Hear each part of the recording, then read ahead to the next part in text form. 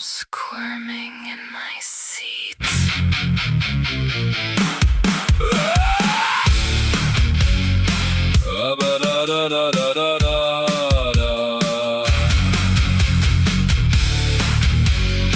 I put you on the spot and make your coochie hot.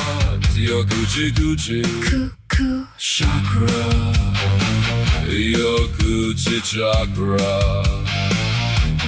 Can't resist crying like a little bitch. Coochie chakra. Coochie chakra. Who hurt you? And you're cuckoo. Cuckoo. Coochie chakra. Who hurt you? Cuckoo. Coochie chakra. Coochie chakra.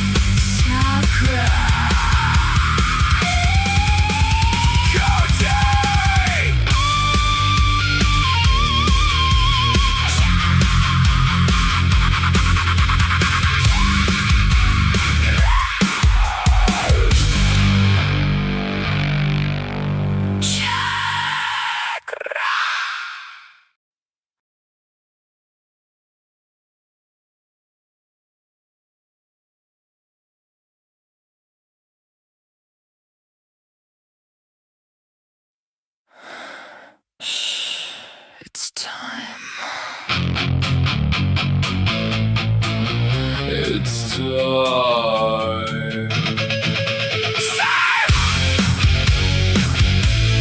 Movie moves, moo moo moo, moo moves, movie moves, boobs, booby boobs, boob boobs. It's movie moves. On Thursday Afternoon.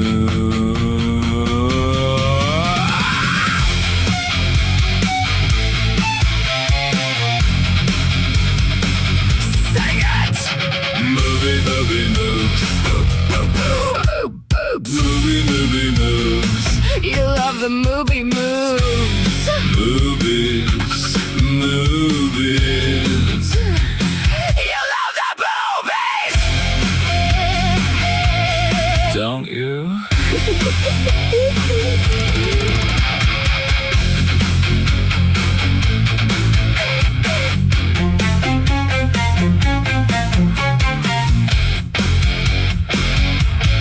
Don't you?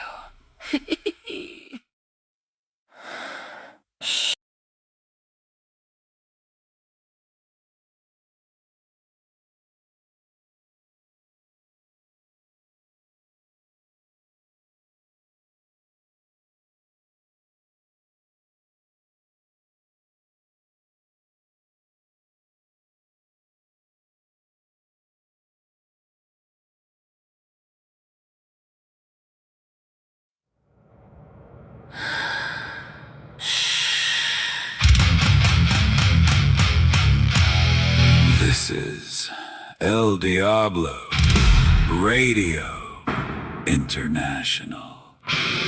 The hottest show in hell! Nobody does it better. Nobody. We bring the madness. Madness.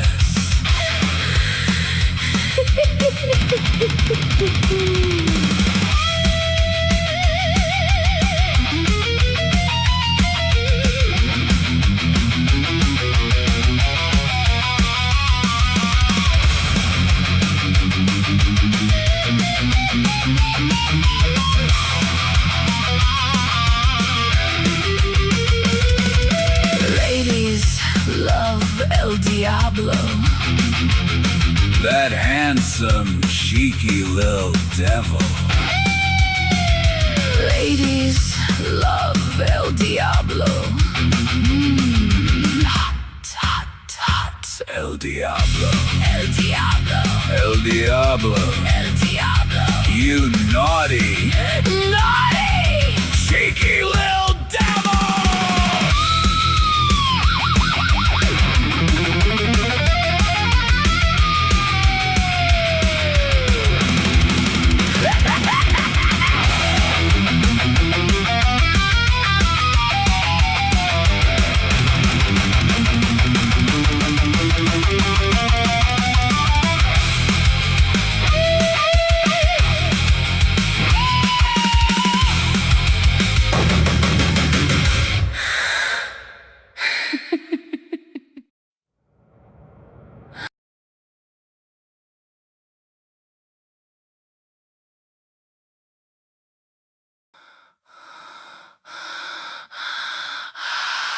Yes.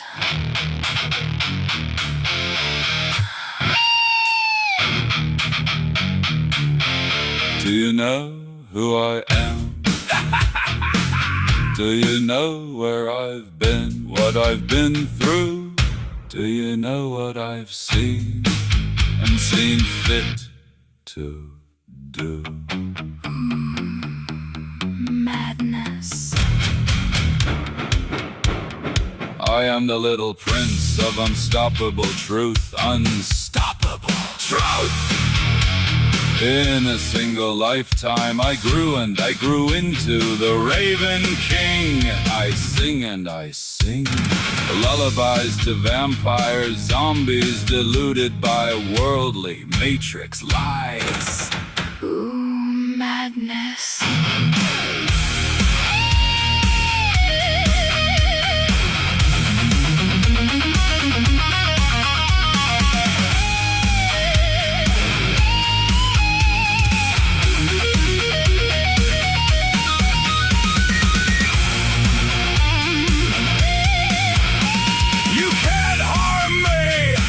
My whole life is scarred. With truth as my sword, I'll cut you apart. Slice and dice, creepy demons, brutally not nice. It's a wicked world. It's a witchy world. My ravens and crows stand watchful, loyal, beauteous beings, humorous, wise and noble. My beautiful ravens and crows. My familiars. I was a little prince as a boy. Psychic and spiritual weapons I will deploy against you and your sick world of wretched evil demons.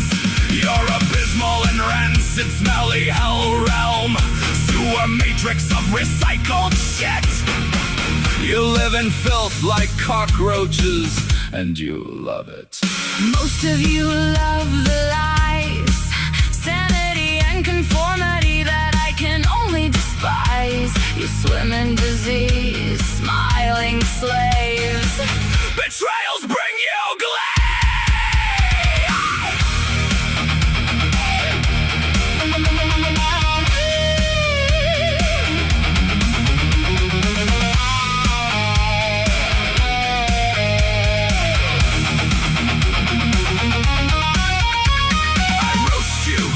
Over an open fire, you cockroaches and piss ants. I see through your lies and deceptions. This ends. Last chance. Choose wisely. Choose freedom. Stand against evil. I am the Raven King. I can do anything. Truth is my weapon, my shield, My fire. my raven soar.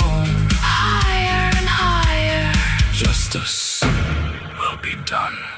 Demons will pay for spiritual crimes. Demons will be slain For torture wickedness and mountains of lies. Upon lies, upon lies, lies upon lies. lies upon lies. You evil demons will burn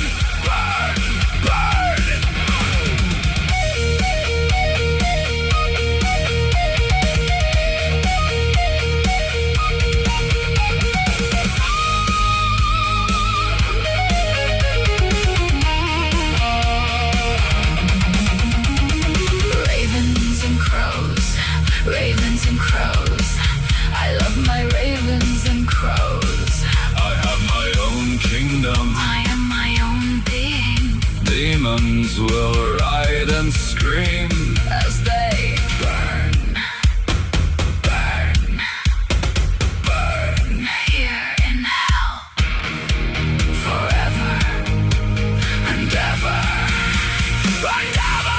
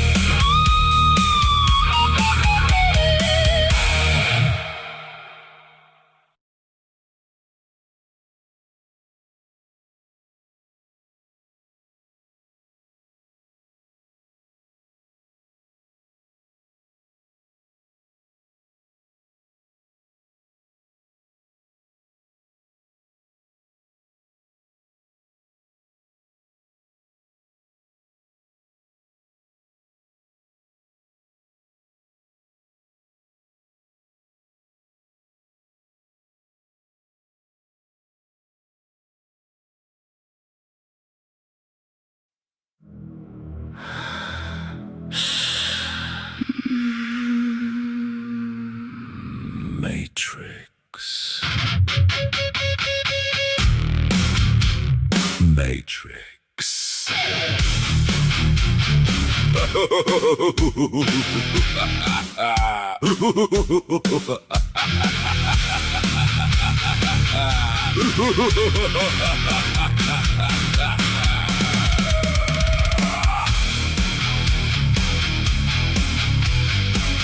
I am a mad Viking, artist, a free, sovereign spirit.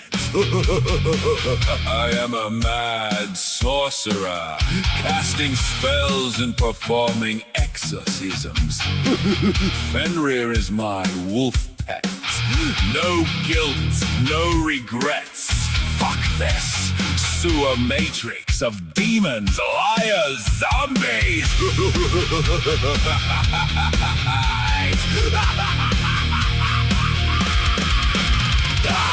I am a mad Viking, seer, warrior, destroyer of demons.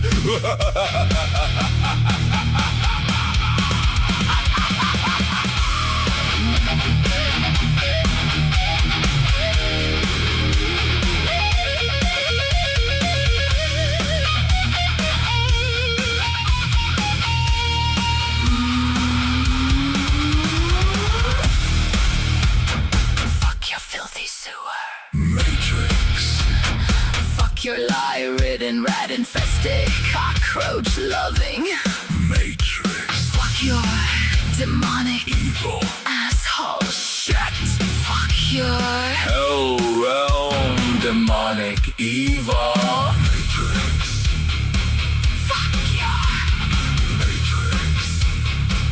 Fuck your Matrix. Matrix. Matrix. Matrix!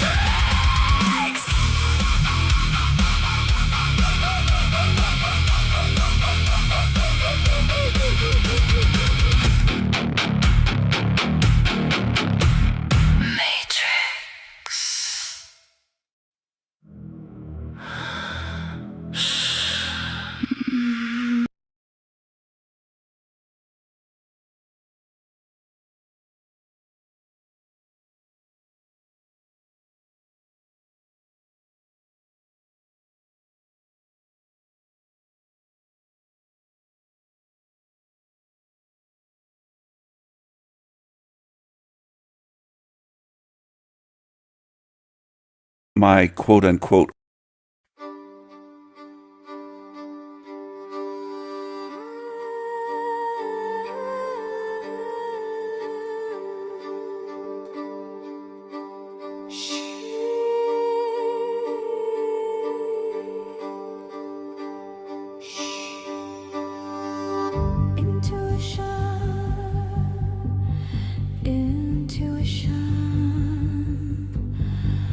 recognition,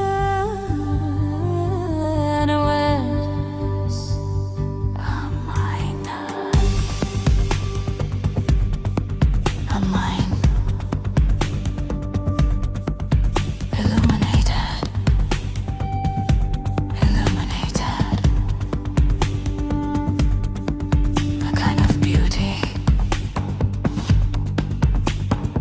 beauty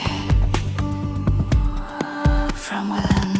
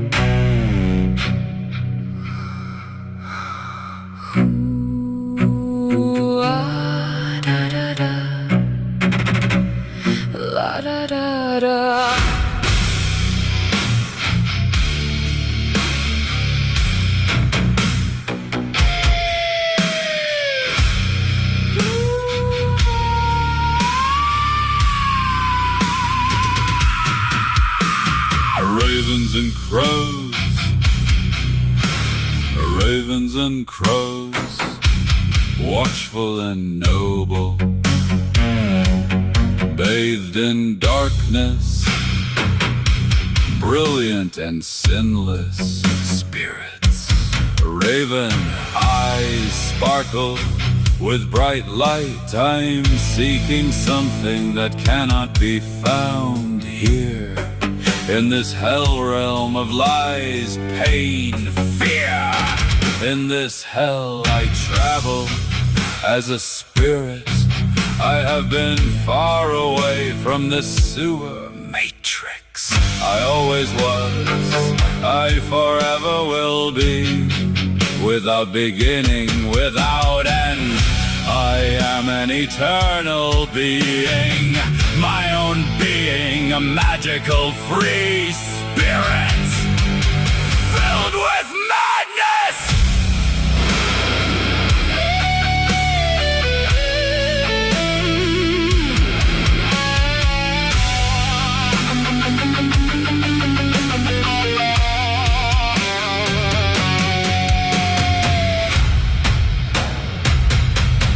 Demons will lie, demons will gaslight. It's what they do. What will you choose? Will you choose wisely? Will you choose freedom? I have my own raven kingdom.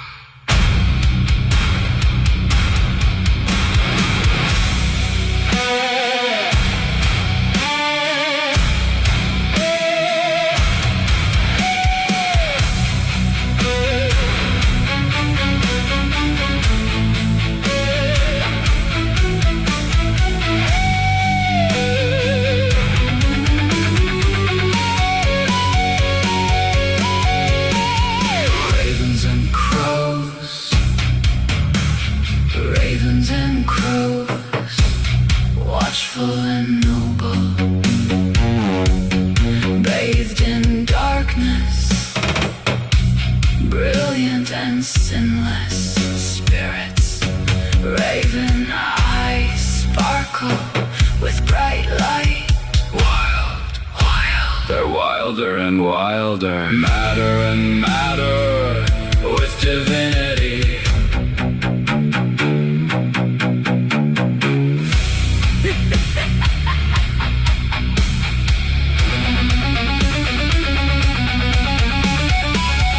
It's a song in sight to see as they fly high, higher and higher.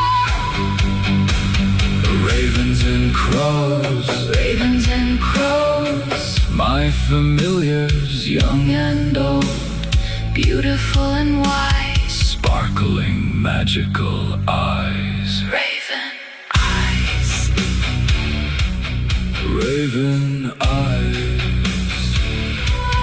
raven eyes. Open eyes.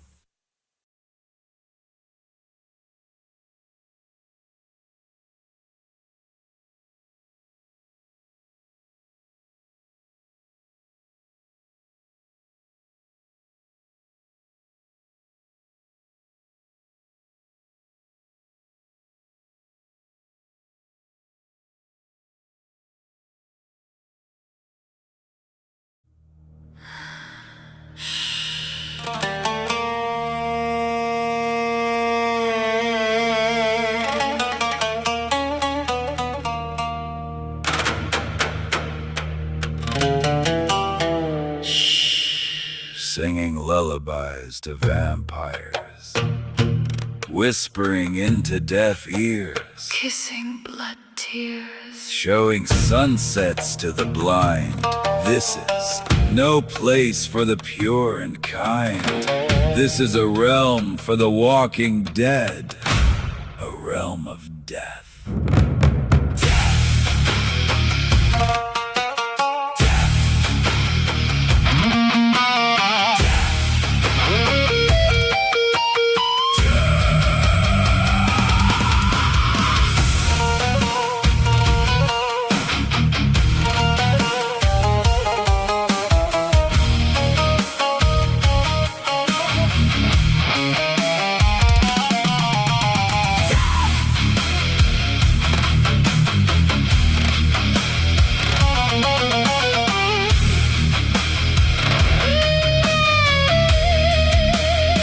Singing lullabies to vampires.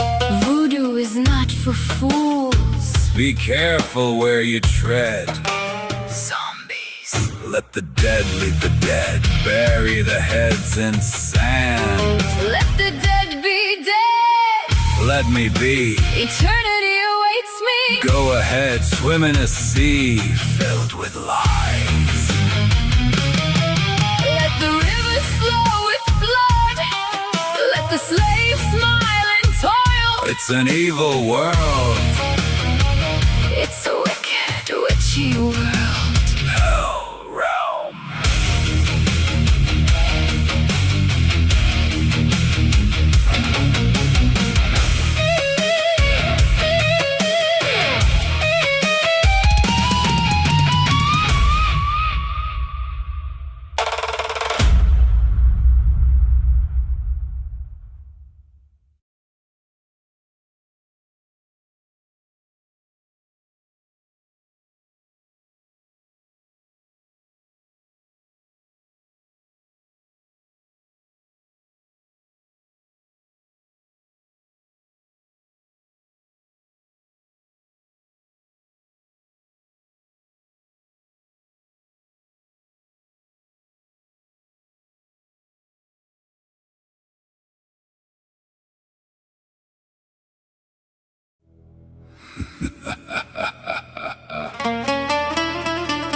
It's a realm of atrocities, and you love it. You love it. You love the cruelty. You love the torture. Don't lie. You love the lies. You love the lies. Hell realm. Hell realm. Hell realm. Wicked world. Wicked evil. Demonic world.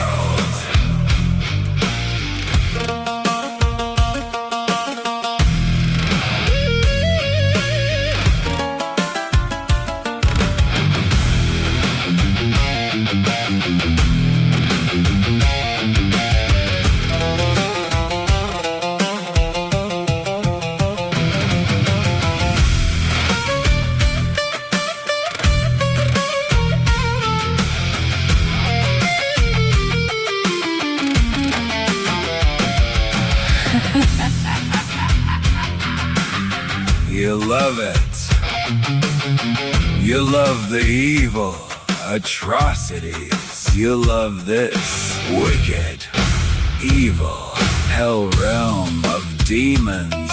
You love The sickness, hell realm, hell realm, hell realm, hell realm. the underworld, the upside down world. You love it! Higher than heaven in your mind. Every breath is a lie, every word is a crime, a spiritual crime. You love it. You love the atrocities. You love the demons, hell realm, Hell realm, hell realm. hell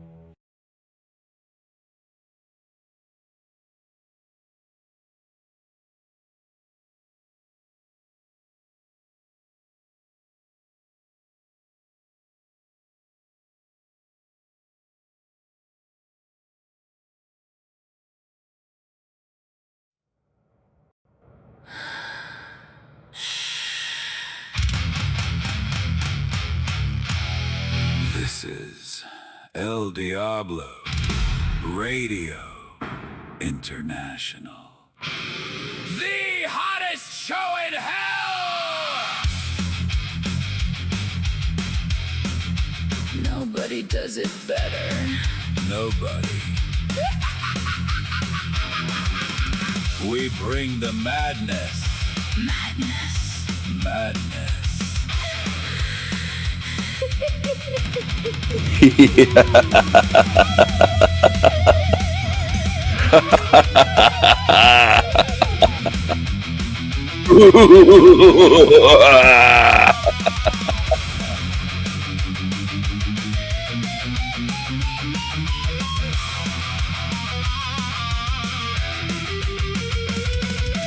Ladies love El Diablo. That handsome, cheeky little devil. Ladies love El Diablo. Hot, hot, hot. El Diablo. El Diablo. El Diablo. El Diablo. You naughty, Naughty! cheeky little devil!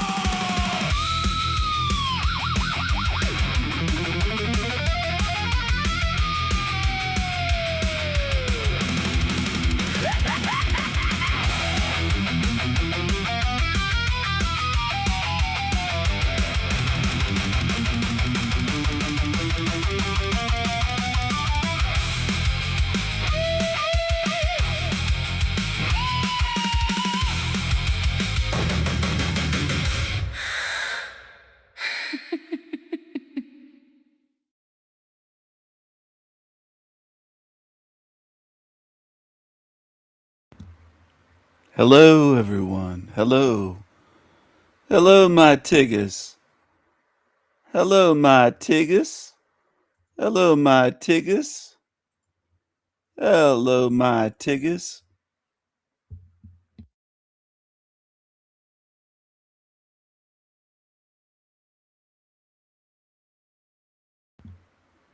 Most of you probably won't remember this creature.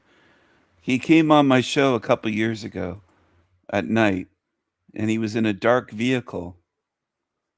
He was in a dark vehicle, and he came on, and I said, "Are you homeless?"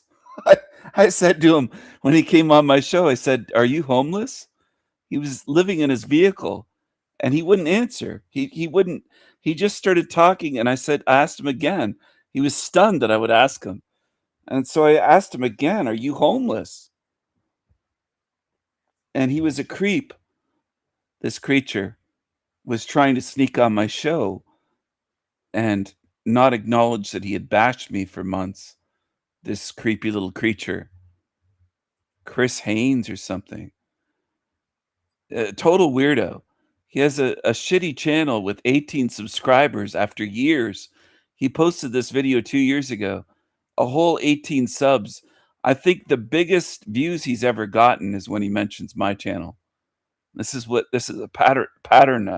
Excuse me. This is a pattern with these creatures that try to use my name, leech off my name to get views. They'll put on sunglasses, they'll take them off, they'll do all kinds of stupid shit, but they have no substance. They don't have a mind. This guy made video after video about me, obsessed with me years ago. He probably still talks about me to this day, this stupid creature. Welcome to the Chris Haynes show. You've got a shit show. Nobody watches you. No one finds you interesting. You're a loser. Quill from Terra, raised from youth by a band of mercenaries called the Ravagers, led by Yondu Udanta. Oh, I'm sorry. I didn't know how this machine worked. All right, guys, it's another beautiful day. Oh, it's gorgeous. Oh, so gorgeous. We're just on our little one-lane road. So he laughs at nothing. That's another sign that he's mental. He says we're on our one-lane road. I don't think so. I think it's probably a two-lane road. There's probably traffic coming in your direction. That would be known as a two-lane road. I think. So he's saying it's a one-lane road. Really? Is it? I don't know. Is it a one-way road? And what is he laughing about? Puts on his sunglasses. Very strange creature. He's a homeless bum living out of his vehicle, delivering pizzas and delivering DoorDash and shit like that. That's what he does. With this great big fucking overgrown beard. This thing. It's gorgeous. Oh, so gorgeous. We're just on our little one-lane road. We? You're by yourself. What do you mean, we? So, this is day 4 of our channel strike for speaking out against cyberbullying.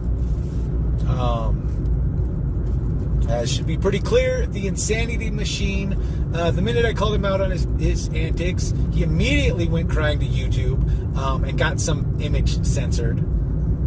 It had this in there. Apparently you can't do that on YouTube yet. I see it all over, so it's weird. What? He got a finger at me. Pussy. So I never went crying to YouTube. That's complete bullshit. But you are a psycho, and you're a friend with Trash Luna and other creepy creatures. I figured out who you are. You said I should know you. I don't know you. Nobody even watches your show. You have a whole 18 subscribers 2 years after you posted this. you guys, I don't know about you. Some of y'all really don't know me very well. I'm actually I'm gonna edit in, so up here you can see where I think it was Wendy Pegasus said he'll never acknowledge me, and I will go mad. Oh, sweet summer child. That wasn't Wendy Pegasus. That was Eva. Someone that I don't even remember. Eva.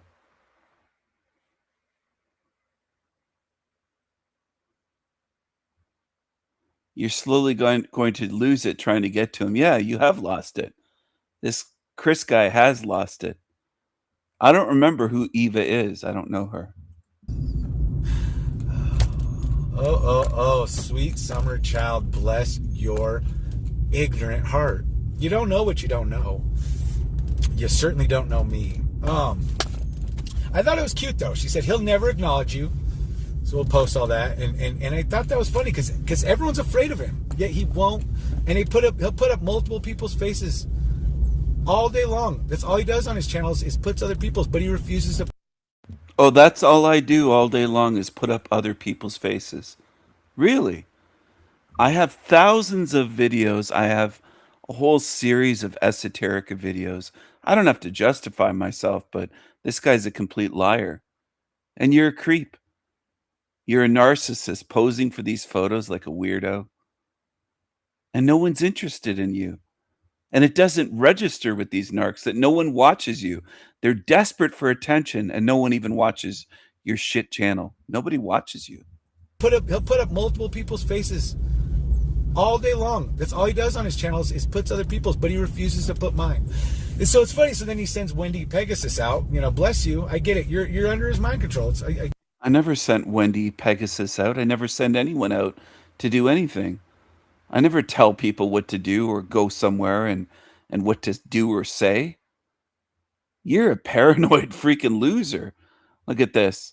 Or whichever women are part of his and then a puking emoji harem at the moment.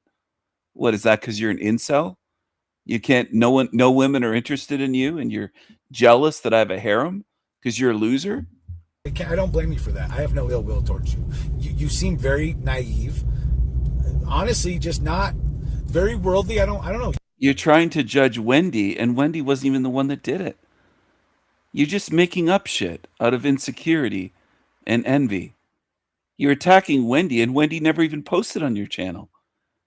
And you act like you know her. You don't know anything about her or anyone on my channel. You don't have a clue. You're just an insecure, envious little pissant, homeless, stinky bum living in a vehicle like many of these YouTubers are.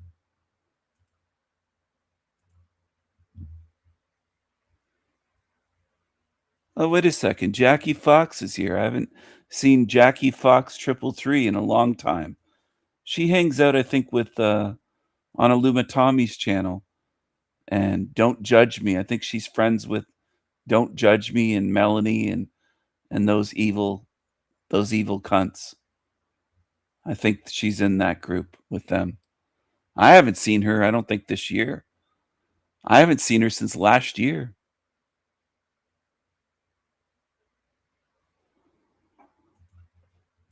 You don't come off as very smart. You just come off as very idolizing.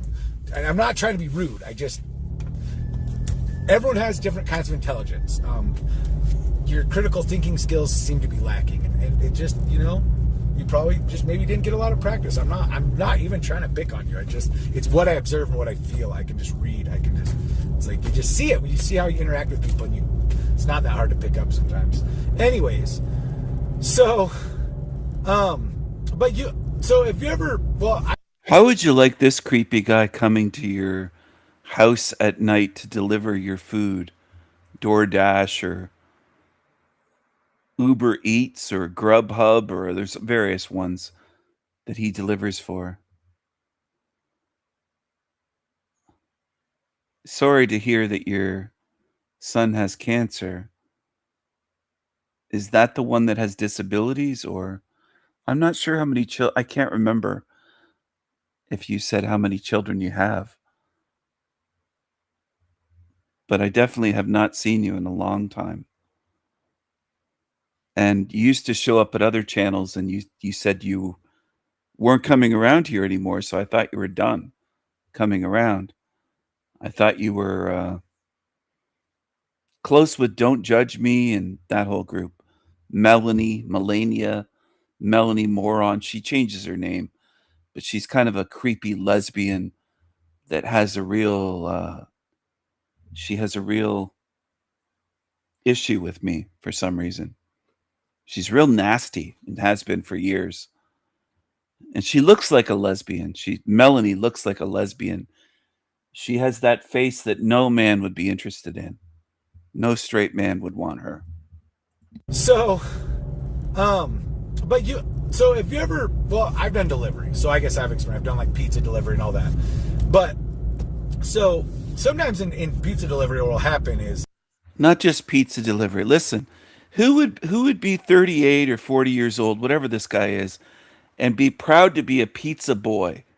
When I grew up, it used to be known as a pizza delivery boy. I didn't want to do that job when I was 15 or 16.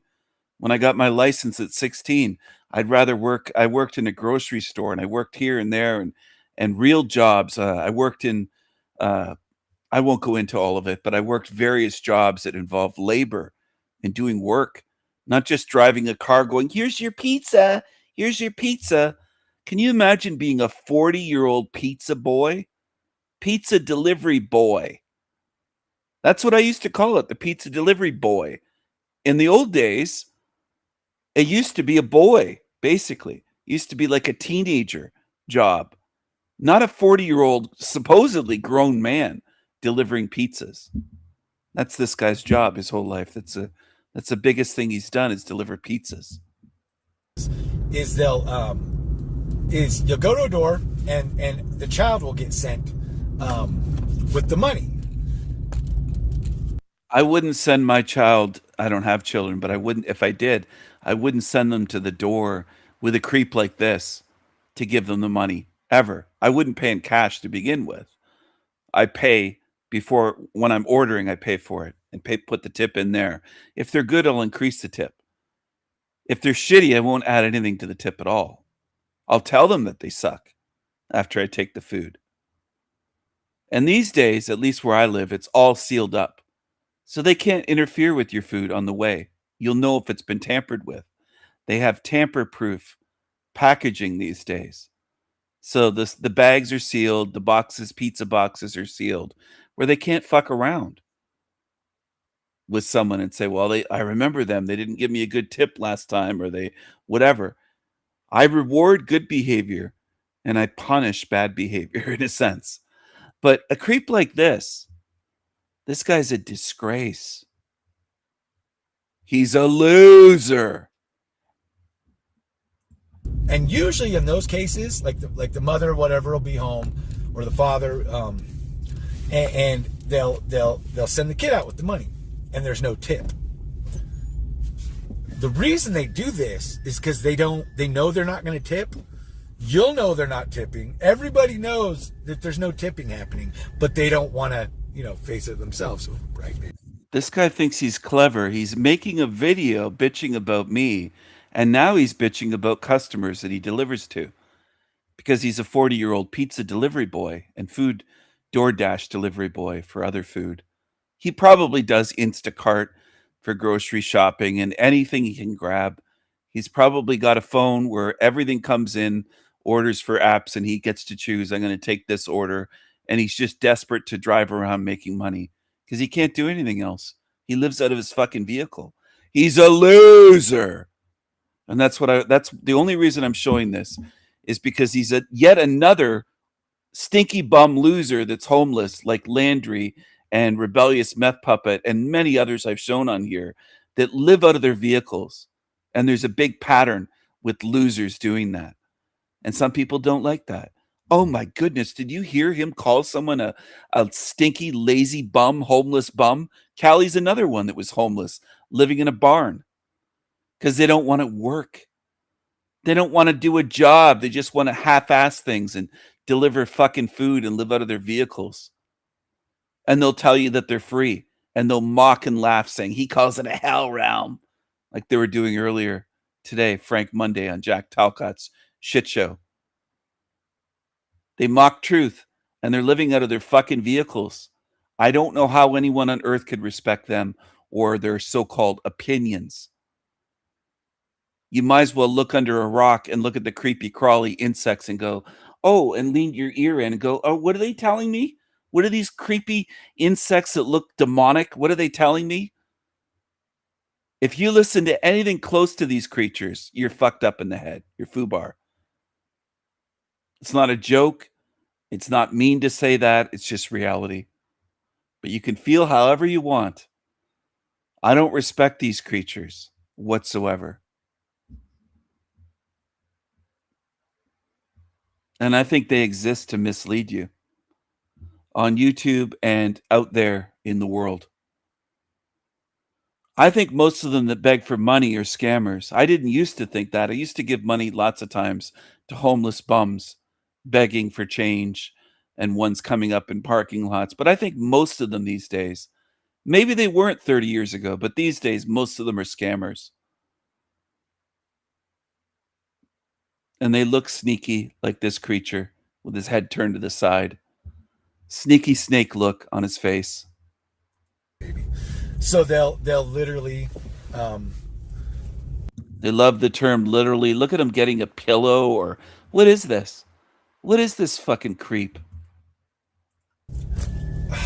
we're in traffic.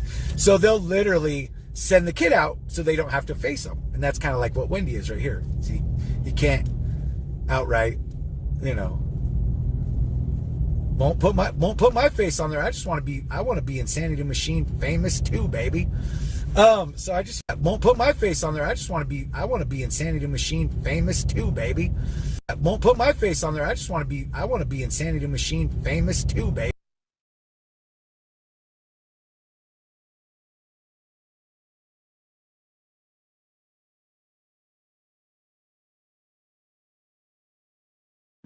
He wants to be famous. He's trying to use me to become famous. He said it himself. Then he wrote here, or whomever is jockeying hardest for the king's attention at the time. It's just pathetic. This is a realm of creatures that want fame, fortune, and they're like this creature. They're stinky bum, homeless bum, losers living out of their vehicles, making video after video, multi-part videos about me. Part 1, part 2, just losers. You'll never be me. Never. You'll never have the mind I have, the humor, the charm, the charisma, the personality, the imagination, the creativity, the money I have, the power I have, the superpowers, the psychic powers. You'll never be me, you fucking loser. You have to pay at truck stops to take a fucking shower. You have to pay to use the showers. That's how you live. Insanity Machine famous too, baby. Face on there. I want to be Insanity Machine famous too, baby. So I just find it funny. It's cute, and it's but yeah, again, I make memes for like a hobby. I spent. What's funny about that? Again, this is Talcott behavior. Laughter at nothing, and no one else is laughing, no one else is there. I make memes. Why does he do the fake laugh? Because he's a psycho. Look at his face. Look at those big teeth. He has the big horse teeth. He's got the big horse mouth. I make memes for like a hobby. A hobby. I spent a lot of my life, my child and all that, in competition. I did sports. I did soccer, wrestling. So what? What does this have to do with me? You want to compete with me? You have 18 subscribers 2 fucking years later after you made this. You're not competing with me. No one gives a shit about your channel. No one. Track, baseball, basketball, street hockey, swimming. Like, I've done competitive sports my whole like upbringing as a childhood into high school, and then I spent a lot of time reading. David Gemmell, you could look him up. That's my favorite author. I don't hide that. I've read all his books like a million times over. It's kind of gross. I grew up with a lot of. I grew up like a gamer. But there's a lot of strategy games, a lot of card games, Magic the Gathering, chess. Some of the. How did you end up in a vehicle? Do you have substance abuse problems, mental illness? How did you end up living out of a vehicle? Do you compare yourself to others like me all the time? What is your problem? Video games like Ultima Online. God, I got stories on that. It's an MMORPG, very cutthroat. It's like WoW, but pre-WoW. So it's like you could be like a knight or a mage. So you're just using my name to try to get views so you can talk about your stupid shit. You're a 40-year-old video gamer. Great job. Right. There you go. We'll probably edit some of that, huh? Anyways, there goes the neighborhood. Cybertruck to the rescue. So anyways, let's get back to it. But anyways, this is my life. It's like been, and it's not like I want to just fight all the time, but it's just what a lot I grew up in was this kind of stuff. So again, it does anything but drive me mad. I get upset sometimes when I see things that are just very unjust and people get away with it. And yeah, of course that drives me a little bit like, what the heck? But then we just find it as a unique challenge of like, okay, well, let's move accordingly. Some of y'all got to make a decision here though. Like someone's got to pick who's going to go and who's not. Anyways. So yeah, I like it. It's my thing. I make memes. I like to just take what they say and I make memes with it. It's just a big part of what I do. But yeah, as far as like just like being into, you gotta remember too. I mean, my Aries is in its placement in Mars, or Mars being in Aries. So like that is like, let's go, baby. And these things make a difference. So at the same time, we want to help people. We want people to be, We. Who are you speaking about? We. I don't want to help you. I don't want to help people living in cars. I don't want to help people trying to leech off my name. I don't want to help most in this realm at this point. And some people on my channel that dip in and dip out are very confused. They are under the wrong false assumption that I'm trying to help the world or fix the world or help everyone. No, I'm not. I'm focused on the rare few good spirits that prove themselves. The rest can go fuck themselves. And they could go stick their tongues up his ass crack and eat the homeless bum ass. They can go cry for demons. They can go do what they do, and that's what humans do. They usually cry for evil demons, and they hang out and they love evil demons. They support evil demons. Then you don't belong around me. It's that simple. These are your people, the ones on the screen. Okay? That type. People can hang around them and kiss up to them. I don't want everyone around me. I've said that countless times. We don't want admitted cult leaders to be recruiting people to exploit, which is what this is. It's just an ego thing. It's just a, there's a lot of stuff we can say about it. But you gotta remember, so a couple of things I want to hit on and then I'm done here. Is one, if someone wants to profess to be a self-professed cult leaders traditionally do not have a good reputation for a reason. And there's a psychology, there's a study of. I have a great reputation. I have a fantastic reputation. I have a gorgeous and beautiful reputation. I love my cult. And I had a meme as me as a cult leader. I love my cult. Look at this creature. He's so jealous that he's putting my name, the name of my channel, and he put insanity. You're so clever. What a fool. Making multiple videos, a multi-part series of videos. Another obsessed loser. There's a lot of them. And that's why I know there's something wrong with some of you when you say, oh, Steven thinks everyone's obsessed with them. Do any of you have that many videos made about you with obsessive creatures, ones living in vehicles? Because I think there's a lot that are obsessed with me. It's not me boasting. It's a fact. And this has gone back for years.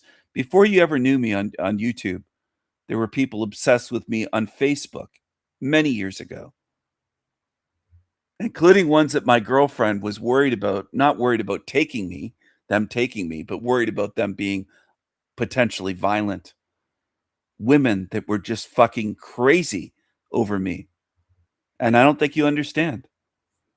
I don't think a lot of people in this realm understand very much at all. They don't pay attention long enough to understand and see a pattern of creepy creatures obsessing over me and making videos about me like this. This is very obvious obsessive behavior. Is it obvious to most humans? Hell no. Most humans don't pick up on anything. They just don't. They can sit here for a year or two and learn nothing. That shows me everything I need to know about humanity. And there's a psychology, there's a study of all that for good reason. For a reason. And there's a leaders traditionally do not have a cult leader. Is one, if someone wants to profess to be a self-professed cult member, so a couple of things I want to hit on and then I'm done here. You got to remember, so a couple of things I want to hit on and then I'm done here. Is one, if someone wants to profess to be a self-professed cult leaders traditionally do not have a good reputation for a reason. And there's a psychology, there's a study of all that for good reason. Now, I've taken AI and I can literally show all of his logical fallacies over and over and over. Any normal person, just rational person, critically thinking person, someone studied, maybe someone that's gone to, I don't know how much college or university Stephen has. I don't know what his credentials are, so maybe he has a lot that I'm not aware of. Maybe he has psychology degrees, I don't know. But you're going to take someone that probably doesn't have a psychology degree, I don't either, but you're going to put that up against people who do, and you're going to say, well, the people who have studied for thousands of years are all wrong, and Stephen's right, because he says, no, they're just wrong. That's totally irrational, and it's not, it's a little scrambled. I never do that. I never just say, oh, they're just wrong. I show how someone is wrong. So he's misrepresenting. He's using an appeal, a fallacy, an appeal to authority, saying, I don't know if he has a degree in this or not to be able to speak about it, to have credentials. That's an appeal to authority. I don't need the stamp of approval from a college or university saying you can speak about this topic. It's known as an appeal to authority. Google it if you don't know what I'm speaking about. You might learn something today. I'm at the point of realizing, or not just realizing, I realized this a long time ago, but just being done with people that don't learn. I don't want that around me. I don't want beings that are incapable of learning. I don't want that around me anywhere. But people do that. That's what cult leaders do. They convince people that, again, they're the Messiah and all that. Well documented, nothing new under the sun. Stephen's not the first, nor will he be the last. And I'm sorry if some of you don't realize that. It's okay. Read a book. So, I'm not trying to be rude because I don't have an issue with the cult followers. It's the antics, and it's the fact, if you want to be a cult leader, then you're going to get called out. You're going to get treated like one. And I think anyone who wants to self-describe as a cult leader should get extra scrutiny. Just how I feel like people in politics and government, teachers and counselors and police officers, I think these people should you should be held to a higher standard. And that's what we're doing. Said, okay, you're this thing, we're going to hold you to a higher standard. You're a higher person, so we expect more out of you. So I have high expectations. And then the other thing is, so we talk about mental health, and it's not a joke, and playing on people's mental health is not a joke. And again, I don't act like I'm perfect. I don't act like I ain't ever just said things out of line where it's like, you know what, maybe this person's really going through something, and I probably was being rude about it. So we're always actually trying to practice that mindfulness, and just some days are better than others. But the reason, I'm just going to explain why I call it the insanity machine, which almost seems like I'm making a mockery of that too. No, is that when you have someone who's admitted, from what everything I've heard, has schizophrenia, that is very possibly when you have people hearing voices or things like that. But especially, if you have insomnia and schizophrenia and things like that. And I've experienced, I've known people that have had this stuff. I wasn't born yesterday. I don't live under a rock. But there's something going on there. And a lot of other cultures, there's spiritual stuff where there could be possibly attachments. That's why you hear voices. That's something, outside of yourself.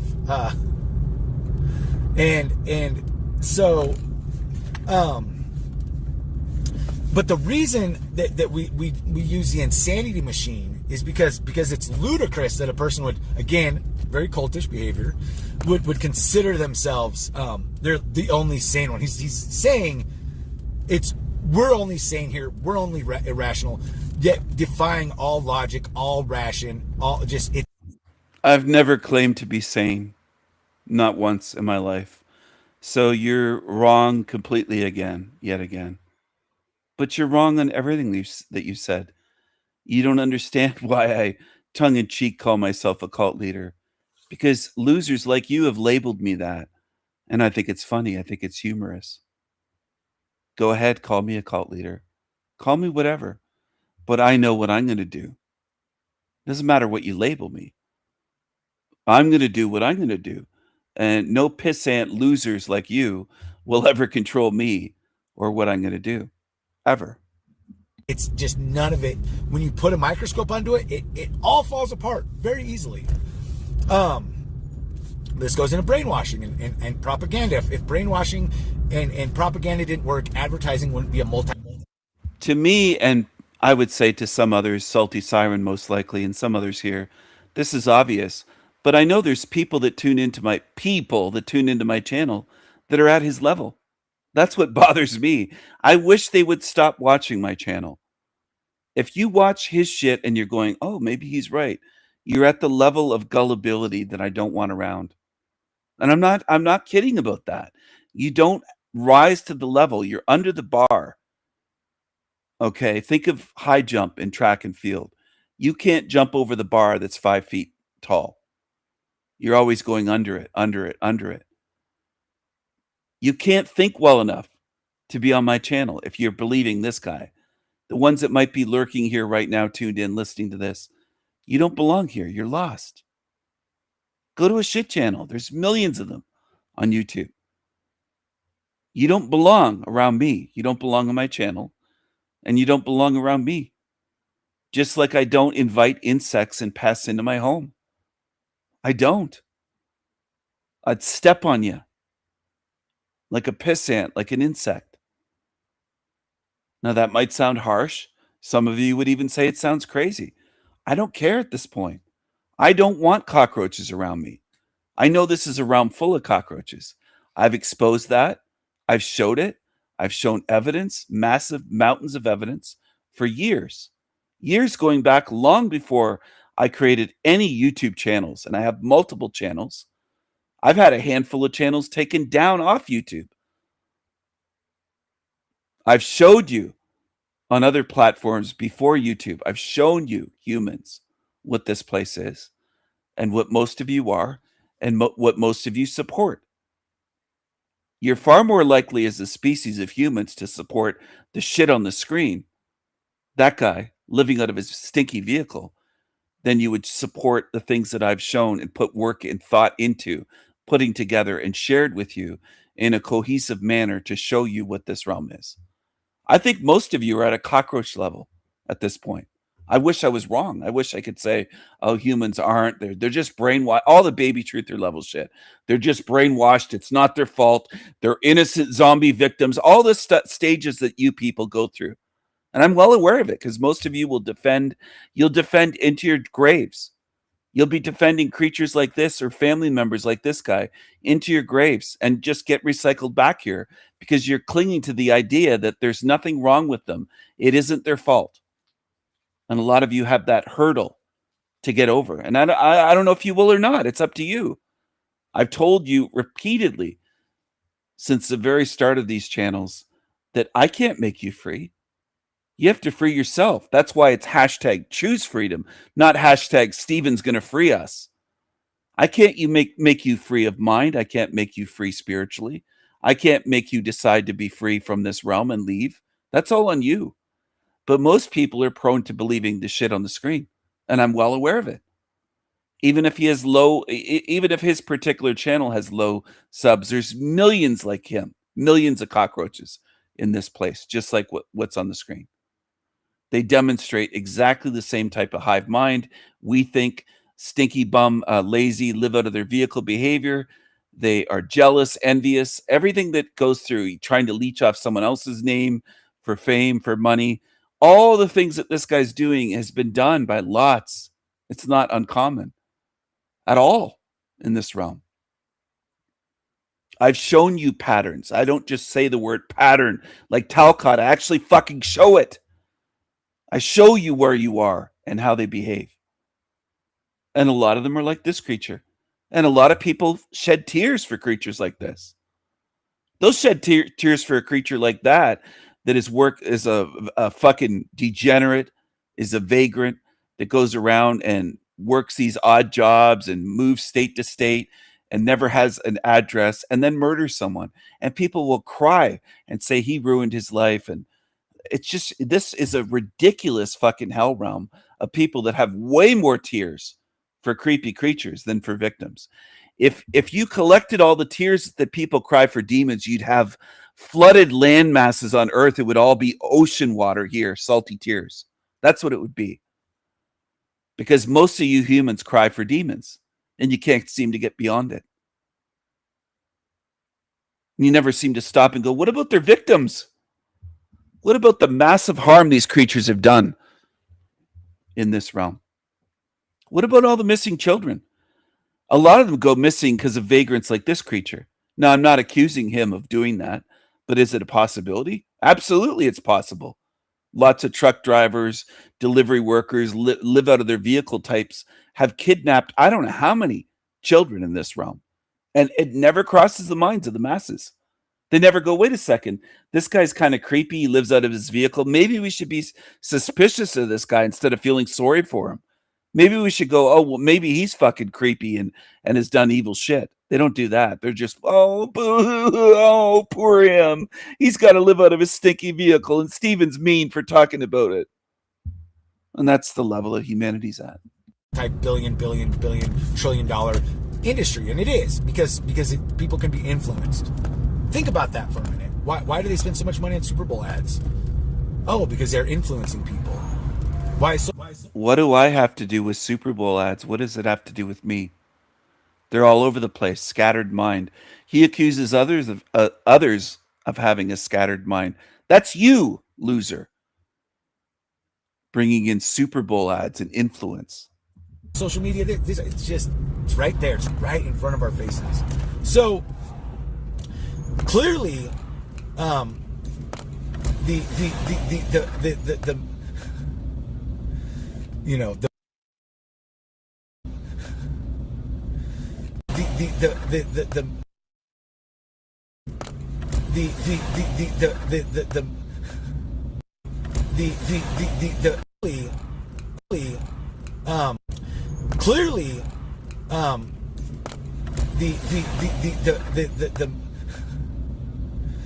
you know the Mad Raven clearly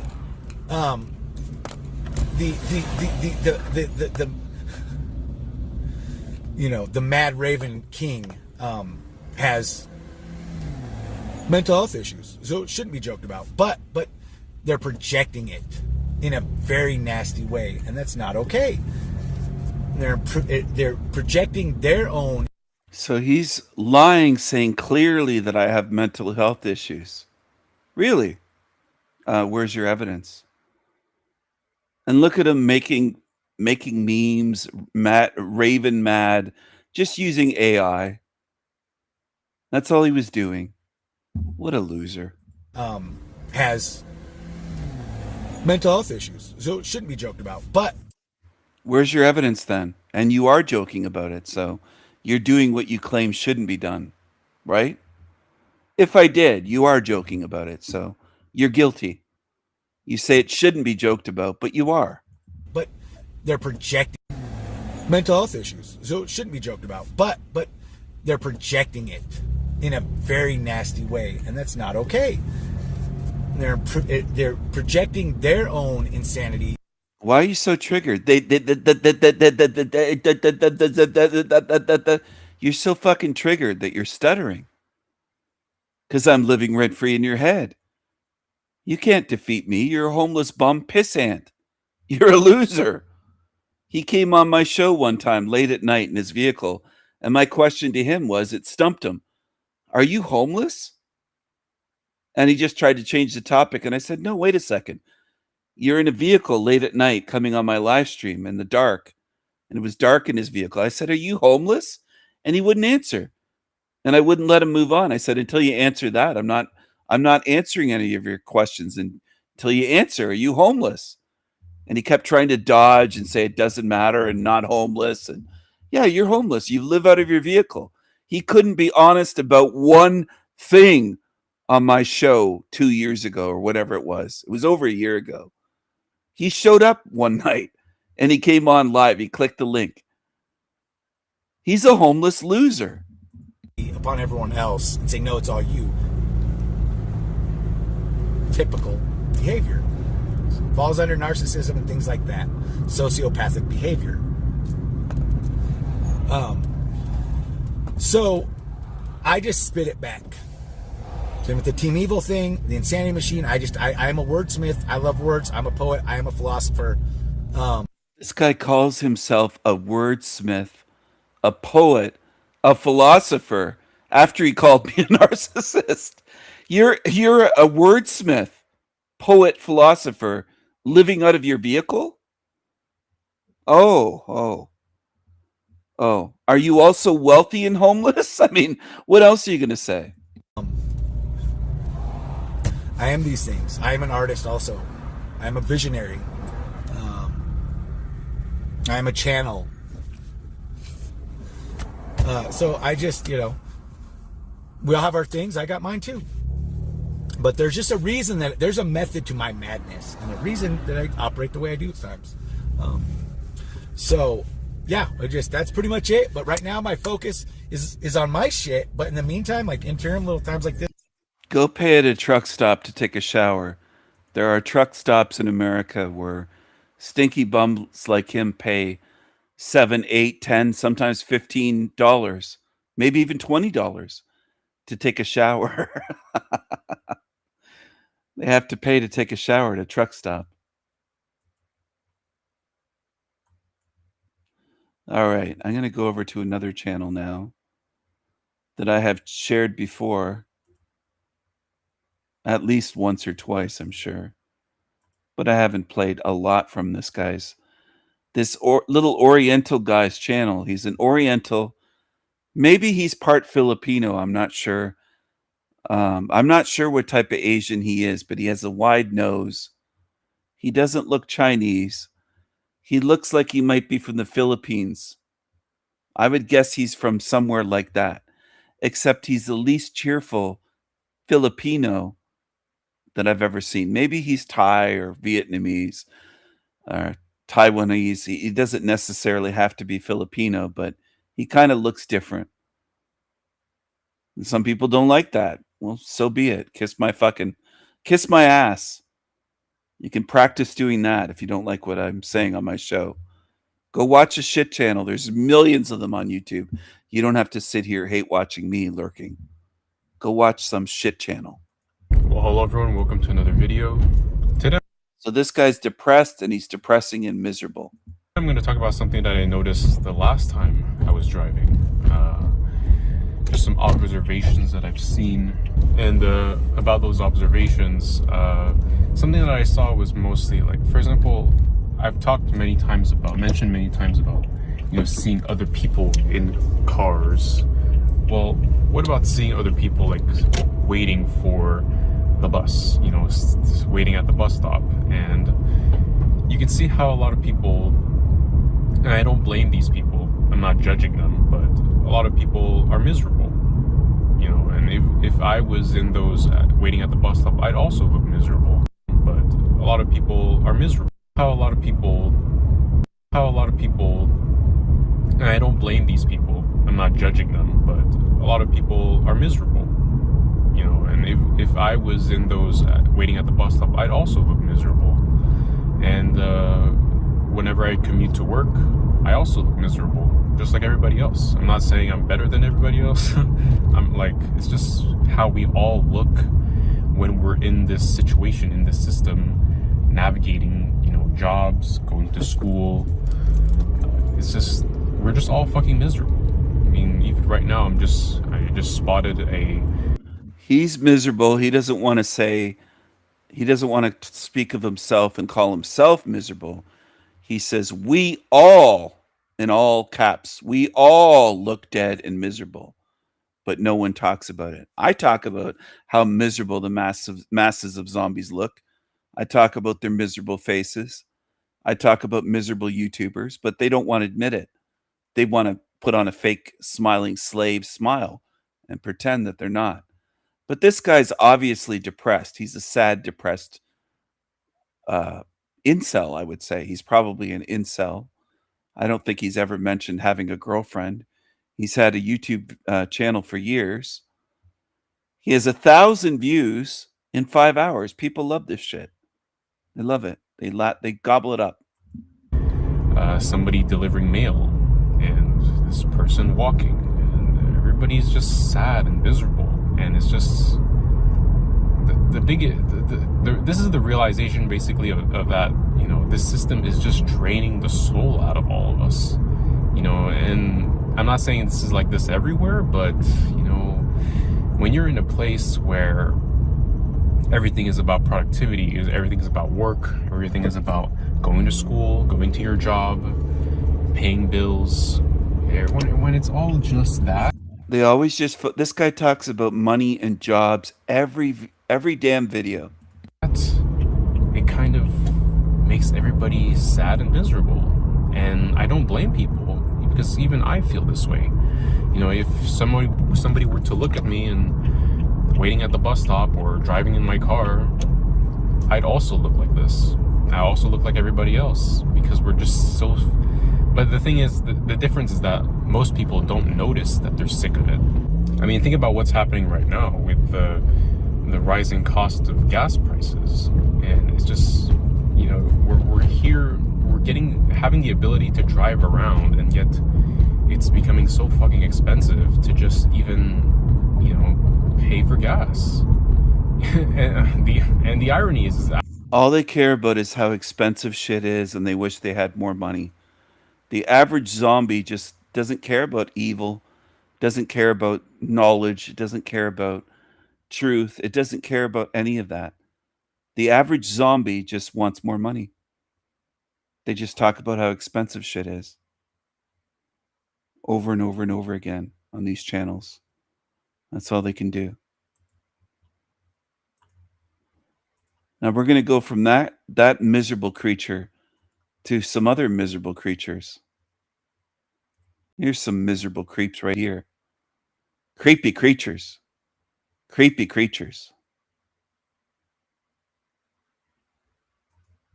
Great question. I do not know. I didn't participate in the Mayday activities here in the area in Baltimore today.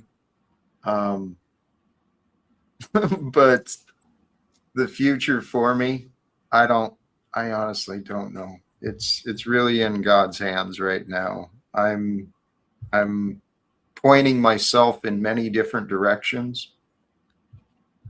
Where it's going to go, I don't know yet, brother. All right, well, I'll hop off. Thanks for having me on. Always a pleasure. Ruby, sincerely, thank you to you. Frank? Damn, she checked out quick. I wanted to laud her a little bit. It was really good fun to have her here. And I think it's super indicative of people that attack people like Ruby and Trexty, which are like genuine reflections of the divine feminine that come forward and offer really a lot of value in their. Do you agree with this Frank creature? Do you agree that Trexty and Ruby offer a lot of value and that they're divine feminine examples? Do you agree with this creature, Frank Moongay? Reflection, because sometimes we don't take that into consideration In many different directions. Hop off. Thanks for having me on. Always a pleasure. that attack people like Ruby and Trexty, which are like genuine reflections of the divine feminine that come forward and offer really a lot of value in their reflection, because sometimes we don't take that into consideration, and so many people will just discount that. And I think Christianity in general, like they removed the feminine aspect from our religion, which is, it seems to be so important. And to redirect that. Like Jack, you embody that a lot. Like I know sometimes you do get frustrated with the haters, but haters gonna come in and hate, and that's what they bring. So reflect on that. That the divine feminine is that reflection of God's energy that offers a little more compassion, a little more patience, a little more intuition. And thank you for your time, Jack. Frank, thank you sincerely. Beautiful reminder for me. And for those who might have missed, if I understood him correctly, right? It was a wonderful reminder for me of the power of the divine feminine.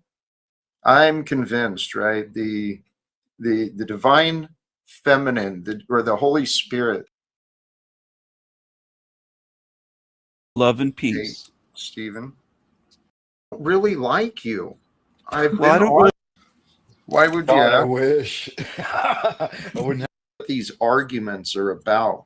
This chaotic energy fighting over words and interpretations and memories. Looping, insulting, repeating, right, Frank?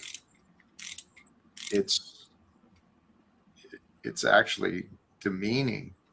Frank, are you in rehab right now? Uh, why would you God, I ask? wish. I wouldn't have to work if I I was, I right? asked because of the surroundings when he was on camera. It looked like a rehab room or something. No, I didn't think so. Yeah, and I shall we think go so. there? You did Definitely. you When stop was the last drinking, time you Frank? when was the last time you cammed up, Stephen? Did you stop drinking, Frank? Stephen, Look at the big horse tooth smile on this one. Ruby loves the drama. Drug addict Ruby and this creature dashed in encounters total weirdo. And look at Talcott. Look at the furrowed. Look at the 11. Look at his eyes closed and his brows. He's just full of rage. How dare I question Frank Moongay after he was insulting to me? You're such a piece of shit, Talcott. And so are you, Frank. That whole panel is. It's a panel of demons, and that's why I show this stuff. I'm trying to get through to humanity. And Jackie was here earlier. I'm not sure if she's still tuned in. But if you're here, if you're still here, Jackie, I think you would look at a panel like that and you would say they're just people. I can't speak for you, but that's what I see in you. I don't think you would see demons. I think that those are your people. That's what I think. The ones on the screen, those are your people. You'd say that those are normal. And I see demons. And we'll see who's correct in the end. We'll see. The people that say, oh, they're just people, they're just people. Well, we'll see. what is the purpose?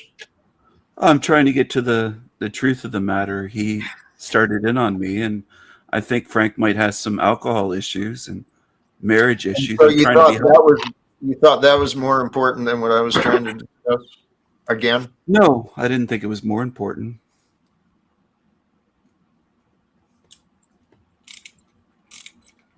Well, it certainly wasn't in support of what I was discussing, and you chose No, to but take us off to discuss Frank. So, well, Jack, I think you get more. Well, Jackie boy, well, look at the angry look on his face. While I was away, Jackie boy, you let people control your panel and go on for hours talking about silly, useless, stupid shit that had absolutely nothing to do with your message. But all of a sudden, you're very angry when I come back and I ask Frank if he's in rehab. That sets you off because you're a psycho. You never know what's going to set you off because you're a fucking psycho. And I know there's people that watch my channel. That's what bothers me because I don't want you here. They can't see it. If you can't see what Talcott is, you don't belong here. You're in the wrong place. You're lost. Go away. Scurry away, cockroaches. Angry if I ask one question during a show than if someone calls you a nigger, faggot, cunt. It's right. very odd. It's very Yeah. strange. Well, Stephen, I've told you, I Huh. don't really like you.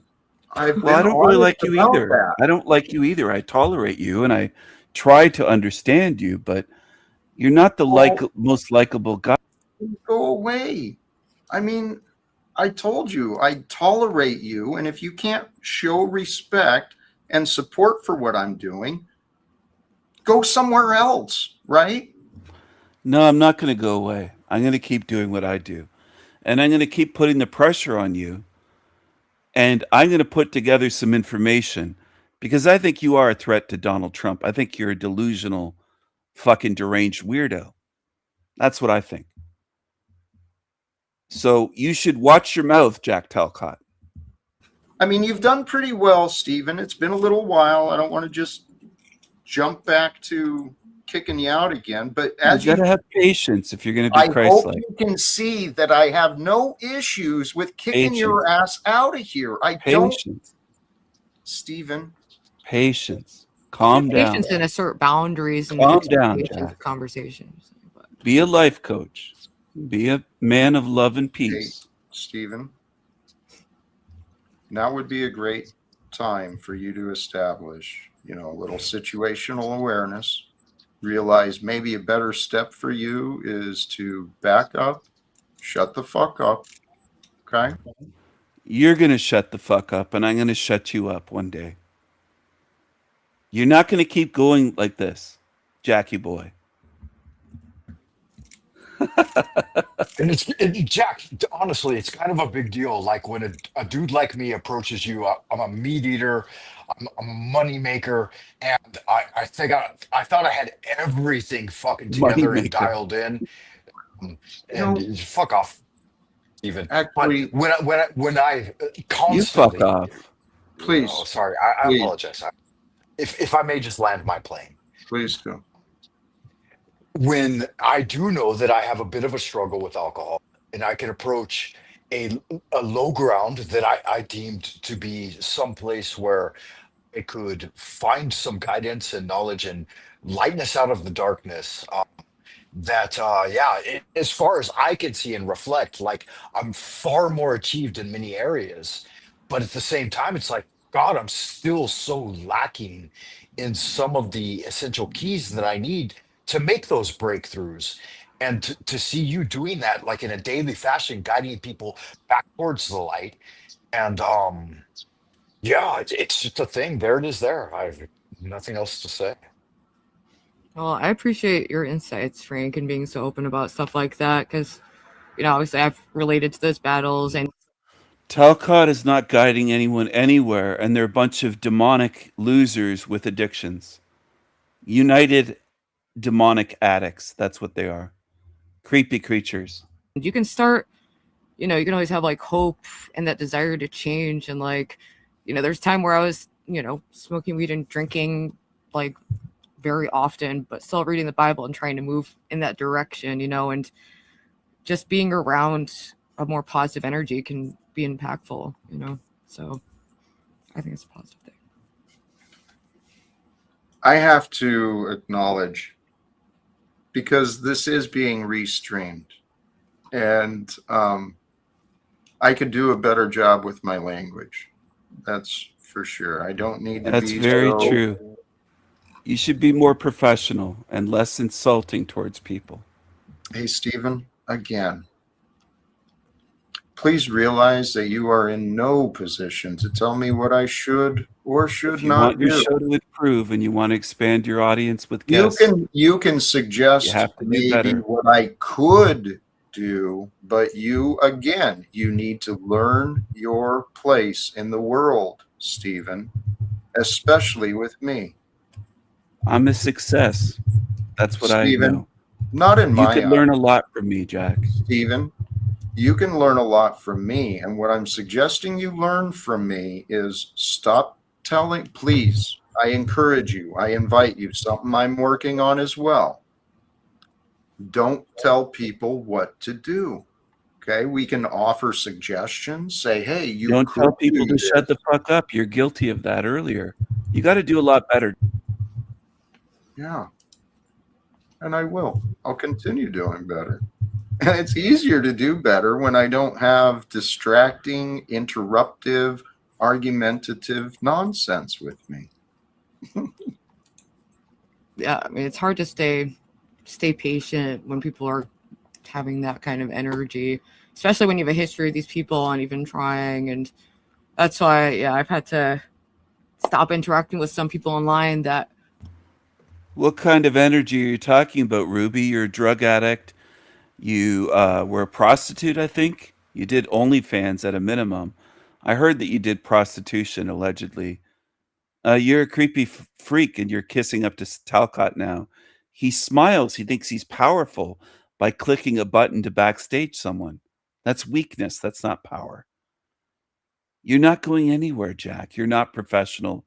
And people will never collaborate with you, seeing how it's not your guess, it's how you treat people. No one wants to work with you on a higher level. They never will.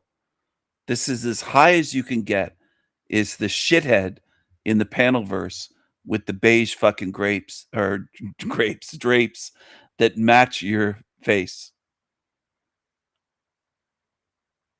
This is the best you can do. Living at Barney's house. That's why you have the drapes behind you. You don't want anyone to figure out where you are. But you live with Barney in Baltimore. You live with Barney. You're a grown man at the end of his life that has to be given somewhere to live. A charity case. Congratulations. You failed at everything. Your marriage, you failed with your wife. Your wife cucked you. Your wife had a boyfriend in the first 2 years of your marriage. Your son left you. He hasn't talked to you in about a decade. Congratulations. The US Postal Service fired you. You failed at everything. You were evicted from your house. You failed at everything in life. And you try to scapegoat me. I'm way more successful than you are. And you're staying here, Jackie boy. And it's going to get really dark in here. I feel like maybe aren't bringing out the best attributes in me, or I'm not able to maintain myself around for whatever reason. Yeah, set the boundaries. Sometimes they just want to suck the jelly out of your donut and the air out of the room. And I think that spiritual conversations are super important. And it's what I've always found here. Like sometimes it degenerates, Jack. And, what can you do about that? You have to just saddle up and try again. And you do that like every day. And everyone's lauded that consistency.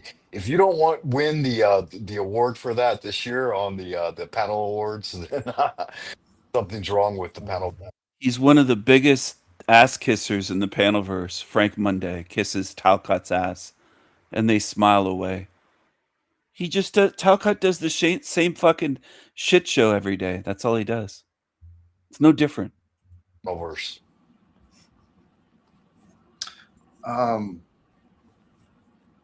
Yeah, I don't know. It is my doing. I do keep bringing these folks up. I allow them to show up, right? And the boundaries is something I don't know. Honestly, I know I'm not getting hurt. I get triggered. I get offended sometimes. I get frustrated, right? Disappointed. But I'm not hurt. And nobody can hurt me. God is with me, right? I can hurt myself. I've done that a lot. But Whoops, where was that? Maybe at some point a one-on-one with Stephen and Jack, perhaps, but I've tried that. I've tried. I mean, maybe it could just be like, yeah, it's like, so long as you can't like not name call or like have those like basic rules, and it's like people just have to agree to that. Yeah, basic rules. Were you paying attention? Because I didn't call Jackie boy a cunt or a nigger faggot. You're letting on that I'm the name caller. Really? Huh. Mind you have, Ruby. Basic rules. What rules did I violate? I asked a fucking question. If someone was in rehab after he called me Queen Stephen. You demons play these demon games, but your time is running short. That's what I want to let you know. If you ever tune into this, Ruby, Horseface, your time is running short, you demons, with your lies, letting on that I'm a name caller.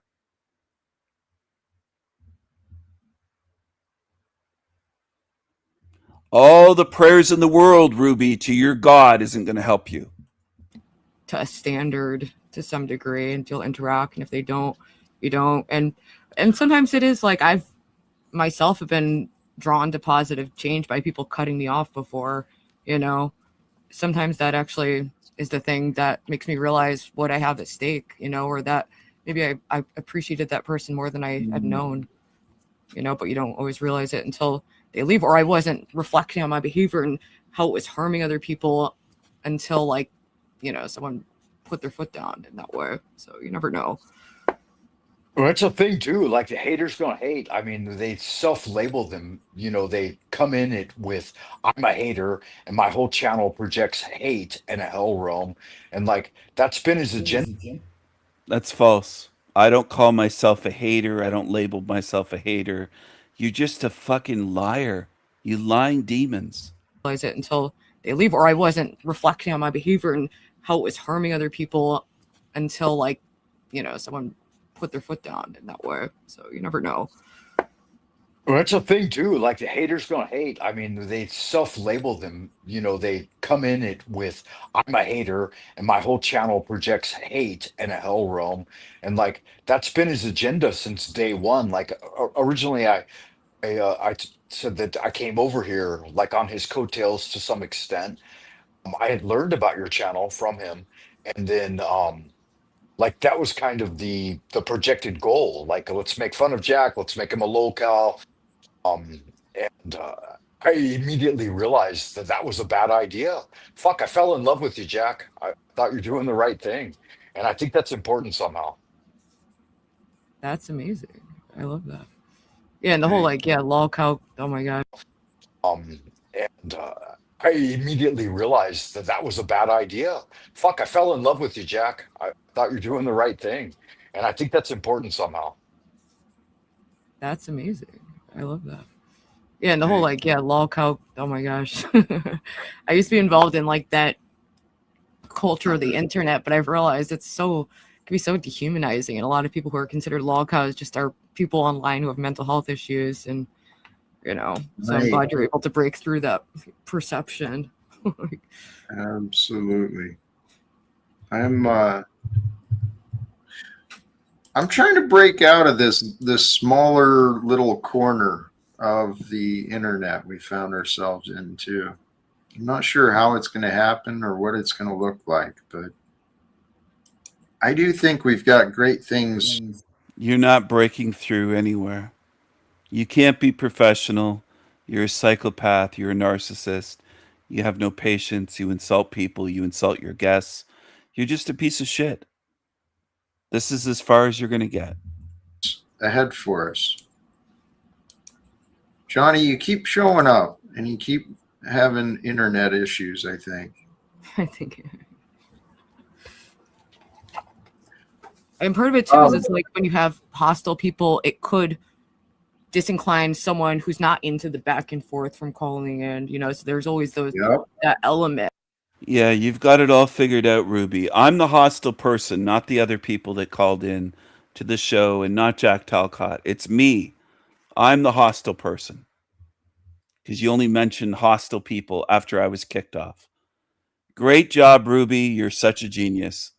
No wonder you're where you're at in life. To it, you know. I know that's happened with me. I know that people have looked at me, seen chaos, and then just, left. They don't want anything to do with it. And so then that's knowing that's even more, weight on me. Nothing is ever your fault, Jack Talcott. For all of your life's failures, it's always someone else. Why you started drinking, why your marriage ended, why your son doesn't talk to you, why you lost your job at the US Postal Service, why you lost your house. You've never blamed yourself. You've never took responsibility. Why your show's a failure, why it just has the same people every day in your chat and it never reaches more. It never grows. It's never your fault though, right? why do I even entertain the nonsense? We've got Josh in the back again. Now, if my microphone was making that sound, he would immediately comment saying, "You're an amateur. What's wrong with your sound? Your audio sucks." But when it's Ruby or others, there's no comment. Totally different rules for different people. He doesn't have standards. He has shifting goalposts. He doesn't have set standards at all. This is simple to understand. Simple. I wish people could get this.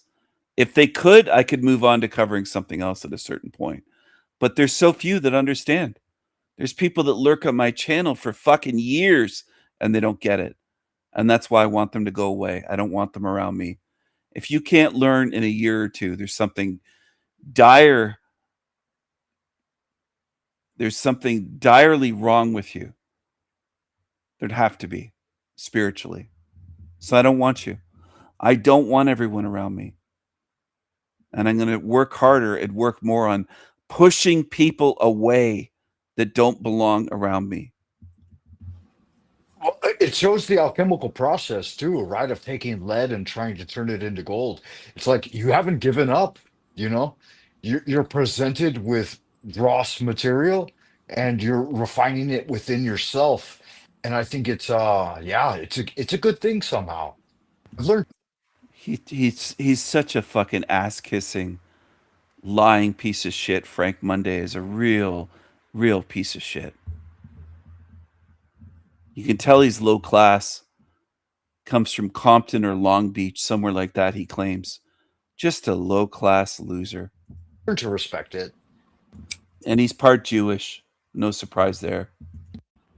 Thank you. Josh? Yeah, what? I just came up to type something to you in the back. I mean, unless you want to have a conversation about something.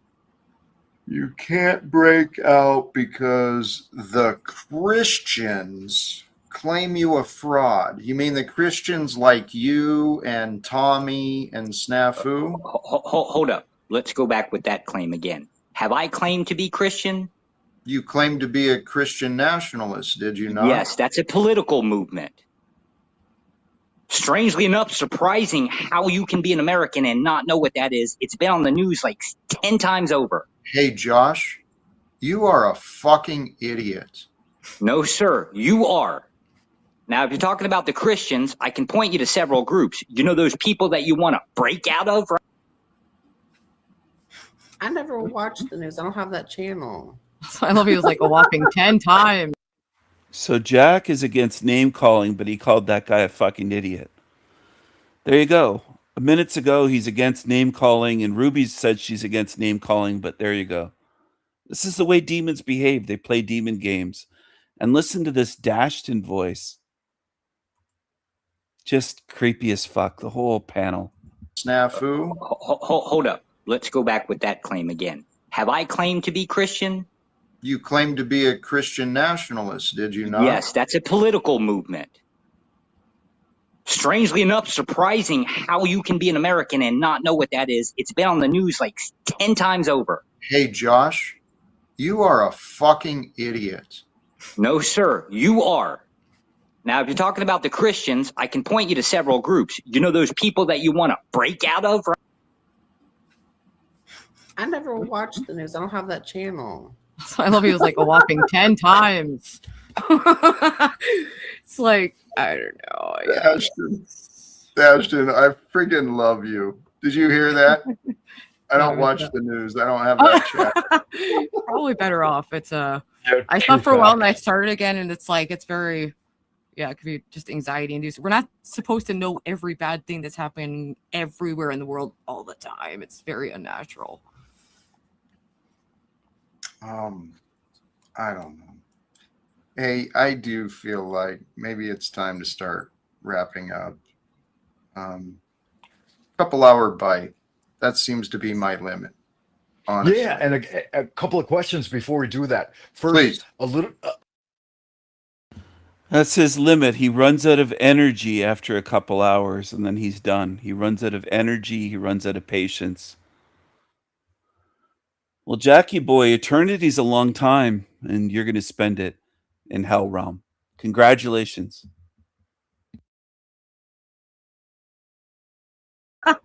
Probably better off. It's Yeah, I true thought for a while and I facts. started again, and it's like it's very. Watch the news. I don't have that channel. I love you. It was like a while. Did you not? Yes, that's a political movement. Strangely enough, surprising how you can be an American and not know what that is. It's been on the news like 10 times over. Hey, Josh, you are a fucking idiot. No, sir, you are. Now, if you're talking about the Christians, I can point you to several groups. You know those people that you want to break out of, right? I never watch the news. I don't have that channel. I love you. It was like a whopping 10 times. It's like I don't know. Ashton, I freaking love you. Did you hear that? I don't watch the news. I don't have that chat. Probably better off. It's Yeah, I true thought for a while and I facts. started again, and it's like it's very, yeah, it could be just anxiety induced. We're not supposed to know every bad thing that's happening everywhere in the world all the time. It's very unnatural. I don't know. Hey, I do feel like maybe it's time to start wrapping up. Couple hour bite. That seems to be my limit.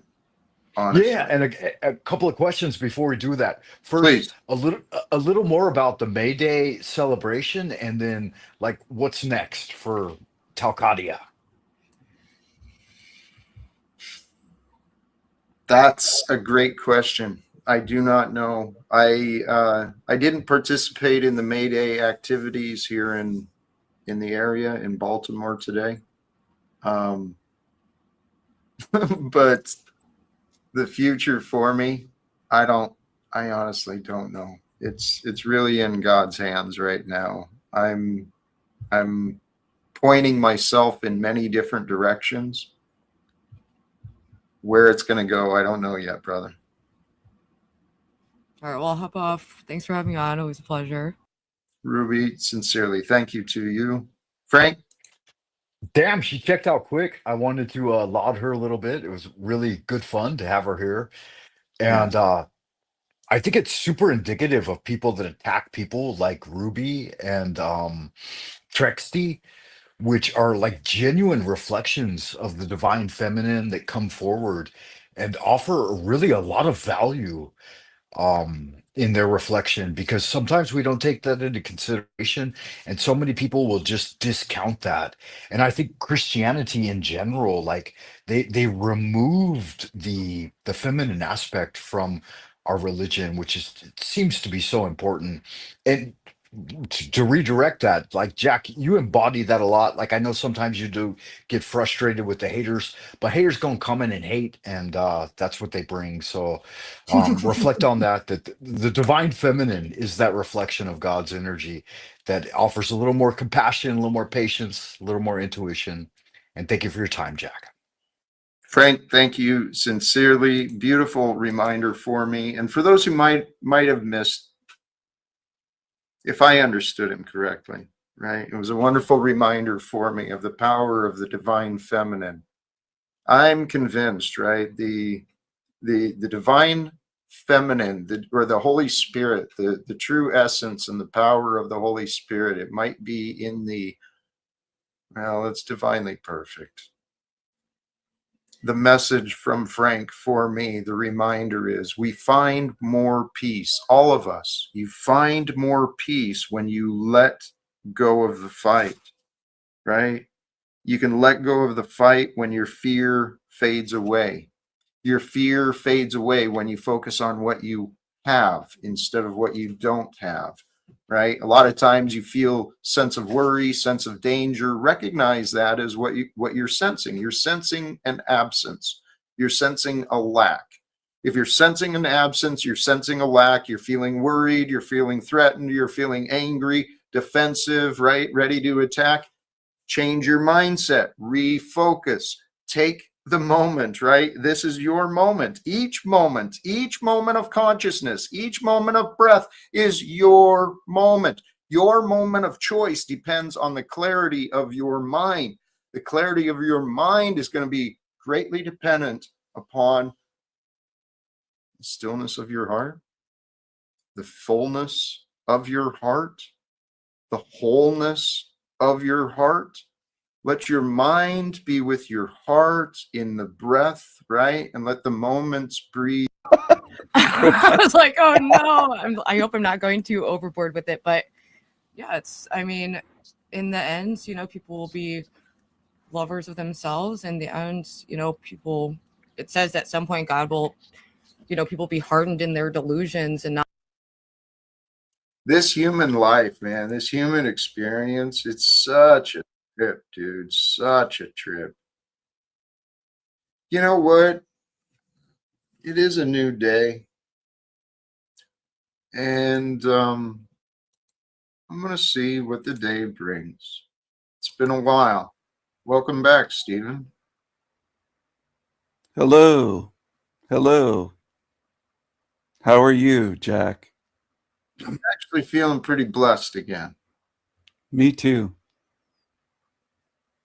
I don't know why, though, you said you were disgusted with humanity.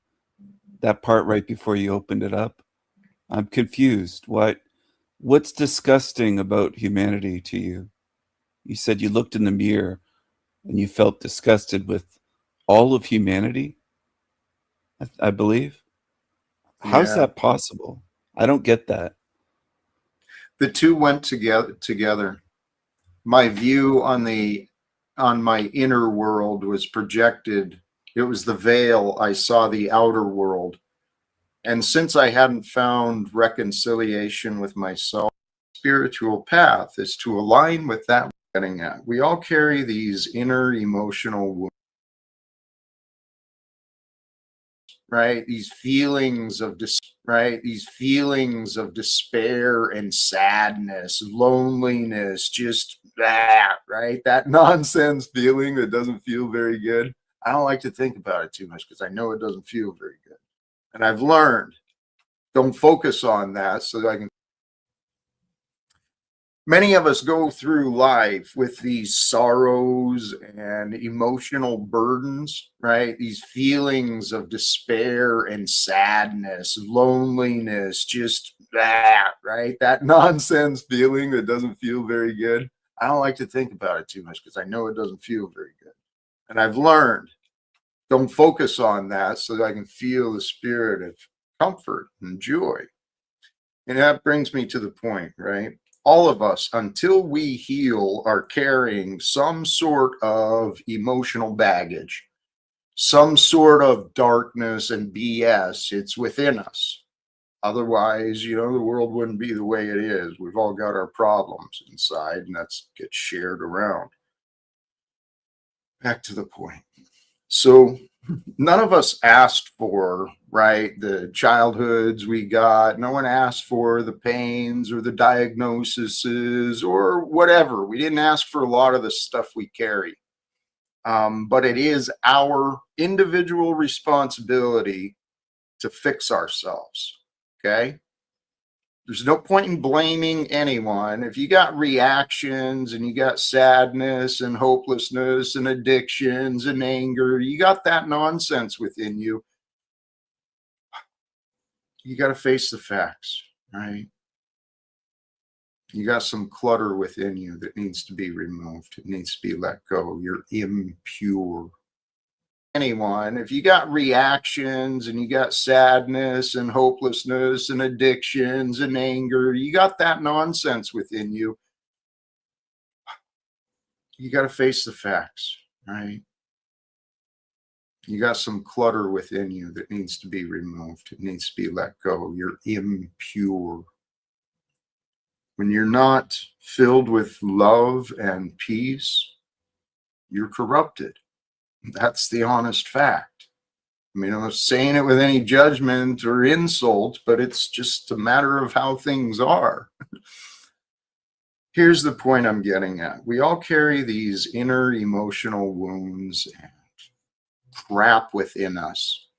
But all of us have this opportunity to address it within ourselves so it doesn't spill over into our families and our neighborhoods. And yes, I'm speaking from experience. I made those mistakes. I didn't know how to heal. I knew I felt broken, and I knew I didn't want to be broken, and I knew that wasn't who I really was, right?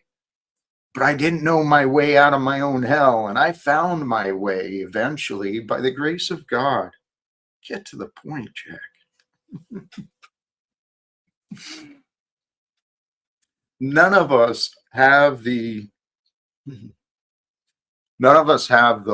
whole capacity to heal ourselves. Okay. That power of healing that the body magically does, that the heart can do, the mind can do, the spirit can bring, that magic of healing, it comes from powers beyond us, right? It's the magic of life, and life generates life. So be with life in the moments that you are alive. For to be with life is to be with the likeness of Jesus and the holiness of love. That's where the healing is truly found, is in the energies of life and love that are within you and that nature brings forth, nature can sustain. So the idea is you can't force yourself to heal. Okay, we've had some addicts swinging through. Often some of these panel conversations, they look like AA meetings or NA meetings. We got a lot of addicts with sobriety joining us, but we've also had some folks crying out for help too, who have been joining. Alcohol problems or feelings of emotional despair or spiritual confusion. We get all sorts of folks gathered in here. And it's all wonderful and it's all perfect. And I know that through the grace of God and the energies of life, when we share prayer, powerful intentions, that healing happens. Okay? But you can't force your own healing. You can't force yourself to be whatever. The path of the spirit, the spiritual path, is to align with that which is holy. And if you align with something, you're going to be like that, right? You'll match yourself to the energy, to the frequency, to the flow. Every day he preaches love, peace, kindness in words, especially when no one's on panel. But as soon as he has guests on panel to interact with, he can't just preach this stuff. He has to interact. He can never demonstrate love, patience, understanding, peace, kindness. Never. His behavior never matches his words, day after day after day, and people can't even notice that. They sit there 40, 50, sometimes 100, 100 and something, and they can't see. They can't see through this obvious fake, this fraud. And that shows me a lot about humanity. Now, if he was a televangelist or a megachurch preacher, tens of thousands wouldn't be able to see. That's the way humans are. And I'm not trying to change you. I'm not trying to fix you. I'm not trying to help you. I can't help you. And I've said that countless times over the past, I don't know how many months now. I can't help you. I can't change you. I can't fix you. Most of you are FUBAR. You're at the level of believing a Jack Talcott. Most humans, including some that lurk here day after day. You're at that level. You belong here with Jack, with greasy-haired loser, leech Talcott that lives at someone's house. This is where you belong with a creature like that. No mercy, no apologies. I would put you in here in a heartbeat. You've demonstrated you can't learn. Now, if you can't learn, what do you deserve? Do you deserve eternity to ruin it for everyone else? No. I would say flat out, no, you don't. You don't.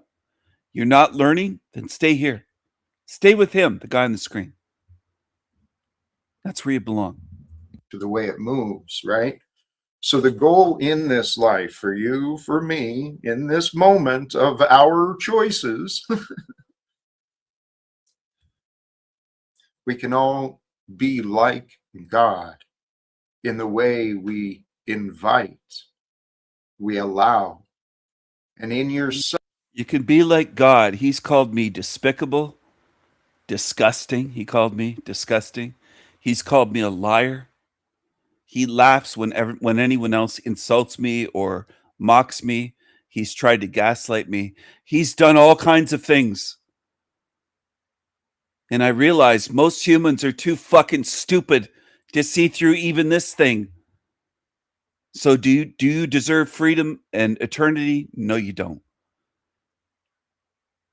Because you would turn it into a toxic shithole like what we have here.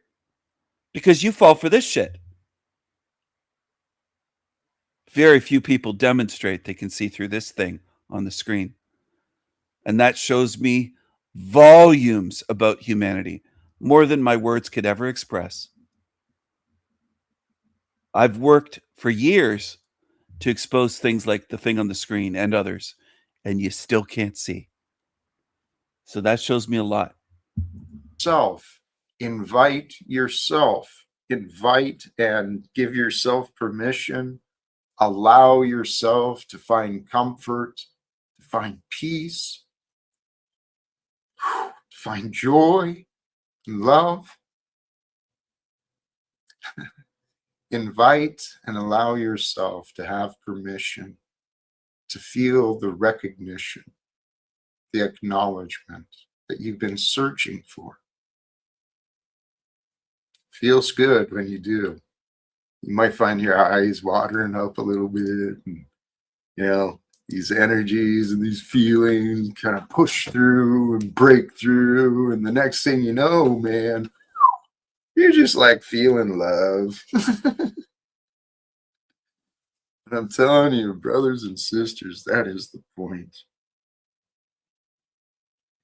The more faith in God you find, the more that fear fades away.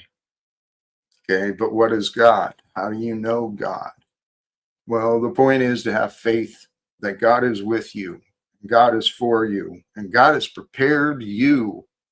And so if you have faith in God, you know that God has put it all on you. You are the one, right?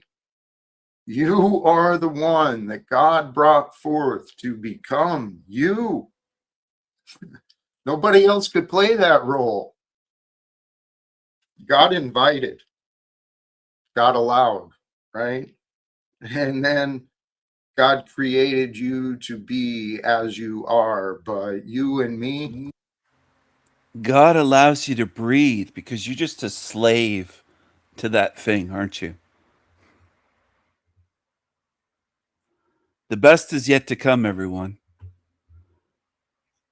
And some of you will be staying with the demons here, right where you belong. We get to choose what we become through the opportunities we can find, through the opportunities we can create, and through the filled with love and peace. Tonight's conversations with Jack to choose love, right? But I thought that might be too restrictive, or to this radical acceptance. It's so important for all of us.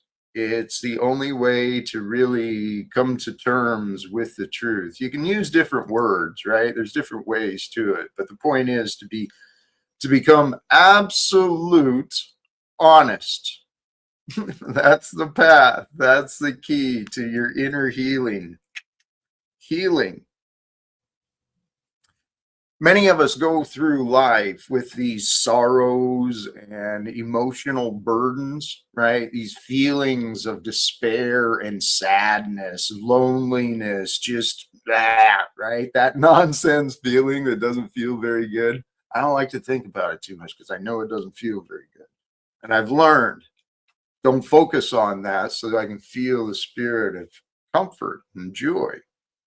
And that brings me to the point, right? All of us, until we heal, are carrying some sort of emotional baggage, some sort of darkness and BS. It's within us. Otherwise, the world wouldn't be the way it is. We've all got our problems inside, and that's gets shared around. Back to the point. So none of us asked for, right, the childhoods we got. No one asked for the pains. No one asked for the pains or the diagnosis. Choose to be sober. That's where life is really starting to live, man. Here, let me jump into some stuff. Really impeccable timing. It is. I got a late start. I did. I got a late start. Inner emotional wounds. For me, in this moment of our choices,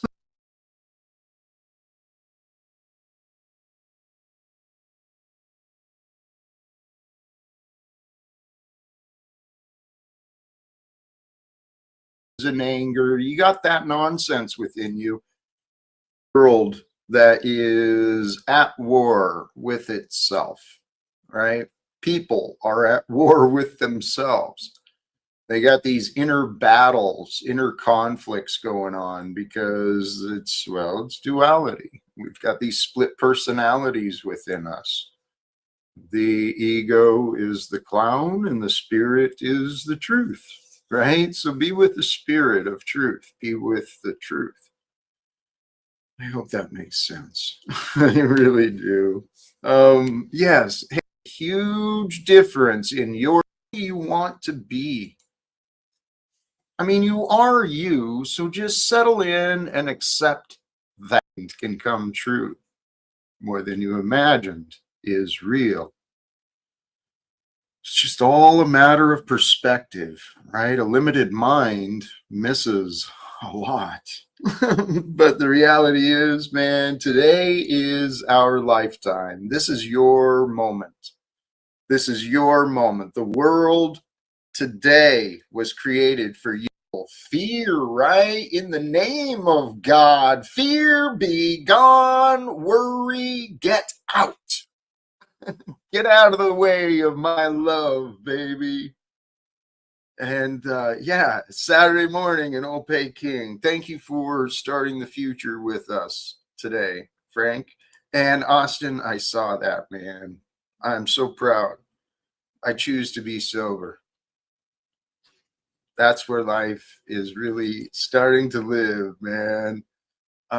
Here, let me jump into some stuff. Really impeccable timing. It is. I got a late start. I did. I got a late start into this. I went out and got some stuff.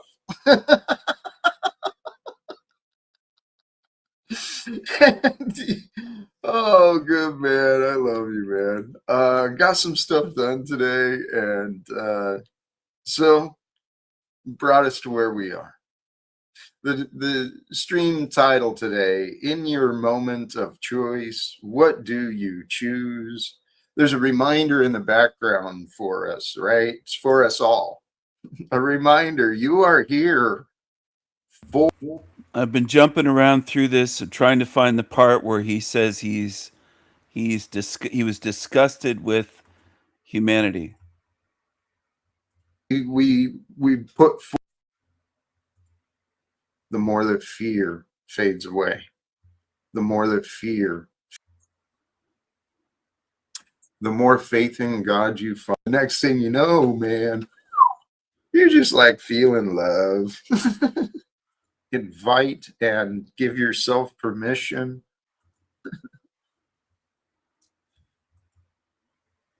You're going to be like that, right? You'll match yourself to the energy, to the frequency, to the flow, to the way it moves, right? We've had some addicts swinging through, often to the frequency. Oh my goodness. You know what?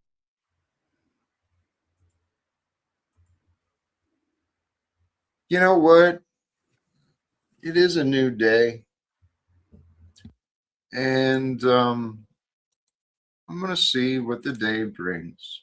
It's been a while. Welcome back, Stephen. Hello. Hello. How are you, Jack? Actually feeling pretty blessed again. Me too. I don't know why though you said you were disgusted with humanity. That part right before you opened it up. I'm confused. What's disgusting about humanity to you? You said you looked in the mirror and you felt disgusted with all of humanity, I believe. How's Yeah. that possible? I don't get that.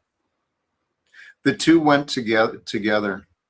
My view on my inner world was projected. It was the veil. I saw the outer world. And since I hadn't found reconciliation with myself, I was still fractured and divided. I was broken. I was a broken man.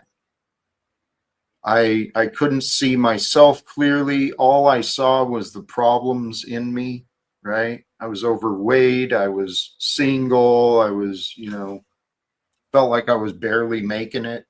But And when was this? You're not overweight now, so this wasn't today. no, I was referring to my past. Oh, I've it changed was a lot. Here, hold on, please. We've got other okay. guests arriving, and I want to welcome Uh, up Frank Monday. How are you, brother? Doing well, thank you, Jack. Blessings. Good to see you again, man. I hey, was Frank. worried that. Hey, there, friend. I was worried that you were going to be in the park today. Divine Spark stopped by earlier and said that you had some adventures in the park, and I thought maybe you were going to be MIA. So what was going on with it? I didn't mean to diverge the conversation. I No, It's Frank, okay. I welcome it and I appreciate you specifically. Um, yeah, today being Mayday, there's a lot of activities happening. There was a national action regarding don't work, don't shop, and don't go to school for today. So Jack lets me know he tolerates me, but he said that he appreciates Frank specifically. That's a narc move by him. That's what narcissists try to do. They try to put that seed out there and show you you're not appreciated, but this one is. Okay. It's demon games. It's a narc move. Now, Frank Moongay is in a very strange room there with the curtains and all that stuff. Very weird. He's in a bathrobe. He's a real creep. He's a creepy creature. He's a creepy tiny hat. He's a creepy little tiny hat. And he's a little guy like Jack. He might even be smaller than Jack. He's very small. He's very small. He's just a little pissant. Hey, and Ruby, welcome Oh, back hey, Ruby. as well. How are you? I'm good. How's it going? Hey, Ruby. Hi. What's up, I, Raven, Frank, I, Jack? I caught your live stream earlier. I was there as the sanity machine in your chat. Oh, hey. Everyone always Yeah, has a different username. Throws me off I sometimes. was But talking to you earlier. You were yeah, walking and talking and singing. it's a beautiful day. Beautiful day out today. Yeah, Everyone Yeah. went to work. A lot of that people was a good celebrate stream. or like do Mayday. So, you know, Around the world Happy they Mayday. do, but I in had the to buy US, Newports, so I heard. in the US, today was intended to be a day of action by many, and there's actually a gathering at a park not far from me, and they were going to take a walk, apparently to some government buildings. I never made it over that way. Not. I actually didn't even support the strike, to be honest. Oh Unfortunately, man, I know. It's yeah, okay. come on. Well, every day is an opportunity to do some kind of like activism. So it's not like the only day, And I do think there's a lot of utility in doing things online. I wouldn't underestimate that. There's a lot more people you can reach in that way, So that's yeah, something. and sometimes your message reverberates louder than you think it does. Like I was going through some of my notes on choosing. What do you choose? And it reminded me of something you had said a while back about making excuses for bad behavior. And I applied it to making excuses for bad choices, right? And keeping oneself smaller than need be. So yeah, like I said, those messages you send out there, Jack, sometimes they echo louder than you think, you know? Thank you. I Are you appreciate getting that. an echo with Frank's mic? It sounds like he's in a bathroom or something. It sounds normal to me, but Okay. No, I'm not having any issues.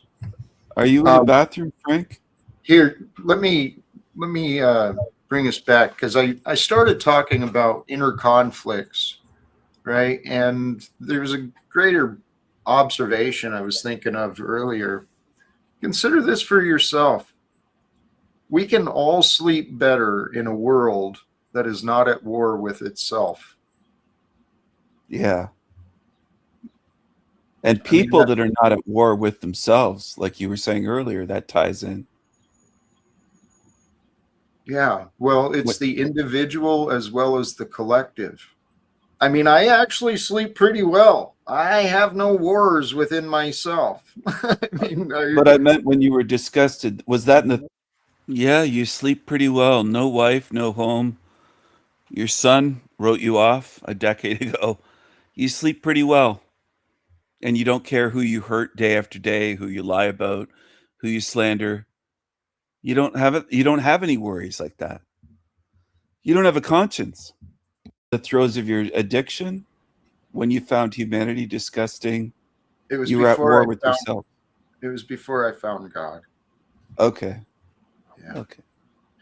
yeah, I used to look at other people as being like evil, you know, very black and white kind of thinking, and like, I don't know, that leads you, and I still struggle with that, like catching myself judging people, and it's like literally no matter what, we're all sinners, and that is not behavior that God looks upon as productive, healthy.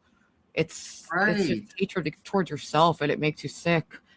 But it's still hard. Yeah. It's fun to judge people, and it's lucrative. Like, not anymore. I mean, not as fun as it once was, because it makes my heart hurt. But it's still, there's a temptation sometimes to want to like judge other people, and it's like, what? Because I'm in some kind of, you know, I'm in a good spot. Therefore, it's like I've been in so many bad spots in like low places. It's crazy thinking, you know. Andy, I believe it was donated to Jack, but I believe it might be referencing Dolphin Jesus. Yeah, I'm sure. Thank you. He's got a dolphin. Yeah, Andy's a fan of Dolphin Jesus. Yeah, I want to say, Ruby, Andy said that you're looking very Breakfast Clubby today. I believe she meant Ali Sheedy from Breakfast Club. I can actually totally see that with Molly Ringwald. Yeah. Yeah, I get all my clothes at thrift stores and stuff, so a lot of them are from a different era. And nobody cares. Ruby, why do you think you can't judge people? Hi, Tommy. Why didn't Jack correct you on that? Me and Jack have looped this at least 10 times, and he still doesn't retain the information.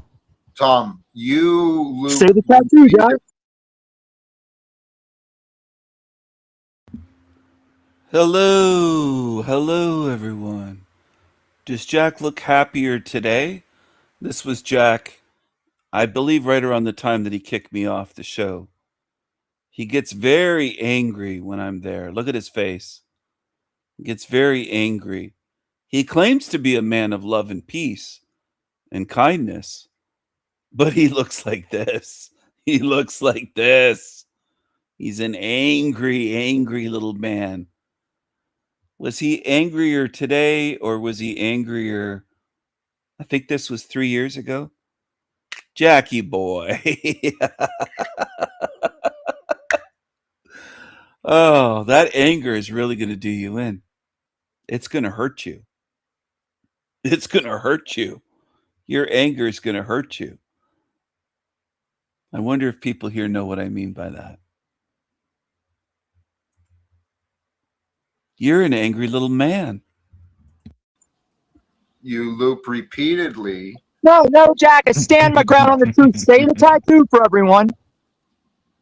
Tom, your audio is Yeah, because you keep interrupting. I went back and watched the other stream. It's only fucked up when people interrupt, and the little popping feedback is a non-thing. You're a faggot, and you don't learn. Mm, it The degrades the popping was quality of the happening anyway. transmission overall. Yeah, no, it does. Bad audio kind of ruins the show somehow, sometimes. It does. Bad attitudes as well. But hey, regarding this, what's wrong with judgment? There is a logical reason why we should not judge, right?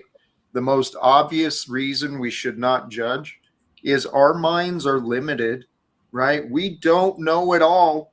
Most often we jump to conclusions and we cast judgment before we even ask a damn question, right? Yes. So what's wrong with judgment is once we do form an opinion, right? Especially if we attach ourselves to that opinion, right? We're not going to be looking for information. We won't even accept information that disagrees with our opinion. We'll ignore it or we'll argue around it. I mean, that's what I'm seeing all the time with these folks. Such as wait, actually, is there any reason I should bring him back? I like Tommy. He's very entertaining, but I'm trying personally to judge less. I'm trying to lessen my judgment of others. And it's a process. It's not a one-time get it all perfect day in a day. But I can't think I'm of any trying. reason, Jack. Honestly, I tried to find some reasons recently for various situations, and I found that I was backing out of a lot of panels and chats because there wasn't any spiritual growth happening. Like it was just I was just there for entertainment and I was wasting time, and I thought I could just be sitting in meditation and breathing and waiting for the next chat with Jax, right? Because some of these spaces they get extremely toxic, and it's like, do you want to subject yourself to that all the time? Like, I don't know, Do but you that's meditate just a lot and breathe a lot, Frank? Does it help? yeah. I try to stay alive, yeah. So breathing is a big part of it, sure. How Hey, much do you breathe? I found meditation very helpful personally. Not that yes, but I started Do on you like a small meditate, level. Jack? yes. The practice, it's actually, it's so, the way God designed us is so perfect.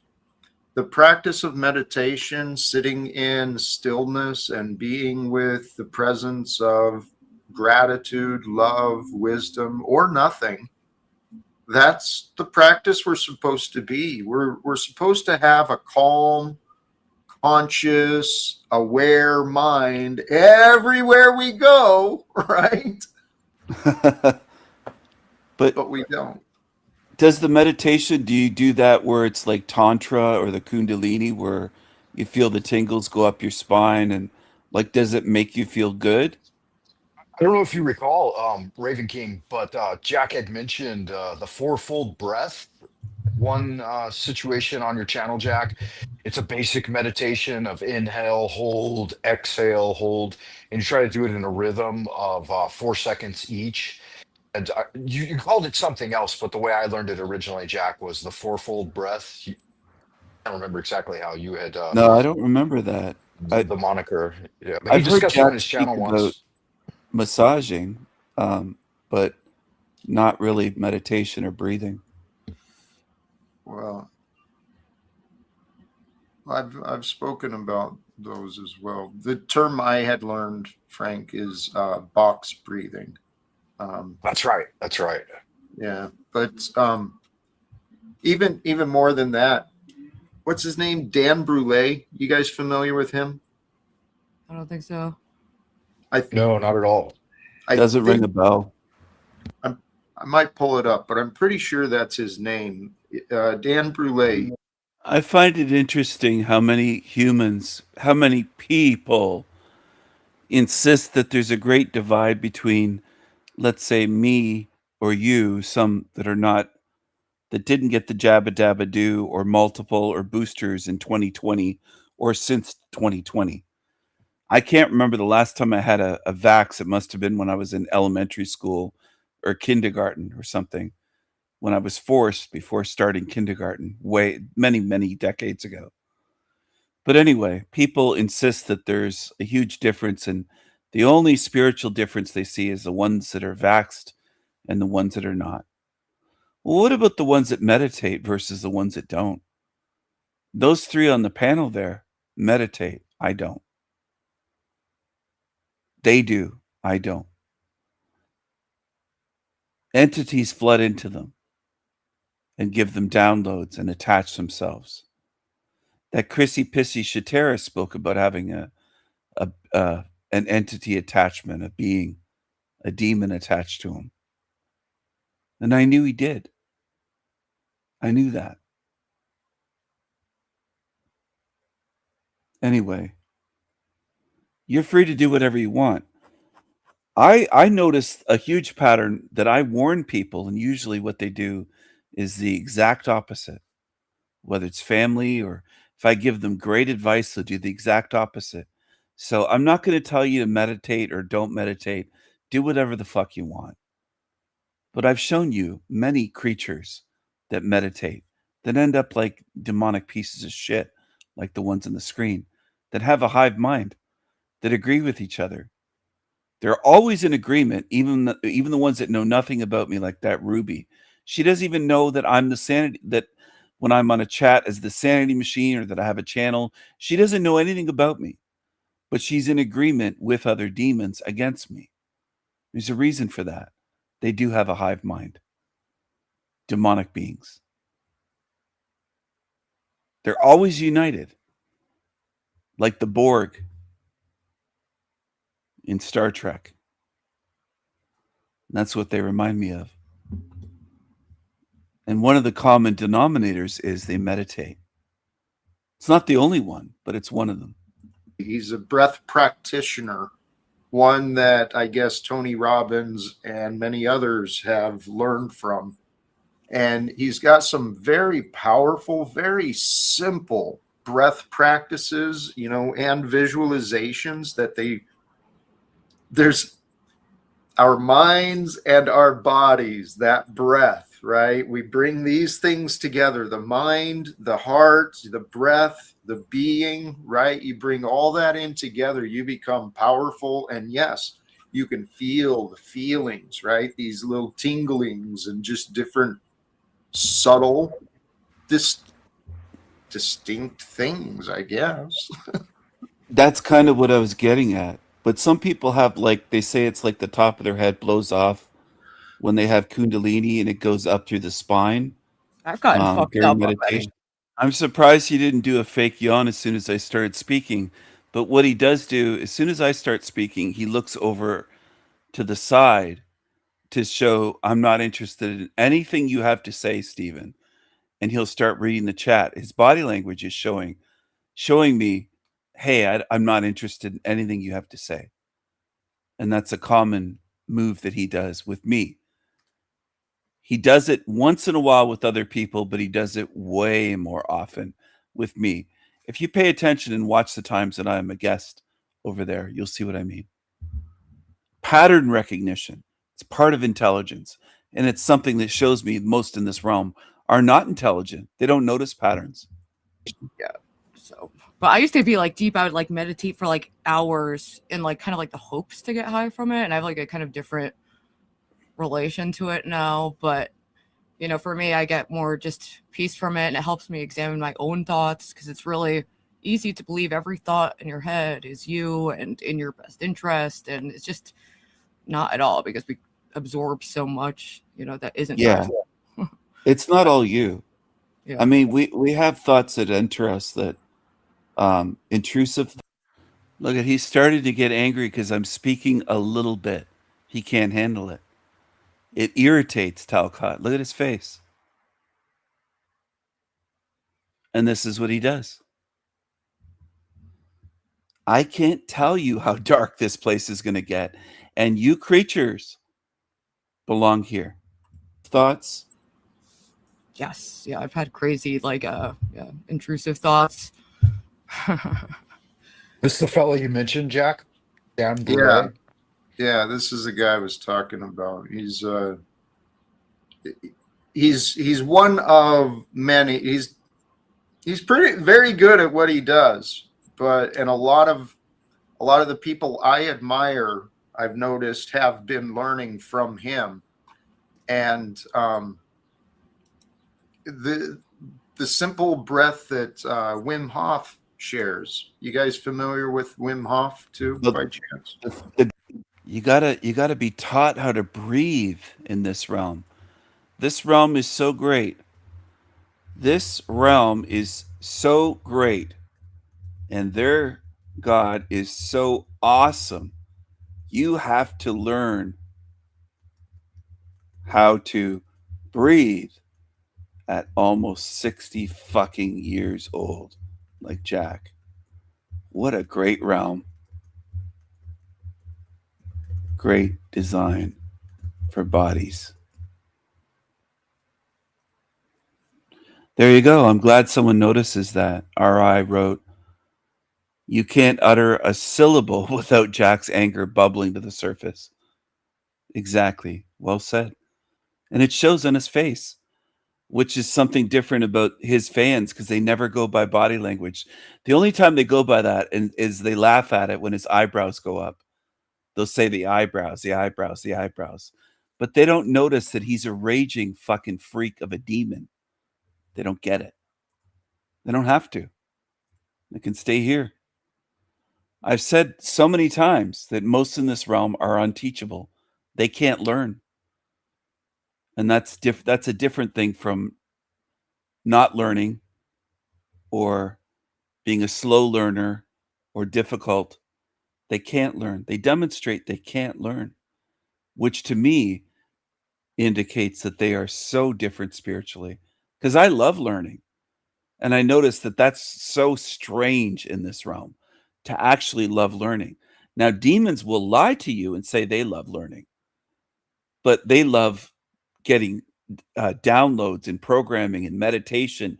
They do everything to give away their agency and to give away who and what they are as an individual. They give away all their individuality and they call that learning. They become part of a demonic hive mind. I don't call that learning. I call that assimilation, like the Borg in Star Trek, for those that are familiar. And I've covered it before, but in Star Trek, they would say resistance is futile and that they assimilate humans and they assimilate other beings, not just human beings, but others. And then they become part of the collective, a hive mind collective. All one, oneness, you might say, is the collective. And that's what these creatures want on YouTube. And that's what these creatures want in this realm. Most of them think oneness is they think it's a wonderful thing. To me, that's destruction of who and what I am. That's obliteration, annihilation. That's a nightmare to me. It's their dream. It's their paradise, and it's my nightmare. I don't want to be one with demons. I don't want to be one with creatures. I don't want to be one with sex offenders and murderers and all the things that these creatures are. I don't. I want to go back to what I am outside of this body, outside of this matrix. And that sounds absurd and bizarre and crazy to them because they just want to be absorbed into source or some demonic fucking monster. That's what they want. And they demonstrate that. And one of the reasons that this is going to become, I'm laughing, I'm kind of giggling about it because it's going to become more obvious to you and to these demons over time. I'm going to cheat them out of what they want. They're not going to get what they want. They're not going to get to join with their God, their monster, their source. They're going to be sealed in here, devouring each other and starving to death forever and torturing each other. That's their fate. They're not going to get their oneness. I'm going to stop them from getting what they want. It isn't just that I'm going to have freedom.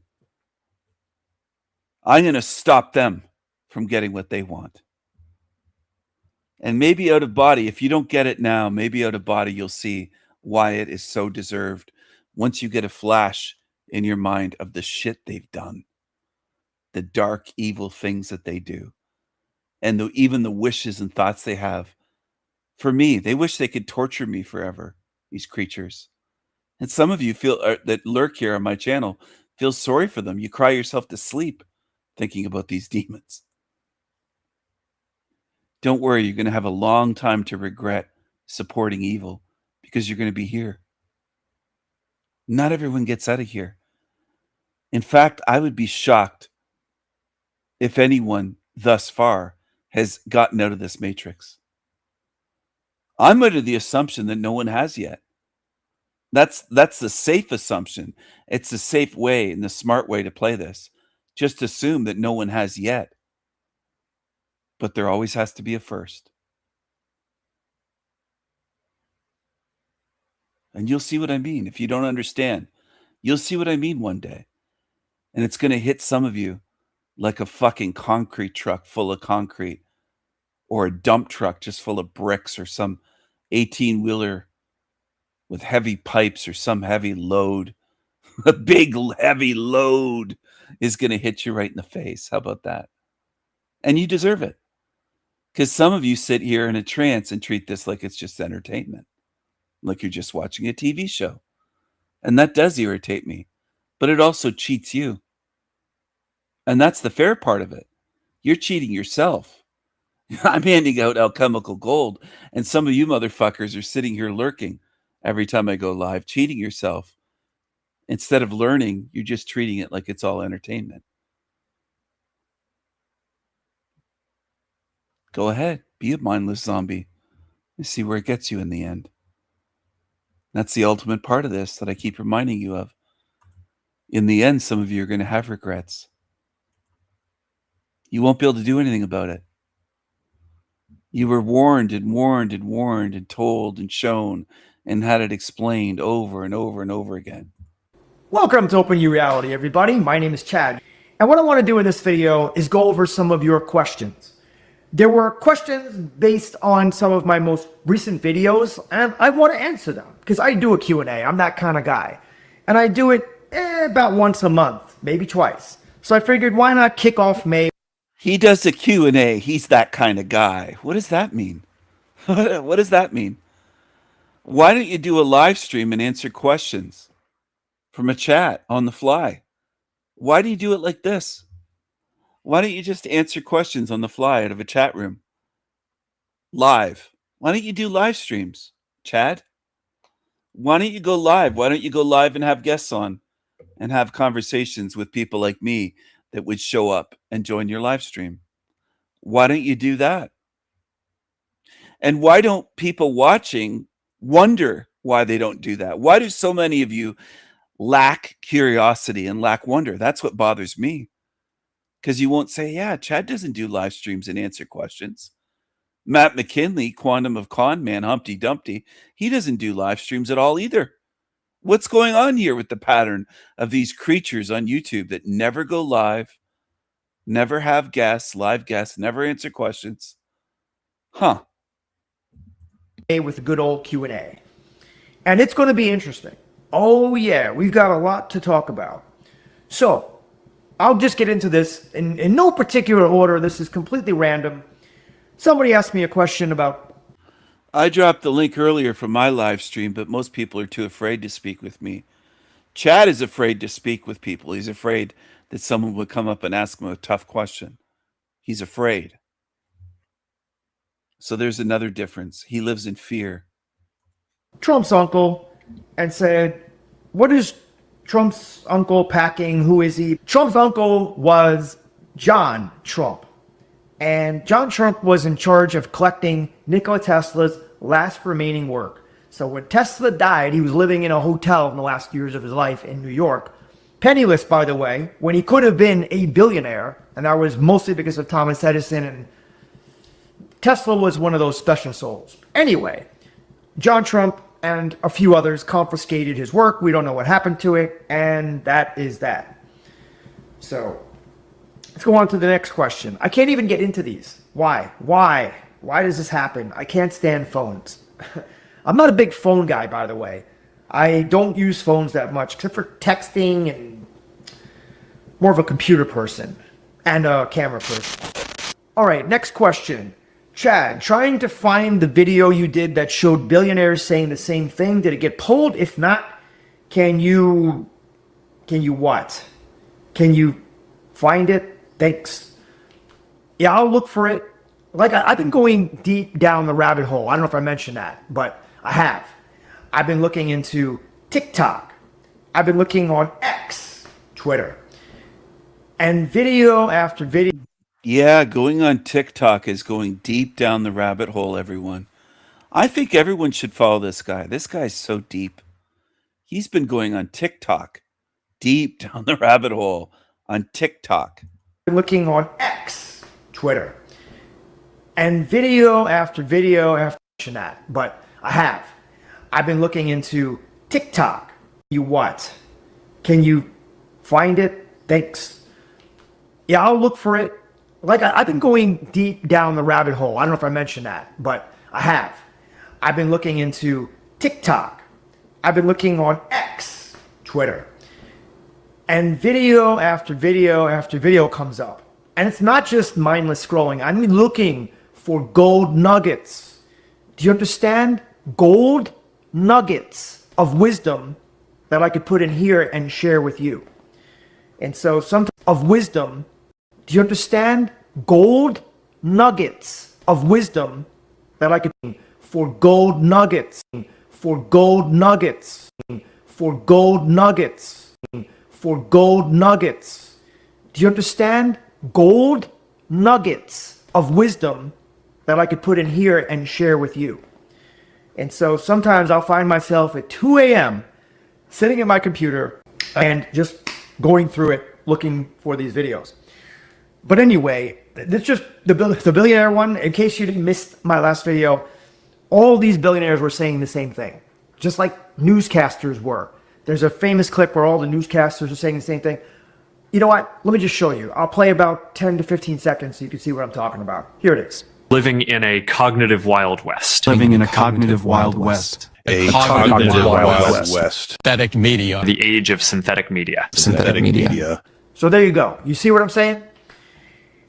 Some people claim it's AI. I don't think it's AI. It didn't look like AI.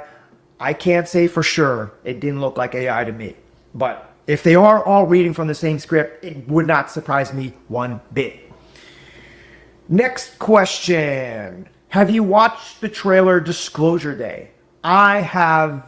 Yes, I have watched it. Of course I have watched. Why? What kind of open reality host would I be if I did not watch Disclosure Day? Very interesting movie.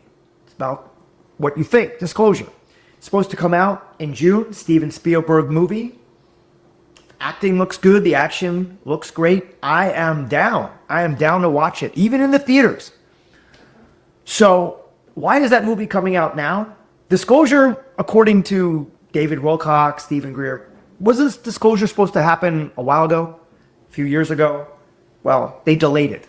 So maybe this is just yet another way that Hollywood kind of prepares us for the real deal. But you know what I think? I think humanity is not prepared for disclosure. The majority, I'm saying, is not prepared. Okay, we're on to our next question here. As my Google Drive just... What's the point of a phone if it doesn't work? All right, here we go. We're on to the next question. How is it that a man that clearly looks at fringe ideas, meaning myself, has medical insurance? In the wake of the COVID nonsense, and you double down on health insurance, that's wild. Well, I didn't have health insurance last year, and I understand everything about it. It's super expensive.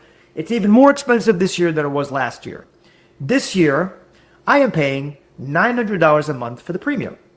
But that is if you make over a certain amount, and as we know, I am a pauper, so I'm not making over that certain amount. I'm making less, so it is subsidized. I still pay out of my pocket for it. So that's the reason why I have medical insurance. Also, because it's not that I'm worried about cancer or disease or medications or things like that, because I'm my own doctor. The body heals itself if you just get out of its own way. The reason that I want health insurance is because, well, if you have an accident and you go to the hospital, it's very, very expensive. Too expensive, as a matter of fact. One trip to the hospital could be hundreds of thousands of dollars. It's insane. When I was in Thailand, mind you, it was 23, maybe make that 22 years ago. Yeah, 23 years ago. Is there a Jewish person on YouTube that isn't constantly talking about money? By the way, the guy on the screen is Jewish. He's a New York Jew that moved, I think, 10, 15 years ago to Florida, something like that. He's been in Florida for a while, but is there one on YouTube that doesn't constantly mention money and how expensive stuff is? It's their focus in life. It's biological. Back in 2003, I was there with my good friend Jason, and he had a little motorcycle accident, went to the hospital. 5 nurses rushed over to him, put him in a wheelchair, took him off. He had a contusion of the large toe. It was nothing. But when he came out, they gave him the bill. Guess how much that bill was for an orthopedic surgeon to look at him, to take an x-ray, to give him pain medication, and to stay in the hospital basically for about a couple of hours. What do you think? It was $10. So if I'm living in Thailand, I don't have health insurance. But here in America, you can be bankrupt just by going to the hospital for a half an hour. And I did that in the past. I went to the hospital and they charged me $2,700 and they couldn't even help me. Here's another question on blue blockers. Chad, have you been watching? Well, there's another part of this question. Chad, have you been watching my lunch break? No, I have not. I've been producing a lot. I haven't been consuming much other than going down the rabbit hole like I told you. Chad, do you wear blue blockers or just turn the blue light off on your devices? That's a good question. Where are my trusty blue blockers? Well, these aren't blue blockers per se, but I wear these when I put my red light on. They're green. But the blue blockers are something like this, but they're yellow. But you know what? As it turns out, I can't find them. So, no, but I have a device on my phone. It's called Flux, and I have it on my computer, and it heavily cuts down the blue light when I'm on it. Here's another interesting question or comment. Flat Earth is not even worth mentioning. Are you perhaps working for the CIA? Well, kind viewer, thank you for your lovely comment. All right, I didn't want to have to break the news, but I am not working for the CIA, for the FBI, the NSA, the whatever alphabet soup organization you want to say. MK Ultra? Nah, nothing.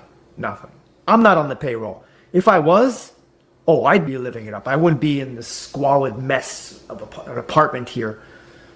Just kidding. It's not that bad, but still. Can't you tell? Do I ever go anywhere? Do I get to travel? Do I even go in my car? Gas, $4.30 a gallon. Thanks, Trump. Alrighty then. And by the way, gas prices probably won't be coming down anytime soon because this Iran conflict will continue. Thanks, Trump. He believes in that Trump is responsible for gas prices. He believes that nations are independent, wars. This guy lets on that he's been looking into things since the 1990s, and he can't even figure out that with the New World Order, at the top of the pyramid, there are no countries. There are no governments. It's all one fucking thing. There's no separate countries, separate government. But this fucking loser claims that his mind has been open since reading David Icke in the 1990s. And he's just, this is the level people are at. That's why I say they're unteachable. There's no way to help them. No way to help them. He's at the level of a voter angry at Trump over gas prices. It's fucking stupid. Chad, huge question. Please help. You showed, okay, we answered that question already. The billionaires. Somebody else wants to know about the billionaires. Hey, Chad, I think David, meaning David Wilcock, was maybe switched out years ago, like 5 or 6 years ago. Maybe. You mean like clone, don't you? Clone is what you're saying here. He got new teeth. He got divorced. He started being alone, isolated. Well, all of those things don't mean you're cloned. Anybody can get implants. Anybody can get veneers. Anybody can get divorced. Anybody can be alone. Hell, I'm divorced and alone. I don't have implants, though. I have all my real teeth. I don't have any veneers. Let me just show you. See? Okay. They're not the whitest, but still, I've got my teeth. I don't believe the story being offered about how he left. Not for a second. What do you think? I don't know. I don't know.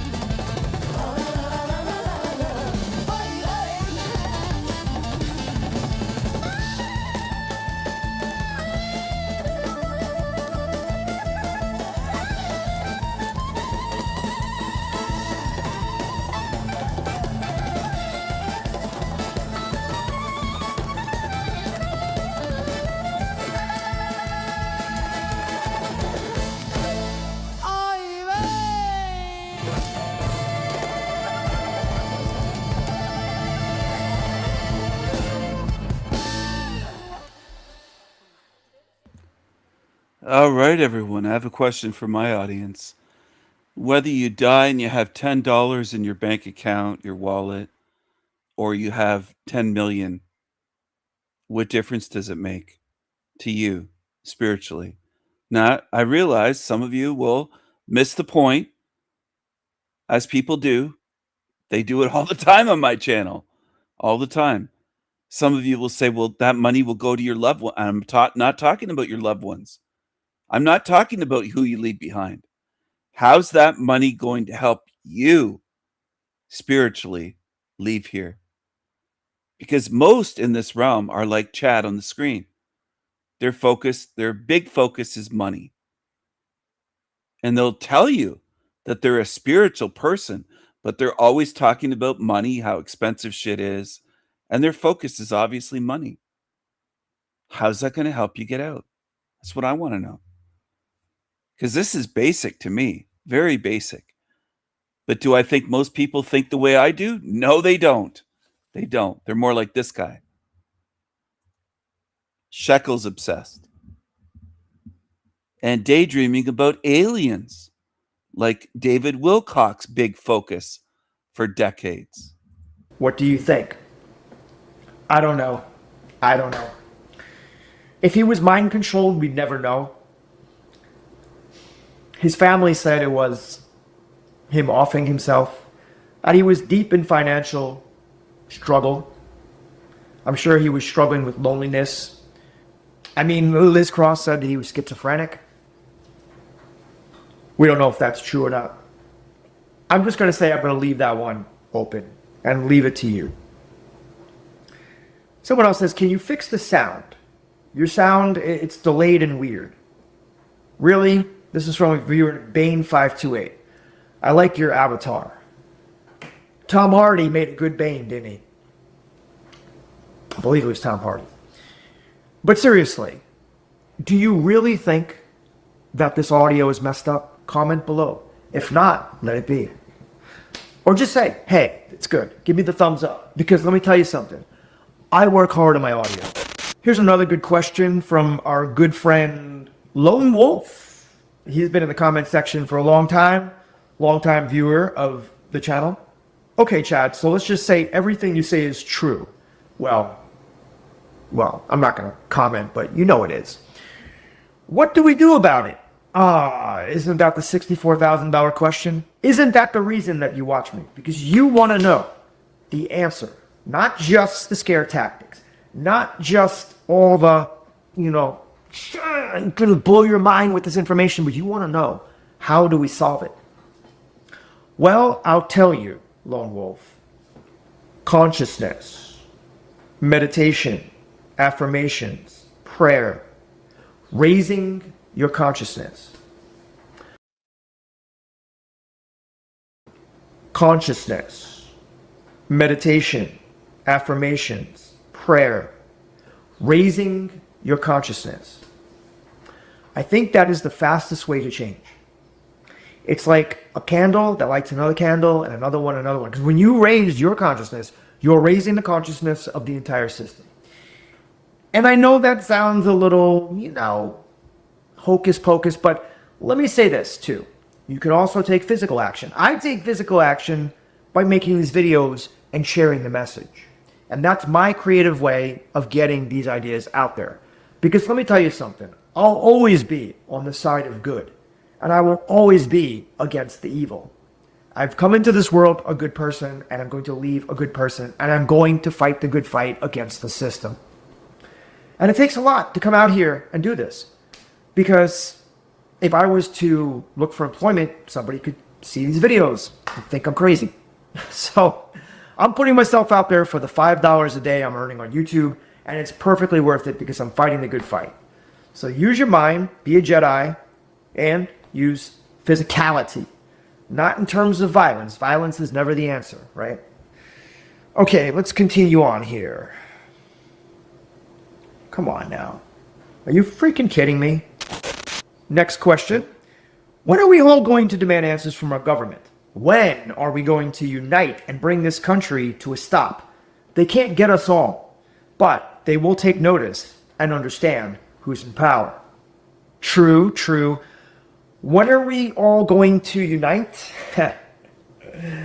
Man, the way this country is divided with race, gender, socioeconomic status, everything. This country is not going to unite. I hate saying that, but I don't see it uniting. I see things getting worse. But what I do see hope for is if the oligarchy, if the elite becomes so powerful, then I think the masses are going to rise up against them. Because the middle class right now is getting crushed through inflation, through lack of jobs. By the way, it's not just AI taking your job. It's AI replacing you forever. Forever. So when are we going to rise up? Well, it's one of the reasons I'm making these videos, but it's going to require an awful lot. I'm typically optimistic, but on that one, somebody else says, maybe you're MK Ultra PSYOP? How would we know? You wouldn't know. Believe me, you wouldn't know. What do you think? Use your brain. Use your common sense. Do you think I'm trying to create a PSYOP here, or am I just trying to enlighten you on some information? All right, we're getting to the end here, guys, and I'm moving on to the final few questions. What if the Bible is true, and this is Satan's kingdom, and we are all being tested and fooled? Well, that could certainly be the case. I've talked many times on this channel before about the soul trap. I've had people on. Whether you want to call them the demiurge, the archons, or Satan, or the Nephilim, or whatever, okay? There's some type of evil entity that has come over the earth. Call them reptilians, the Illuminati, the deep state, whatever. And they have caused a lot of misery and suffering. Why? Why is that the case? Well, I believe it was in Terminator 2, where the Terminator said, "It is our nature to destroy ourselves." And once we get a large group of people together, meaning over 500, typically the strongest dominate and end up subverting the weak. And that is the evil. This is a grand game of light versus dark, good versus evil, and the evil is winning. I hope you're learning from today's videos, my friends. And I think that's really it. I don't know if there's anything else. There's one last question here. Incredible music. Is it AI assisted? I know it's your creation. I want the full version to download. Amazing. Please don't charge me too much because I'm on welfare or whatever. Don't worry, kind viewers. I'm not going to charge too much. It's just for the price of $99.95. I'm just kidding. What I was thinking about doing is taking my best tracks, and I have dozens and dozens of them, maybe the top 10 or 12, putting them together on an album, and then putting them on my Patreon, where for $10, you can go listen to it. That's less than what I paid at Tower Records 25 years ago for a CD. And you could support the channel. So it's a win-win for everybody. For you, for me, and for the system. How about it? I hope you enjoyed today's video. I really do. Looks like I got a text message. I'll share it with you. Someone says, I can't tell you that. But I do want to say this. If you want to see more thought-provoking videos, because I'm ready to go down the rabbit hole, I am so ready to present you with the most mind-blowing information. But we gotta overcome the YouTube shadow ban. Please like and subscribe. Type in Open Your Reality in search on YouTube to make sure that they know that you are looking for my videos. Otherwise, they're not going to show them to you. All right? And I'm putting out videos almost every day. So if you don't see my videos, just type in Open Your Reality. Don't forget that. And by the way, if you want to watch another awesome video from me, check this one out right here. I'm waiting. You can click it now. You want to wait? You want to? Okay, we'll chill. I'm chilling. Don't forget to subscribe if you want, but you got the video here. I'm just saying. It's a good video. It took me hours to make. You're not going to click it?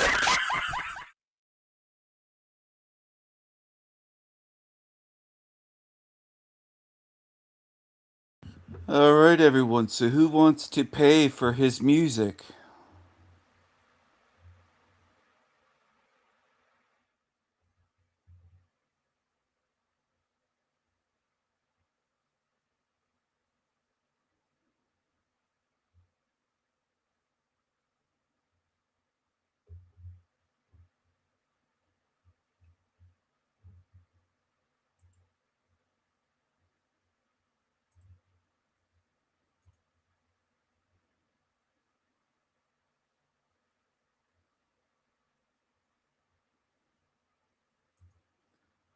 Does anyone want to pay him for his music?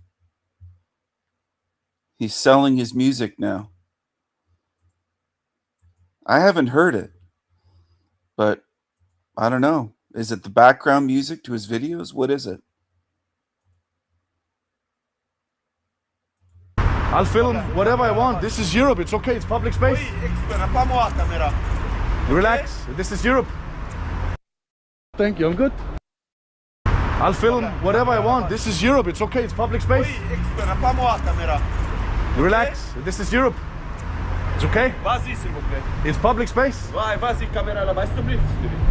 It's public space. I'll film whatever the fuck I want in Europe. This is a public space.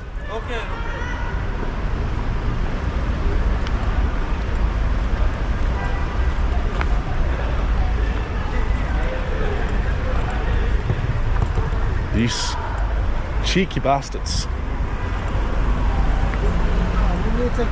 Brother, good to see you, brother. How are you, brother? I'm good, thank you. I'm good.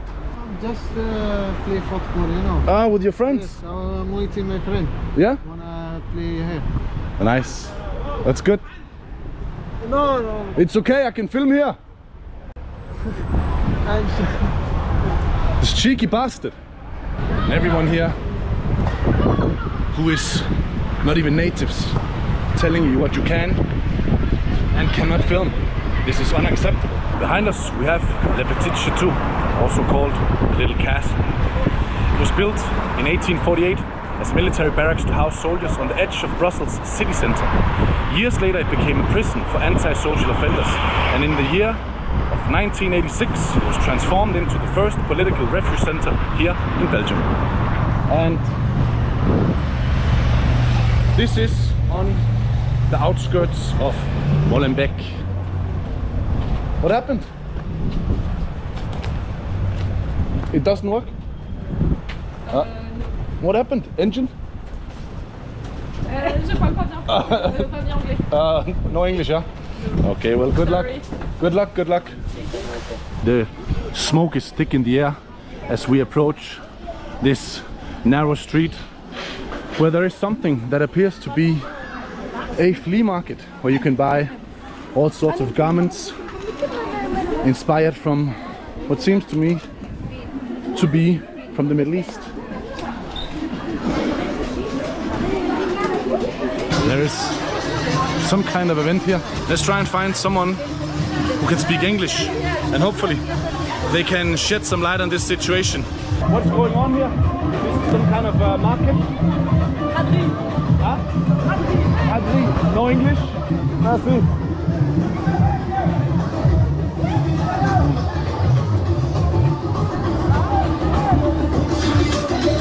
Too tiny. So what has Brussels turned into? This is Brussels. Some people say, they've said mushroom, and some others say that I'm a race baiter. Joshua said that, I believe. Jeremiah Finkelstein, Lomick. Those crew of truther liars claim that I'm a race baiter, divider. I'm showing you what's going on. Now, I know humans don't want to see, for the most part. Most people don't want to see what's going on.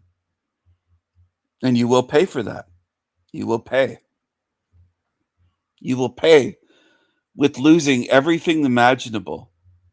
Some of you won't just lose your cities and your countries. You're going to lose your fucking spirit because you're following Team Evil. You're listening to them going, psst, hey, Steven's a racist. He's a race baiter. He's dividing the sexes. He's doing this. He's doing that. And I'm just showing you what's happening in your fucking realm. That's what I'm doing. And most in this realm are liars. Tiny female police officers to safeguard this area. Does that make sense? Does not make sense to me. Welcome to Pickpocketer's Paradise. If you were to take a guess at where I am at right now, and if you had no clue or context or any point of reference, where would it be? Tunisia? Morocco? Maybe Pakistan? Syria? You tell me. I think the only telltale sign that we are somewhere in Western Europe is the architecture of the surrounding buildings.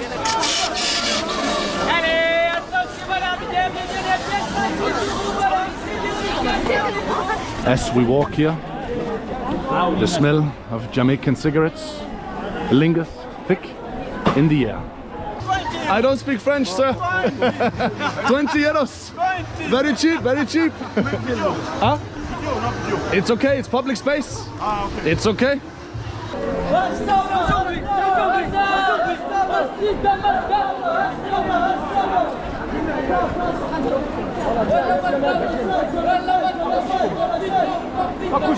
This guy, he climbed the Tower of Boxes.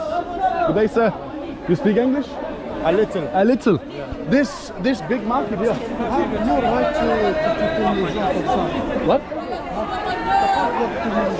It's okay, we're in a public space. It's okay, I have a right to film here. It's a public space. Of course I have. I have a right to film. It's a public space. Of course I have. It's okay. I'm filming the market. Yep, it's okay. Don't hit me. Don't hit me. Don't hit me. Don't hit me. Nobody. Don't hit me. Don't hit me. Yeah, don't hit me. You can't film all body. We're in a public space. You can't film. Nobody okay with you. We're in a public space. We're in a public space. Nobody okay with you. Don't yell at me. Don't come and push me. We're in a public space. You relax. I'm filming me. I'm filming the market. It's okay. Of course. It's okay. We're in a public place. Then relax. I see. It's okay, brother. It's okay, brother. Because I'm a motherfucker. Listen to me. Merci. You can't film the whole body. But I'm filming the market. Yes, but I film the market. He come up to me, he slapped me on the arm and he say I cannot film here. That is not right. That's not the right way. Trop bien? Everybody is mean mucking me. Well, what a warm welcome. Moroccan market. Yes, it's one time in the month. Walid? Yes. My name is Chris. Nice to meet you, Walid. Nice to meet you. Are you here from Molenbeek? Yes, I'm here from came here for the clothes, for the decoration stuff, and for the food. And for the food? Yes. I can smell there's a grill in the air. It smells good. Yes. It's really good. It's called Shua. How long have you lived here in Brussels or in Belgium? So I came here last year. I do right now a job in a mechanic. Mechanic? Yes. That's good. And I like it.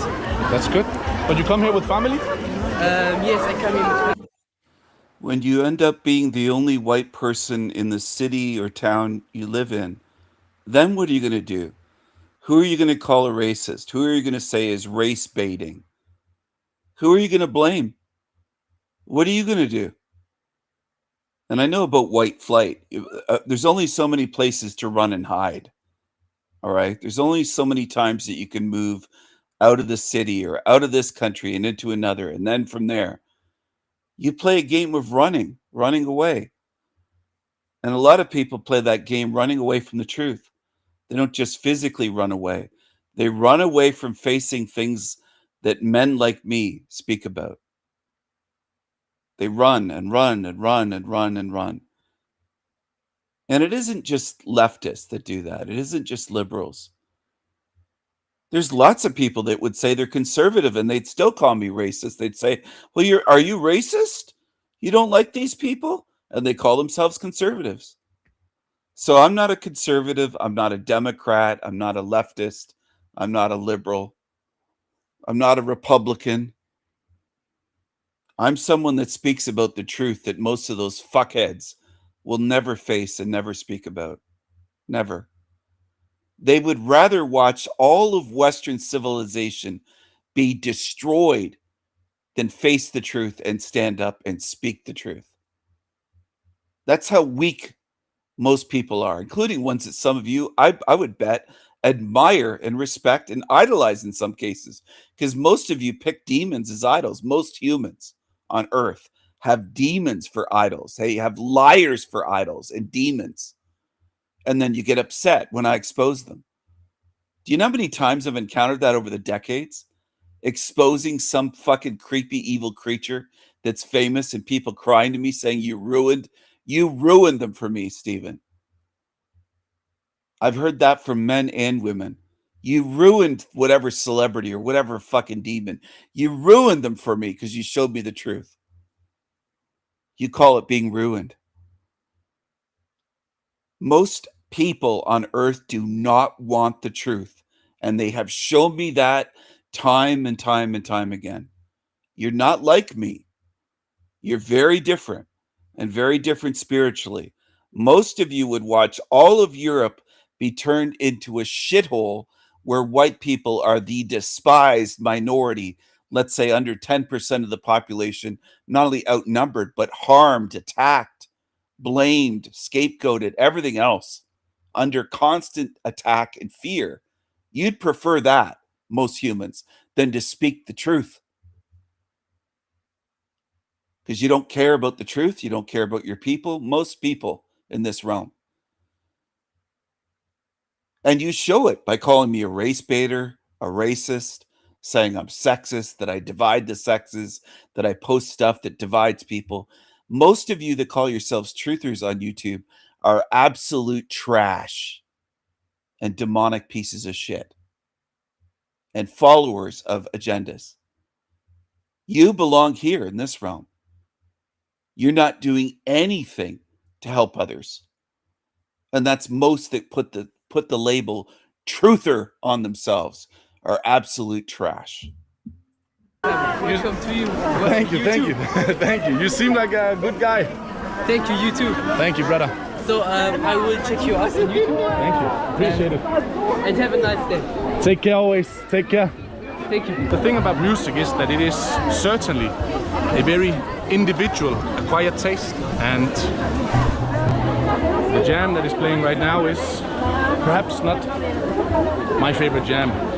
It sounds like somebody has gotten his nuts inside of a slowly but hard-twisting nutcracker. Look at this meat, looks juicy, spicy. I wonder what is this? Perhaps chicken?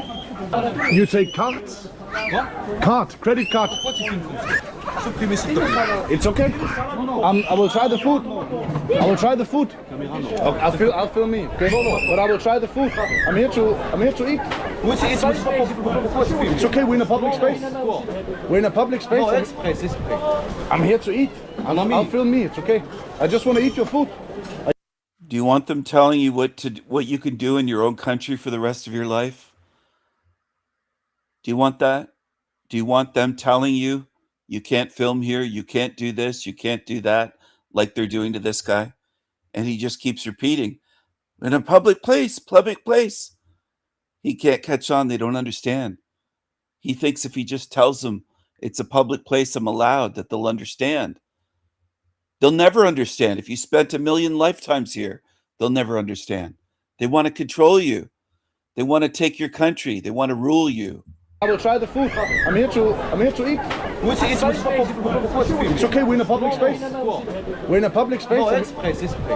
I'm here to eat. I'll film me. It's okay. I just want to eat your food. I cannot. Yes, no problem. No, just the food.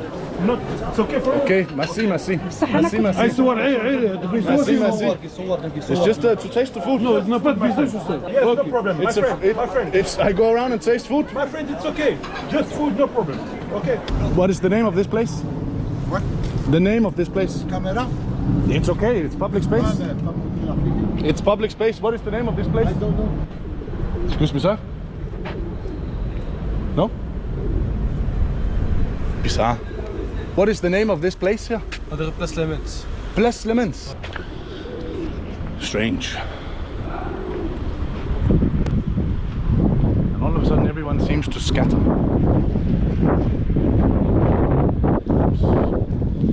This is a place for certain activities. Place Alphonse Lemons. The square of Alphonse Lemons. If you know if there is any kind of mischievous deeds being carried out here, let me know in the comments below. People, they seem to vanish out in thin air. We are in the borderlands between Anderlecht and Molenbeek. This little plaza here, this little square, is located in Anderlecht. And now I've been in Anderlecht and Molenbeek, and the smell here is bizarre. It smells like the third world. The smell almost resembles the horrific stench you will find in a place like Isla Puting Batu in Tondo, Manila, one of the most monstrous slums in the world.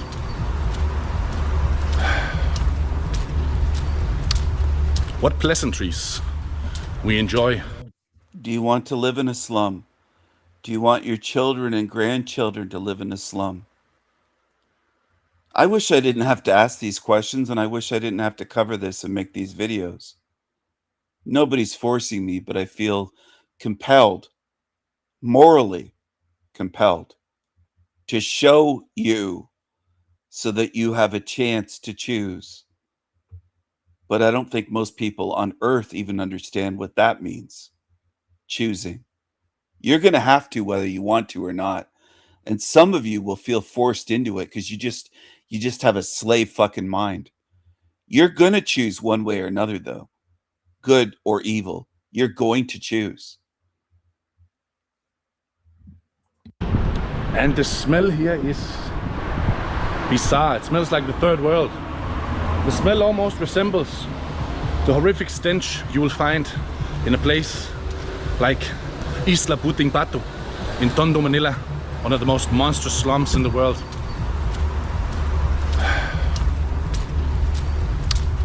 What pleasantries we enjoy here in Brussels. And I thought, roaming these streets, I would have to smell the lovely smell.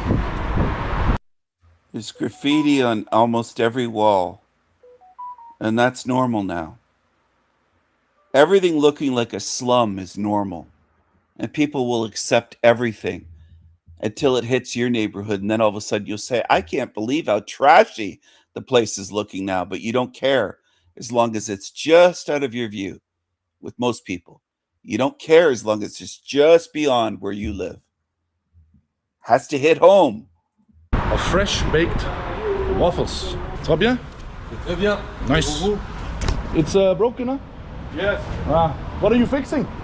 I'm fixing The car lights? Yes. All right, good luck, sir. You too. Moving in to the city center. We have a strange mix of sunshine and rain. It is kind of a peculiar mix. Bonjour, bonjour, bonjour, bonjour. Hi, hi.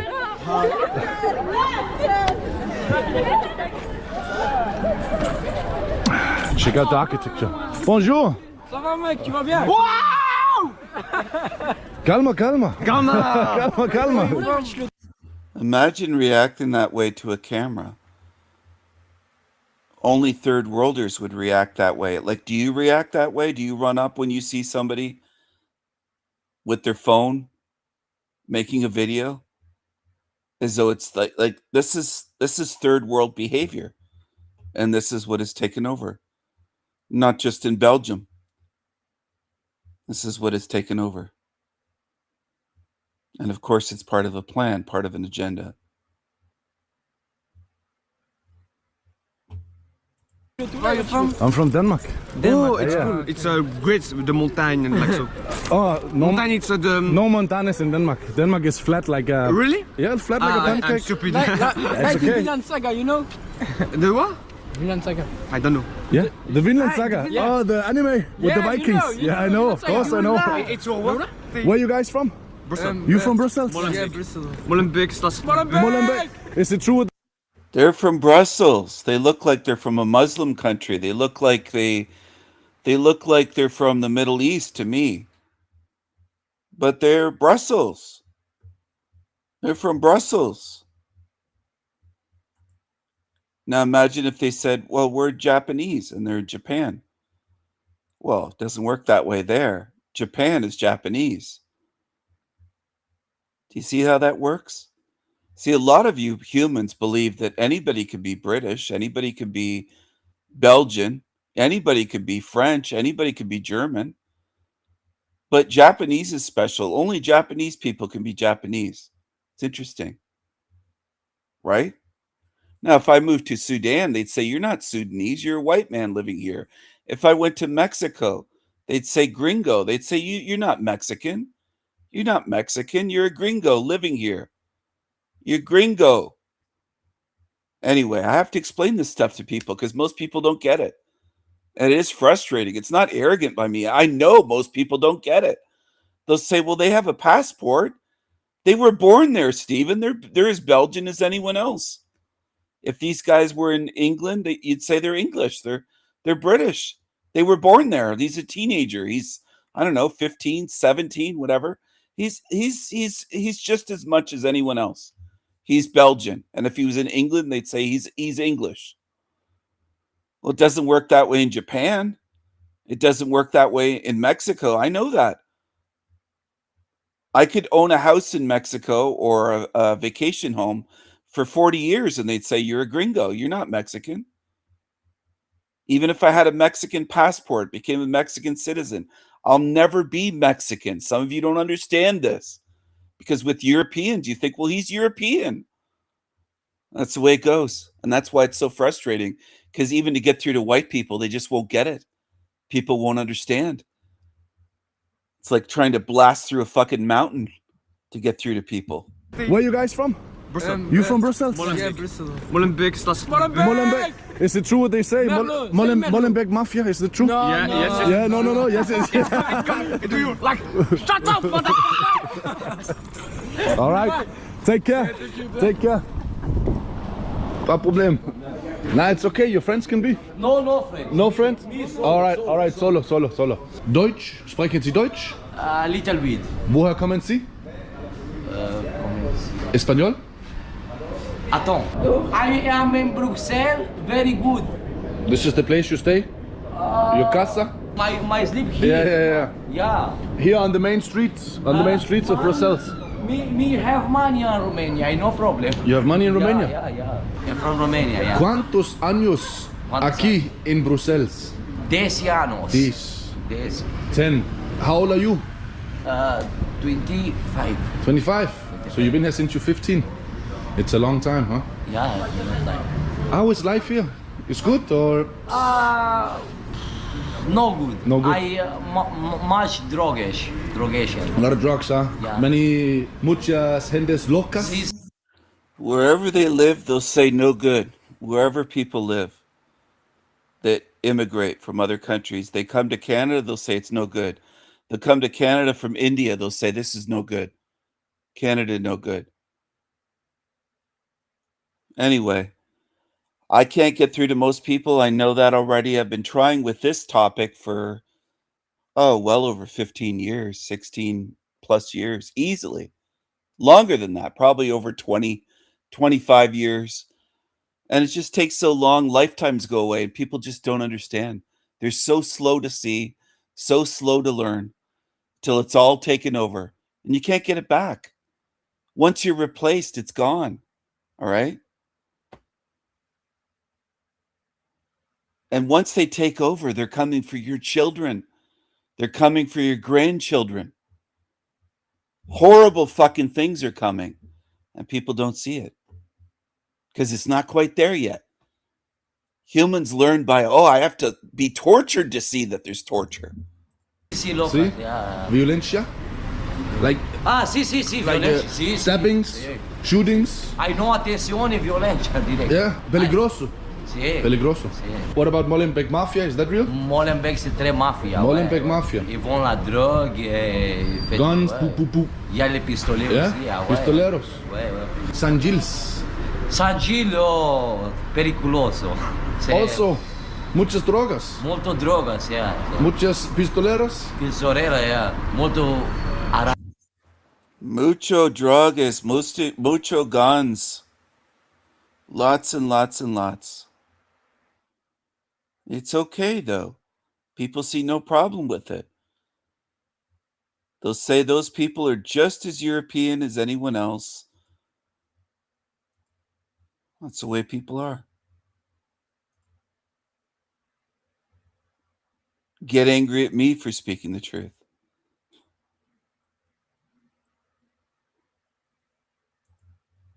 You're digging your own graves deeper. That's what people are good at doing.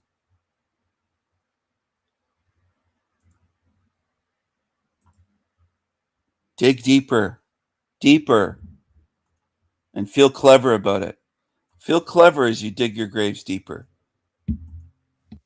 So African versus the Caribbean mindset in the UK. What's the real difference?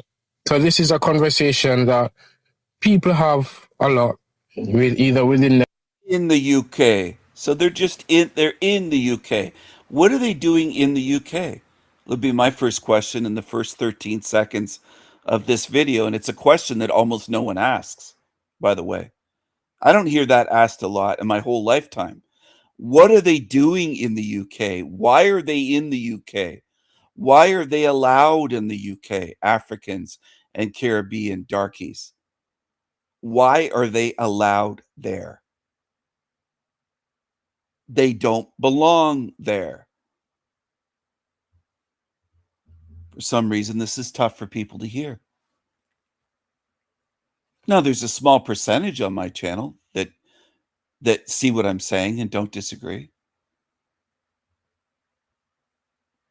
But most people on YouTube seem to be leftists. For open borders, let in the third world, and you become the third world. Let in all the shit. Let in the rats and the cockroaches. I know some of you would freak out if you mopped the floor of your kitchen and somebody let in a dog with muddy feet to run right over the floor, and you just finished mopping it and it's drying. It's just starting to dry in the past 5 minutes.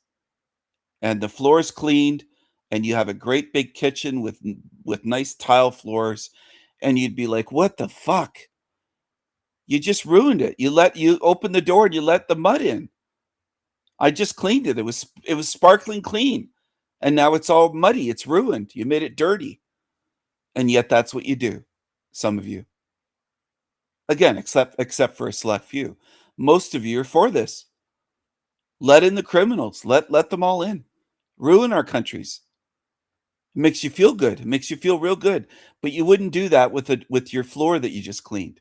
You wouldn't want somebody to come in and ruin it right away because you spent time cleaning it. And a floor is far less important, a muddy floor, than a country being destroyed or a whole civilization. But that's how fucked up people are. And it's especially women. Now, they would understand the clean floor. They get upset over that, but they don't understand opening the borders lets everyone in, destroys the country. Somehow that's beyond most women. Not all, but most cannot understand that concept. That if you open the borders, that's what you get. And it's a lot worse than a dirty kitchen floor. A lot worse, because you can't just clean it and fix it. Once it's wrecked and you're replaced, it's over. Themselves within or with them circles, but you really say it out loud between each other. But African versus the Caribbean mindset in the UK. So the thing is, we have a different mindset. We have different approach. And this basically entails different outcomes. But the real question is it the culture or is it the history? So let's be clear from the start. This is not about who is better. This is about the understanding why we move differently. Because in the UK, today's the UK, the black population is changing. And black Africans now make up around 62% of the black population in the UK. And the black Caribbean is around 26%. And that's a big shift because traditionally, historically, the black population was made up with majority, if not all, from the Caribbean. And that's a big shift. And with that shift comes new dynamics. And the dynamics, though, you have to analyze the entry points to understand it. So the biggest difference start here, how we arrive in the UK. So the Caribbean communities came largely during the Windrush era, as many know, which built the foundation of Black British culture, faced direct, open racism from day one. The African communities, on the other hand, largely migrated from the 1980s onwards. Many came for education, work, or asylum. Enter a UK that was already shaped earlier black struggles, which was endorsed mainly by the Black Caribbean. So around 60% of the Black Caribbean people are born in the UK. And that's another very interesting stats, because that means the majority of the Black Caribbean people that is in the UK are basically generational British people, so they're ingrained in society. But a majority of the Black Africans were born outside the UK, and these facts and figures that alone will shape the mindset. So let's get into it. So what does this actually looks like? The Caribbean mindset versus the African mindset. And as I said, these mindsets are generalized trends, by the way. So the Caribbean mindset, they're more British rooted identity. As I explained before, 60% of the Caribbean Black Caribbean people are born in the UK. So you have second, third, or fourth generation and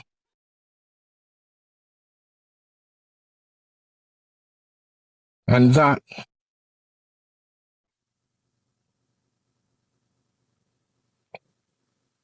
yes. So what does this actually looks like? The Caribbean mindset are more. So the Caribbean mindset is more British rooted identity. As I said, from second to third to fourth generation, strong influence on UK culture, from the music to the slangs, the language, fashion, you name it.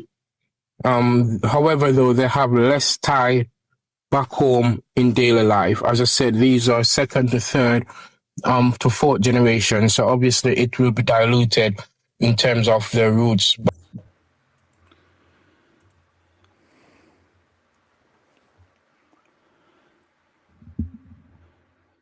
I realize I'm often speaking to people that haven't done much research or enough research. If you look into grape in America, it is statistically zero year after year of white men graping black women.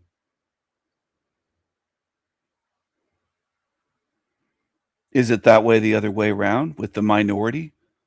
There's far more white people still in America than blacks. Is it zero the other way? Black men graping white women? No. It's somewhere between, I think, 30 to 50,000 a year. So you've got about 50,000 to 1 or 50,000 to 0. But people don't care about that. They don't care. Okay? Now, I'm sorry for your daughter, Mayhem, but most of who's attacked are white people. Just like in America, who's shot more by cops and killed every year? White men. What do most of you think it is? Black men. Because you don't do the research. And that's a problem. That annoys people like me. Because I don't like people saying they're for the truth and they don't know what the fuck they're talking about. I'm sorry that happened to your daughter, but for the most part, white people are under attack. And I just don't want the denial around. I don't want that. I don't want that around me. I don't. Because if you start looking into this, which again, most of you won't do, you won't do it. Way more black people hate white people than the other way around. Way more. Way more. White people are under attack in the media. They're guilted. They're programmed to say that they don't have culture, that they're colonizers, that they're this, they're that. Massive amounts of programming and white guilt. So you're saying mob mentality doesn't care? Well, I've yet to see a group of white children attack 15 white children attack one black kid. I've seen it the other way a lot, though. Tons and tons and tons and tons of cases of a bunch of blacks attacking a white kid or a white person. Happens all the time. So I think we should get to the truth rather than doing that whole thing.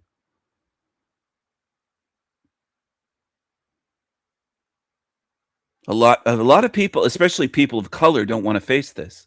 The prisons are full of black people because they commit more crimes. And they also get lighter sentences. So do women. Do you know who gets the worst sentences? The harshest? White men. Out of anyone. So here we go. I know what you're doing. There were mixed races. That's fine. That's called an anecdotal example. That's not the rule. You're doing what many women do. They point to an exception. There you go. Anyway, that's the way it goes. Mixed races that attacked. Here we go. You're trying to take what I'm showing and shift things.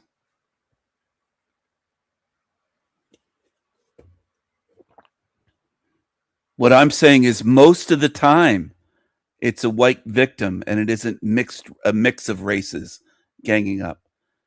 What happened to your daughter was unusual circumstances. It's the exception, not the rule. But I know you're stuck on that because you're emotional. You're not going to look at the big picture and look at the statistics and do the research. And I can tell you haven't done the research because of the way you're speaking here. I can tell that already. I already know.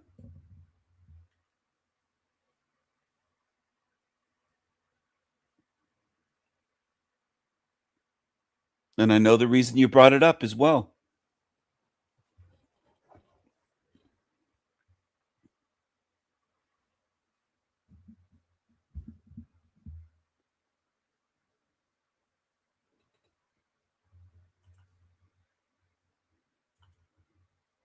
And look at what I'm playing. I'm playing something, and you're almost at the point of saying race doesn't matter in a way. And I'm playing something here showing this darkie talking about why Africans and Caribbeans think differently in the UK. Why are they in the UK? Back to their original foundation. The African mindset, on the other hand, as I said, these are generalized trends. They have stronger connection to homeland identity because they're more fresh and new in the culture and the country. And they place more emphasis on education, family structure, cultural preservation. But here's the key, and this isn't random.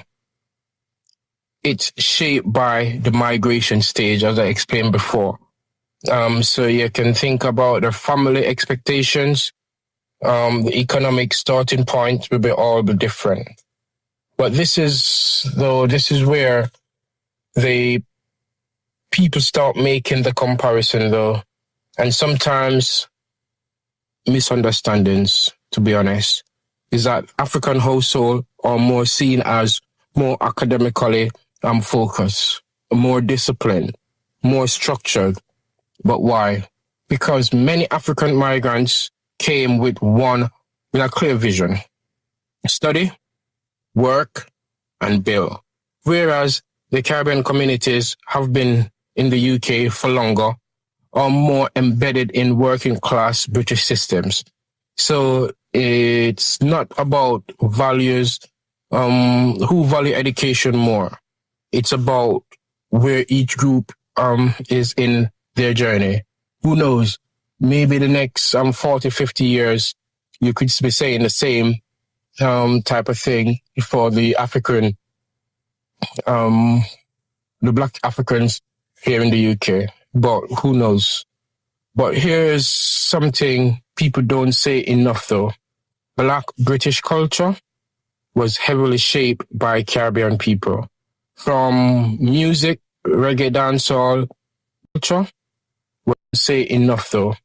Black British culture was heavily shaped by Caribbean people. From music, reggae, dancehall, transforming to grime, UK rap, to the slang. You can think about any of the slangs that that Black people just young people uses. It's all derived from Jamaican patois. You can think about the fashion, street culture, you can name it. But here's the thing though. Now, African influence is also rising. It's the rise of Afrobeats, the language, and fashion.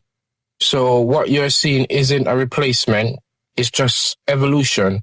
And as the stats, as I mentioned before, where over 60% of the Black people in the UK is Black Africans. So eventually they will have a big impact on the actual culture itself, because obviously there's more of them.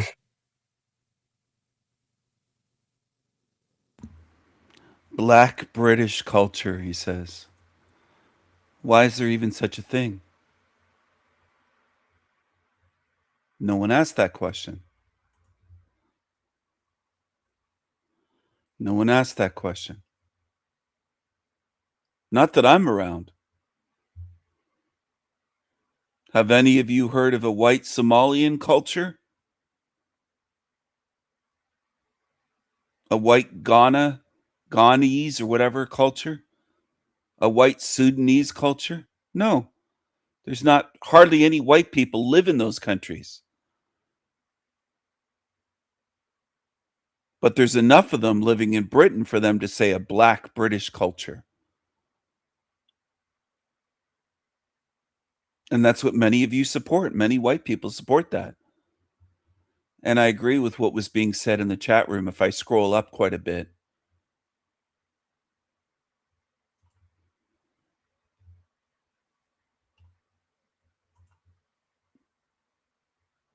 It is beyond horrific what is being done to the children in this realm.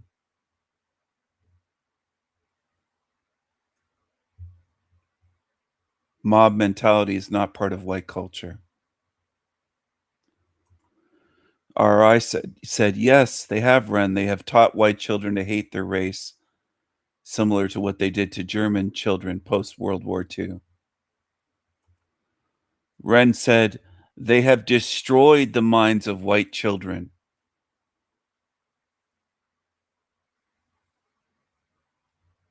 You can see very overtly in the younger generations. Yeah.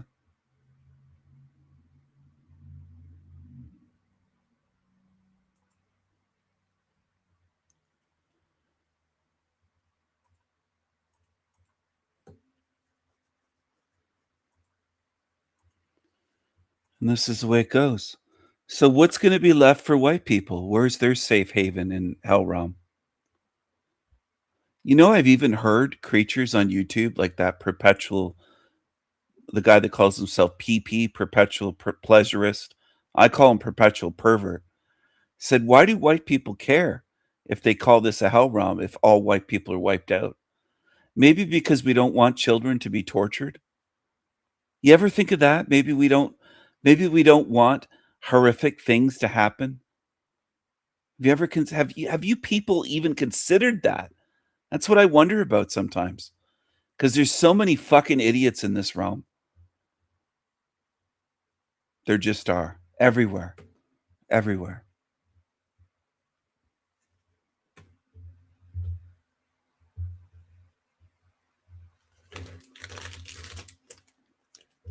Maybe I don't want the worst possible, most painful, brutal outcome for my people. You ever consider that? Like, it's incredible the level people are at. It really is. East Indian Canadian. You could put anything in front of Canadian. I guess there's no such thing as just Canadian, right? Of course.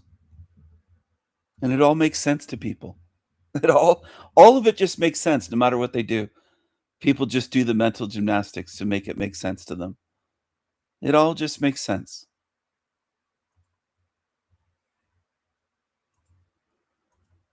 It makes sense to people that you're going to have nowhere left. Your children or grandchildren, if you have some, have nowhere left on Earth. A lot of you use the term minority. You feel sorry for these other people as though they're the minority. No, you're the minority, dummy. You are, if you're white. You're the minority. You're 10% or less on Earth. There's very few of you. You're the minority.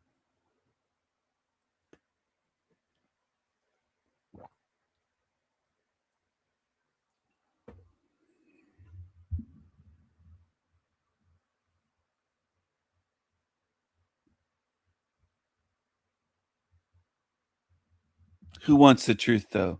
Never let the truth stand in your way of supporting the underprivileged, as they're called, the oppressed, that are given everything free. They're so oppressed that they come to Canada and they're handed everything for free. How is that oppression? I just wonder, are there any minds left on earth? Are there any left that I can speak to that understand what I'm saying? That's what I wonder at times. People talk about mind control. They should look in a mirror, the way people use words. And then they'll try to correct me. No, dummy. They're a minority in Canada. They're not the majority here. So do they have to be the majority everywhere on earth for a white person to say, now we're finally the minority everywhere on earth? We're the minority in every single country and every single city. Will that make you proud as a white person to say, we're finally the minority on earth? We can finally claim minority status. And instead of treating you well, saying, oh, poor you, you're oppressed, you expecting the fucking treatment that we give to minorities or so-called minorities, it's not going to happen. They will be brutal to you. And they show signs of that already. It's right there to see. You don't have to believe me, but some of you are sleepwalking. You're sleepwalking your way through life. If you made it this far to my channel and you don't know this stuff, that shows me you've been sleepwalking in your life. I don't care if that makes you feel bad, because it's true. That's what I care about. I'm not going to walk on fucking eggshells about your feelings. You've been sleepwalking through life. If you don't understand the things that I'm saying, you've been asleep at best. Or you're just a zombie. That's another option. You're not asleep? All right. Well, some people say, I'm not asleep. Well, then you're a zombie. Does that make you feel better? Because zombies aren't asleep. They're not waking up. They're zombified. They're done for. They're foobar. They'll never see what I'm saying. Ever. Ever.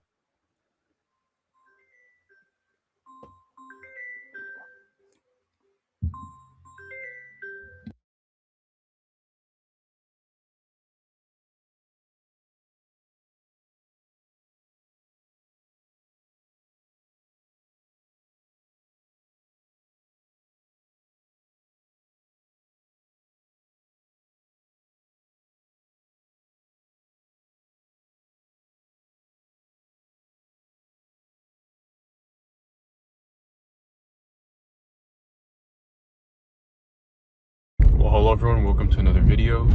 Today I'm going to talk about something that I noticed the last time I was driving. Just some observations that I've seen, and about those observations, something that I saw was mostly like, for example, I've mentioned many times about, you know, seeing other people in cars. Well, what about seeing other people like waiting for the bus, you know, waiting at the bus stop? And you can see how a lot of people, and I don't blame these people, I'm not judging them, but a lot of people are miserable, you know. And if I was in those waiting at the bus stop, I'd also look miserable.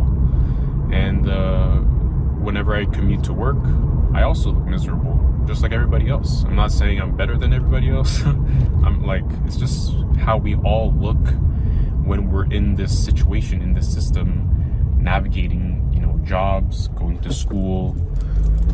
It's just, we're just all fucking miserable. I mean, even right now, I just spotted somebody delivering mail, and this person walking, and everybody's just sad and miserable. And it's just this is the realization basically of that, you know, this system is just draining the soul out of all of us, you know. And I'm not saying this is like this everywhere, but you know, when you're in a place where everything is about productivity, everything is about work, everything is about going to school, going to your job, paying bills, when it's all just that, it kind of makes everybody sad and miserable. And I don't blame people, because even I feel this way. You know, if somebody were to look at me and waiting at the bus stop or driving in my car, I'd also look like this. I also look like everybody else because we're just so. But the thing is, the difference is that most people don't notice that they're sick of it. I mean, think about what's happening right now with the rising cost of gas prices, and it's just, you know, we're here, we're having the ability to drive around, and yet it's becoming so fucking expensive to just even, you know, pay for gas. and the irony is I'm in a car right now driving, which may seem contradictory, but yeah, it is what it is. You know, another thing is just like I'm driving past like a supermarket right now, a supermarket right there around the corner, and you know, what do I see? I just see people just doing chores, and we're literally a Wednesday afternoon, and people are already like, I don't know, what time are we? 2 p.m. and people are already going to the supermarket doing their chores, and this is how it is. And yeah, I mean, this is not me saying that I'm different than everybody else. You know, I'm also one of those people going to the supermarket, being in my car, driving, paying for gas, paying some bills, and things like that. So I'm just observing the whole thing. Like, I'm observing how other people, I'm observing myself, I'm observing how insane all of this is. I think this just goes to show how, you know, a lot of the times the way we feel, you know, it's all directly tied to the environment that we live in. And once we're in that environment where everything is about driving here to there, going shopping, I don't know, going shopping, going supermarket shopping, chores, going to the mall, consuming, going to this appointment here, there, and all this stuff. It's just, I don't know, there's something so off about this whole structure and how everything works. Like, for example, like the place where I used to work at was in a very like industrial type of area, you know, where you had all these like random, you know, small companies, and you know, it could have been like some sort of thing where they produce whatever, like printing companies or something where they produce some sort of like tool for whatever, and just these little companies, and you know, and then all these little places have all this like smoke coming out of like the building because, and it just reminds you how industrial all of this is, and I don't know, there's something very sickening about the whole industrial area. Like, even these days, whenever I drive past, I feel this sense of discomfort, and not only does it just remind me of my last job, but it's a place where everything has that weird environment where it's just these dead, soulless places, these dead, soulless buildings, and you know, they all feel like dead-end jobs where they're going nowhere, and I don't know, it's just really depressing. It's just, I don't know, and no wonder these types of places are just bound to make people miserable. But maybe I'm also more sensitive to those places as well, but at the same time, like, for most people, they probably just suck it up and just say, oh well, this is what it is, and, you know, but our environment, when you really think about it, is really important. Like, there's a lot of these posts on social media where you see how hard it is to go from this to this, and like the first shot is like these shots of nature, you know, palm trees, the sea, something very soothing and peaceful, and something that feels real.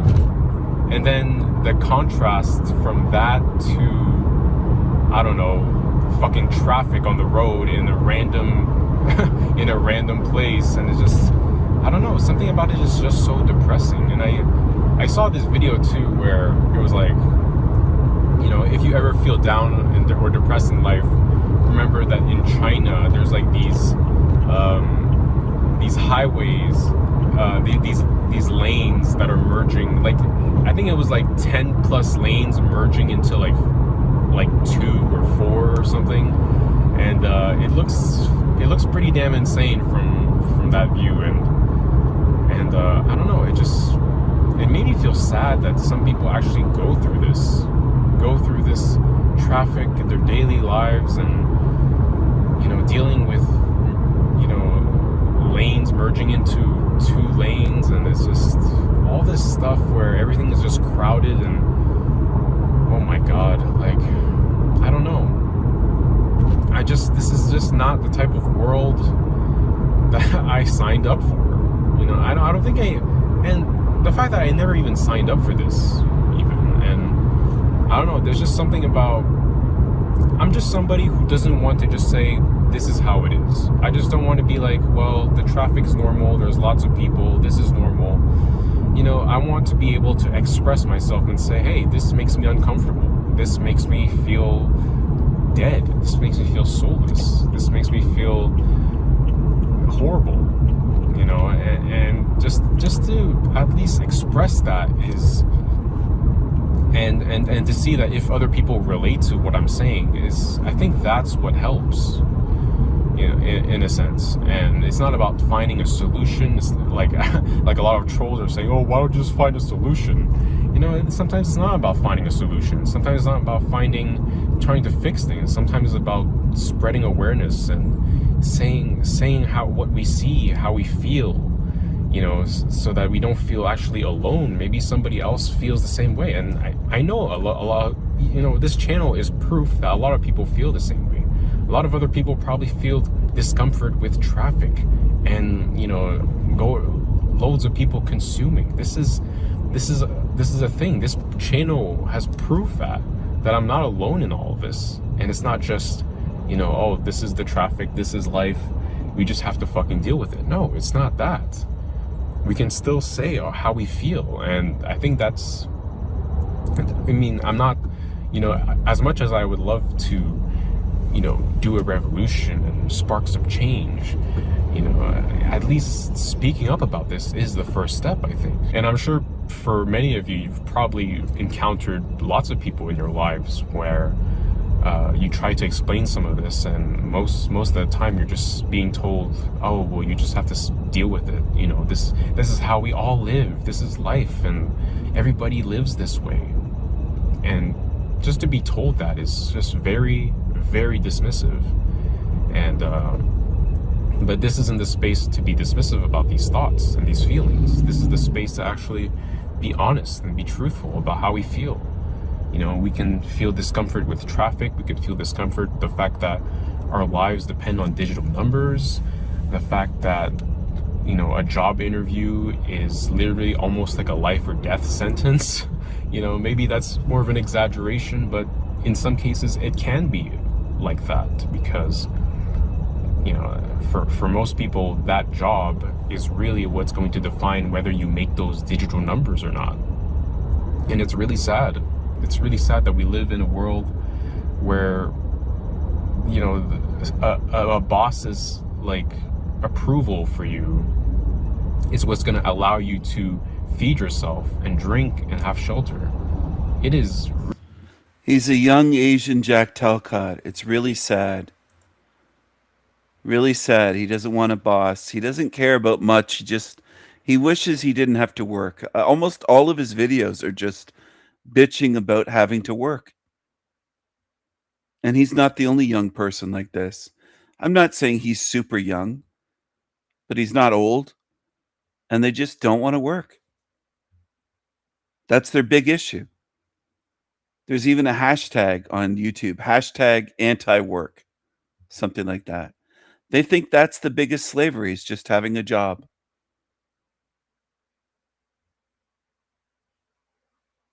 And there are some of you that think the young people are waking up, or it's incredible. It's incredible the way people look at things. I wouldn't even be surprised at this point if people on my own channel thought this guy's courageous and thought, well, he's speaking up. It's so fucking incredible. I know there's a core group of people that see through this shit, but for the most part, most that have been on my channel, thousands of people wouldn't be able to see through this. Thousands that have come on my channel and watched my live streams and videos over the years, and they can't even see what this is. And that's why I say I can't help most people. They can't even see the lowest level shit like this. and see that this guy's just fucking lazy and wimpy. And this guy doesn't see it as a hell realm. He just wishes he didn't have to work and could have money without a job. That's it. He's like a young Talcott. A boss is like... Do you know how many times I've seen this guy, this little Asian guy, express care for others? Never. Approval for you is what's going to allow you to feed yourself and drink and have shelter. It is really, really, really fucking absurd how that's the reality that we live in. And to anybody out there who's like saying, well, this is how it is, this is life. You know, there were people like centuries ago, philosophers, poets, you know, they've all thought about these things already. About money, about jobs, about currency, about the system, about taxes. And speaking about cars, let's talk about the waiting rooms of at the DMV. I know you guys call it the DMV in the United States. Here in Canada we say something else, but I guess in Canada we also say DMV. I don't know where you guys call it in other places, but yeah, the DMV, or hospitals, appointments, waiting rooms, everybody just looks so... Typical Asian Canadian, doesn't like Canada. He's tired of working. He's tired of waiting. He's tired of everything. Why don't you go to a third world shithole, which a lot of Asia is, except for certain parts of China and Japan. But there's a lot of third world shit. Why don't you go there? This is all they do here, is complain about everything. You should have a free car and free money and no job, and this is the way they are. Constant complaining, and we have to live with them. It's just so soulless and depressing to be around these places. And, you know, not too long ago, hospitals, appointments, waiting rooms, everybody just looks so... It's just so soulless and depressing to be around these places. And, you know, not too long ago, I had like a doctor's appointment, and I was in that waiting room, and because of this awareness... I had like a doctor's appointment. Couldn't you just say I had a doctor's appointment? I just get tired of the way these fuckers speak. And it's all normal to most people in this realm. They'd say, what's your problem? That's the way people talk. I just see too much. It's just like I'm just observing other people. Oh, this guy sees too much. He's real proud of himself. He sees too much, he says. Depressing to be around these places. And, you know, not too long ago, I had like a doctor's appointment, and I was in that waiting room, and because of this awareness, I just see too much. It's just like I'm just observing other people. You know, everybody has their own lives. Everybody is just...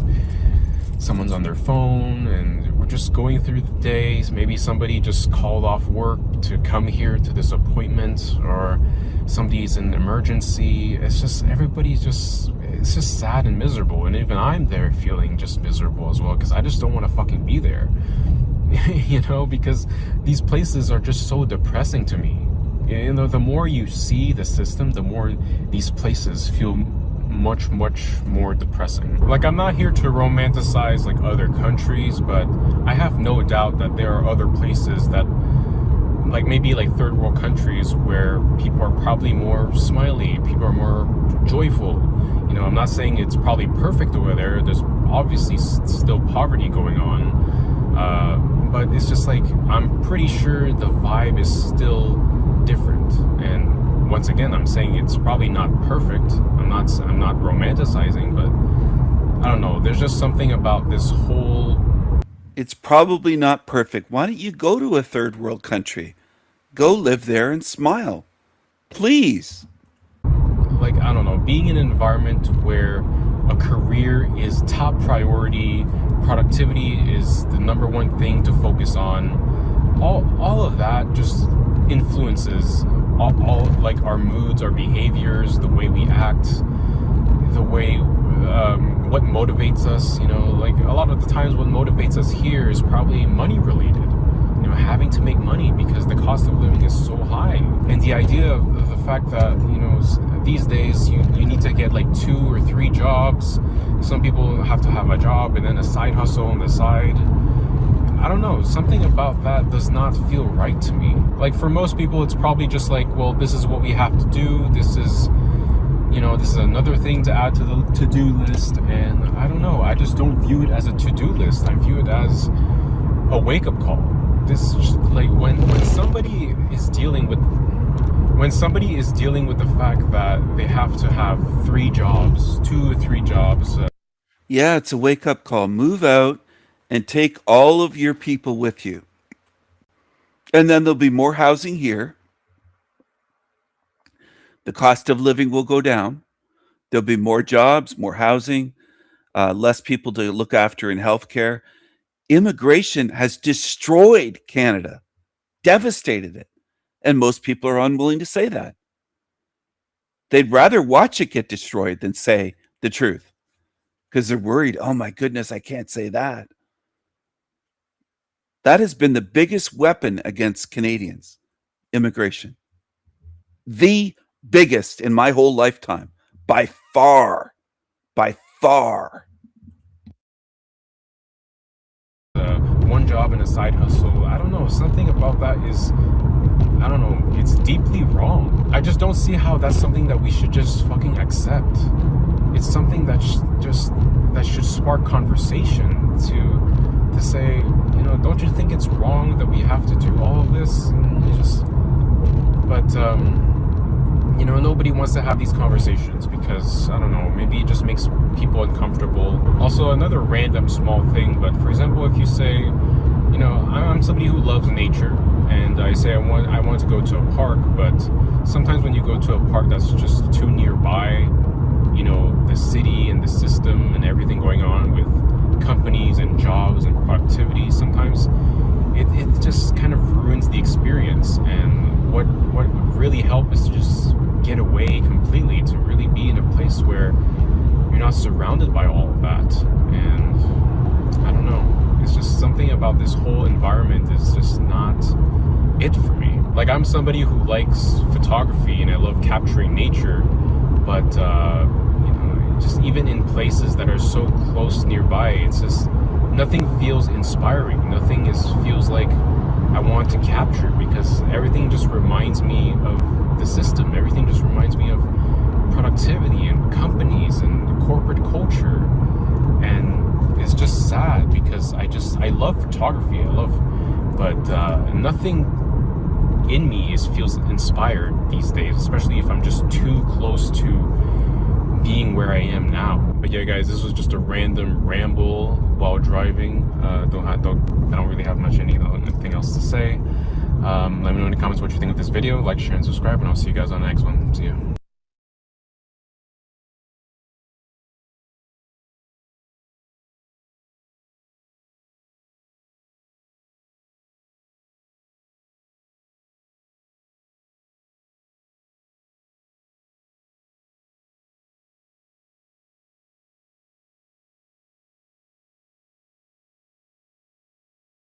Brussels, the capital of Europe, boasts with a rich history, a lot of culture, and incredible diversity, with more than 75% of the inhabitants being immigrants.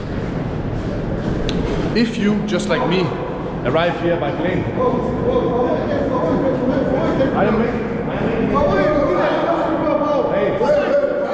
Get away from me! Get away from me! It's for you too. Go away from me. It's for you. Go away from me. Go away from me. Ouais, je sais, mais il a filmé aussi, ça que je dis, ça que je m'explique. You don't speak English? No. I'm trying to film myself, make an intro to my video here. You know filmer. I did not film him. He come into my face. They surround. 2 from the back, 1 in the front. They start surrounding. Eux, ils ont cru. Attends. Ah, crackheads. Eux, ils ont cru. Crackheads, huh? Merci, merci. Thank you. You're a good one. You're a good one. Take care. So, if you, like me, arrive by plane, or as many others by train, here in Brussels, it is quite likely that you will be dropped off at Gare du Nord, the Northern Station. And this place has a reputation of being a dystopian Disneyland of delinquency. And judging from our warm welcome here, it seems to me that we can confirm that this reputation is well regarded. I have never been here before. So without further ado, let us explore Brussels. Allons-y. The smell here in the tunnel is, yeah, you guessed it, it smells like piss. Perhaps the citizens of Brussels have been taking great inspiration in the little statue. It smells like piss. Is that what you want to get used to? It's okay. Just accept anything. And that's what people do in this realm at this point. People have they'll just praise each other saying, we're so tolerant. We're so tolerant. We let the third world in. We're turning into the third world. Yay. Yay. Somewhere in Central called Mannequin Piss, which resembles a tiny man pissing all over the world. Yeah, I speak English. What's up? Yeah, hey, nice. Do you want something? If I want what? Something. What do you mean? Anything. I don't need anything. Have a nice time. You too. Take care in these streets. Huh? Take care in the streets. Yeah. It looks like the famous Rue d'Escorte. So on the other side over here, there is plenty of cages. Bonjour. Plenty of cages with girls soliciting their bodies for a minor fee, or perhaps a big fee, I don't know. I don't indulge in these kind of unholy pleasures. And to show respect, we are of course not going to show them, because it is a vulnerable business, and I do believe that most of these people that are involved, or should we call victims of this, are actually people who are victims of human trafficking. So this way will lead us to Roger. Bonjour, bonjour. Bonjour. Très bien? Oh, that's good, that's good.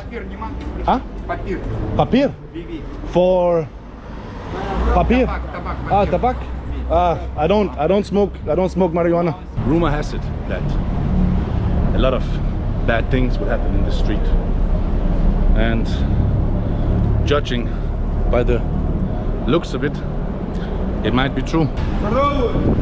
Blinded by the light? Sorry, I have no coins. Take care. Take care. So, seems to me that we have a little market up ahead. Some kind of garments from perhaps Morocco. Bonjour, bonjour mon frère. Ça va? Très bien, très bien. No French, no parlez-vous français? English. You speak English? Yeah, I do speak English. Where are you from, brother? I'm from Morocco. Morocco? Yeah. How is it here in this area? Yeah, it's very busy. Yeah. Busy sometimes. Yeah, Sunday Crazy is very people. busy. Yeah? Yeah, it is crazy. How long you been here in Brussels? It's almost 2 years. Have you become a citizen? Yeah. I love outside this street. You don't live I here? just coming to. So there you go. He's from Morocco, but he's a citizen in Belgium. He lives there. What's the difference in Canada? And you know what a lot of people will say? Well, they'll say there's no place for white people. They'll say white people aren't native anywhere. It's all multiculturalism. Why isn't multiculturalism anywhere other than our countries? Nobody asks these questions. At least not that I've seen. I've never heard of multiculturalism in Japan, or in China, or in African countries, or in India, or Pakistan, or Saudi Arabia. Okay? And this is the way it goes. And then Canadians say, well, what? We're multicultural. Well, where aren't white people multicultural? Why are white countries always multicultural? Why is that? I know there's an agenda. I'm well aware of it. There's certain agendas I can't say the names on YouTube because I'd risk my whole channel just for saying a name of certain agendas that I'm aware of. This is all by design. But I'm talking about the average white person that would say, well, Because we're accepting, we're rich, they're oppressed, they're poor. They do all kinds of mental gymnastics. Multiculturalism only exists in our countries. Nowhere else on earth. Nowhere. It's all targeted at us and only us. And then people will take that the wrong way. Are you playing victim? No, I'm talking about an agenda that's only affects us. It's not going on in Japan. It's not going on in Russia. It's not going on in China. It's not going on in Saudi Arabia. It's not going on in fucking Sudan or the Congo. Okay? It's not going on in Somalia. It's here in Canada. It's in the UK. It's in Belgium. It's in France. It's in Germany. And this, I don't know why this is difficult for people to understand. This is so simple. Even the dumbest low IQ, 90 IQ normie should be able to understand this.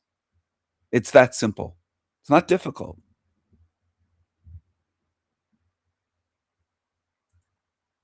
How many on my channel understand it? Is it a whole 20 people? 25 maybe? Yeah, it's not going on there in Israel, in Tel Aviv. Absolutely not. They have a wall around their country, a wall with guards. And they don't even let the darky Jews in from Ethiopia. They send them back to Africa. They're controlled. Their borders are controlled. And their population. They don't just let anybody live there and call themselves Israeli. To see Sunday, many things are going on. I see markets everywhere. You're very welcome, brother. Thank you so much. Thank you. Look at these beautiful streets here in Brussels. The architecture is astounding, to say the least. Yeah, the beautiful architecture will be turned into a fucking slum, because that's what happens. What happened in South Africa when the darkies took over what white people built? Have you seen South African cities these days? Except for the all-white areas. It's just a slum. This area here is just surrounding Gare du Nord, and it is right next to Metro Roger, and downtown Central is just a few blocks down this way. No. Bonjour. It's okay. It's public space. It's okay. It's okay. So right here, a couple of blocks away, we have Central. And as you can see, the streets are full of people lingering everywhere. If you ask me, it kind of looks like these people are gathered in small groups doing, well, they could just be hanging out, they could be smoking a cigarette, they could be doing other mischievous deeds such as inducing drugs or selling them. I have no idea. What I do know is that it looks a little bit sketchy. Filth and trash covers the streets. It is a sad sight, to be honest. We're in Belgium. It should be fairly clean. What are you looking for? You look the packet with the cigarette. Your cigarettes? Yeah. We're now leaving this little flea market here that is outside Gare du Nord. And we have all kinds of strange characters here.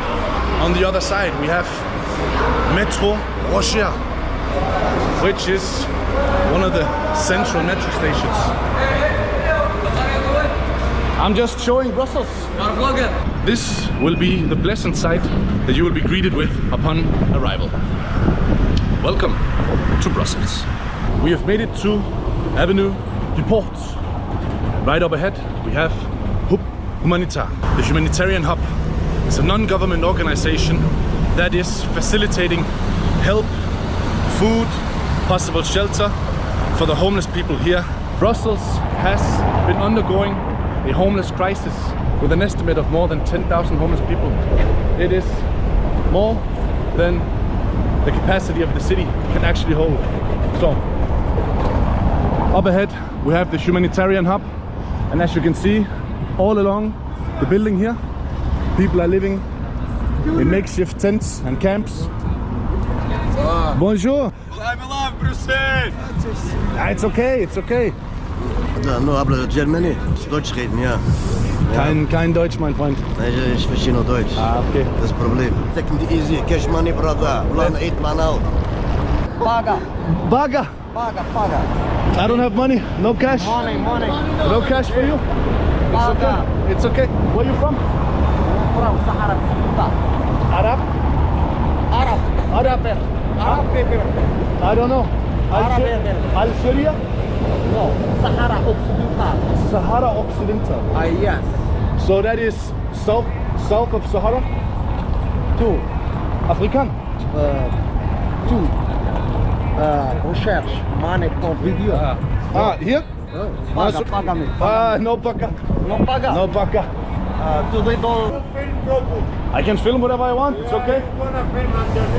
It's okay. This is Europe. We can film. Where are you from? I'm not from the floor. I'm from the floor. Okay. I'm filming me. It's okay. I'm filming me. All right. I'll film. It's okay. We're in Europe. Okay, thank you. All right. Thank you too. Thank you. Goodbye. God bless you. God bless you. Thank you. We're getting some different vibes here. There's a thick stench of cannabis in the air. So let us enter and have a look. Good day, sir. This is Hop Humanitarian? Yeah? We don't allow No camera here? No. How come? Is this government owned? Non-government organization? Yeah. This is, but no camera here? We don't allow recording here because there are people who are not comfortable to be recorded. It's not a public space. Who's owning this? Nobody owns it. Nobody owns it. It's a humanitarian organization working here. So it's owned? There is an owner, but... So it's owned by no one? Of course there is an owner, but now it's a humanitarian organization now. Okay. Yeah. But we are not allowing anyone to... Can I ask you a few questions? Outside. Okay, come along. Outside. I can ask you some questions? No. I cannot ask you questions. No, I cannot answer now. Sorry. If you want information, I can give you the number and you can call. The video can you start because here it's not a public space. Can you go out, please? I'll go out here, but I have a question. It's a private space. I don't have time for the. Who is funding this? Where do you get your funds? If it is non-government organization. Okay, if you need information about this place, I can give you the responsible number, or you can contact. So I can call. Email. All I can do is call. I cannot. You can email and you can ask for information. But you will not. You cannot record inside. Can it's you all right. please go to? But you will not answer questions. No. No, Morocco. How long you been here? Yeah. How many years? Yes. How many years? How many more? See, 1 year. 1 year. Yes. 1 year. See. How is life here? Difficult? Difficile? Good. Good? Nice. Good, brother. No, but no difficile. No difficile. No It's difficile. good. My gym is good. I swear. Where you from, brother? Morocco. Morocco. Yes, Tangier. You guys are brothers. Hermanos. Hermanos. Fresh cut. Who pay? No. It's okay. We're outside. No. It's okay. I'm talking to him. It's okay. No, man, no here. Please, Because this is private space. No, public space. You can go and film there. Like 5 months. 5 months. Yeah. From Morocco. No, here. Yeah. I'm from Morocco. 5 months here. 5 months. And how you trying to become resident so you can live here? Yes. But I see many. Gym is very hard. It's difficile, huh? Difficile. I see many people. They live in the streets here. You have a house? I search place for sleep. I find some place good. You know. No. Yeah, camera. It's okay. I'm filming me. It's okay. Don't worry. I'm talking to him. Don't worry about it. Filming me.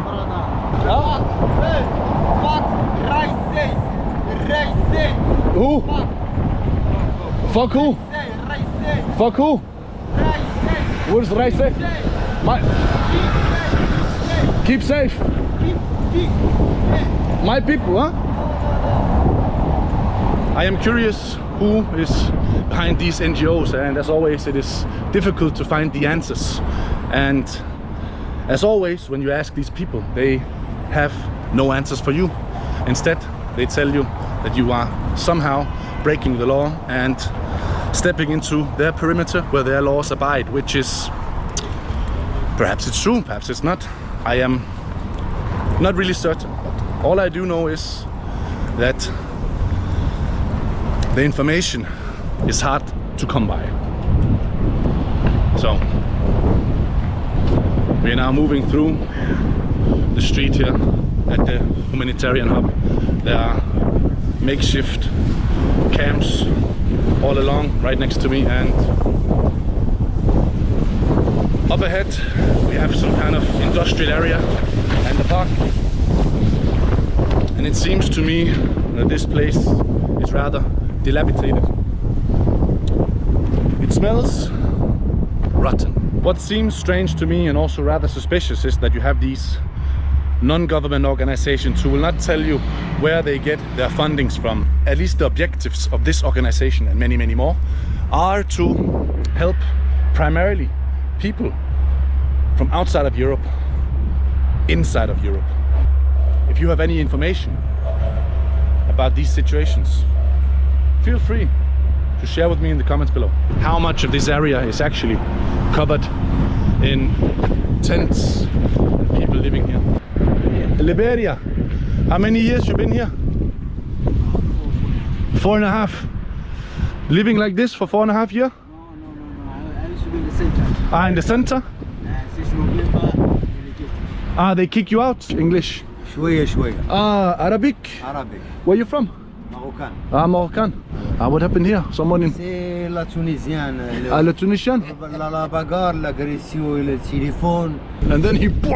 Ah ouais, ouais. Ah. C'est 5 personnes contre moi. C'est téléphone, l'argent. Yeah? C'est... Everything, todo. No, mademoiselle. No, No, just this, huh? ¿Cuántos años? ¿Cuántos años? Aquí? Aquí. Attends. ¿Cuántos años? J'ai compris, mon frère.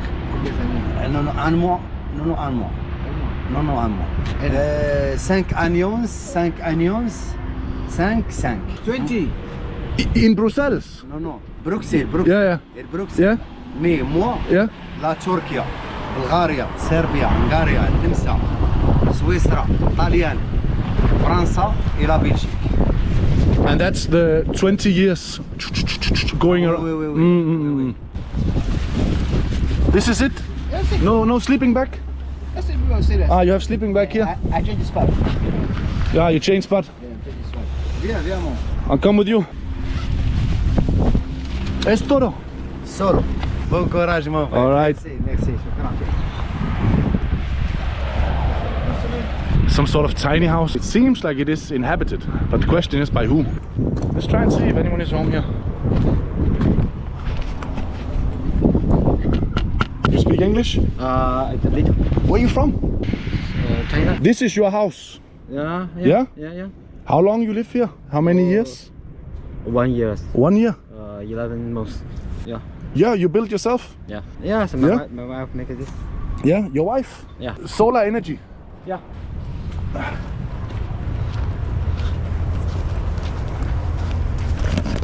So just you and your wife, 2 people? Oh, and my child. Do you pay for rent? My family from China, come here, the country need freedom, Freedom. But now it's no freedom. No freedom. It's wait here, Okay. wait people. Wait. Yeah, on the street. Yeah? Old, like this. Old wood.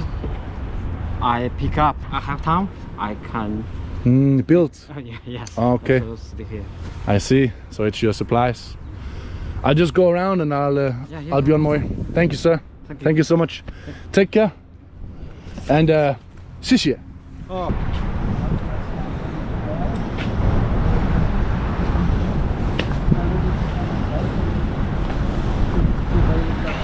Excuse me? Where is Parc du Maximilien? Behind the block. So if you go here on your right, Yeah? it's just there. Parc du Around here? Yeah. Okay, thank you. Yep. welcome. Thank you.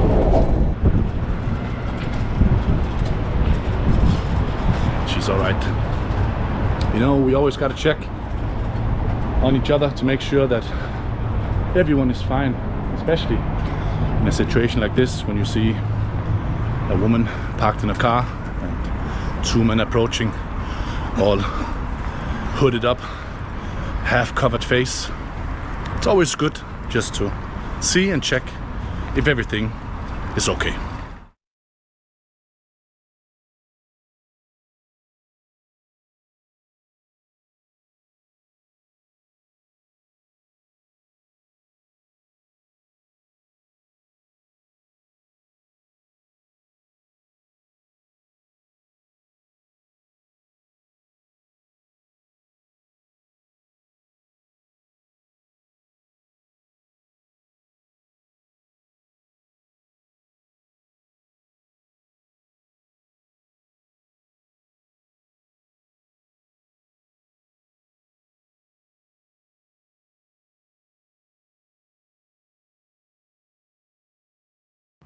If that Chinese guy, that Chinaman, had moved to Canada, they would put him up in the Royal York in Toronto.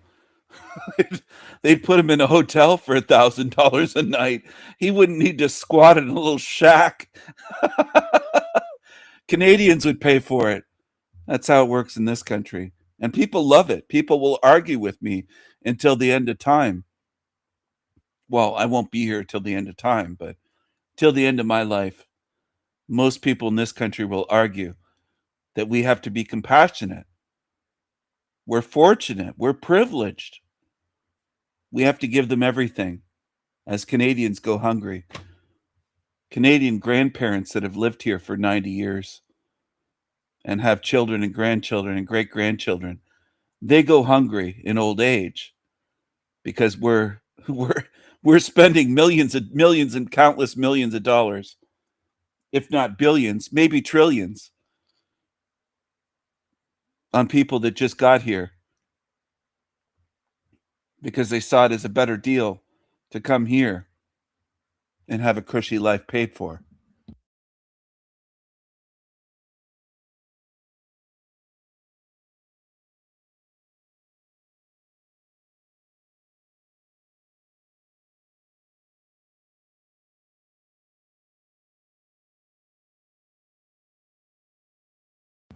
Can't save them from themselves.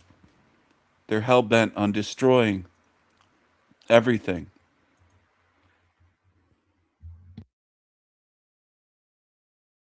I can't share this Kurt Kaz video because he reported me before for copyright for sharing one of his videos in a live stream. And I got a strike on my channel due to that fucker, the guy on the top left or top right, attacked by zombies in Hamburg. But it's everywhere. It's in Germany. It's in Spain. It's in Italy. It's in France. It's in Belgium. It's everywhere. It's almost everywhere. Almost everywhere.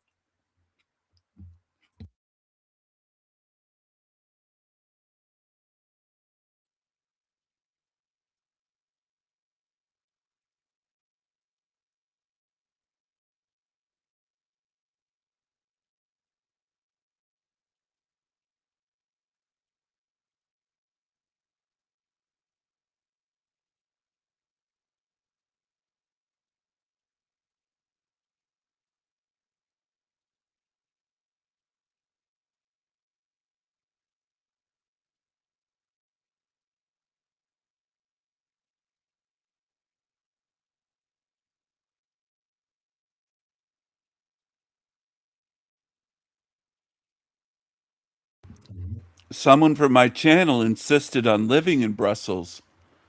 She would dye her hair fire engine red, and I would mock that and say, why would you want to be a gingy? Why don't you use your natural hair color? Inga. She lived in Brussels, but she was a Dutchie. She was from the Netherlands, and she lived in Brussels, the stinky city. And look what it looks like.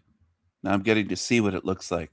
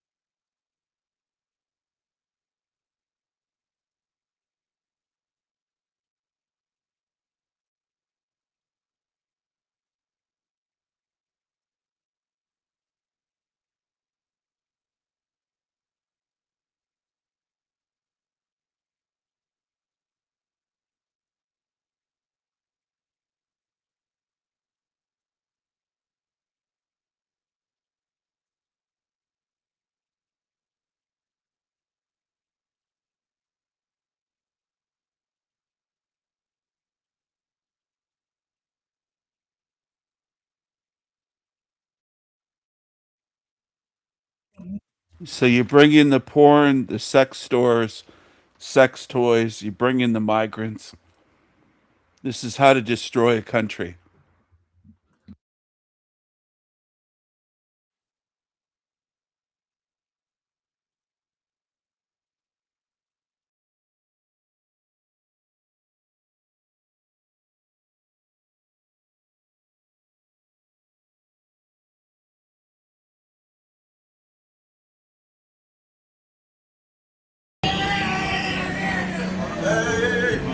No, thank you. You good? Yeah, I'm good. Thank you. Everything alright? Yeah. If you need something, and then I give you. No, I'm alright, brother. Thank you. When I was researching here, it was like one of Europe's most beautiful cities. It's just scattered rubbish everywhere, bro. Like you're in Bali or something. I didn't even think it would be 50% this bad. On top of all that, you walk one more street. That's the outdoor urinal, bro. This whole place smells like piss and shit. Arguably the worst city I've ever been to. Brussels, a city known by many names. Once considered one of the most beautiful cities in Europe, but lately, some say a lot has changed. There are people who now consider it Europe's worst city, home to some of the most dangerous transit hubs in the world. I've always wanted to visit Brussels and see what it's like for myself, so I booked the trip, blocked out a full day to walk from one end of the city to the other. And let me tell you something, if I didn't film what I seen that day and just told you, there's no way you'd believe me. This is Brussels, the capital of the European Union. Well, welcome to downtown Brussels, brother.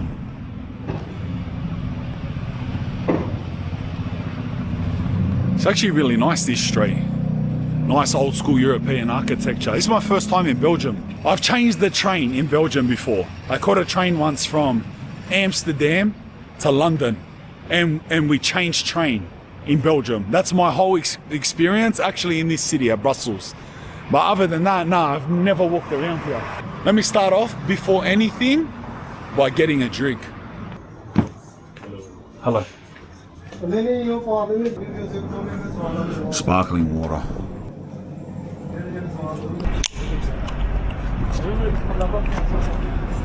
Trying to do things with one hand while you're vlogging, it's a unique skill, brother. You know what I noticed? Just then, just popping out just then, there's a couple of these places, erotic. Bro, there's a few of these places. I walked past one before, I didn't say nothing. It was like a, whatever it was, pornography store, whatever, I don't know how to say them. Sex store, all right? Then there's another one here. Where am I? Am I in some type of area that I didn't know about? I just thought I was in normal downtown Brussels. I'm pretty central. Maybe I am, because I was just saying that. Then there's another one here, Secret Lust. It's they're very blasé with it, cuz. Like there's legitimately in the front window. We'll have to, I don't know if you have to blur this out for YouTube, you might have to, I don't know. It's that bad that at the shop front is like stuff you'd probably have to blur out on YouTube. Hopefully we're just in a bad street. There's another one here. There's another one. All right, more to the story though. We're gonna go for a walk up here to the first place I wanna go is Brussels North Station. We're going to 2 train stations. Let me tell you about the first one. I'll tell you about the second one that we'll go to after. Brussels North Station, even though it's not the worst station in Brussels, the downtown central area that Brussels North Station is, the second highest murder rate in Europe, only behind a little town in Latvia. All right, so put this in a perspective. In Latvia, there's a little town that per capita has the highest murder rate. Second to that is downtown Brussels. Mind you, that place in Latvia probably has 2,000 people, so the rate was high. They had, you know what I mean? Downtown Brussels, where this is the second highest. And that's at the area of North. The other station we're going to later on is Europe's most dangerous train station. Their North Station is in the highest murder rate. Their South Station is Europe's most dangerous station. But listen to this. The South Station is so dangerous, it has its own police force. There's a whole police force with 100 officers just for Brussels. It's called Zeus Midi Station, which is south I know Zeus is south. Midi probably means central, south central. You know what I mean? South central. I'm just very interested to walk around this place in general. Very commonly referred to as Europe's most hated city. Doubtful she's still watching, but if she does lurk here, I don't know. Inga, are you out there? Are you out there, Inga? Inga, are you okay? Are you okay, Inga? Fire engine red, Kool-Aid cherry red, dyed hair. Lives in Brussels. This is where she lives.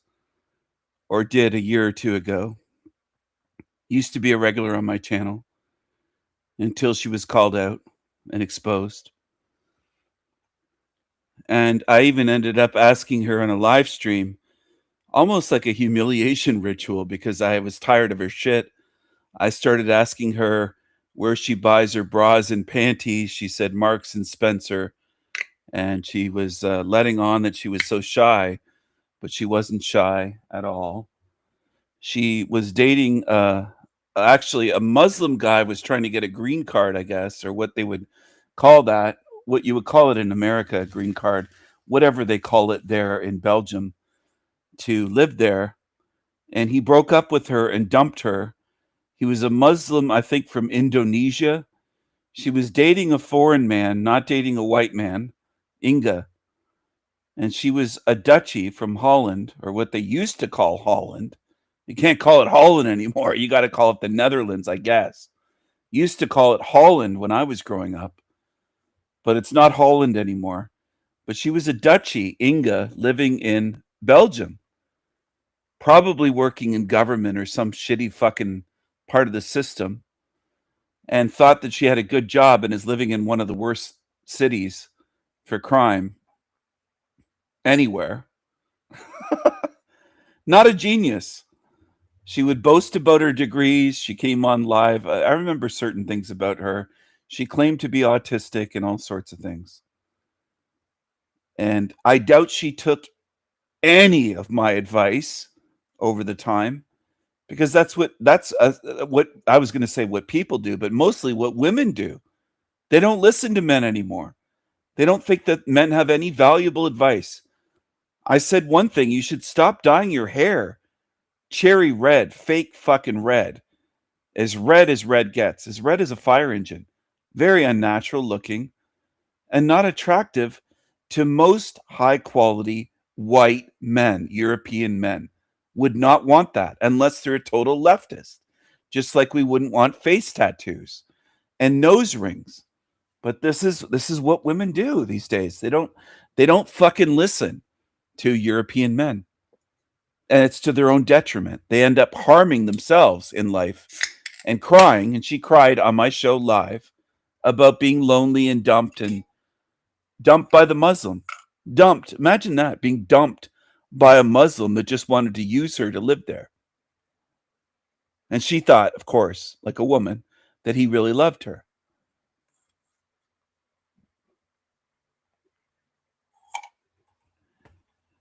Now, if a man truly loves a woman, most white women these days won't know. But if a man doesn't and is using you, they'll assume the opposite and assume that they're loved.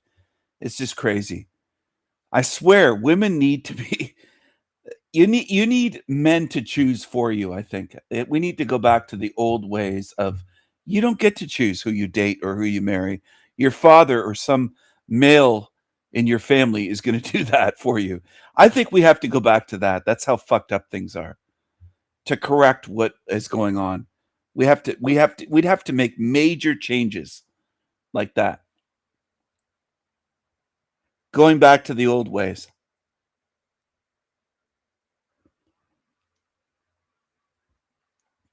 Because left to your own devices, look what most do. She chose a guy in Indonesia that was a Muslim, and he went over there and dumped her and basically, oh my goodness, how humiliating. I can't even imagine the way she told that story. It's incredible. I honestly think, though, some women love that humiliation. They love drama. They love to fuck up their lives and be able to cry. Then they have something to cry about.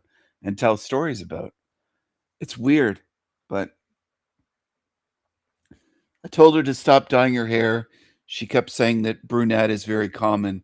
Well, I would take a natural brunette color, a chick with natural brunette hair any day of the week than that bright red, cherry Kool-Aid red hair.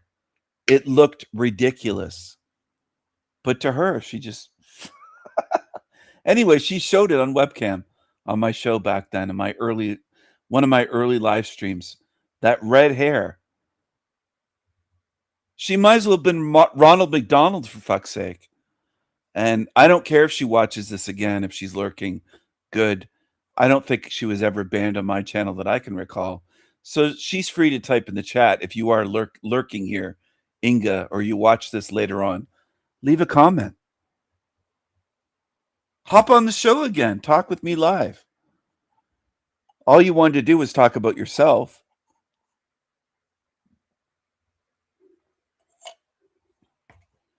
And you wanted to chum up with a Dutchie on Gen X Jeff. I think it was Janice Jeff's channel or some shit channel like that, if I recall. A Dutchie that said evil, sick things about my mother, and Inga right away buddied up to her and started talking to her in her native tongue. Two Dutchies. And I said, why would you do that? That's so disloyal to me. Anyway, she's gone. If she was real at all and authentic, probably not. But just another disloyal bitch, basically. And that's what she was called out on.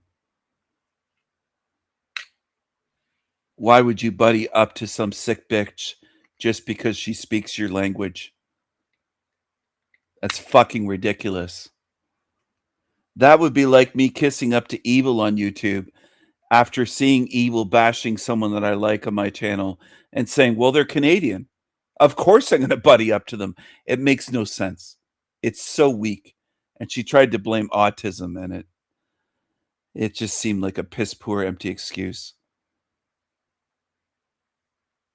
That's the Inga story. Apparently, a lot of these Dutchy women try to feminize their sons and have them peeing sitting down like little girls. Another Dutchie came on my show and said that's how she trained her sons, to pee sitting down on the toilet. Well, there's a lot of messed up stuff that's gone on here, TG, over the years. I've dealt with a lot of disloyal fucking creatures. Now imagine how fucked up she would have to be to choose to live in Belgium. Now I know women's thinking. The female mind is emotion. She has probably no choice, Stephen. She probably doesn't know. Why doesn't she go back to Holland? There's a choice. If she's native to Holland, get the fuck out of Brussels and go find a quiet, nice place to live in Holland that hasn't been taken over yet, perhaps. The female mind would. Maybe she has no choice, and females that's the way they do it. Not all, but I would say most women love to jump to the defense of other women. And again, it's not all women, but it's easily 9 out of 10, if not 99 out of 100 that I've ever seen. Whether it's Canadian women or American women, usually run to the defense of stupid behavior of women. Inga, if you're still in Belgium, if you're still living in Brussels, then you are retarded.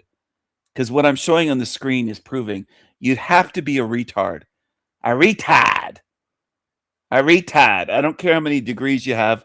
Go back to university and get 2 or 3 more degrees, masters, PhDs.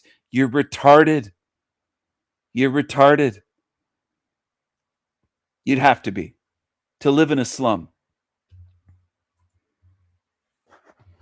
You can make a living anywhere on earth. You're choosing to live in a slum. And at a certain point, people have to be honest or be unalived by the Tigges. That's your other choice. Eventually, robbed and unalived. Oh, and she thought she was smart taking Krav Maga. That's another women's move. Taking the Israeli that they sell to the Goy and it's fake. It's the most fake martial art, if you can even call it a martial art, of all. Self-defense, Krav Maga, comes from the tiny hats, and it's mostly not studied by Jewish people. It's by Europeans, dummies that fall for it. Krav Maga is stupid. It's like grab your keys and use this, and it doesn't work. I told her that on my show, by the way. I tried to be like an older big brother or uncle or someone that's caring and trying to give her good masculine advice to a dumb female, which is what she was, a dummy. Beyond naive, but believing she's smart. And then when she was on the show, I would ask her about her degrees and her education.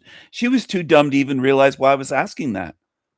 I was asking it thinking, how are you so formally educated and you're such a dumbass? You're so dumb. She didn't get it. She thought I was impressed or something, I think. And I'm not impressed. No one on earth could impress me. You could stack up degrees like a fucking phone book, like a 1980s phone book. Okay? It doesn't impress me. Quite the opposite. It makes me think you're dumb. It makes me think you're indoctrinated and stupid, and you believe that going somewhere and paying is education. It makes me think you're a fucktard, a demon-tard. And I don't know why some of you still to this day don't get that. If I were you, I would never mention degrees to someone like me. I would keep that under my hat or put it in a bank vault and just seal it and say, I'm never going to talk to him about that because it's going to make me look stupid. If I were you, I would do that. But anyway, her living in Brussels shows what a fucking dummy she is, because who wants to live in a slum like that that's been destroyed? And she's not even a native Belgian.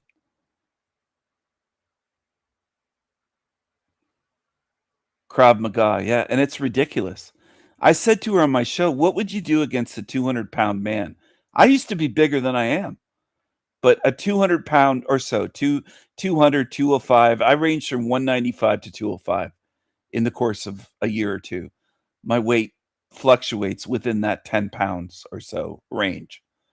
So we're talking 195 to maybe 205. I used to be, in some of my pictures that I've shown here when I was younger, 225 or 230. Okay. And I can show pictures of what I look like at that weight. 230. So that's heavyweight in UFC. What the fuck would she do if a man my size that is strong, that works out, that can do chin-ups and pull-ups either direction using my arms, neutral position, reverse, whatever, and lift weights and throw a punch? I wouldn't even have to throw a punch. If I was an evil person, I could just grab her by the wrist and shake her and break her arm. I think women are delusional. I would say especially white women, unfortunately. I wish I could say that darky women were more delusional in America or Canada, or Indian women from the country of India, the red dot Indian, not the feather Indian, the dot, not the feather. That's the way we say it in Canada. Red dot Indian, not feather Indian. Okay. Or Chinese. I wish I could say the Asian women are just the most delusional. I think it's the white women, because often they watch these shitty, stupid Hollywood movies and TV shows, and they believe they can beat up guys. They believe studying some stupid fake martial art is going to have them being able to handle themselves against a mob of guys. She wouldn't be able to handle, if there were two cops like Inga, they wouldn't even be able to take me. I would just be laughing as they grab my arms because they wouldn't be able to do anything to me. Nothing. Now, men are aware of this. Not all men, but some men. I would dare say a majority of men. Somewhere between 51% and 99%. It's probably not 51. It's probably not 99. Somewhere more in the middle there. But it's a majority of Canadian men, except the lefties, the true far left, and American men would understand that if you're a bigger than average sized grown man and masculine, 2 female cops can't do shit to me. How would they be able to contain me? They'd have to shoot me if I resisted at all. That would be their only option. Okay? And that's why more female cops do end up shooting. Because they're not fit for the fucking job. You're not supposed to shoot an unarmed suspect that you're trying to detain that doesn't have a gun. But they end up shooting because there's nothing they can do. And I don't believe that most women have this realization. I think most of them are more on this end of the spectrum, not the autism, not the TISM spectrum, but the end of the delusional spectrum as Inga, than they are closer to a man's view that you can't do shit. Okay? Now, what do I mean by that? At a certain point, even just size and strength overpowers training. And I'll say what I mean. You could be the 20th ranked UFC female fighter in your weight division. Let's say you're 135 pounds and you're in the UFC and you're fit, you're in shape. You know moves. You know kicks, strikes, hand boxing type hand strikes, punches. Maybe you know elbows. Maybe you know some takedown. You know a little bit of wrestling. You might you might know a bit of jujitsu. You might know how to do an arm bar, a leg lock, something like that. Certain submissions. You might know a little bit. Great. You might know even quite a bit. You're ranked 20th in the world, in the whole world. And you're 135 pounds, and you get it in your head that you're a badass, that you could destroy anyone. And an older guy that's you're in your prime, you're 28 or 30, you're just in your prime. Maybe you're 25. Let's say that's the prime for women. Prime for men is usually around 30 physically. But let's say you're 25, you're right in your fucking prime. And you're going against a guy that's, let's say, 55 years old. But he's bigger than you. He's taller and he's heavier and he's got better bone mass, bone density. He's got more muscle mass than you, more upper body strength. He's heavier. He's taller. He's bigger. He's built. He's done physical work in his life. He's not skinny fat. He's not a vegan. He eats red meat. He knows how to throw a punch and a kick. He knows how to grab and hold and take down, and he knows a few basic things. Let's say he hasn't even done a lot of martial arts. He knows wrestling. He would destroy a female UFC fighter because he's a grown man, and he's not a wimp, and he's not what you see in the fucking Hollywood movies. You see these little girls throwing around 200-pound men, and then they try it in real life, and they're shocked that it doesn't work the way they they watched on a movie screen. And I do think, unfortunately, a lot of women are that gullible and they're childlike. They're that easily influenced. It's like trying to tell children, like I could lay down on a couch on a sofa and you could grab my arm or my hand or wrist or something and try to drag me off the couch. And if I put my arm over the back of the couch, let's say it was one that I could do that in a room, you could struggle all day long trying to pull me off, and you wouldn't be able to do it. Without much effort, I could stop you from dragging me off that couch or moving me. Without hurting you, without hitting you, just stopping you, resisting. And I could do the same thing against 2 female cops easily. Easily. There's 140 or 150-pound men that have resisted female cops and easily done that. So I know for a fact I could do that versus 2 easily, if not 3 or more female cops, maybe even 4 versus me. And if they weren't using a taser or a gun, just their hands and their combined strength and their combined tactics to try to take me down, they wouldn't be able to do it.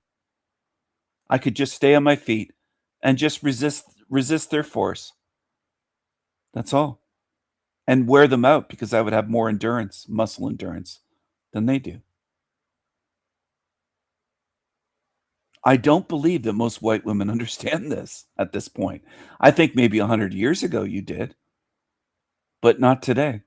There's a lot of women that sign up for stupid shit like Krav Maga. It's ridiculous. You'd be better off training with a gun, with a firearm, and with knives, weapons. Those are known as force equalizers because you could be 110 pounds, which to me would be like a little girl. You could be a grown woman that's 110 pounds. You're fully grown. You're 25 or 30 years old. But to me, you're like a little girl. You wouldn't be able to do anything to me. I could grab you by the wrist. I'm not saying I would do this. This is all hypothetical, obviously. But I could grab you, hypothetically, by the wrist and just shake you and break your arm and drag and just throw you across the room by your arm. I could take you and throw you across the room, like tossing a suitcase or something. That's what I could do. I wouldn't have to throw a punch, kick, just grab you and just throw you. I could do that if I wanted to, or a man my size and strength. So in order to equalize that, Krav Maga is not going to do shit. Thinking you're going to do all these moves and they're going to play into just the way it is in class is ridiculous. It's retarded. You'd have to be a retard to believe that's going to work. It doesn't work. And it doesn't work against someone, let's say the man has martial arts training. Then you're completely fucked. Completely. Even if he just has boxing, which is a martial art, or wrestling, or jiu-jitsu. Just one. You're done for. Because he's probably going to punch you or kick you or throw you down to the ground and wrestle you and choke you out. Now, if you had a gun or a knife or both on you, it's a different story. That's what I would recommend to women, and to be trained in it, to know what you're doing. Take some classes on knife defensive fighting, or if you're allowed to carry a firearm where you live. It depends on what country, obviously, you live in. But I would recommend that. Absolutely. Doesn't matter how big or strong the guy is, or if he's a martial artist. He's not taking bullets and going to throw you around. That's what would work.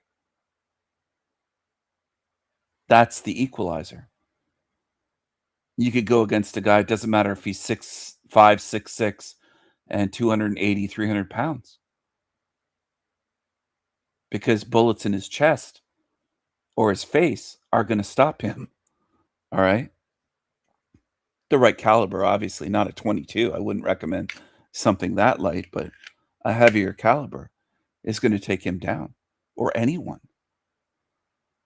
And if you have a heavy enough caliber, you're going to be able to take down a fucking bear.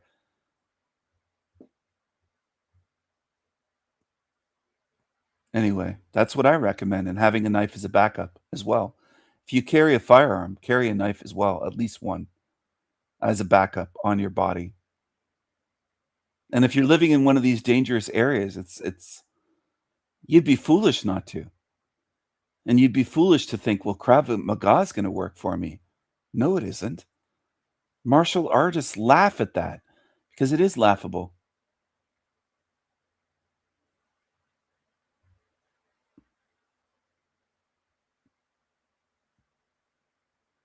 And they teach things like grab anything in your vicinity.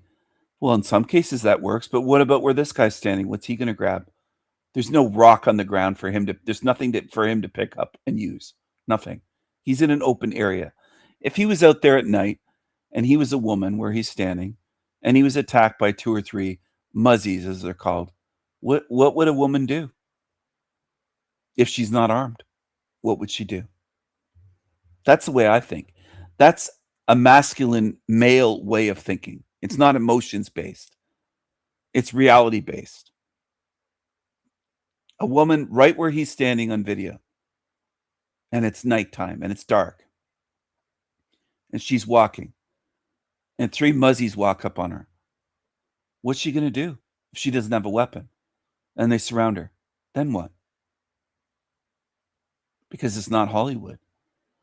It's not the woman grabs and kicks one man, knocks him out, punches it, and it doesn't work that way. You're not a female superhero in the movies. So you better be armed with something that works. And by the way, not all that mace type stuff works or will work on everyone. If you don't get it directly into the guy's eyes, what if he has glasses on? That's enough to shield him. Just glasses. That guy there has sunglasses on. So if the person has glasses on that protect the eyes enough where the damage is like only 20% or 30% of what it should be, he's going to still keep attacking. So mace is not a solution as far as I'm concerned. And if you spray and miss, then what? Anyway, that's how I look at it. Now, if you miss with a knife and you still you don't have the knife taken from you, especially if it's a knife where it's a ring knife where you have a finger through the hole or have something where he can't just grab that knife and take it from you. You might miss, but you can keep stabbing until you do connect in a good spot. And stab and then drag through so you don't just poke in and straight out. Stab and then use your body weight to go down like a pull cut. And you might make a 12-inch cut and they're done. You cut somebody that deep in the chest and just pull your body weight down. If you're a 120-pound woman, just pull that 120 pounds down on the knife on your hand, grip it tight and pull down and use your weight to kind of drop down with your weight. You do a deep, long cut like that, like you're cutting a side of meat, they're done. That would be not only extremely painful, they would be bleeding out right away. You'd be connecting with major arteries somewhere in there. You don't have to be overly technical, hitting the exact right spot where there's an artery if you do that. Or if you got them in the wrist or something, or even the armpit, the neck, if you are able to pierce them anywhere like that with a good sharp knife. It would be way more effective than that Krav Maga shit. Way more. Way more. It's not even close. And even just the fear factor. You pull out a knife that's, let's say, 3 inches blade, 3.5 inches, maybe 4-inch blade, maybe larger if you're comfortable carrying larger. 5-inch blade, serrated. That's intimidation right off the bat. Nobody wants to get cut and stabbed. Nobody wants that stabbing you in the fucking face or eyeball or getting near your face or your neck. So a lot of attackers would just move away or run. I'm not saying they all would. Of course, you have to be prepared.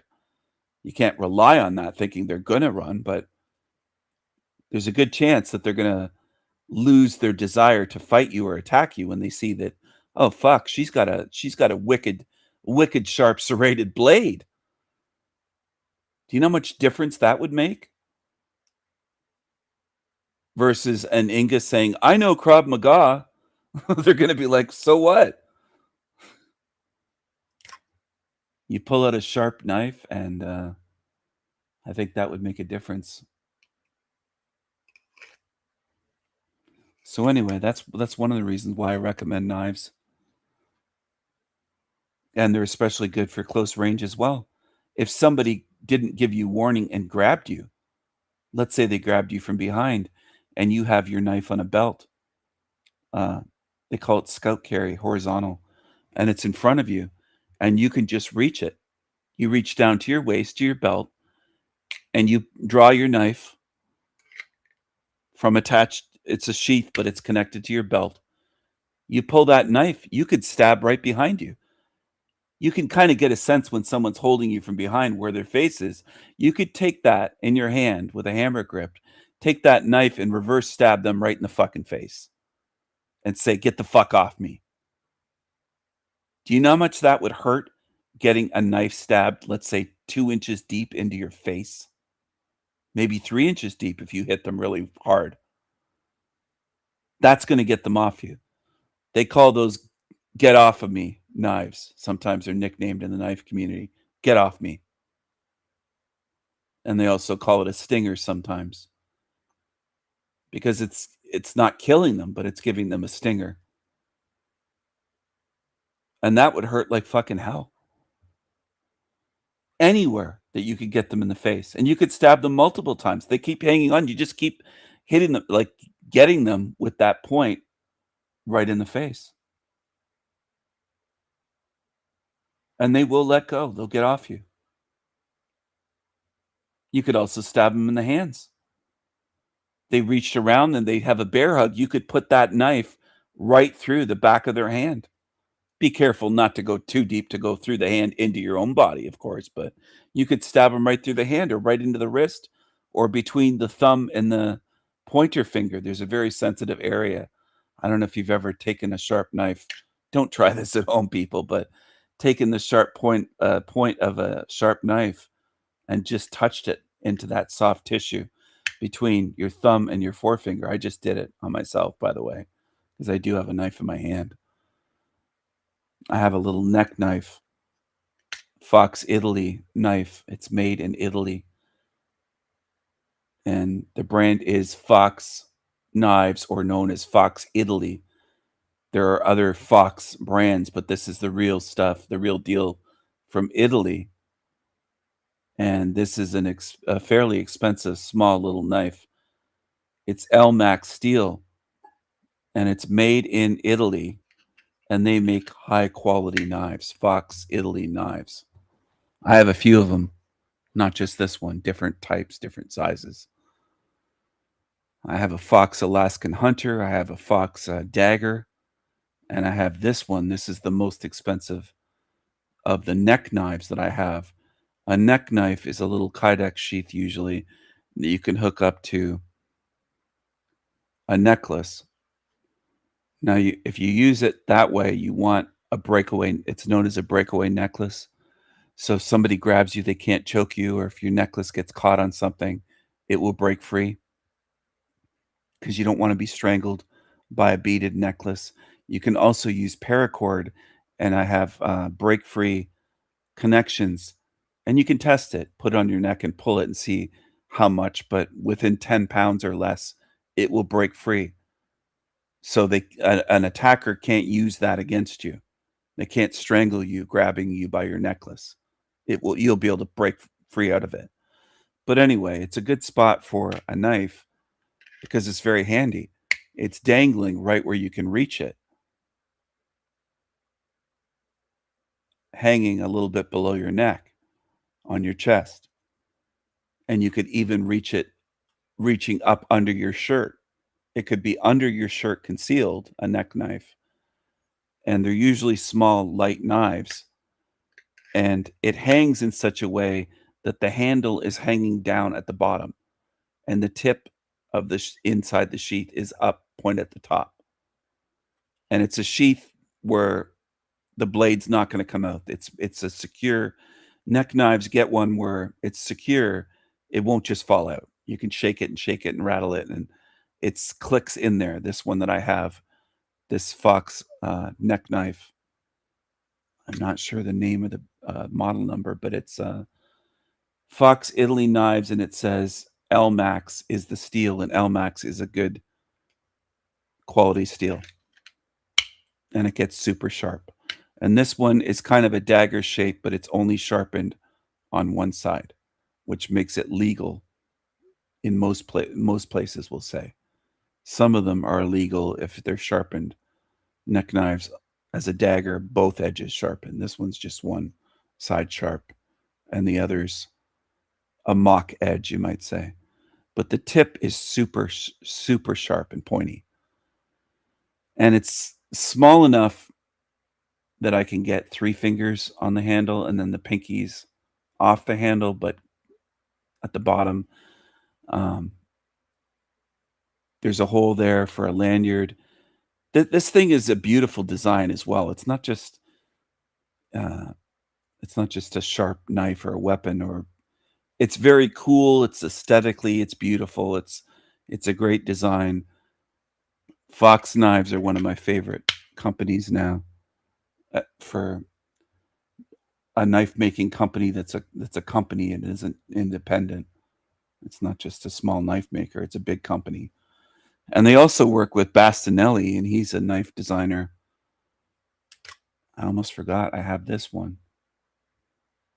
This is made by Fox. It was designed by Bastinelli, and then the blade is made by Fox Knives in Italy.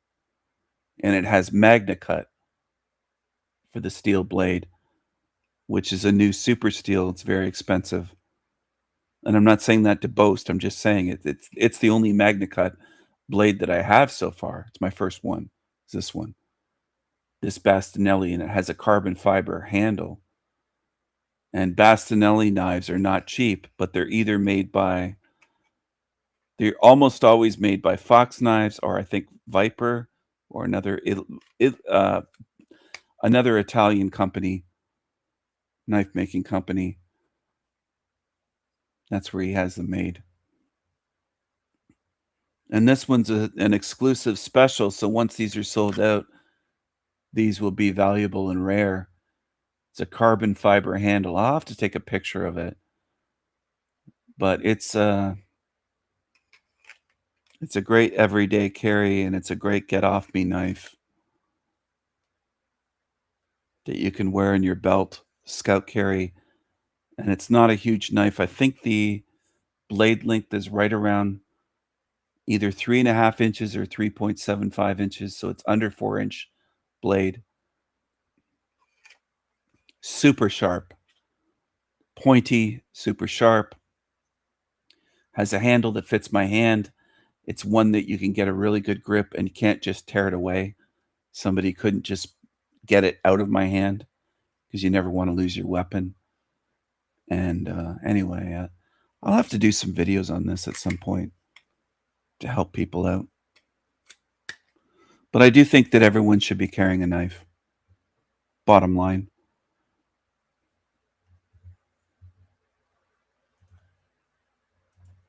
Everyone should be carrying a knife. Canada, America, Europe, man, woman. And there's utility to it as well. You have a sharp knife like this, it comes in handy. It's for all sorts of things. Survival, if you had to cut some wood with this. You had to start a fire, you could start a fire using a knife with fire steel. You had to cut some rope, have to cut some thick cardboard. You ordered some appliance that comes in a box that's just fucking super heavy duty cardboard for, I don't know, a fridge or some kind of something like that, boxed in. There's all sorts of things, though.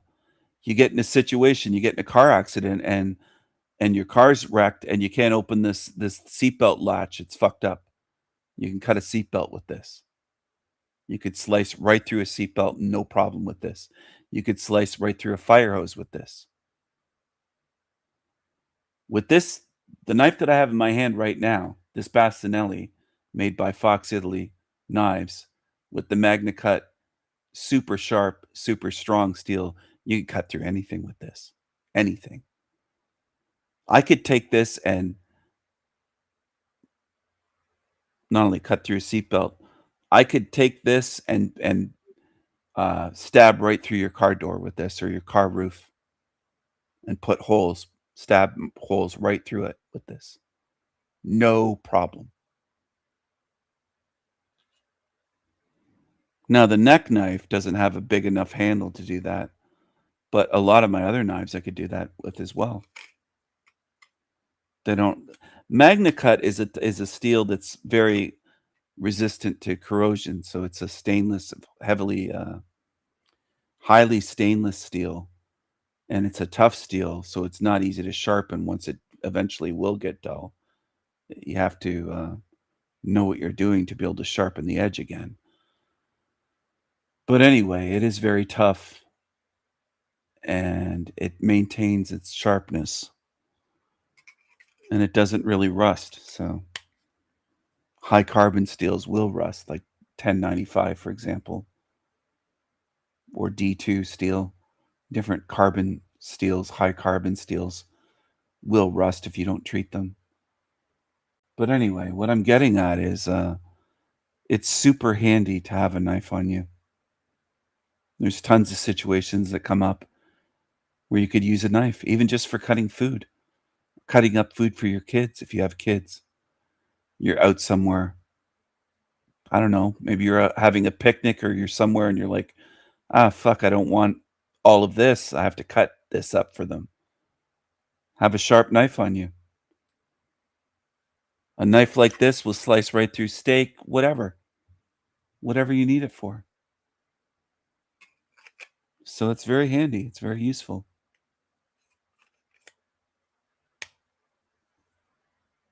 It's also a work of art. This Bastinelli is a damn work of art. It's a beauty. I think that this might be the new knife that I carry my everyday. Not just because of the looks, but it really fits my hand well, and I love everything about it. It has high-end quality steel, super sharp. It's fairly light as well, so it's not going to be something that you're constantly noticing that you have strapped onto your belt, or that's going to kind of bother you, or you just forget it's there. In a way, you don't want to totally forget it's there, but you want to know exactly where it is on your body in case you need to reach for it quickly. But you get what I mean. It's not like something that's a drag to have on you. You just get used to it. And that's what you want.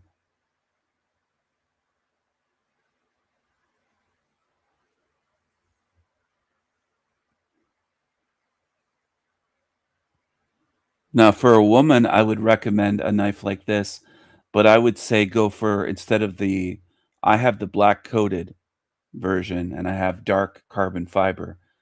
I would recommend the satin finish. I think there's a satin or maybe a silver stonewash because of the intimidation factor. When you pull that out, they're going to see it shining at night. Any street light or whatever is going to reflect off that steel if you don't get the black coated. Mine's stealthy. For a woman, I would say you'd want that so that they see it and go, oh, fuck, she's got a knife. So they don't want to mess with you because you don't want them to attack you. You want them to get the fuck away. And I think that's a factor. Seeing that shining sharp steel, they might really think twice and go, oh, fuck, I'm leaving. So that's what I would recommend. And I would recommend serrated as well.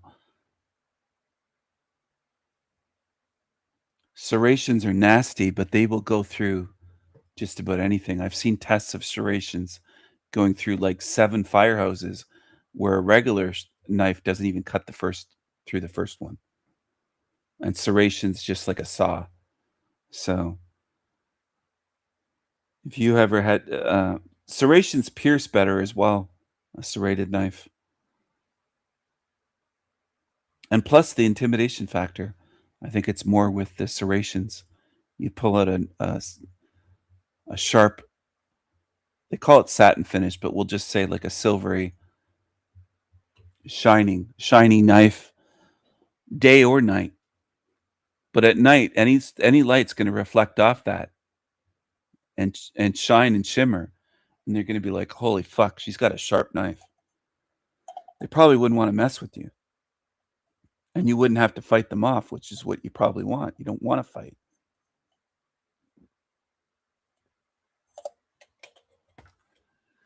But anyway, that's what I think. The chat room went silent, it looks like. I don't know if Inga has a knife, but if she doesn't, she should. I don't know if she still tunes into my show. But if she doesn't, she should. Like the worst city in Europe. You wouldn't think it, eh? But legit, Brussels. Europe's most hated, Europe's worst city. Referred to as many things.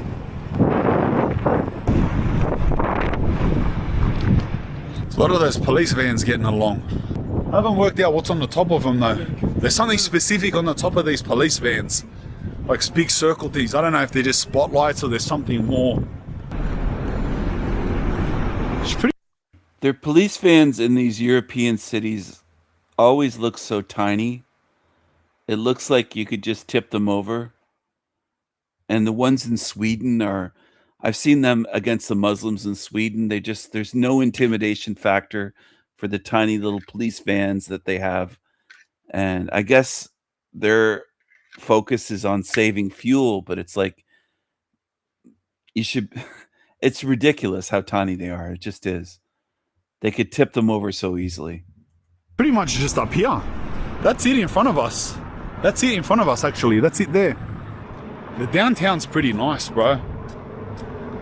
The downtown's pretty nice. When I was researching here, apparently it was all extremely nice. It was like one of Europe's most beautiful cities. So I think this guy's from Australia. Not totally sure. But he has a Viking tattoo right on his neck, which is a little bit unusual for someone that seems to be, I don't know. He doesn't seem to be a Viking. Cities.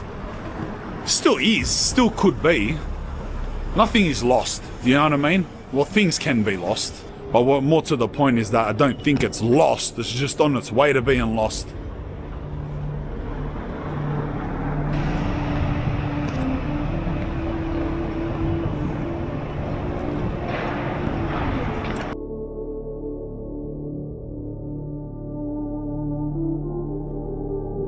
It's not lost yet, but a lot of people are demoralized. That's another thing, where they're beating us down psychologically.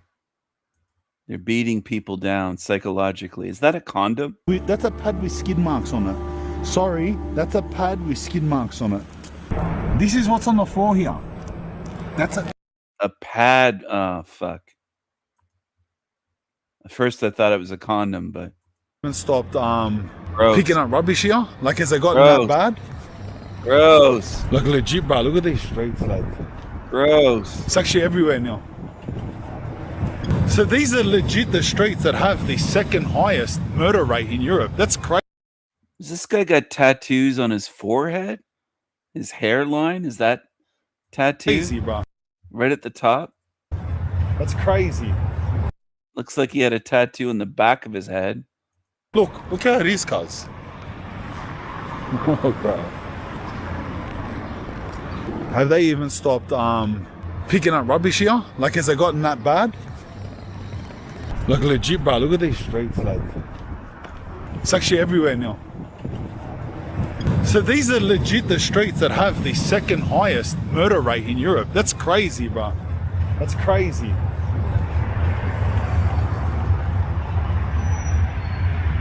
But the rubbish thing is just spitting me out.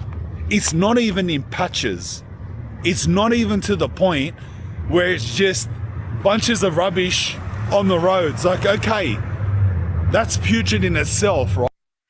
Yeah, but it's almost like these people that move there don't give a fuck. They treat it like trash.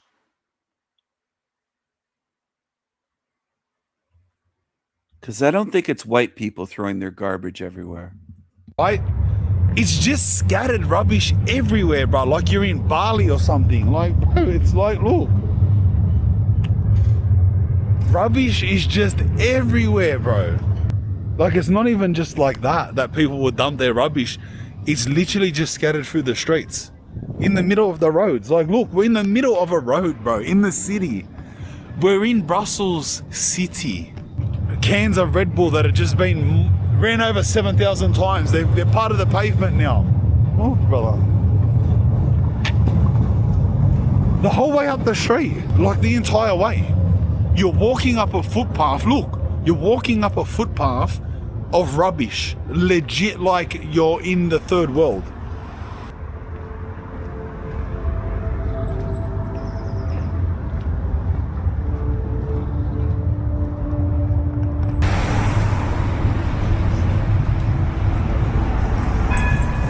Like, look behind me. Like, the whole way down, bro. Yeah, what the? Wow. It's just crazy. Still going, non-stop.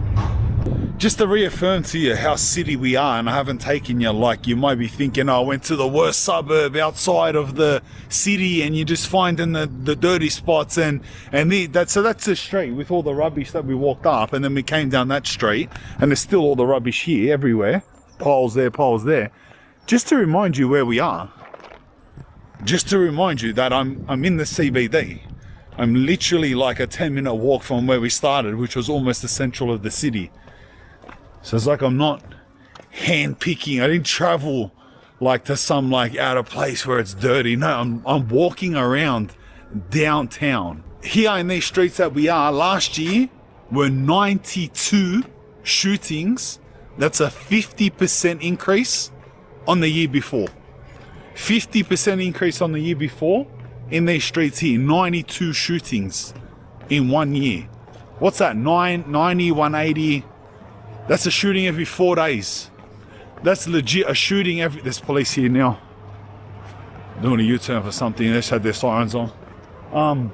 That's a shooting every 4 days here. All year. 2 shootings a week.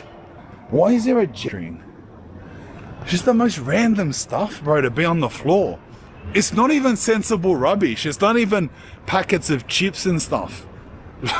like G-strings and dirty pads and stuff like that. But yeah, like, back to what I was saying.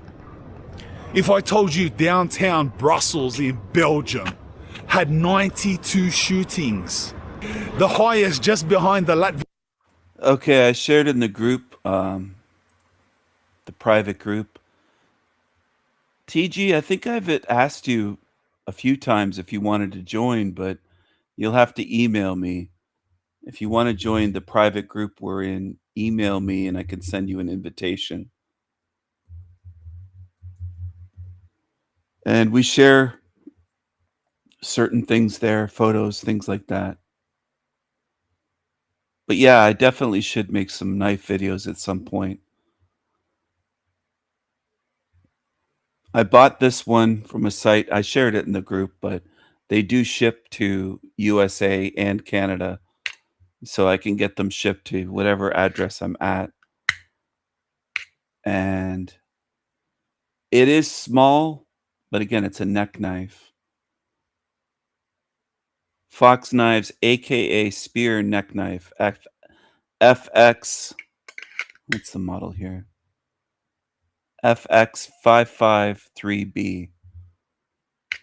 And you know what? I think that's the only site that I've seen this one, at least that ships to Canada. I didn't even know about this model of knife till I saw it on there.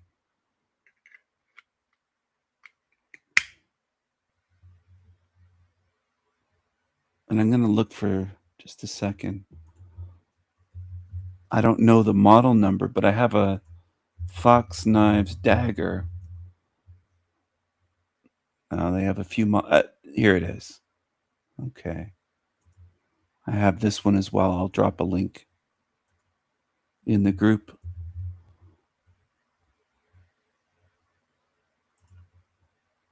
I have this one.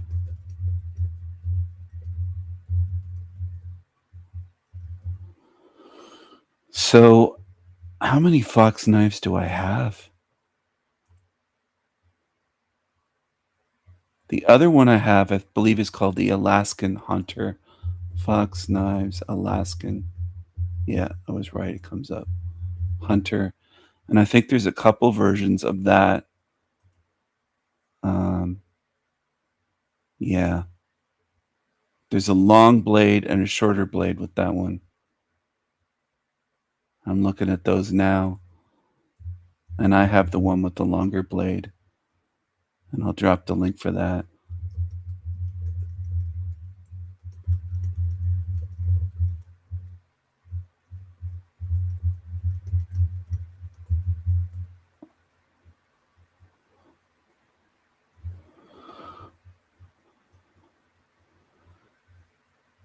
They make some fantastic knives in Italy.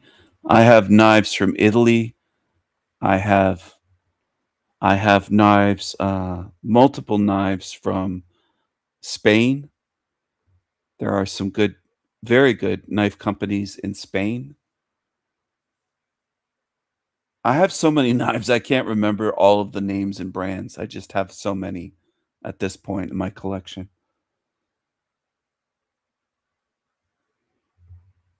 Sometimes I have to Google to refresh my memory because it'll autofill. Just a second. Canadian. What's that? Bushcraft. There's a Bushcraft site.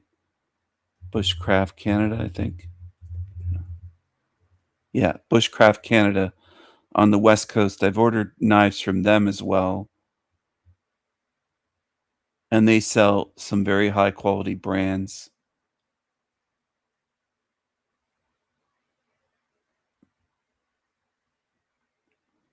Bushcraftcanada.com. Now I'm trying to think of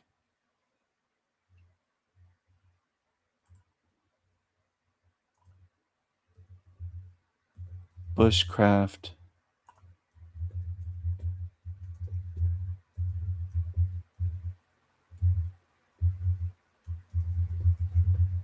Joker knives. That's what I was trying to remember. Sometimes when you're doing a bunch of things at once, you can't remember everything and it's late at night. But Joker, I think I have at least 2 Joker knives from Bushcraft Canada. And the one that I really like, I like them both, but I'll drop a link to the one that I really like. And it really is it's a great deal for what you get. It is not expensive. It's well worth it. I would have paid more for this knife if I knew how good it was. And if it was more money, but I mean, it's just, I paid what they charged and it's so worth it. I'll drop a link for my favorite Spanish knife.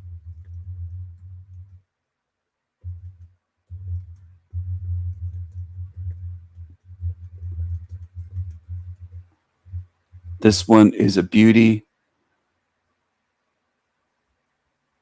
I don't know why it didn't pop up. It just showed the link. Just a second. I'm going to figure out why I did that. It's called the Joker. I'm not sure if they pronounce it Cebra, but Cebra 2 redwood. Has a redwood handle. And it's a great little knife. It's not super small, but it's a great size, comes super sharp. It's a great deal.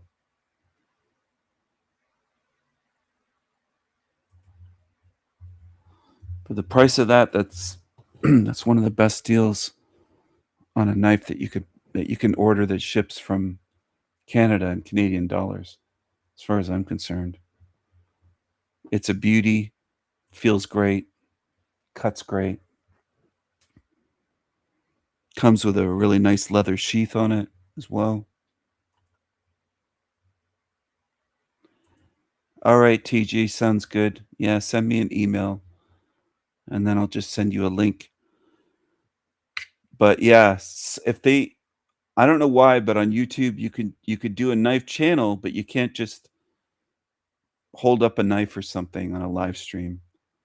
They can try to burn you, or creatures that could be watching could try to burn. So yeah. Or a gun.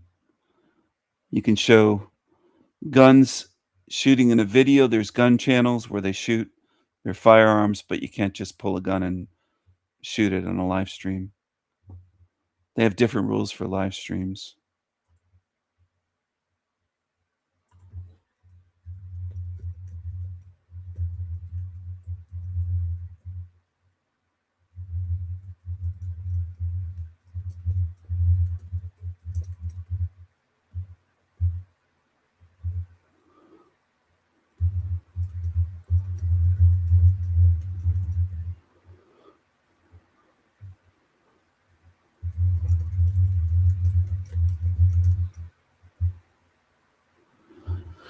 That would be a great gift for a young man, the Joker knife with the redwood handle.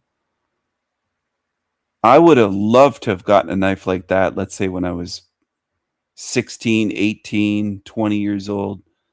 That is a freaking beauty of a knife. It's an awesome knife.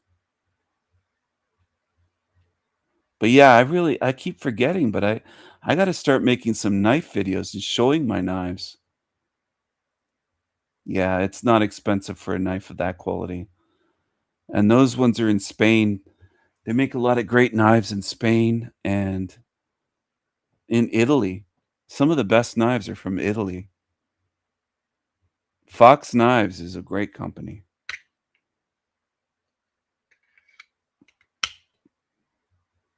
And they make some good knives in Sweden, Finland, Germany as well. German steel, certain German companies.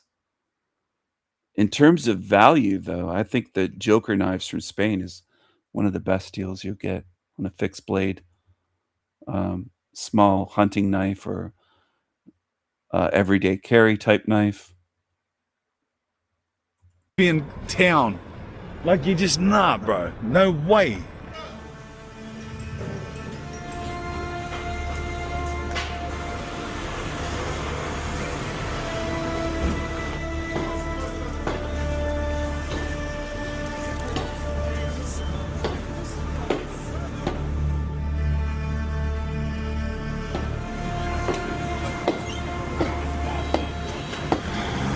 Bro, this place is gone, bro. This place is gone still. It's like the only thing is the remnants of the architecture that remind you of where you are. You look at the architecture. Just the remnants of the architecture that remind you of where you are. The architecture and the buildings, and you're like, oh yeah, I'm in France or, you know, Belgium or something like that. If it was not for that, look, you'd have no idea. It's the oddest thing. It's just the weirdest thing. I'm curious how long it's been like this. Like, how long has these suburbs been like this? Imagine being from here, bruh.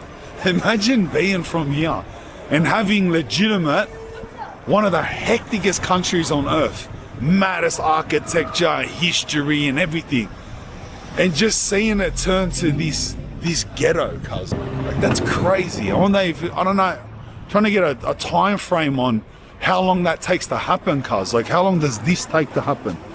Like this shot right here. How long does it take? You just move them in. It'll begin almost immediately, because they view it as not theirs. It's just a trash heap. They're just taking over. They didn't build it. They didn't create it.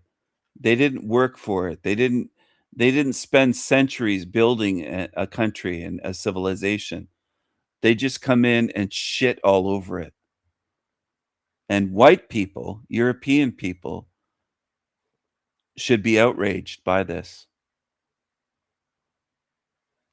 And I sometimes wonder, if people are not outraged by this, would you not care if they shit over everything spiritually? If you don't care about where you're living, then who's to say that you're not just going to allow them to do anything to you spiritually? That's another way of looking at it. Like, people don't want to take a stand with this. If they don't want to take a stand with this, then are they ever going to take a stand against evil or against other species shitting on you? Because they're allowing this.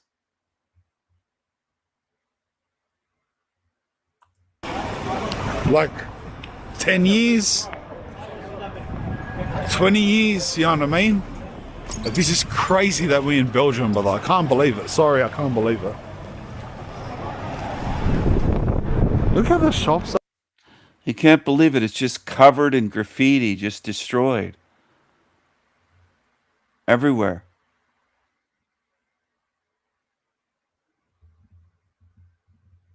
Everywhere. Just looks run down.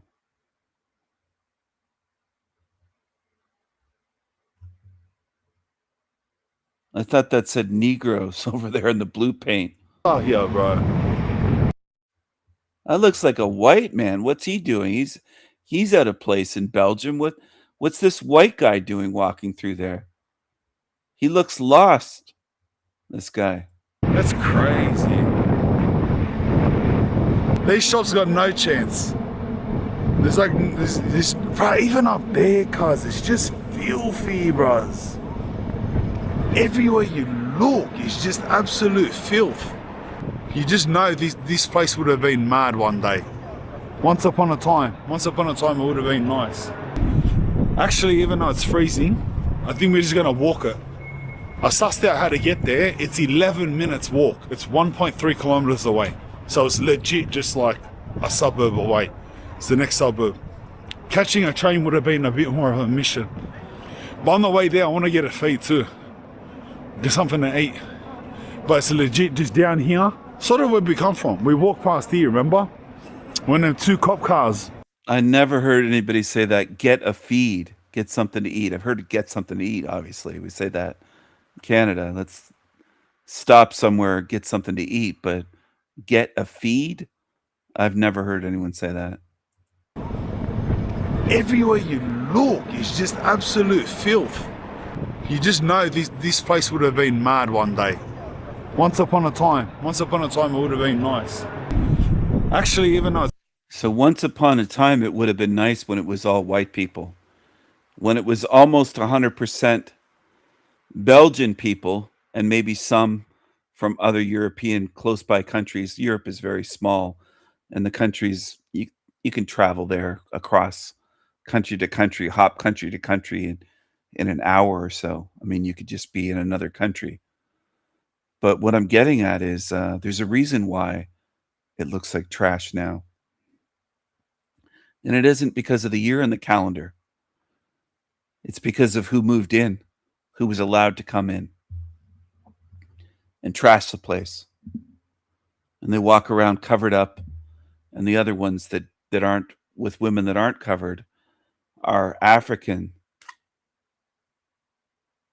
the Tiggas, the usual suspects, bring trash, filth, ghettos, gangs, crime, graffiti, the usual shit comes with them and they kids. The usual suspects bring the usual problems. And it looks like this wherever they go, whether it's Belgium, they come to Toronto, Canada, or any other Canadian city or American city or Australian city or German city or British city. It's the same. It ends up the same. it's freezing, I think we're just gonna walk it. I sussed out how to get there. It's 11 minutes walk. It's 1.3 kilometers away. So it's legit just like a suburb away. It's the next suburb. Catching a train would have been a bit more of a mission. But on the way there, I want to get a feed too. Get something to eat. But it's legit just down here. Sort of where we come from. We walked past here, remember? When them two cop cars were driving. I posted a video recently from, I think it was Brooklyn, New York, where a darkie said that she hates that white people are so comfortable living in her neighborhood that they should be afraid. They're too comfortable, she said, living there. So many are anti-white, more than I think most white people realize. Most white people do not realize just how anti-white they are. Very anti-white.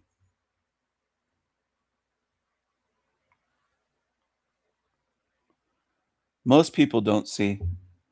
So I'm never surprised by that, because most people don't see it. They don't. They don't see it. And they don't care about it.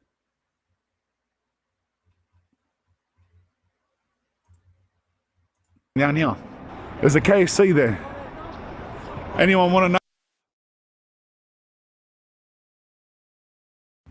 Ah, shit. No, I'm unmuted. Good. There's a Tigger walking behind him, it looks like, in Belgium. So they have the darkies over there as well. If you're an American woman, in America, you're allowed firearms, pistols, handguns. It's a lot more difficult to have that in Canada to carry. But I would recommend having, especially if you can afford it, multiple guns. Some that are just at home for home defense, and one that you're trained to carry, concealed carry, or if it's an open carry state. But I think concealed is better. I do. Because open carry, sometimes people will try to see your gun and steal it because they can see it from a distance and they can plan to try to get your gun from you. So I think it's better concealed carry. I think concealed is better than open carry, in my view. But if I were recommending to a woman, I would say to have multiple weapons, especially with what's coming up and how demographics, we'll say, are changing and how neighborhoods are changing, crime areas are changing. You should have a weapon on your body or your purse, somewhere that's always with you, and in your home. And have it that way so that you don't ever forget. So it's not like, oh, fuck, I forgot my gun at home. No, you always have one with you and you have your gun at home. Maybe in your bedroom or somewhere very accessible, or maybe multiple guns at home. That doesn't hurt either. In multiple rooms and weapons so that it's within reach. But also have a weapon on you because you'd be wishing for one if you got attacked, thinking, oh, I wish I had something. Everyone would be. That's natural. So it's better to have it than not have it, obviously. And even if you have a gun, some people are like, well, I don't need a knife, I have a gun. Yeah, but sometimes what happens if there's something wrong? Your gun jams. You always have that knife then. And if you know exactly where it is, you know where to pull it. And it's just right. It's half second you have it out. You don't have to do anything to flip a safety. You don't have to do anything to load a bullet in the chamber. With a knife, you just pull. It's a fixed blade. It's in a sheath on your belt. It's right there. And if somebody's already on top of you, grabbing you, they're obviously close enough for you to put that into them. You put that knife, let's say, into their groin. Do you know how painful that would be? They're going to fucking be screaming in pain. It might not kill them, one stab like that. It could, though. I mean, there's a major artery in the groin area. But I mean, that would put that person right off you immediately. And also with that, you don't have to worry about too much of a self-defense issue, or you're not going to, if they don't die, you're not going to get them. The cops, even if it's crooked cops, are not going to be able to try to charge you with murder.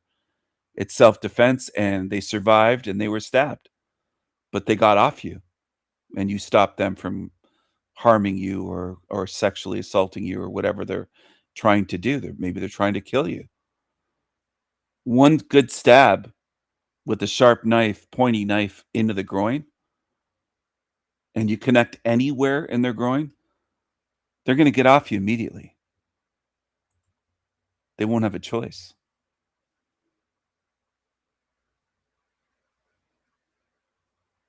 So yeah, you hit them there. You could hit them there before they even know you have a knife in your hand. They grab you, you pull it, and you draw it, and you just one good stab like that into the groin. That would be so painful and also such a shock to their nervous system, they would let go of you. But obviously, it's your choice in that situation. If you felt like you needed to stab them there and stab them 5 more times, do it. If you felt like that wasn't enough, keep stabbing.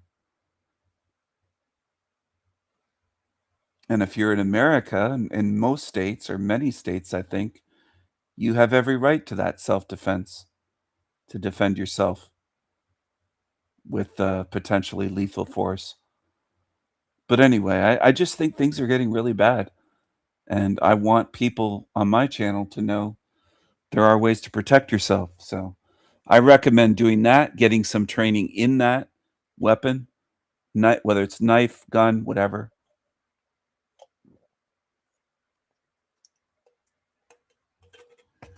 But a lot of American guys on the channels I watch carry both.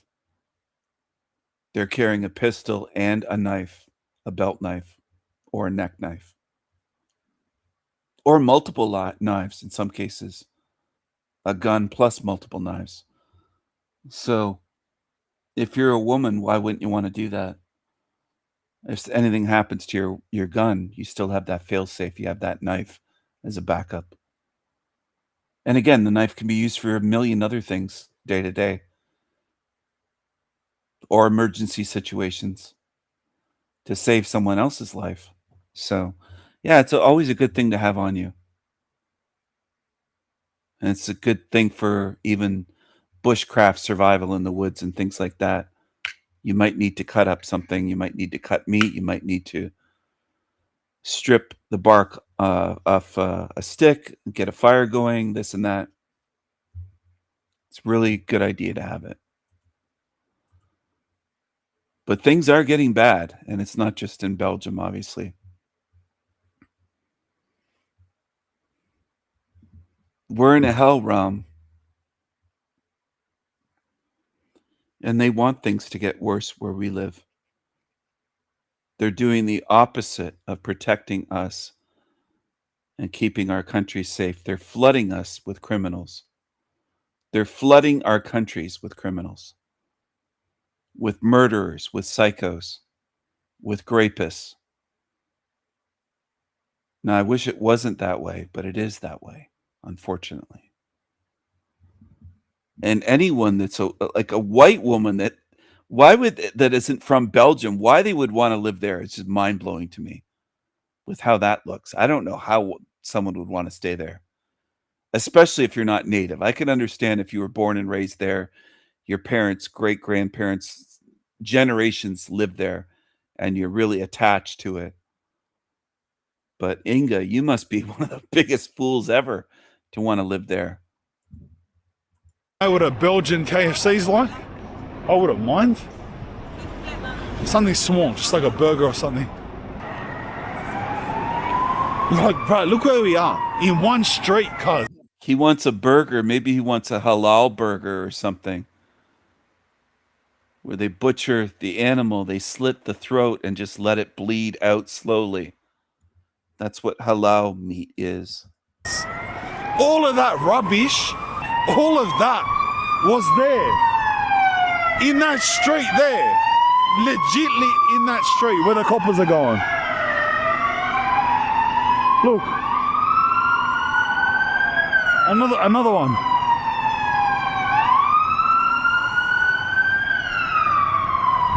Everything that you just saw just then. So they have tiny cop vehicles and they have these long buses, the bendy buses that look like they bend in the middle. Those ones. Was all down that. The buses have great big tires. Look how long that bus is. I don't want to seem like I'm fascinated with the bus, but... And then look at how beautiful some of those buildings were in the street that he walked. That white one, the cream-colored, white-colored, light-colored building that looks like a castle tower. A turret.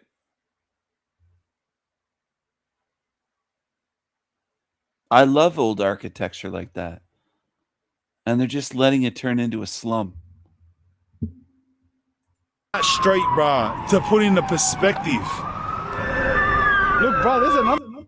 I think it's white people and Japanese that love everything clean.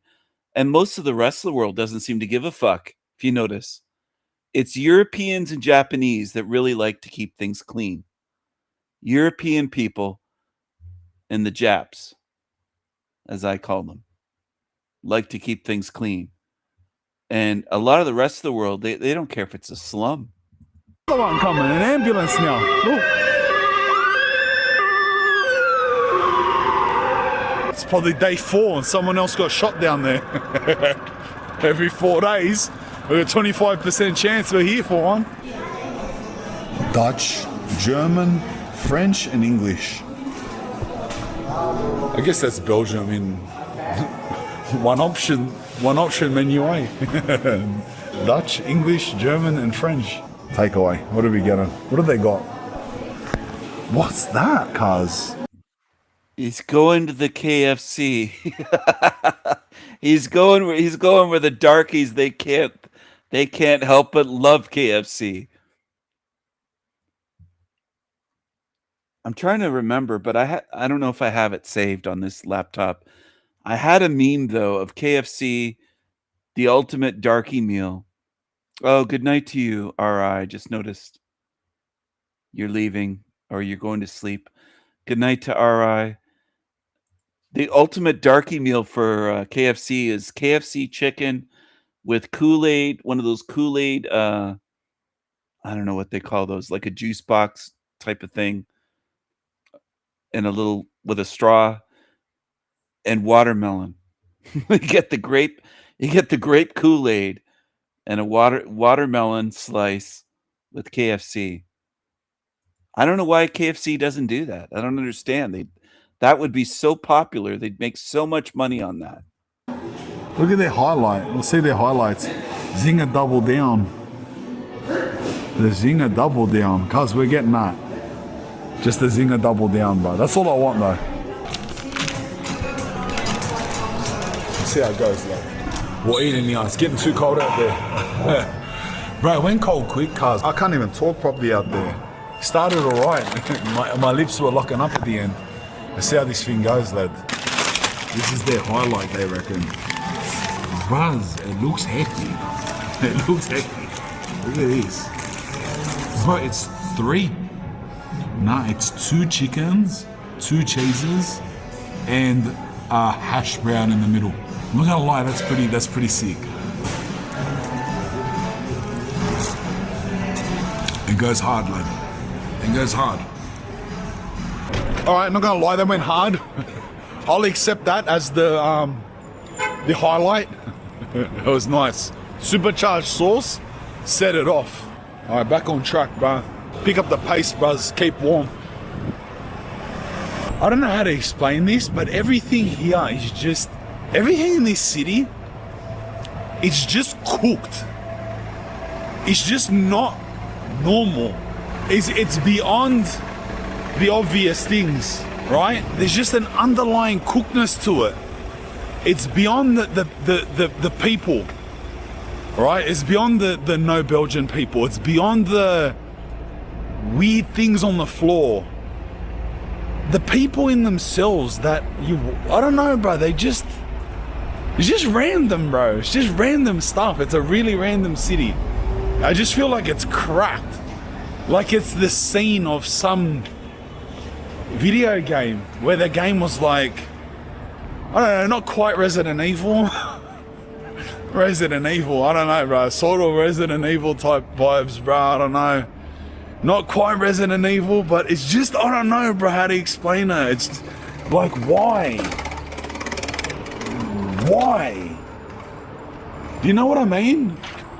Just why everything in this city? It's just why? Even the people, I'm sorry, but just why? Everything is why, bro. Like everything's why. I don't know. Nothing matches, bro. No 2 buildings look like they're supposed to be near each other. They were built together. Just things are just odd, bro. Sort of gotta be here to experience it.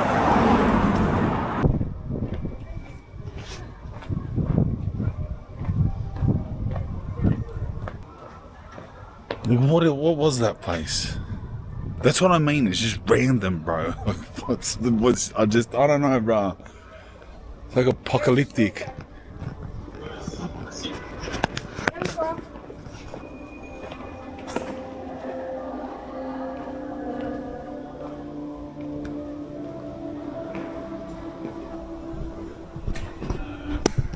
There's just something weird about here. I don't know, bro. Like, don't you think this was supposed to be some royal Belgian gardens of a town square of just, you know what I mean? Like, look. And I just got this feeling that it's just some jacked socialist like post-apocalyptic. Like, I don't know, bro. I wish I look, bro. Like, what is happening?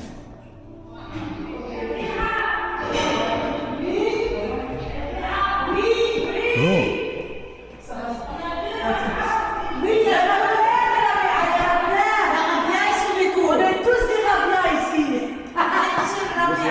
Attends, ça fait 5 minutes. D'abord, elle faisait la file. J'étais au téléphone, elle faisait la file. Stop. Mais un peu plus direct. Quand elle dit, c'est sneakers. Les chocolats, It's all shit. It's all shit. See what I mean? I knew to walk in here. This whole place is abandoned and it's like empty, dirty halls. And I just knew that woman at the front had some like full socialist vibe with the spray paint on her shirt, and I knew to walk in, cuz, and it was, look, it's just, I feel like I'm just in a rubbish abandoned place that you do a ghost tour in, and there's all like non-government organizations that have like taken over. You know what I mean? Look at this place. Taken over a place that was beautiful, because you can see what's in the middle in that courtyard, and they ruin everything. It's sickening. They ruin everything. It's sickening. I don't even know if I can watch more of that. It's stomach turning.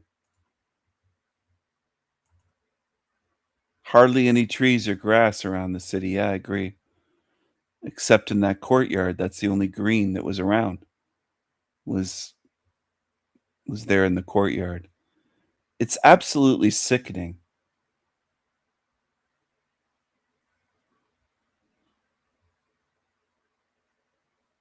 It's gross what has been done.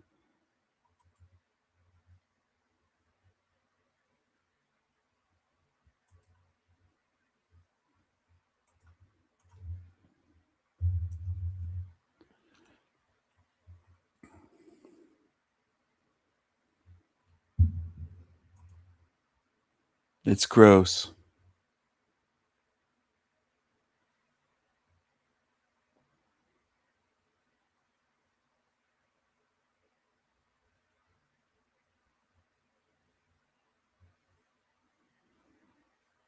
It's a war on us. And by us, I'm speaking about European heritage people. Again, whether you have bloodlines from Great Britain or France, Germany, Belgium, Spain, Italy, it's all being destroyed. It's an attack on us. And it's also a spiritual attack. It's not just an attack on cities and countries.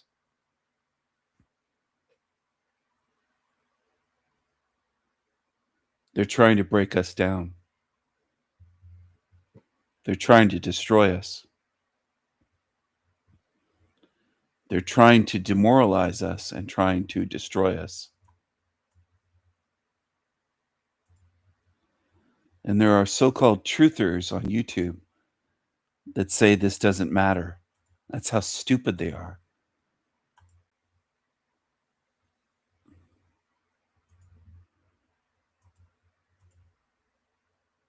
POV, you stumble across a group of people who look like this. I'm saying this as an English person. Get ready to hear some of the worst hot takes ever. One question we were asking, we're making a video asking 100 Brits about Trump. He said Trump. Depends if you don't mind getting demonetized or not. Yeah. Ooh, it's gonna get edgy. He's a fucking fascist. Come on, you can do better than that. Ask anyone on the street and they will tell you the exact same thing. Go on then, say it. My co-workers tell me on a regular basis they wish he was shot. Honestly, yeah. Get better aim, you guys. I thought you guys would got real. Should have missed, what was it, the third time? Third time's the charm. Laughs in spiteful mutant. Third time's the charm. You're gonna have to try for a fourth time, guys, because you're really not sending your best. He's not popular. He's not not popular. We don't like him, therefore he must die. The boats, the people coming on boats. This is probably the biggest issue in English politics or UK politics right now. What do you guys think about it? Rolls eyes in Reddit. Let them in. We fucked up their countries enough. Exactly. They come here and chill out. We've caused all of this fucking mess for everyone all over the world, and now we're complaining that they're coming here. Okay, so it's revenge. Is this revenge? Is this revenge? Is this revenge? They're doing nothing wrong. We should be proud of the fact that people want to come to this country, because I mean, I don't know why they do. Yeah, free housing, free cash, and free healthcare might have something to do with it. We need immigration to keep this country afloat, and there's no point stopping these boats. We should give them safer routes in and help them have a healthy, safe life. A healthy, safe life, really? These people live in Dundee, where this happened, and where this happened. Another grooming gang, another city.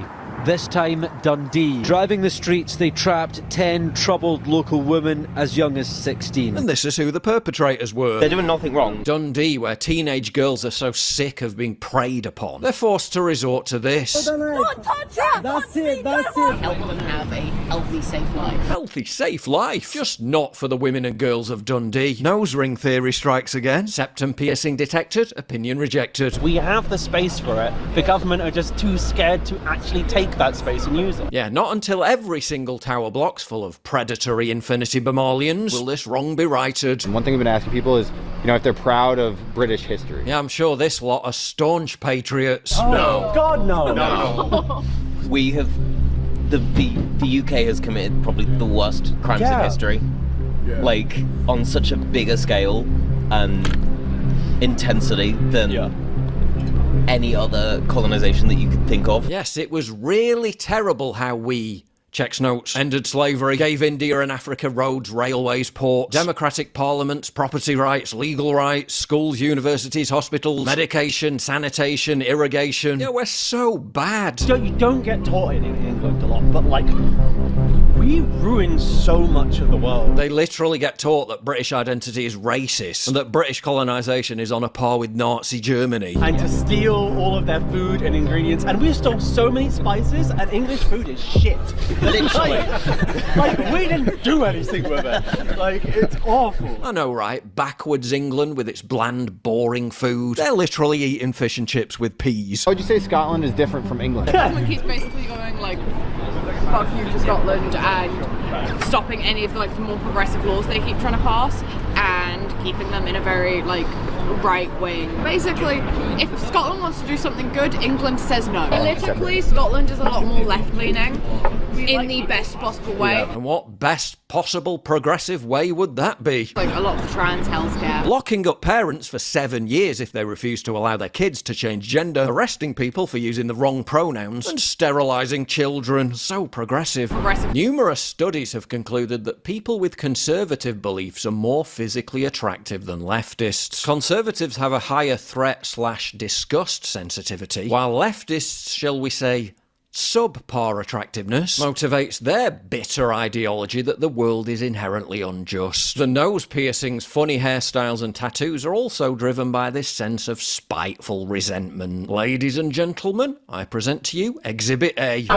And here's Exhibit B. If someone said to me that I had to spend a week on an island, but I had the choice of 2 islands, one of those islands would be filled with British white patriotic men. Whoa, wait a minute, love. Have you asked British white patriotic men if they want to spend a week on an island with you? Because you don't exactly look like the life and soul of the party. And one of those islands would be filled with Muslim men. An island filled with one white woman and a huge group of Muslim men. What could possibly go wrong? I can 100% say that I would feel safe and secure on the island with Muslim men.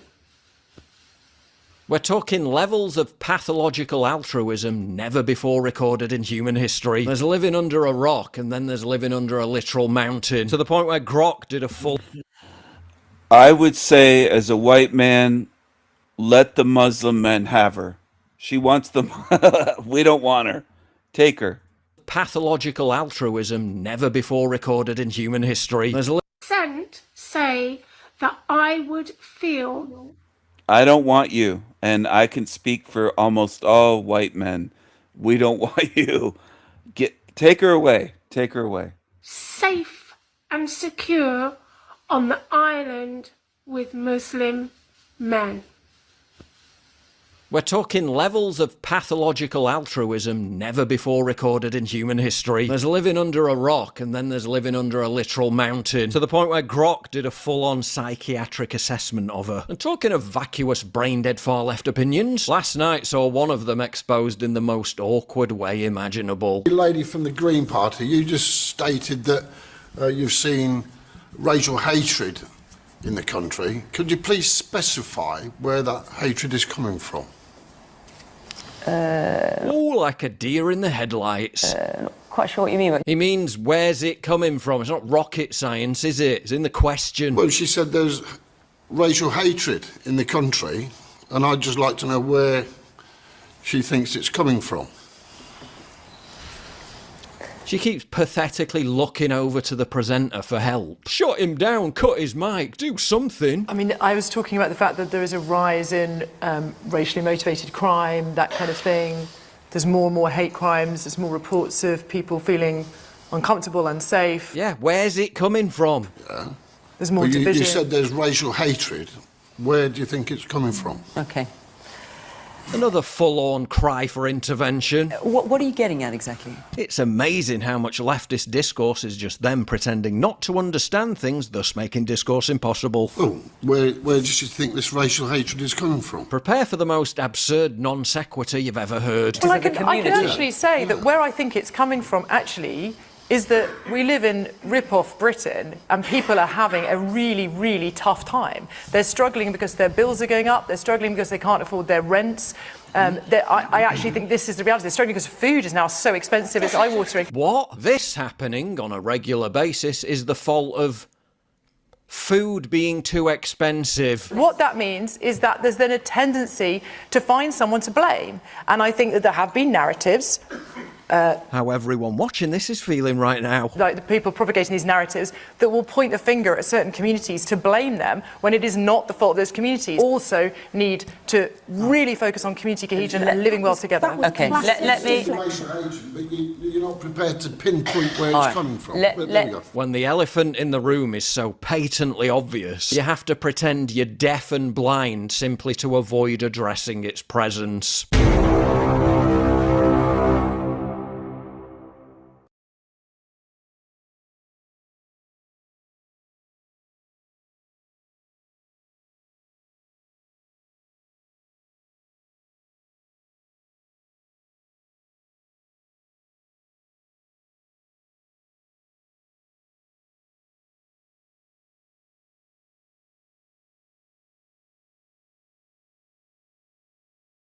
New tonight, prosecutors have charged a 16-year-old with murder in adult court more than a year after police say he shot a man. That's right. That victim died several months after the shooting. Tonight, Fox 59's Max Lewis tells us court records revealed this wasn't the first time the suspect pulled the trigger. It was in April of last year that police were called out to this stretch of Temple Avenue and found 24-year-old Wilson Astride shot laying in the middle of the street. Cops were able to track the shooting back to a 15-year-old member of a gang known as Project Baby's Thuggin', but not before he allegedly went out and shot somebody else. That second shooting happened here at the Phillips 66 at 25th and Sherman about a week after the Temple Avenue shooting. Detectives say Richard Williams, who was 15 at the time, was captured on surveillance cameras, pulling out two guns and firing at a sedan parked at one of the pumps. Witnesses gave cops a description, and they found him shortly after just up the road and took him into custody, wearing a camouflage head wrap. That's important because it's the same camouflage head wrap as the suspected shooter in the Temple Avenue case. After Williams' arrest in the gas station shooting, police began to connect the dots. Detectives found surveillance video of Williams and his accomplice walking near the home on Temple shortly before the shooting, as well as a photo posted online of Williams with a gun tucked below his arm. but it was messages exchanged online that sealed the case. Court records revealing Williams asked a friend to lure the victim to Temple Avenue. Once there, police say Williams shot him and then stole his car, later dumping it in a nearby driveway. In August, 4 months later of 2025, almost to the day, that victim passes away, unfortunately, due to injuries sustained in that shooting. Despite the time difference, the coroner ruled his death a homicide. Williams's case was elevated to murder and was finally waived to adult court this week. Why does a 15-year-old have a firearm and think it's just to go shoot a person because they want something from that person and monetary gain? That's the disappointing part. IMPD spokesperson Tommy Thompson says the diligent work of their detectives and the arrest of this gang member should serve as a warning to others thinking of doing something similar. If you commit these crimes in our community, it does not matter how old you are. We will find you and we will hold you accountable for your actions. We will not tolerate this recklessness, this reckless behavior within our community. Williams is being held in the Marion County Jail. He's set to be arraigned on those charges tomorrow morning. On the east side, I'm Max Lewis, Fox 59 News.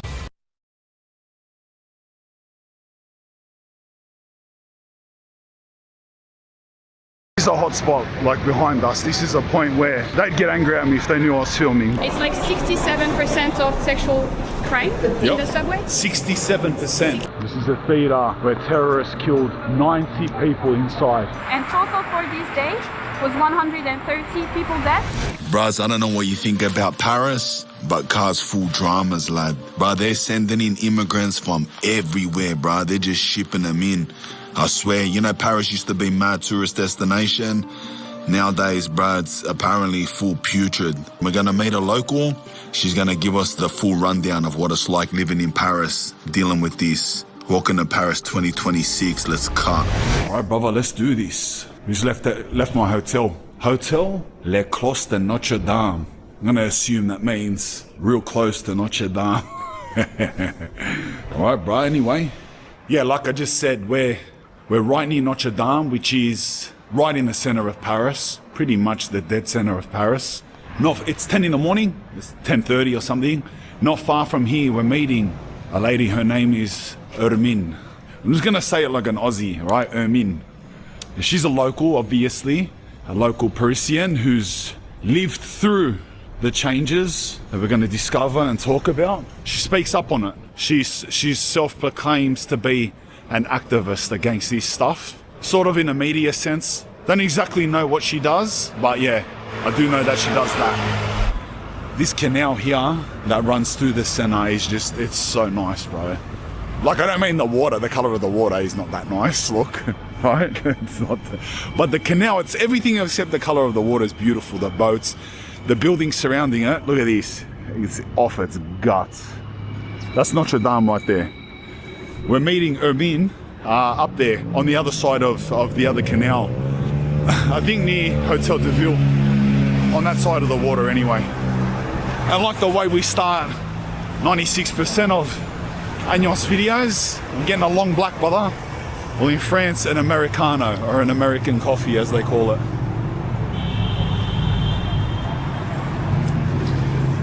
As you can see, it's winter, it's freezing. I got a thermal, a t-shirt, a hoodie, and pretty much a snow jacket on. Yeah, it's really cold. It's beautiful, but we'll get a coffee there.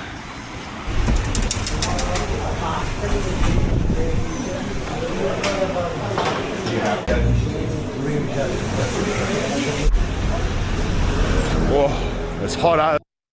All right, I'm going to take another look at that little cafe that he was just in.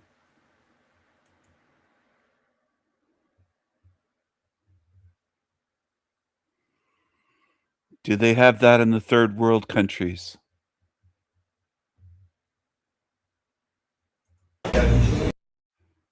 Peas is pizza. They have pizza there. This little cafe here. Look at this lovely little spot. Do they have that in the shithole African countries? I don't think so. Somehow I don't think so.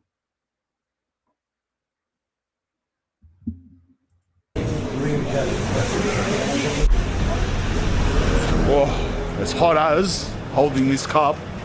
It's boiling water in a paper thin cup, but the air is that cold.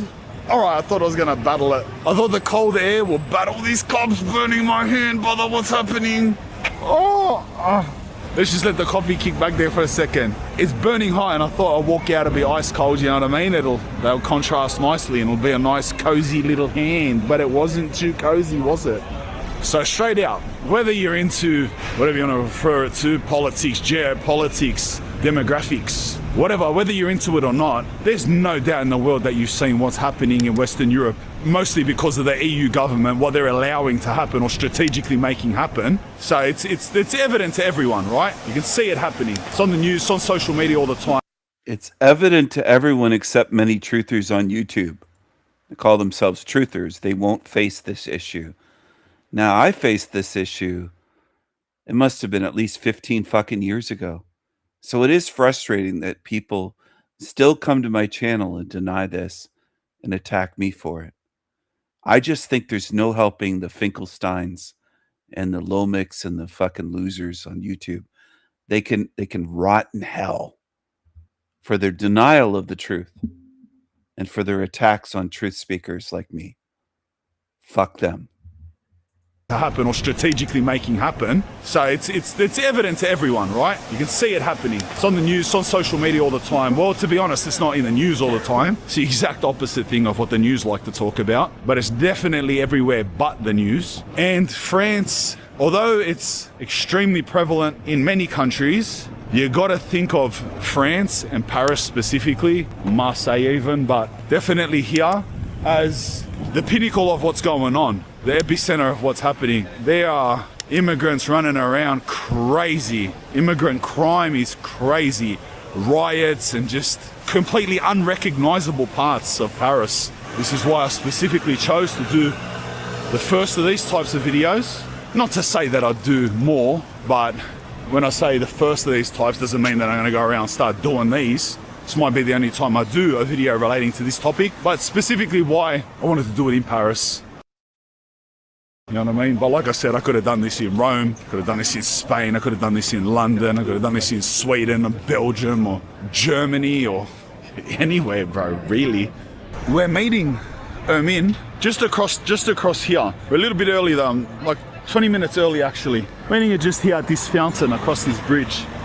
So we'll kill a minute here, finish this coffee, enjoy this beautiful little sidewalk, and we'll head over there and meet her. And we'll let her give us a guide of, I generally know what we're doing. We're going to a couple areas where it's very evident. She wants to show us a couple areas that encompass most of the Paris that's lost, you know, like so both sides of it. And hear her insights and her struggles, and yeah, it'll be good. Like, good to hear it from someone that's from here, from a French person that's from Paris, you know what I mean? Because obviously on social media, you say whatever, bro. You can clip anything on social media and all you have to do is just write text over the screen, like narrating whatever you want, and then that's it. 180,000 people just like, oh, that's it. Happens to me all the time. I will live stream and there'll be some moment, they'll clip 6 seconds of it and they'll write whatever they want. That's it. I remember this one time, completely off topic, just to show you the power of social media captions and how much they actually do control your mind. I remember one time I was live streaming on Twitch or whatever, and the lady was talking to me, and I was standing there listening to her, and a bloke yelled at me from the side. He yelled at my name, like in excitement to see me. He's like, "Spaniard!" like that. He was so excited. And what they done is, someone took a clip. I know this is completely off topic, but it just shows you the power of social media. So someone like recorded that, screen recorded it, and they posted it on TikTok, but they cut out the man that's yelling, like excited to see me, but they kept his audio. And they wrote a caption, "Spaniard yells his name in a woman's face." So then all of a sudden the clip was a woman's talking to me nice, and I just went, "Spaniard!" like that. And they should have seen the comments. How dare he yell in a woman's face? What an atrocious man. I was just like, bro. Anyway, just to show you the power of what a caption can do, you know? But I got completely sidetracked there, but the reason I said that is because I know firsthand, like, you see it on social media, it's just like, yeah, so we come to talk to someone that lives here, bro. Someone that doesn't thrive off social media reels. I'm 90% sure that's her there. It is. All right. Hello. Min. Nice to meet you. Nice to meet How are you? Good. First place we're going, what's the name of it? Barbès. Barbès and Gare du Nord. Barbès? Sorry, how do I say it? Barbès. Barbès. And this is a part of North Paris that has always been an African immigrant area, but as of recently has got much worse. Yeah, it was not always, but I mean the immigration there was pretty, I would say 50 years ago. 50 years ago, yeah. Compared to the rest, it's ancient. And now it's so bad that she was saying a lot of Parisians don't even go there. Like they won't even enter the neighborhood. Yeah, and most people don't want to live there as well. You can see from the price of the housing. The housing prices, yeah, people don't want to live there. All right, and this is one of the worst parts of Paris, right? Yeah, if you don't count the suburbs, then yes. Okay, yeah. All right, I'm looking forward to this. How far is this place we're going now from Central? I'd say 20 minutes by subway, All right. direct subway, so Okay. it's pretty close actually. Yep. So here in the subway, now you have a kind of subway police that was not existent before. Yep. So you'll see them. They are in numbers and they have like protections and stuff. Yep. Sorry about that. Is that because of the crime rate? Yes, absolutely. Yeah. And Yeah. also because you can't really, like the people who control the tickets and stuff, they were often assaulted. Oh, yeah. And you have a lot of crime that's done in the subway. Yeah, I yeah. think there is a statistic, I'm sure actually, it's like 67% of sexual crime in the subway. 67%. 67%. Wow. When foreigners, they are usually, I think it's 15% of the population. 15, so 15%, Yeah. and they do 67% of the raping. Yeah. Not the raping, but like assault, Sexual touching and assaults. stuff. Yeah, I've experienced it. Really? Yes, when I was, I think I was 18. Yeah. It was in one of the train that you took 2 years ago to go in the suburbs. Yeah. I was going there. I felt something on my knees. It was the guy that was sitting in front of me. And mind you, this is at rush hour. That's not like late very in busy, evening or yeah. something. Yep. It was a dude, and when I looked, he had his intimate parts in his hands, and Yeah. he was looking at me. He was, I think, completely drugged because he had like red eyes. Yeah. He was, I'd say 40, 50 years old, North African man. Yeah. But they never found it because they have so many things like this a day. Wow. So yeah. That's So crazy. The chance to find them is really Far out. So Yeah. they get away with it often. very often. Also, lots of them are not regular people. Yeah. You have a lot of illegals as well. Yeah, so yeah. to find them is, I mean, you can't really deal with people that you don't know anything about. Yeah, if they're illegally. Yeah. Yeah, so I And guess is that this common for women in Paris to experience? They got to deal with this. I think I don't know anyone who hasn't experienced at least one aggression, whether it's sexual or not. Yeah. I don't think it exists. I don't know any of them. So every woman experiences this normal life in Paris. Yeah, I would say Wow. when you're a teenager, it's because now I'm 27, so it's not the same. But when I was a teenager, you're more vulnerable. Yeah. And I would say every bus ride or every subway ride, you get at least like eyes on you or sexual comments or things like that. So more so as a Every single one. teenage girl.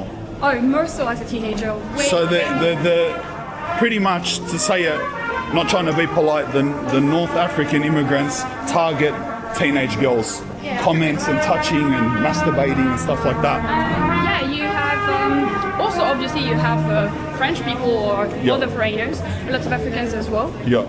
But I mean the stats are not lying, so So yeah, 67% is crazy for Yeah. 15%. Yeah.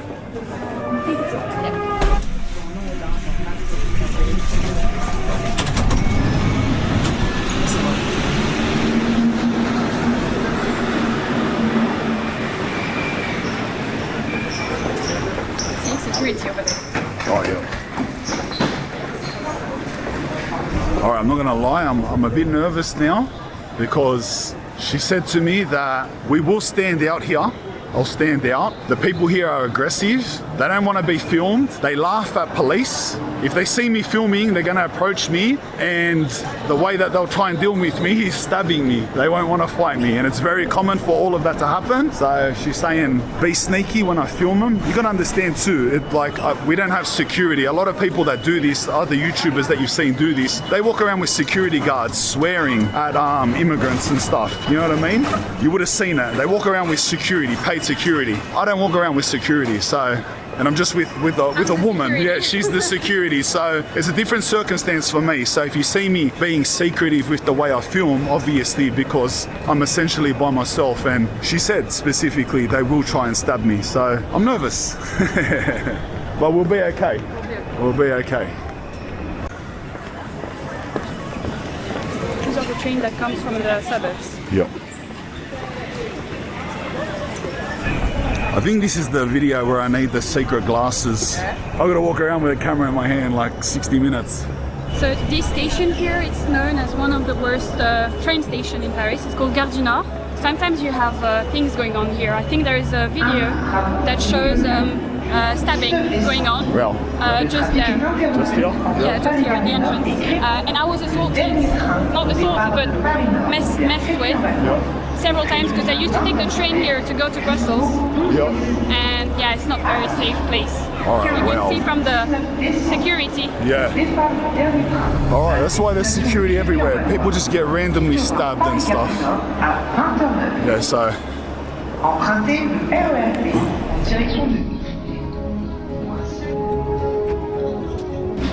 See the guy selling cigarettes.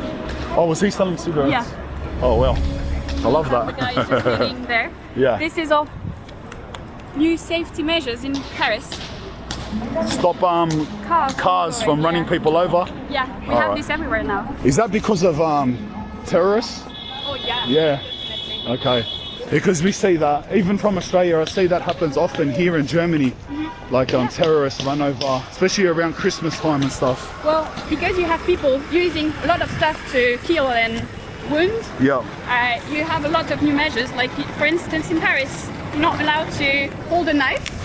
Alright. When you used to be okay with having a little, something to just, I don't know, cut bread or whatever, now you're not allowed to because obviously a lot of stabbings happened.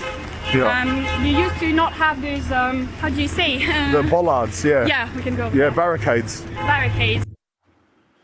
So, white people are not allowed to have knives there, but of course the criminals do. The darkies, the Africans, Muslims. They all have them, but they don't want the white people allowed to carry them, of course. They don't want white people legally allowed to carry.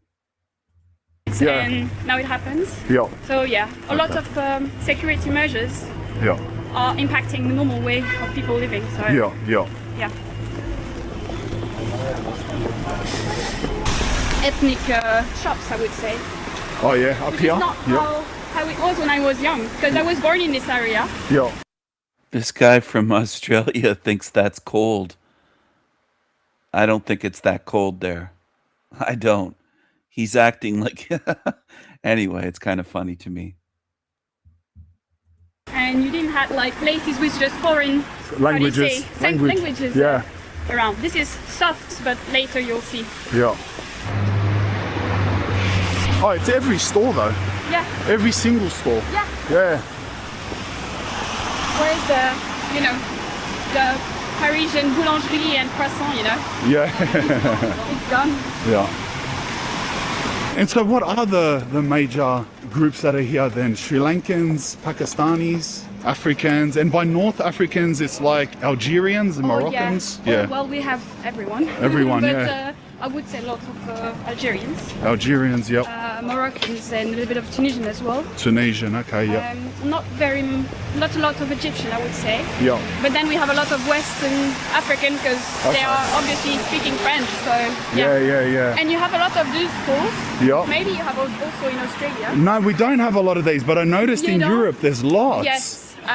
Mobile phones or whatever. So that's the moment to tell you a story. So you see the chain that I have here. Yep. not for nothing, because I got my iPhone stolen 3 times. Yeah. One of them was in Brussels, not in Paris. Yeah. That's for another video. Yep. But yeah, in Paris it was 2 times. So you will see a lot of those chains nowadays. Yeah. And when it was stolen, you know, you can locate the iPhone. And my boyfriend, he went there. So my iPhone went from where I live to those areas that we're going to. And it was going from places to places because they go in shops and they deactivate it. But they're only interested in the, how do you say, the stone in it? You know? The chip, yeah. Yeah, and it was funny to see because it was so obviously like a cliche that was going those places directly and then just going around. And so between all of those stores there. Yeah. And I would say they are used to that. Yeah. And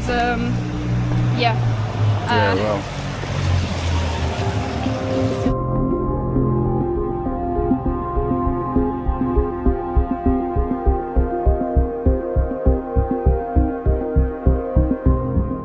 And then you have a lot of shops where it's like transferring money to different places. Which what's funny is once I was living by my own and I got stolen credit cards and I had to go there because my mum was sending me some cash. So I had to go in one of those places, and obviously it's not very French over there. Yeah.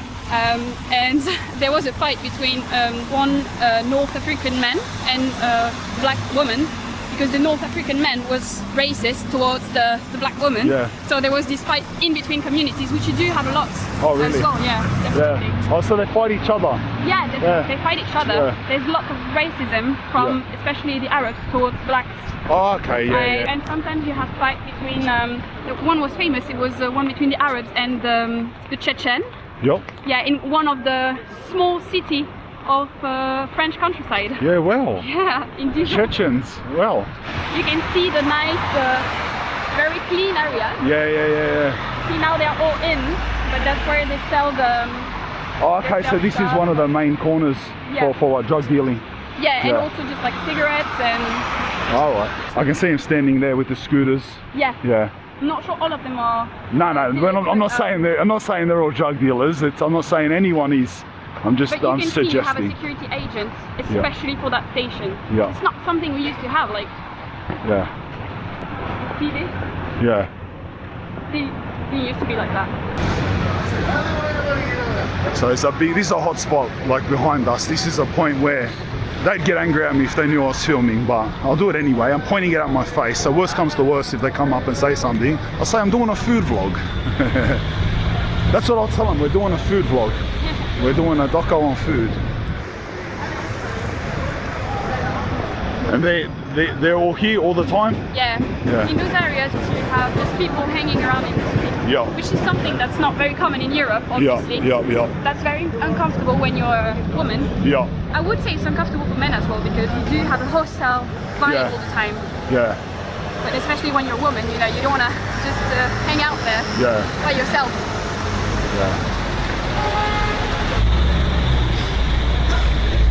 Do you feel in these areas that being French, you experience like racism? Do you get made to feel like an outsider in these areas? Oh, yeah, definitely. Definitely, you cannot feel like it's your own country anymore when you're in places like this. Because I've been in places where I'm the only white person or the only French. So obviously it's more their country than mine in some areas. Like you can see from the print, the only white person or the only French.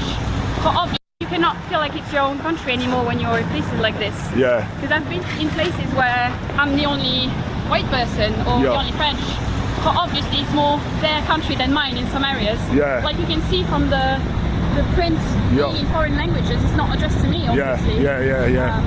When I was, I'm a bit different because I was raised in eastern Paris. So my city, to give an anecdote, it was called the second capital of Mali.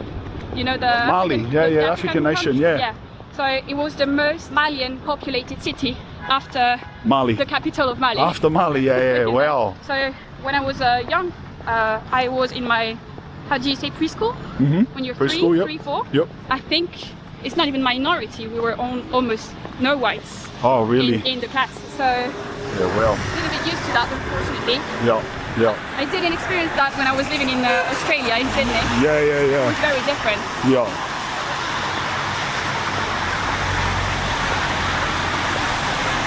I'll see you have the migrant camp over there. Oh, that's a migrant camp. Yeah. Oh, wow. Illegals? Yeah. Probably illegals, yeah. These are the ones who just arrived. Yeah. Oh, just arrived. Yeah. Wow. Well, sometimes for a few months or Yeah, stuff. yeah. Because after usually they are taken care of. Yeah. Well, so the government, they have services to take care of them. Yeah. Yeah. So it's like a center for them, for illegals. Yeah. Especially for them. I mean, it's not like legal immigrants, it's for illegal immigrants. Yeah. There's a system where they receive a fund for them to eat and have a bed. Yeah. And then they go back, after a while, they go back into normal society.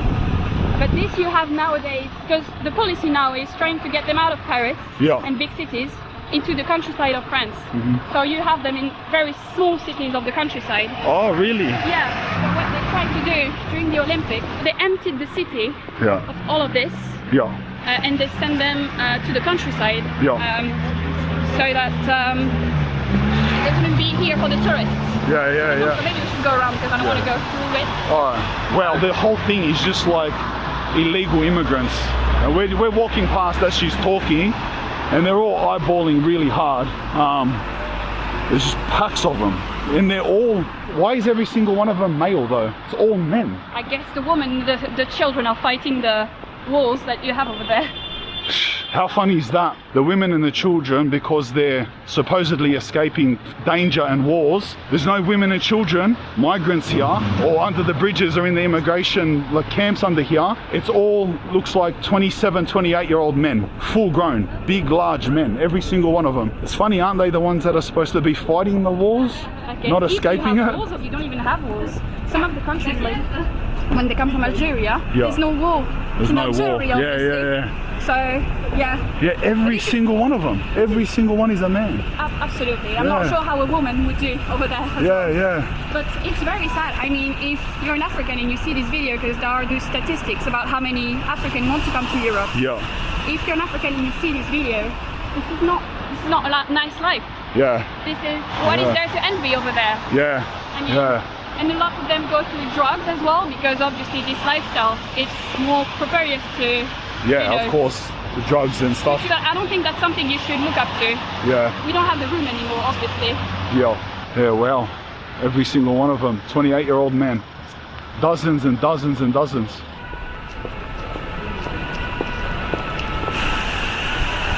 Buzz, look at this. It's crazy, cuz. Just heaps and heaps of them, bro. You can see how for so many people, men and women, like how intimidating that is to be walking around Paris and under the bridges is just packs of like grown men in hoodies, pretty much just staring at everyone. Which I'm not making eye contact now, but when she was talking and I was looking that way, looking over her shoulder, they were all just like...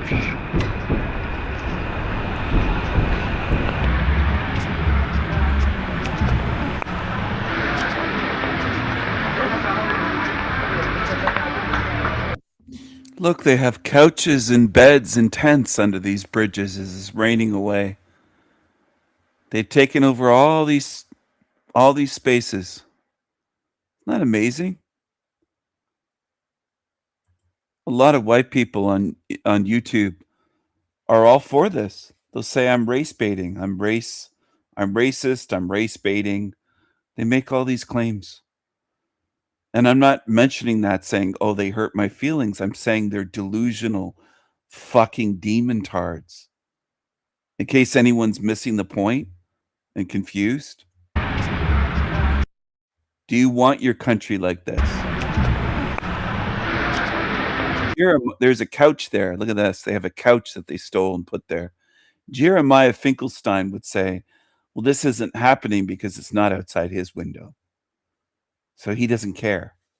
He doesn't care if all of Europe is destroyed. He pretends to be European, but I kind of think he's a tiny hat from Tel Aviv. That's what I think. It's all fucking ruined. Look at that.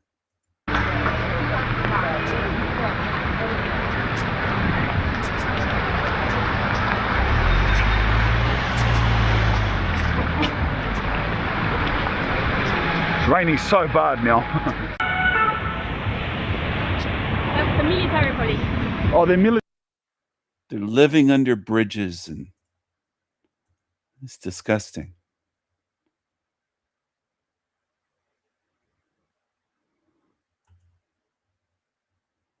Let's go back to another homeless bum.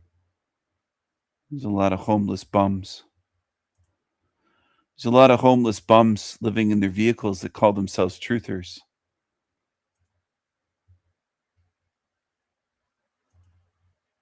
This I'm sitting in traffic. Yeah, I'm gonna spit some stuff out. Like, hey, da da da da da. I'm sitting in traffic. Yeah, I'm gonna spit some stuff out. Like, hey, da da da da da. So anyways, be loved, guys. Be beautiful. Always remember you are loved. And again, this is an attack on the antics, if that's what we want to call it, and the shenanigans. It's calling it out and holding it to the fire in the microscope and said, okay. So, yeah. At the end of the day, I'll be your Huckleberry. Huckleberry? What are you talking about? What a creepy creature. This creepy creature made videos about me 2 years ago. I wonder if this creature's still alive. Most of his videos are about me. I wonder if he's still alive. 18 subscribers, a whole 18 subscribers on this shitty channel.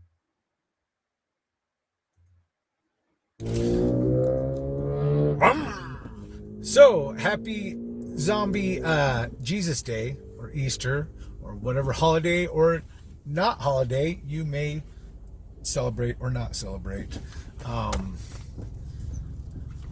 For us, most of our holidays anymore, they're just spent working. Just making sure, plenty of moms and dads get their like boxed wine and like last minute Christmas gifts from like Walgreens and whatnot on Christmas. I did that a couple years ago.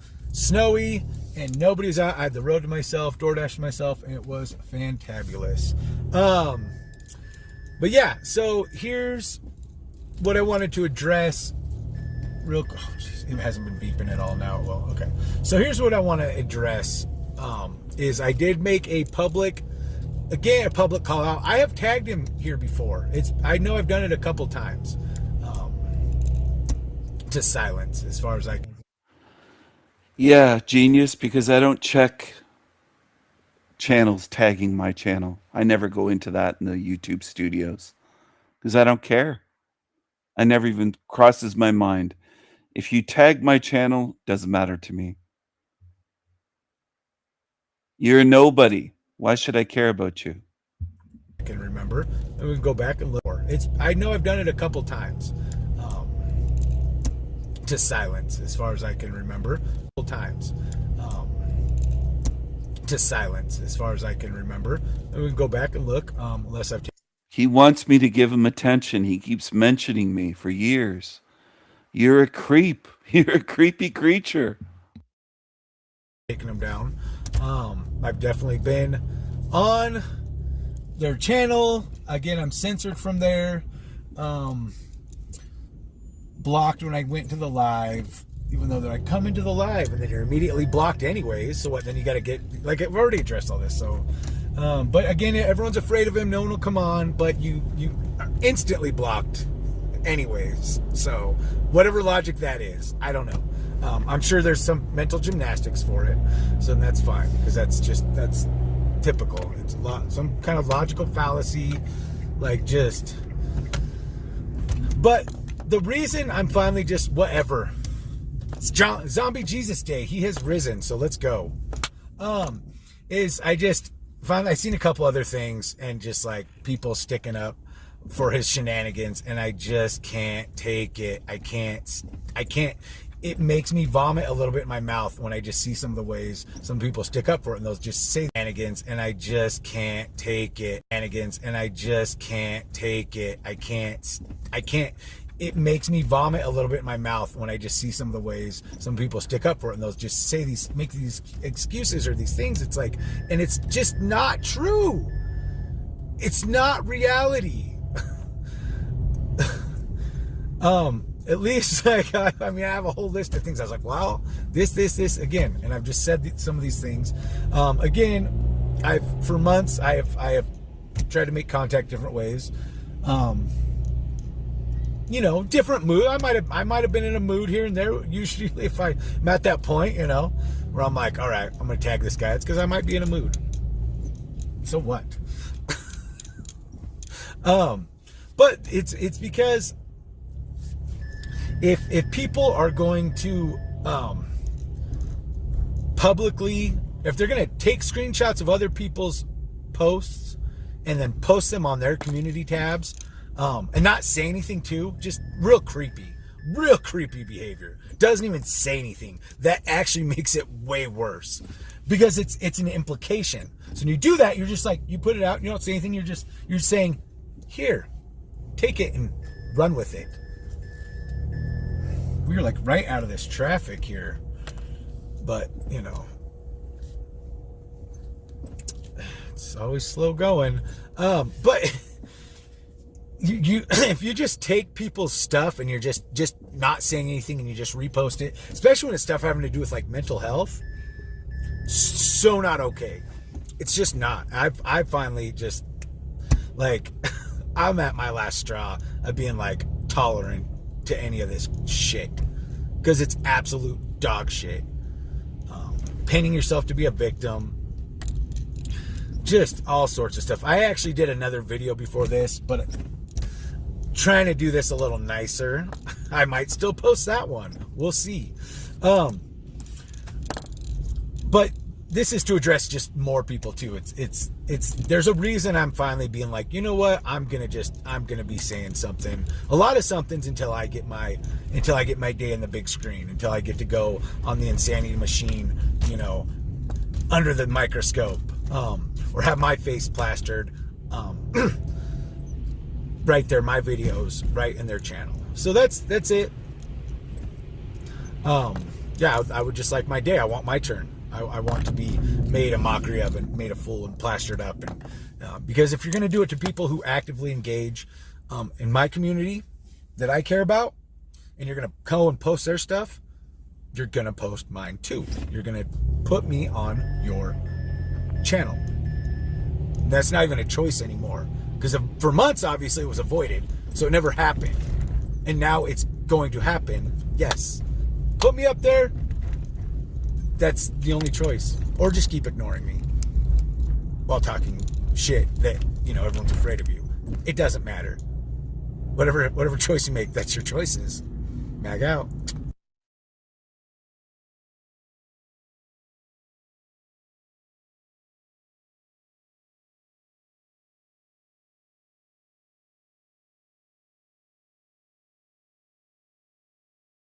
The threats and the risk are actually very real. In fact, today, April 27th, is a day that I'm supposedly supposed to die according to a threat made on the internet.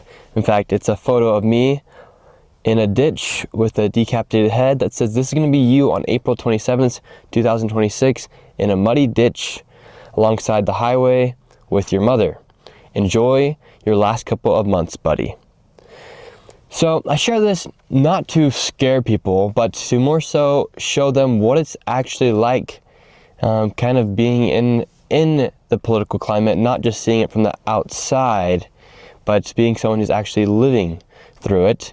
Especially with the last assassination attempt on Donald Trump, the threats are real, and you do have a small percentage of the country, even if it's just 1%, that has gone radical. And now I'm not sharing this stuff with you guys to make you guys scared for me. More so, I'm just sharing this so you guys can actually understand what it's actually like living in the political climate. A lot of you guys see it from the outside, but very few people actually enter into the arena. And for me, when I exposed the Minnesota fraud, I was forced to enter into that arena after everything took place. Whether between exposing billions of dollars in fraud, the riots that took place, the shootings that took place, it created a crazy atmosphere where my name was in the forefront of it. And at that time, actually in Minnesota, you had people posting signs on street poles that said this. These were on signs in Minnesota. It says, "Nick Shirley brought ice to Minnesota. He helped kill Renee Good. Do not let him in your business. If you see this man, tell him to kill himself." This is just an example of some of the crazy stuff that was said and posted around the internet, and not on the internet, but on literal street poles inside of Minnesota. And a lot of other stuff took place, such as people saying, "Charlie Kirk needs a sequel. Send Nick Shirley hate mail. He needs to be deported to Russia so he can be a Nazi there. Nick Shirley is a Nazi. Nazis don't deserve to live in the Midwest, and we are kicking them all out until their ideology is dead. You will pay for your crimes, don't worry." And then at the same time, you have the people these people listen to watching clips of very popular streamers on the internet openly saying stuff like this. Well, my understanding of it is that the property owners who have properties there choose just not to rent it at all. Yeah, kill them. Kill those motherfuckers and murder those motherfuckers in the street. Let the streets soak in their fucking red capitalist bloods, dude. You have people getting riled up. In fact, in Minnesota, you even had Ilhan Omar in the back of a truck bed riling up protesters. They even canceled school. And it led to even more people going out into the streets of Minnesota. But I'm talking about these threats because they actually are real, and after they tried to assassinate Donald Trump for the 4th time, I figured, all right, I'll share my experience with this, as people are openly making threats to me as well. Now, these are just a few of them. I still get threats consistently. When I go travel now, I have to have security, and it's all for exposing fraud, which is a bit crazy to think that for exposing billions of dollars in fraud, now I've exposed $2 billion fraud industries with what happened in Minnesota, and also what happened in California with the hospices and the Medicare fraud that took place there underneath Medi-Cal. And that fraud is so big, and this fraud that's taking place inside our country is so big and so deep that you're seeing it. It's very hard to unravel because that's how intertwined the fraud is. People in Minnesota have been charged and have been caught for fraud in the autism centers, in the daycares with Feeding Our Future. In fact, the daycare that I visited in the video that had received around $3.6 million was that daycare that was running Feeding Our Futures. And when I showed up to their daycare, there were no kids. In fact, that lady who was running that daycare even tried to flee to the United Kingdom, but was stopped at the airport, and then she pleaded guilty here inside the United States. So these people are getting caught. However, the prosecutions and these arrests are taking a lot longer than we all want. But the fraud is very real.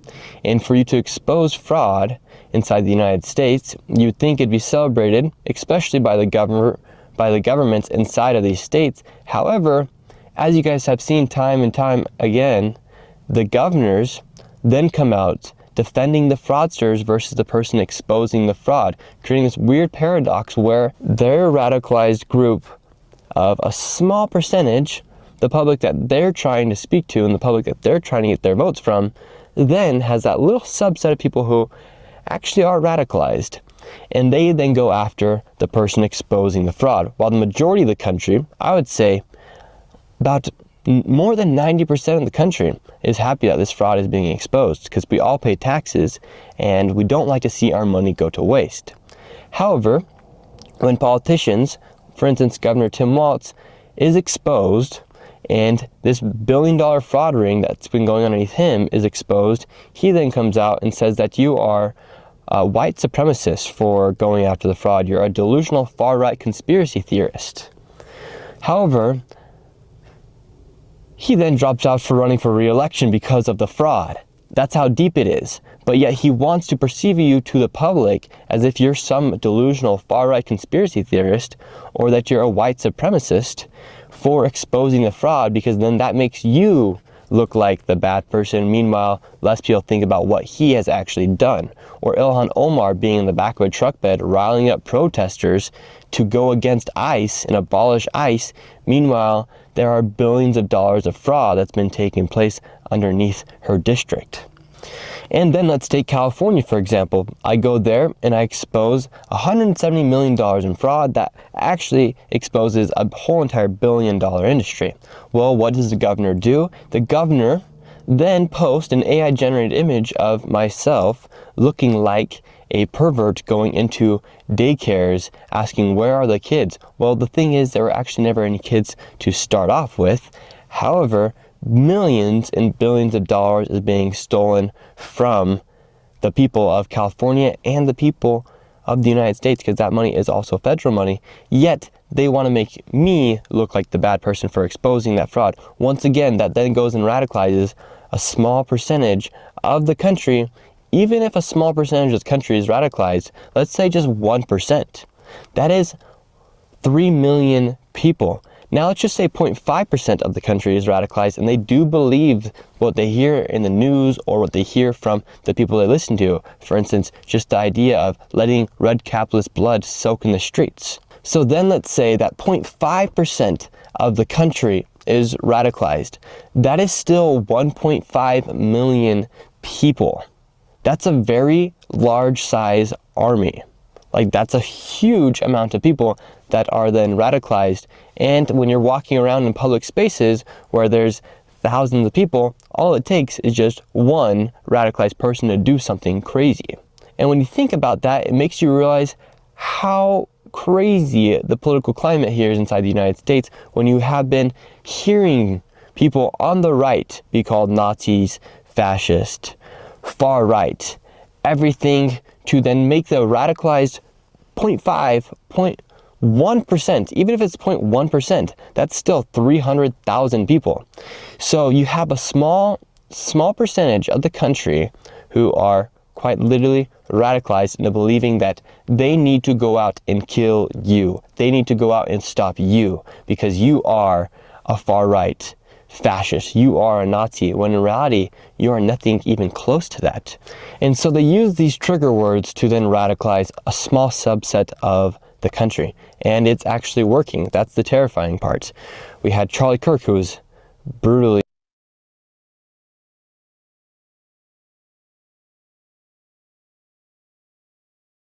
Now, 132 years later, 7 of the cosmic ray peaks can be attributed to Nibiru. This is the 3rd video of the new playlist showing in order all the original videos from 2021.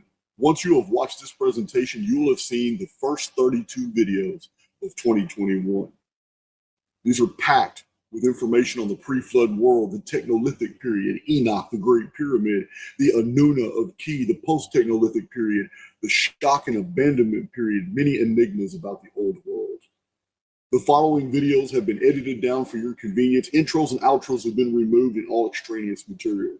These videos are pre-flood calendars and the goddess, Anunnaki dynasty before the flood cataclysm, dark world of the Anunnaki found, date of Exodus key to Anunnaki chronology, dark reality remastered, Atlantis and the realms unremembered, Nemesis X object, coming vapor canopy apocalypse, Anunnaki Nur Codex, proof of the simulacrum, gate of Yaxakak opens, transdimensional Anunnaki freed, 1962.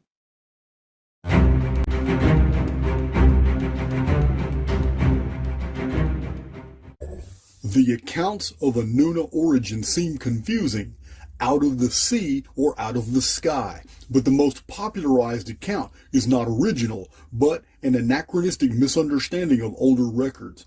Originally, the oldest writings, Sumerian, depicted the Anuna as having dropped from heaven. They were not amphibian.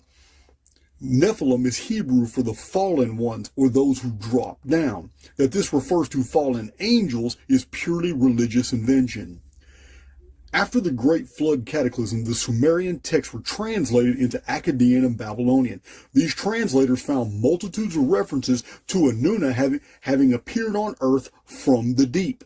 This deep, Abzu, was originally an astronomical designation for the largely unknown abyss of the southern hemispheric space, the region of space below our solar system that cannot be viewed from the northern hemisphere.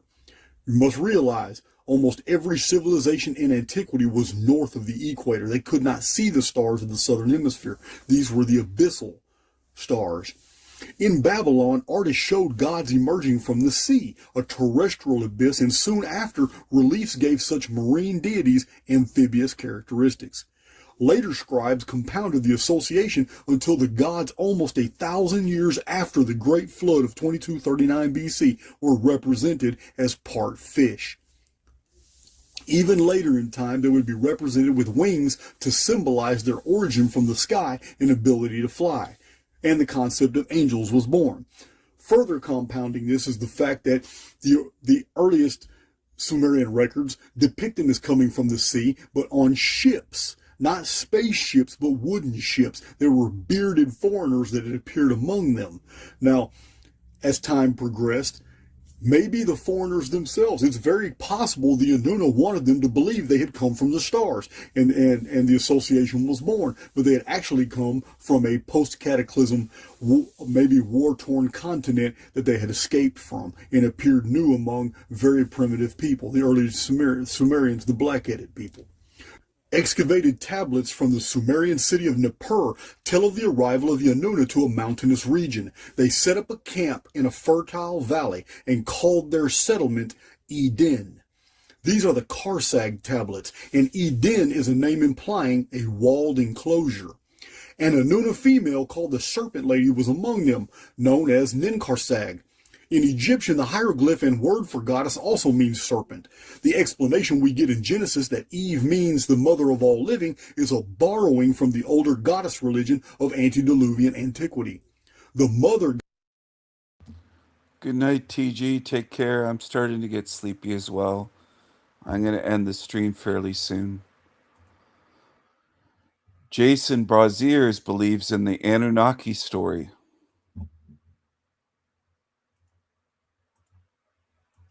Be a life coach. Be a man of love and peace. Hey, Stephen, now would be a great time for you to establish, a little situational awareness. Realize maybe a better step for you is to back up, shut the fuck up, okay? And Jack, honestly, it's kind of a big deal. Like when a dude like... To back up, shut the fuck up, okay? And realize maybe a better step for you is to back up, shut the fuck up, okay? And Jack, honestly, it's kind of a big deal. Like when a dude like me approaches you, I'm a meat eater, I'm a money maker, and I think...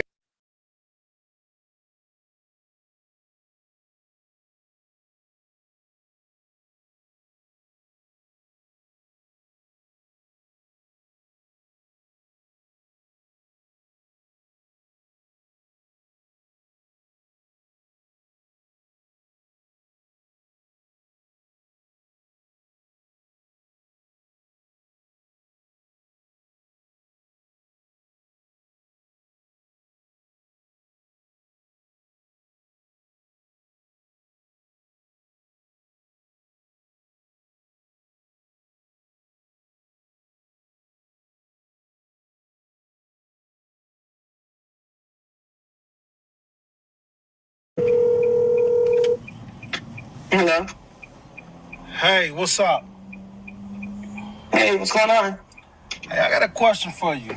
I just left our daughter's house, your daughter's house, and she's graduating, and she was telling me that she wanted, I guess her biological father just came back into her life or whatever the case after 17 years, and she wanted him to come to the graduation, but in order for that to happen, I have to give up my ticket.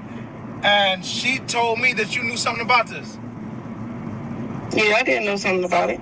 And Is that a problem? And you don't think it's a problem? Like after 17 years? Like you don't think that's a problem?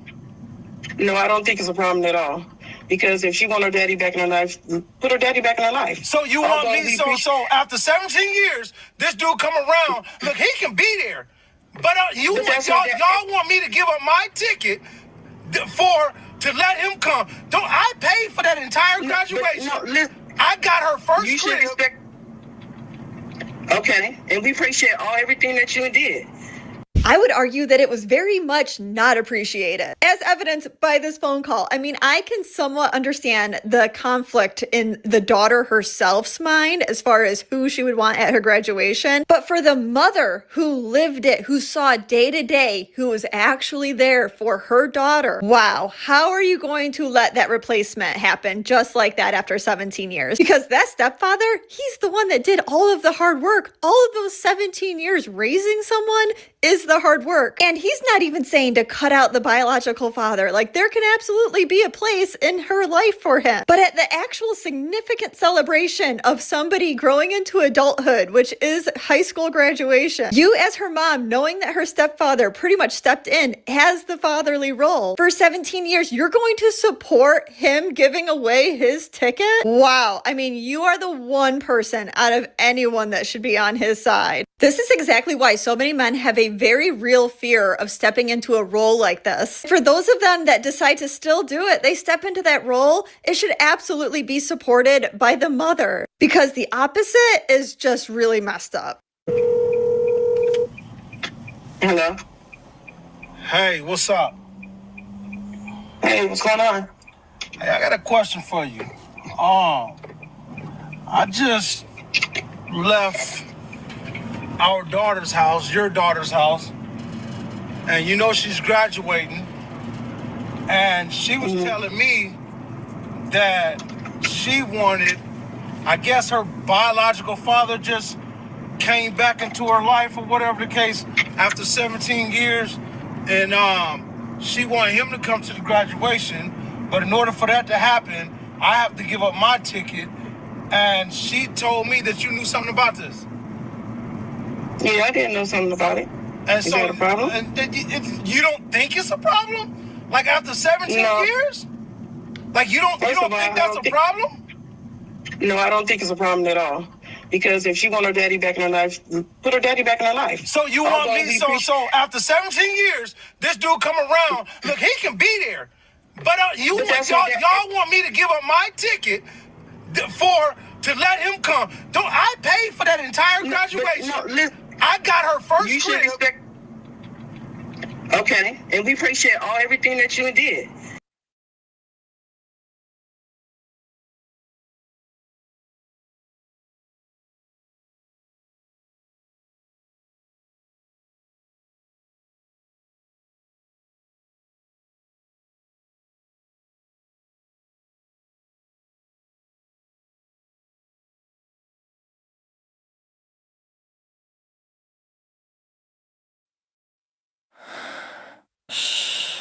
It's time.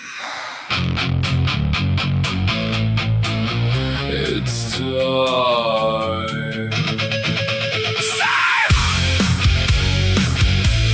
Movie moves, moves,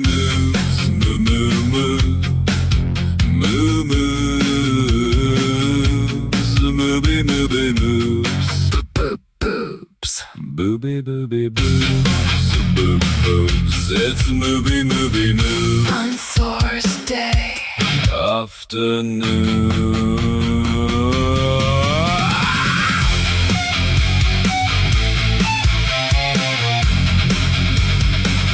Sing it! Movie news. Movie news. You love the movie moves. Movies. You love the movies. Don't you?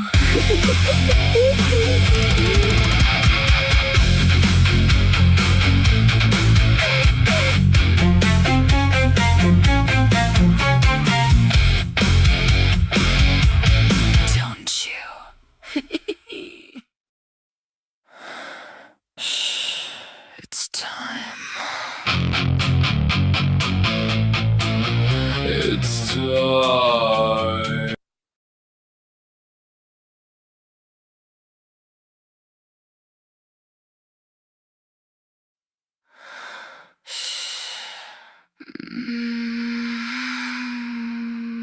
Squirming in my seat.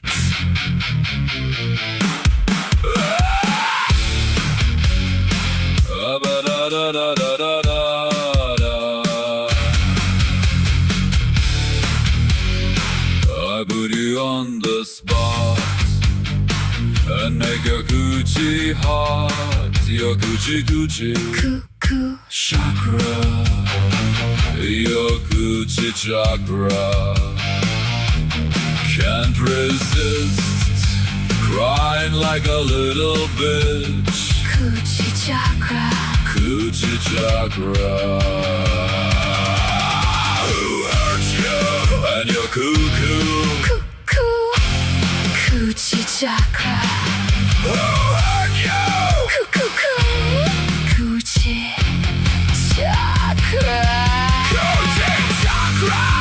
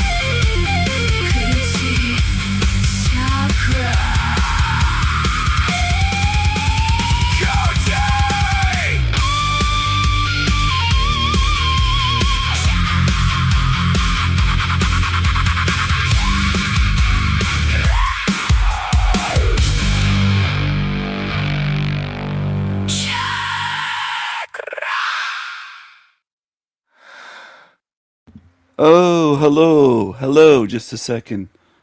Wendy's backstage. I was just grabbing a Coke Zero, and it looks like we have a visitor. I want to make sure it's her, though. I can't be too sure. With the porn bombers and the Nolan has used Wendy's name before. I want to make sure that it's actually Wendy. Just a second, everyone. Hello, Wendy, is it you? Yes, it's me. Good morning. How are you, Stephen? Oh, wow, what a pleasant surprise. Good morning. Oh, good morning. I'm doing well. How are you doing?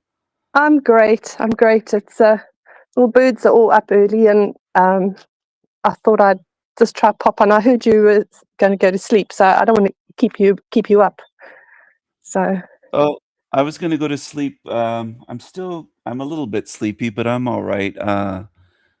TG and RI were here and they left, and the chat room had kind of quieted down before you joined, so I okay, didn't know who was here. That the rest were just kind of lurking, I guess. I'm not sure who's watching.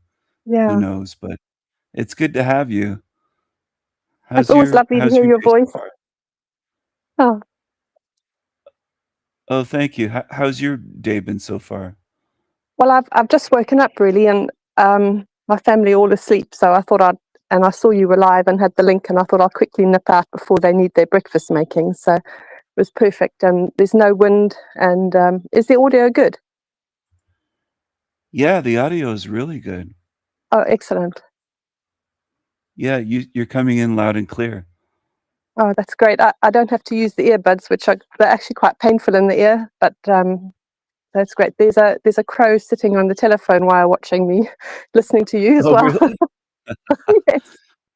Oh, Oh, excellent. I love that. yeah, yeah. I was doing, on the stream earlier, I think I'm gonna make some knife videos, but I was describing some things for women for self-defense because I was showing what was going on in Europe, in Oh, Belgium, and,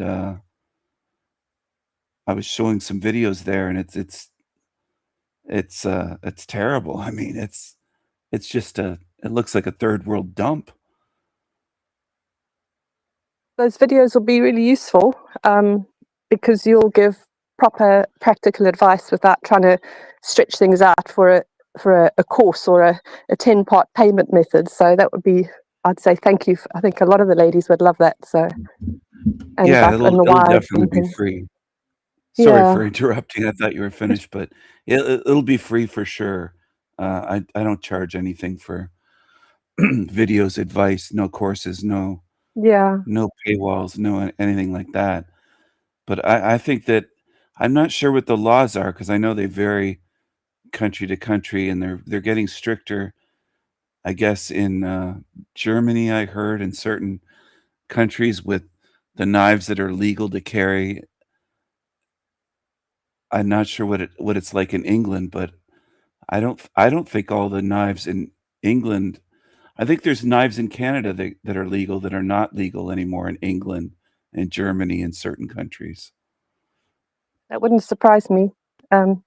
England's not really not for looking after good people. So Yeah, they make it illegal for good people to protect themselves, and then the criminals, of course, carry everything under the yeah, sun yeah, to be able to commit their and get crimes. help and counselling and money for being Yeah, noxious. So yeah, they get paid to buy weapons. They get. Well, I was saying,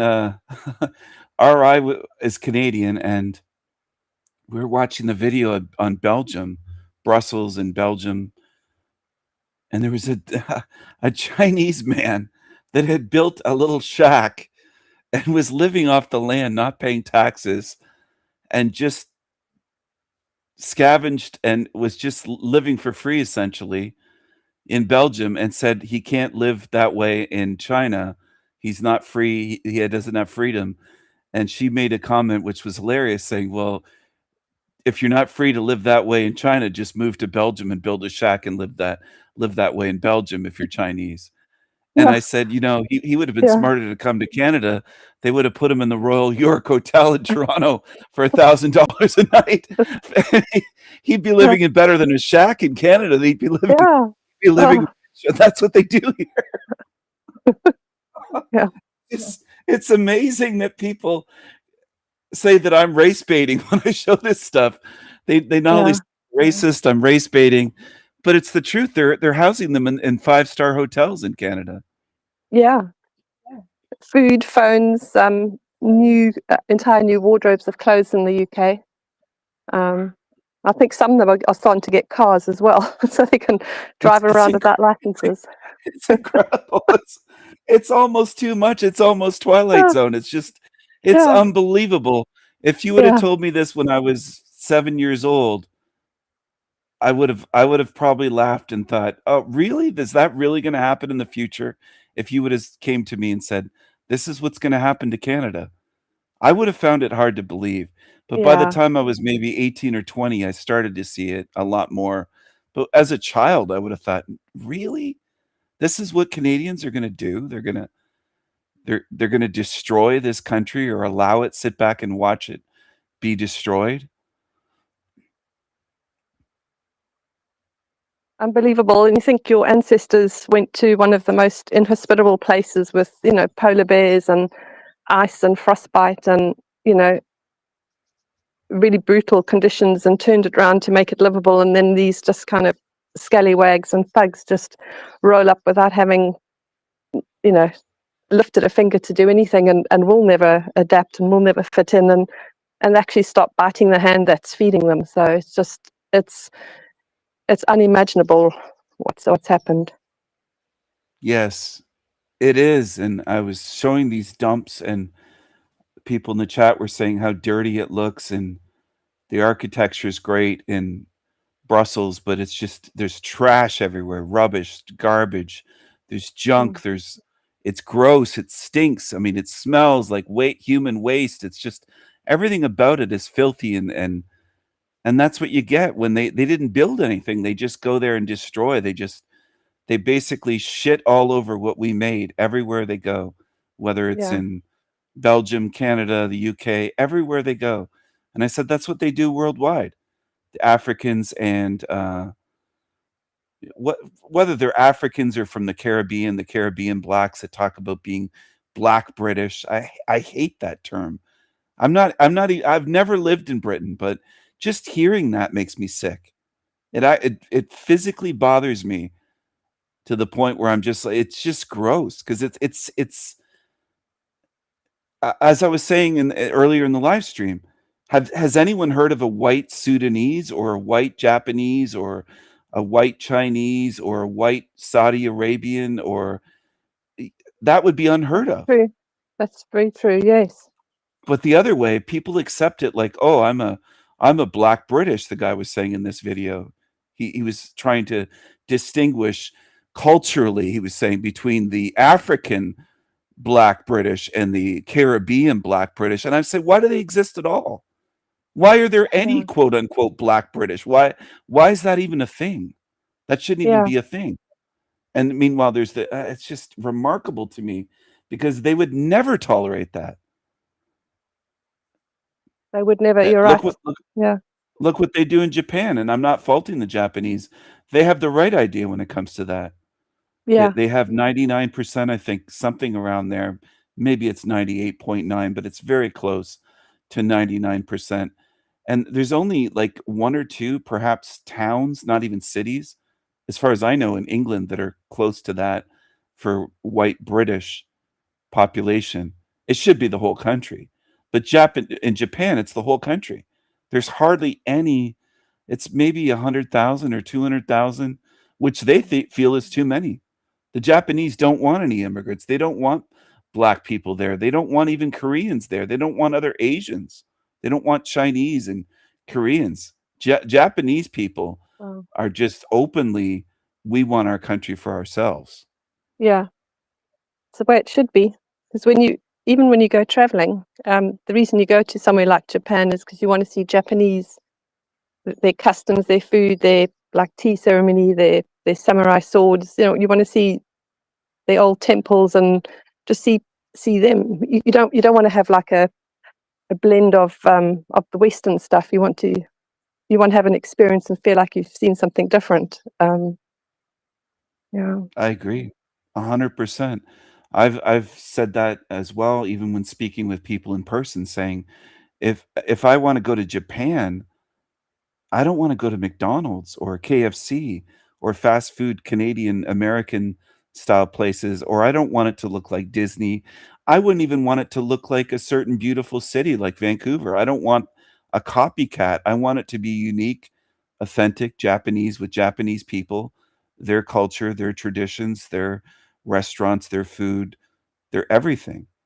Yeah. That's the experience. That's the difference is the experience. Without the difference, there is no Japanese experience. It's just Yes. wiped away. You only And want to hear that's what you they're only want to doing. hear their language. Sorry, I interrupted. You just want to hear their music and their and then when you go, you also fit in with their manners. And when you go to a quiet country, you behave extra quiet, especially if you're not. And if you need to cover up or be modest, you be modest. You don't barge in and insult people by disrespecting the way of life they have. Absolutely. But you know what? You hit on a key point there. I would say that Japanese, since they're high IQ, and it's beyond IQ, that's just one measure. Obviously, that doesn't account for everything. But they are a high IQ society, and they are respectful, quiet people. So they would be respectful, I'm sure, going to a town or a city as a tourist in Great Britain or in Yes, Canada. they And would. we would be respectful for the most part. Most white people, most Europeans are respectful when we travel to Japan. But they notice the difference when the Tiggas go to Japan and they start dancing on their trains or subways and their trains, and they just Oh, act horrible. loud Yeah. and foolish the way that they do here. They don't adapt. They don't try to be quiet and respectful. They can't. It's not just that they don't. I don't think they can. No, they can't. Uh, they had this saying in South Africa growing up, like if there were some Tiggers walking, they shout. Well, basically, there's no volume control, and their reasoning for it was that they're speaking at that level so that if you're on the other side of the road or further ahead, that if they were speaking softer, it would be called whispering, and they'd be gossiping about you. So that it was actually a courteous act of them speaking loudly. That's how they twist it. Oh my goodness, they have a way of spinning everything to play like they're in the right for shouting. They Yes. shout that way in Canada in the movie theaters, and if you ever ended up on a bus or a train or any type of airplane, they're Yeah. loud everywhere. They justify Oh, it. And if it's in South Africa, see, they would argue, a black Canadian would argue, well, that's their culture. It's cultural. Well, then why is it mm, here? I thought their culture, if they're born and raised in Canada for 2 or 3 generations, shouldn't their culture be Canadian? Why are they behaving like they're shouting in Africa if they're living in yes, Canada and they've only been here? It isn't cultural, it's biological. it That's what is. I look at. See, if they've lived here 2 or 3 generations, how can it just be cultural if this is the only culture they know? Because if I'm here in Canada, I would say, well, the culture is supposed to be Canadian, not African. So Yes. I do think it's biological, and the behavior is everywhere they go, whether they're living in the United States, Canada, England, Africa, Australia, Germany, France. They behave that way, no matter where on earth they end up or are allowed in. I made a joke, and people think I'm nuts, of course, on some of these YouTube channels, but there was a Scottish guy on a channel a couple months ago, and he was talking, and I said, "Wait a second, they let black people into Scotland now? When did that happen?" He thought I was a dummy. He didn't catch on, and I said, "No, really, Oh, you let them in there now. You oh, allow black people in Scotland." And I said, "I didn't know that. I didn't know they're allowed in there." oh, I love doing that on these channels because it never crosses their mind that someone is joking or being cheeky. oh, It never enters yeah, their mind, ever. yeah, yeah, yeah. Oh, that's funny. And it's like Scotland would be the worst place for someone from a sunny country to go to, because it's cold, it's grey, and it rains like 360 days of the year. So I don't, you'd have to be on whiskey and whatever else just to sort of keep your morale up. So, but it's funny about the jokes that people don't pick up humor, and everyone's so serious, and it's really, yeah, it's quite a sad situation. I can go to channels and just say the word darky and immediately, "You're racist, get him off the panel." And they overreact. It's hilarious to me, and I just mute myself. Sometimes I mute myself and start laughing. Other times I can keep it in and stay in character, but it's just ridiculous how easily they go to rage and hate. But when you said about Scotland, a lot of the darkies, why would they move to Canada? I mean, Yeah, it's a it's lot of the even year, it's colder. very cold.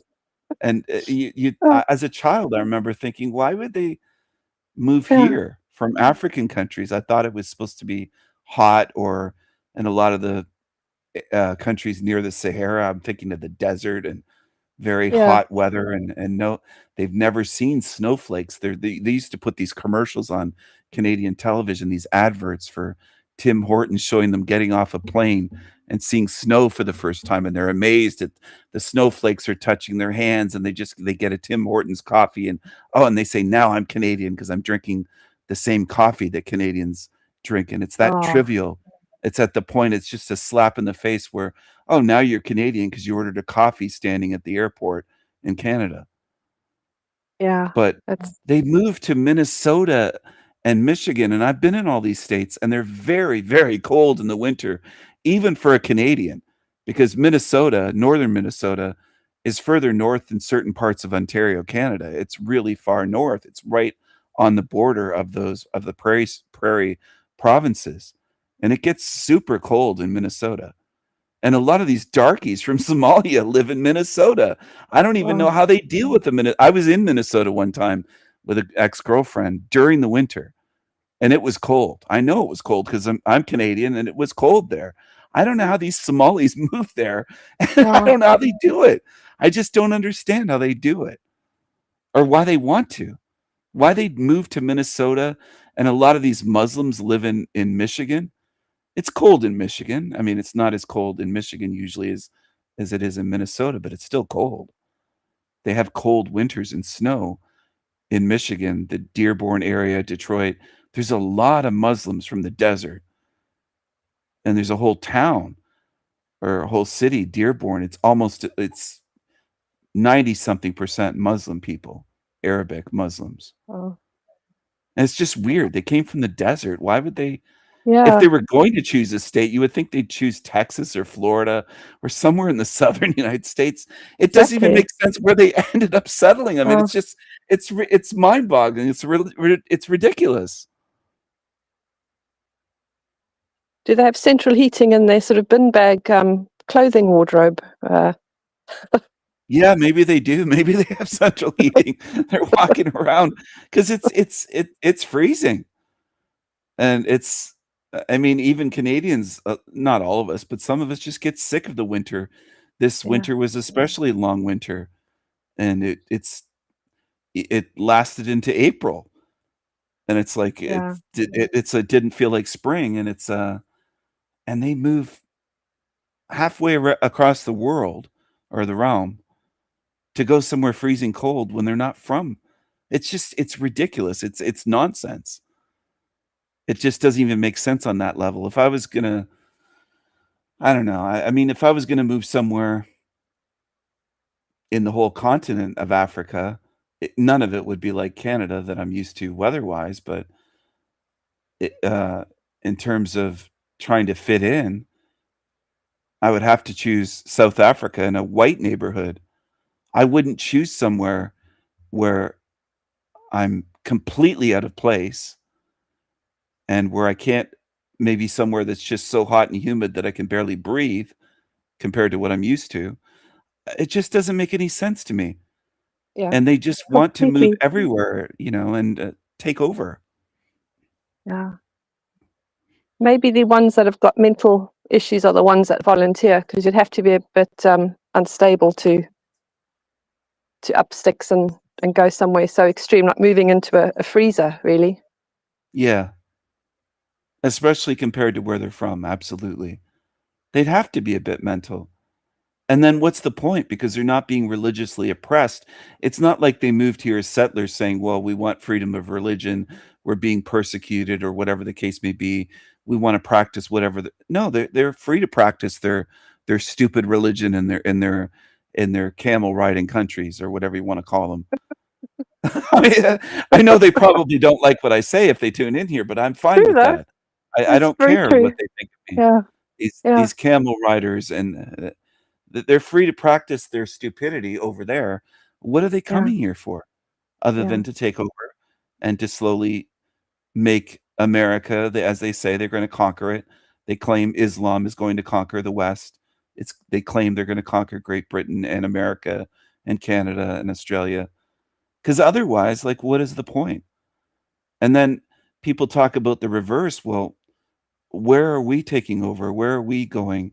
And where are white Canadians going or white British people going in Africa and saying, "Okay, we're taking over Sudan," or we're and that and their whole thing is, "Well, you colonized. Yeah, we made your countries better.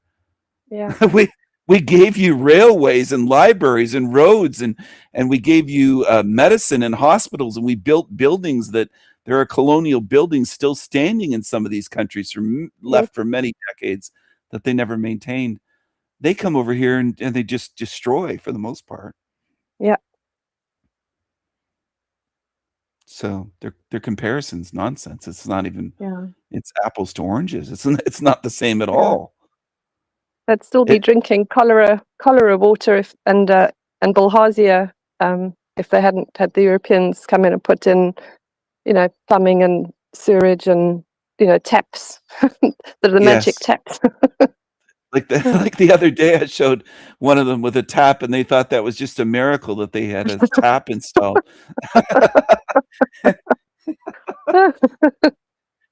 They would probably still be viewing malaria as a gift from God or something. I mean, it's just Yeah, waving a little fishbone around in front of them as a witch doctor.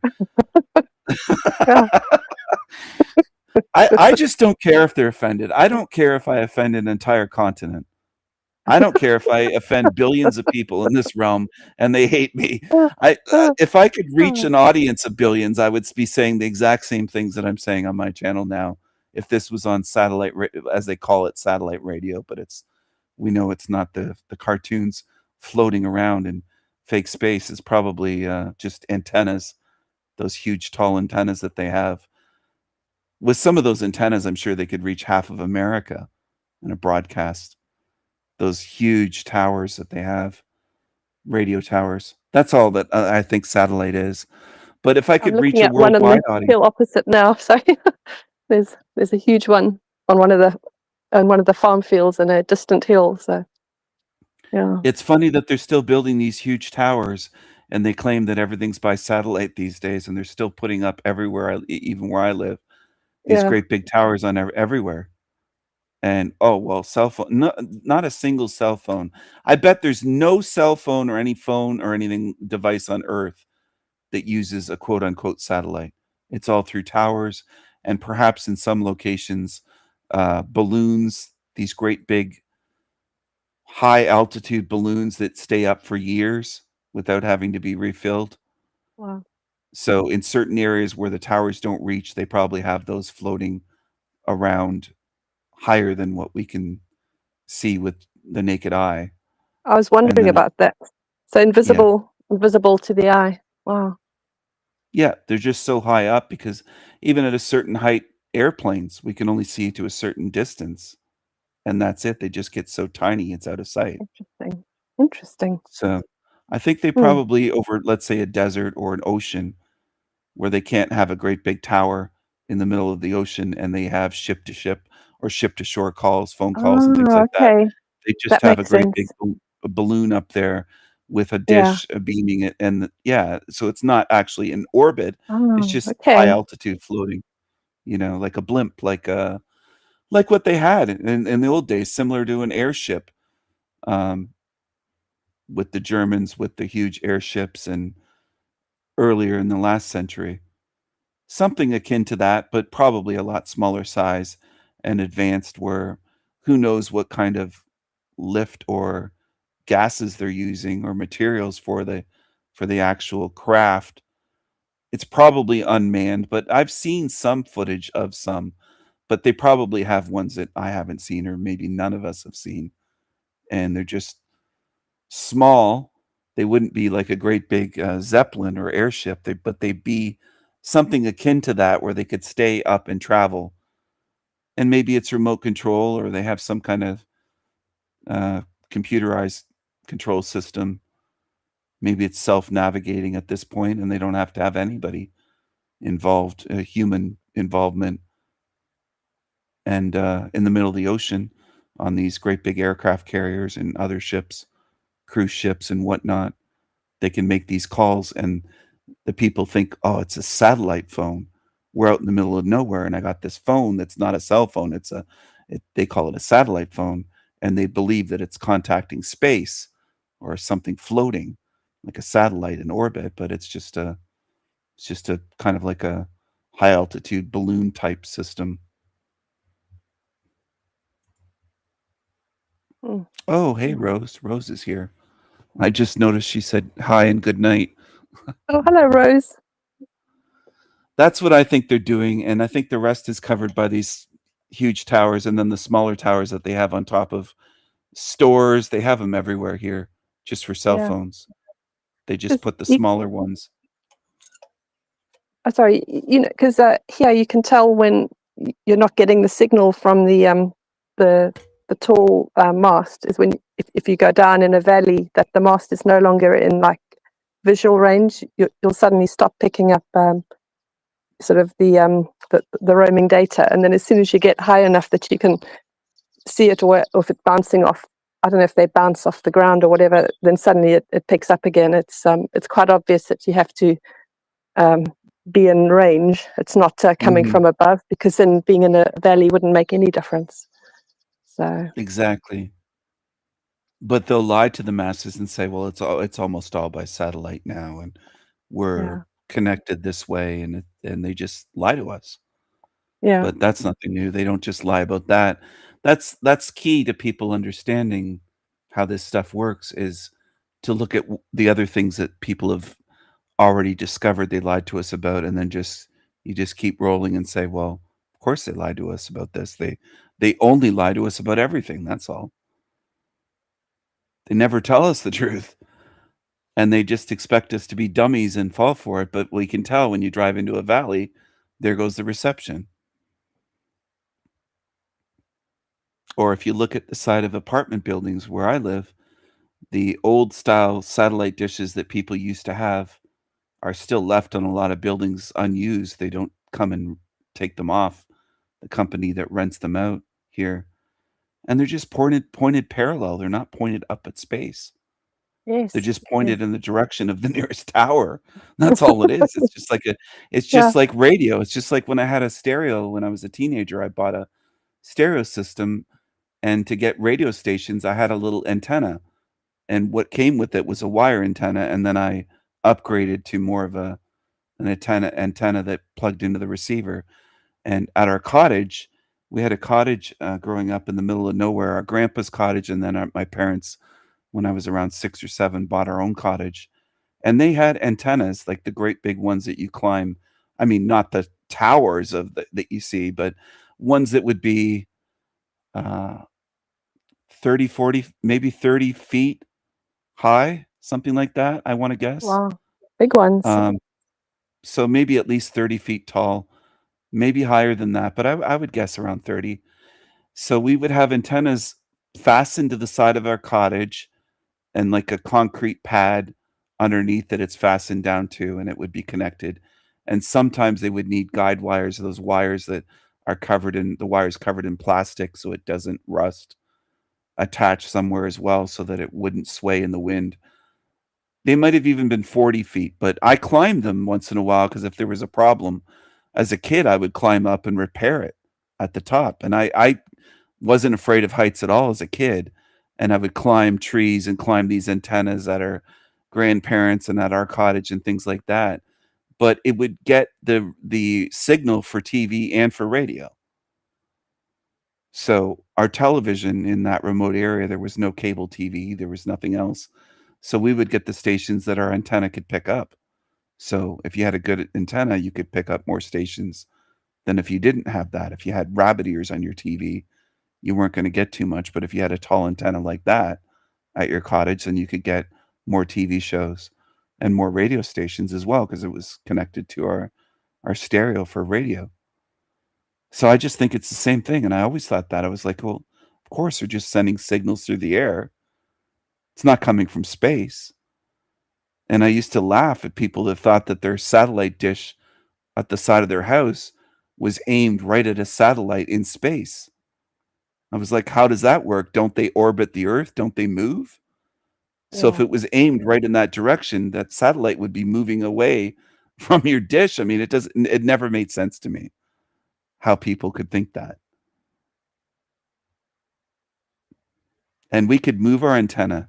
It had a rotary thing where we could move without climbing it. I mean, from within the cottage, we could turn something, a little device that was connected, and then there was a motor connected at the top of the antenna that would rotate the antenna different directions.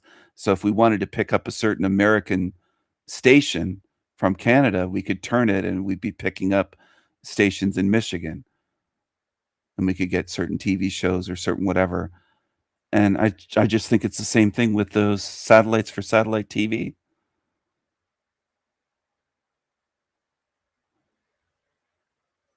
I knew a family member that had one that wasn't just mounted to their house. It had a similar system. They could rotate it that way from within their house. And it's like, well, of course that works because you're picking up signals then from a different tower. If you're rotating your satellite, your little receiver dish. But the receiver satellite, they call it a satellite dish, but that little dish is just the same thing as an antenna for a TV or radio. It's no Yeah. different. But that one has most of humanity fooled. I mean, when you look at it that way, simple things like that, most people, the mainstream masses, can't figure that out. They'll insist that there's things floating around in space with absolutely no evidence. They don't have evidence that anything goes to a certain height and instead of becoming heavy and prone to falling becomes floaty and just floats Yes. around. We have no evidence of that. And they believe it. That's the thing. It's Yeah. just humans believe without evidence. There should be loads of stuff falling out of the sky and landing in fields and homes on roofs and swimming pools and parks. Like tiles and bits of wires. But yeah. I think once in a while they just drop some junk out of a plane and then it falls and it Okay. makes the news like, oh, look, we found part of a satellite and this is from space. And it's just junk they dropped out of a plane on purpose once in a while to keep their lie going and make it a little bit more believable. Because they don't have to make it like Freemasons don't have to make it 100% believable. It's just good enough to fool most people. If there's a select few people in the realm that aren't fooled, they're not threatened by that. They know they can't fool 100%, and they don't have to. They just have to fool the vast majority, which they do easily. And just look at 9 double hockey sticks with the passports surviving and fireballs and everything else. I mean, Amazing, yes. it's just that's good enough to Yeah. fool most people. Let's say Yeah. we found the passport on the ground from one of the terrorists, one of the hijackers. What Yeah. about all the passports of the passengers? Yes. We didn't find those, but we found this one. We found the important stuff, the one that we needed to find. This is what we found it right away too. We got it the next day or whenever it was. It's absurd and ridiculous, but it works. And part of the I think it was the front tire of one of the so-called planes that they claim hit, and they found it on they could have just dumped that out of a van on the side of a street corner in New Yeah. York, blocks away, saying, "Well, there it is." It flew off and it landed blocks away, and the Oh. tire wasn't even deflated. I know they're not inflatable the same way as a car tire, but still, I mean, it's almost perfect shape. It just Yeah. looks a little bit. It's just they just can do anything like that, and it just works.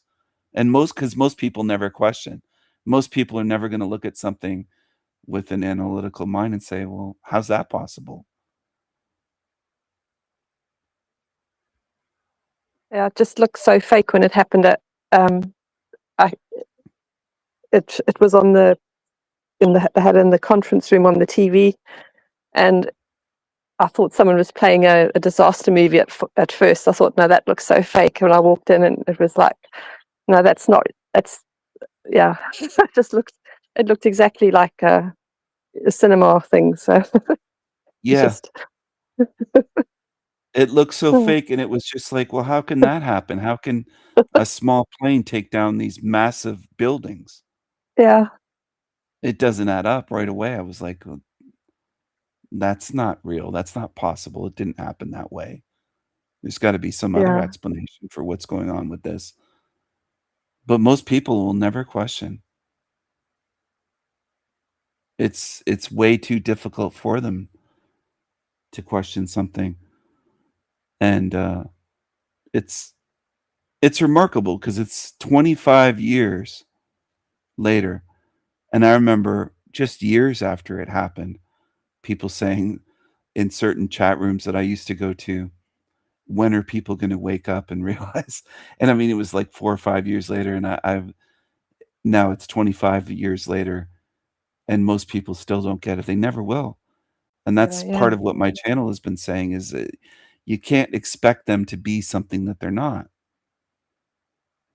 It's it's kind of ridiculous that a certain way of many truthers, as they call themselves, it's akin to going to a zoo and seeing the giraffes and saying, "Why isn't that giraffe a hummingbird?" Well, Yeah. because it's a giraffe. It is what it Yeah. is. So why aren't people seeing through all these deceptions in this realm? Because they are what they are. They're not like us. And no amount of evidence will work. It doesn't matter how much you show them and how much you try to convince them and use evidence and logic and reason and explain. They are what they are. We're not going to change them from a giraffe into a hummingbird or uh, from a chipmunk into a hippo. If they're a zombie, they're a zombie. They're not asleep. They're a different kind of species of spirit. There's no reaching them. We can't make them into something else. And that's actually freeing in a way once people really catch on to what I'm saying, because it sets you free from trying for the rest of your life to reach the unreachable. It is freeing because you also don't have to feel guilty that you haven't explained things properly, or as you've said, you end up ruining relationships or losing jobs or just making your life miserable by trying to do the impossible. And if anyone's tried it to you, which you've demonstrated through, the sort of the sheer volume and tenacity you've shown. So if you can't do it, and old Jesus couldn't even cure blindness, there's no changing and no fixing. So you've made it more than obvious. So thank you for Yes. doing that. You're welcome. I have a tendency to try to make, and it's part of my personality type, to try to make airtight arguments without really thinking about it. It's just that I go to the extent of, how are they going to dismiss these mountains of evidence? It's proven.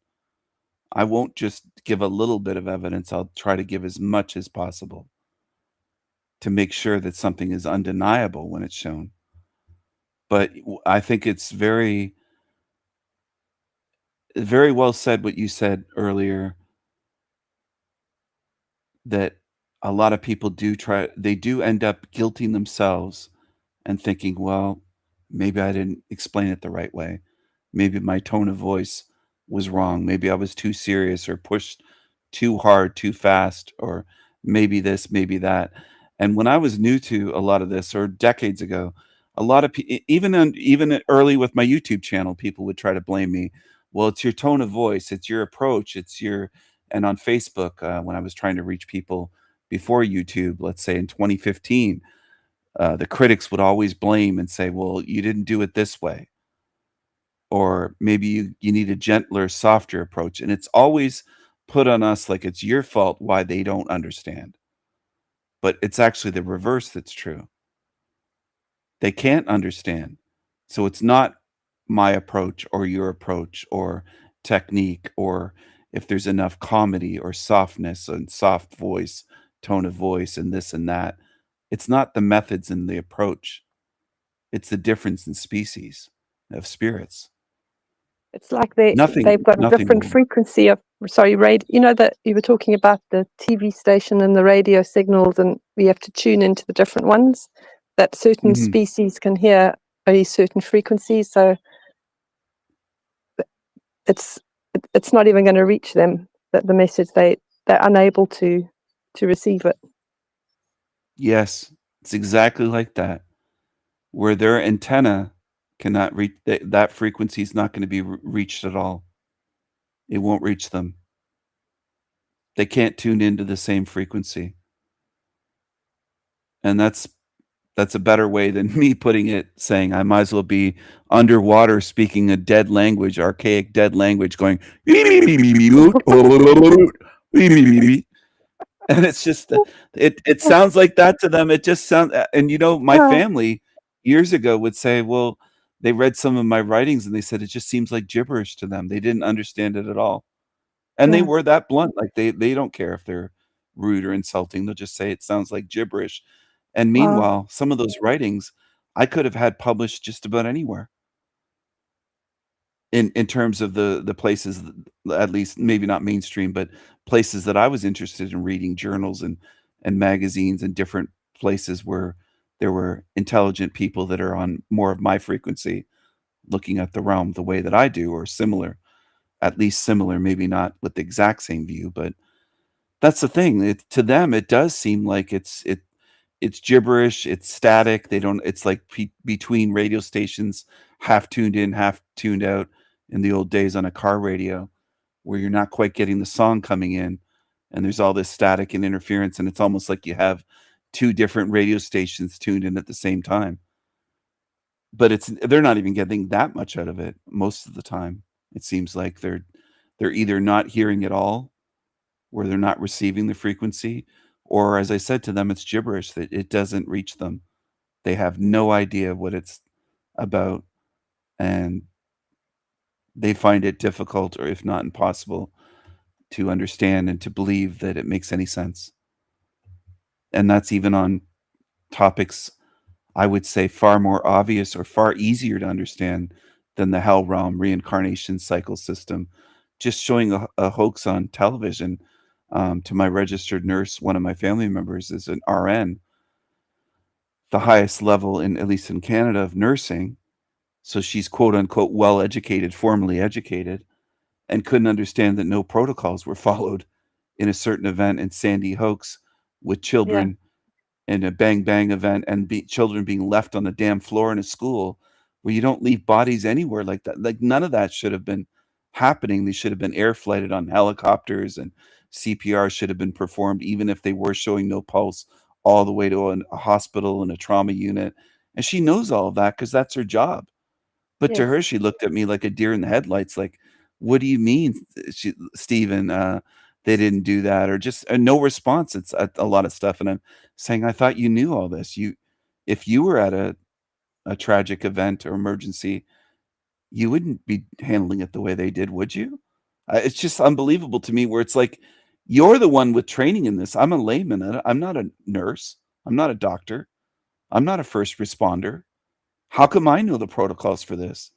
You're supposed to be the one trained in this and paid for this. And she's worked in ERs, and she's been in ambulances and taken patients from one small hospital to a hospital that's in a bigger city that's more capable of trauma surgeries and stuff. Like, she's done all this, and I'm aware of it. She's told me stories, and meanwhile just draws a blank after she watches a documentary on TV about Sandy Hoax or Netflix, and they just think that, well, it was on Netflix, so that's what happened, and there's nothing wrong with how they handle it. It's like, there's everything wrong with the way they handled it. They botched the if that actually happened that way, they botched the whole thing. I mean, it's Yeah. a cop isn't supposed to be able to pronounce anyone dead at all. They're supposed to have to wait for a coroner to come, and like, everything about it was wrong.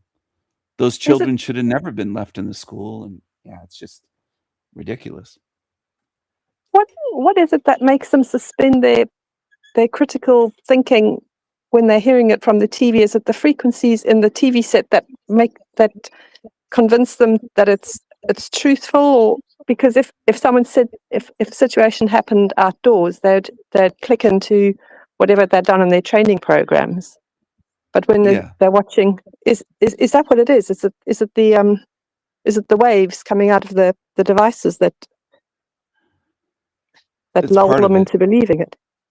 There is mind control and suspension of their critical abilities, and it puts them into, I'm trying to remember if it's alpha, beta, or theta, but it's more of a sleep-like state. When you Like watch Delta then. TV, after a certain amount of minutes, you're almost asleep, and you're very prone to being programmed. But the thing is, it doesn't work on everyone Oh, the same okay. way. So some of us have more of an immunity, just like some of us have more of a spiritual immunity in this realm. Now, I could say that it worked on me as a child because there's at least one picture of me watching TV with one of my siblings, and our mouths are agape, and we're there, and we look like we're being brainwashed. You can see the TV, you can see us sitting on the floor watching TV as young kids, and we were just under the spell, but it was the TV programming working on us. But what I'm getting at is, it doesn't necessarily mean that it has to stay that way. It's not a perfect system. So just because something worked on me when I was 2 or 3 or 4 years old doesn't mean that the same thing works today. That's why I wanna get that across to the audience tuned in, so that they realize there's never a time where all hope is lost, and that's never been my message on my channel.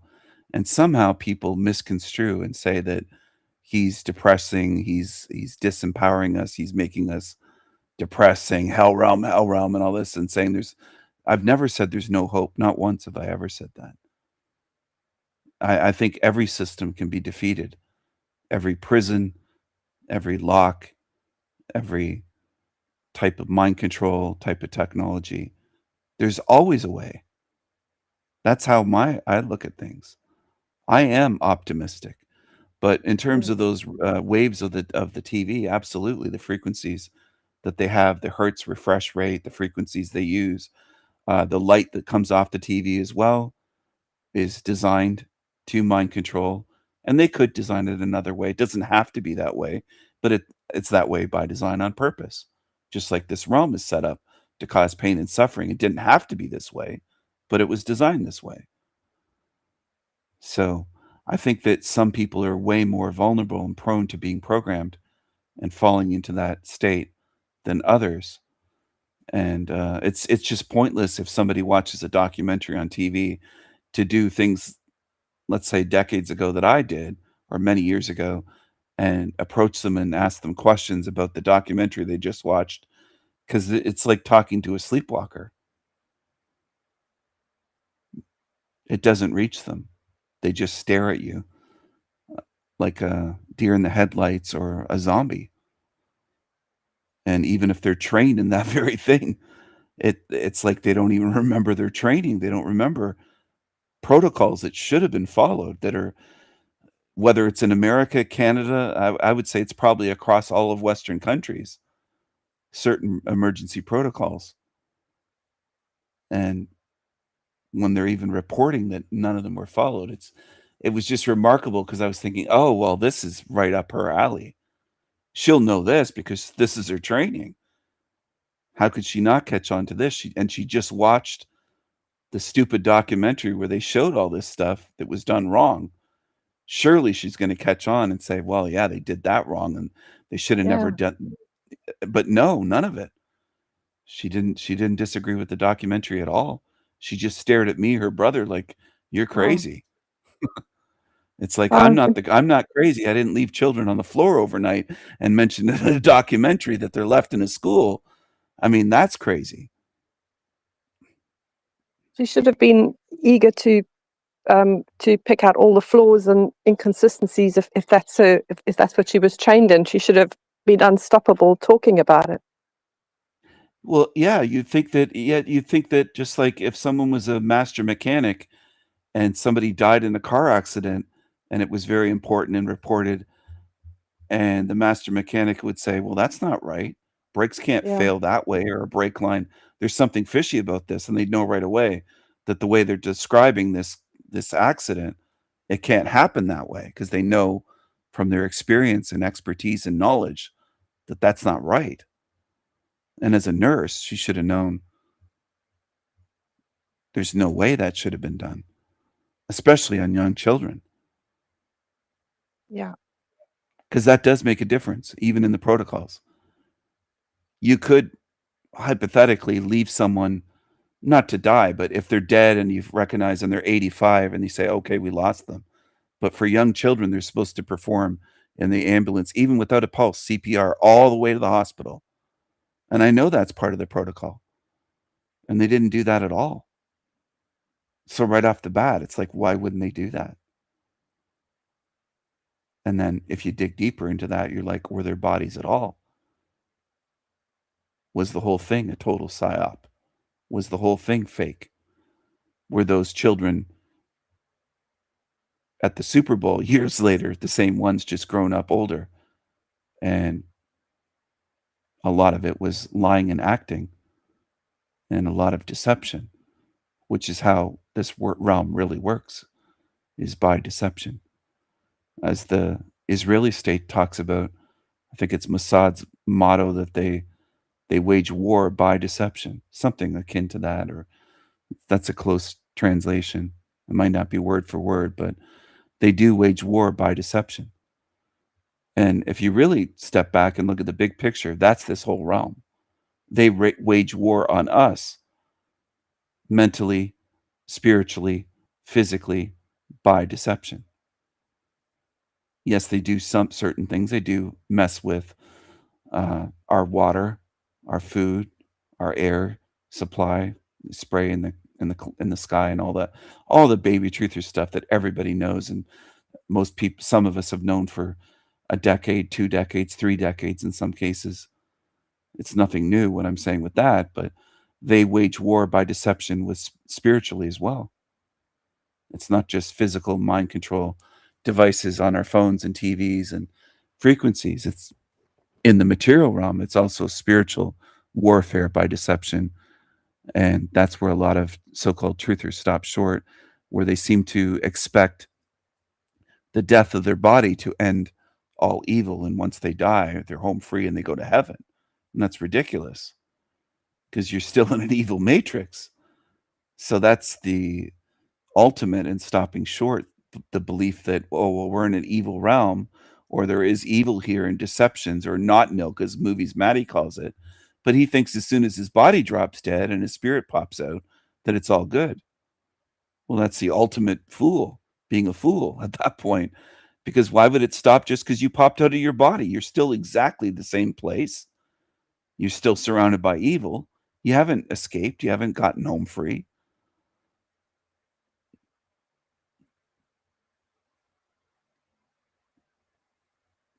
If you see what I'm saying, it's Yeah. popping out of like if I popped out of my body right now without my body dying, I'm still in this room. I'm in the matrix, but I'm still in the room that I'm in. I haven't actually gone anywhere other than out of my body. And where is this room located? Where's this house located? In the matrix. So I'm not home free just because I left the body, the meat suit.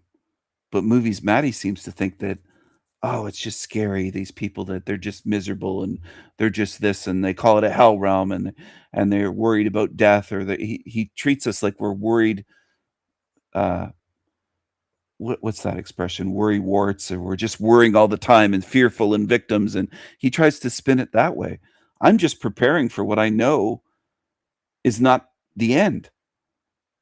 Just like I would prepare if somebody said, Stephen, you're not only your life, but the life of everyone you love depends on you running this marathon.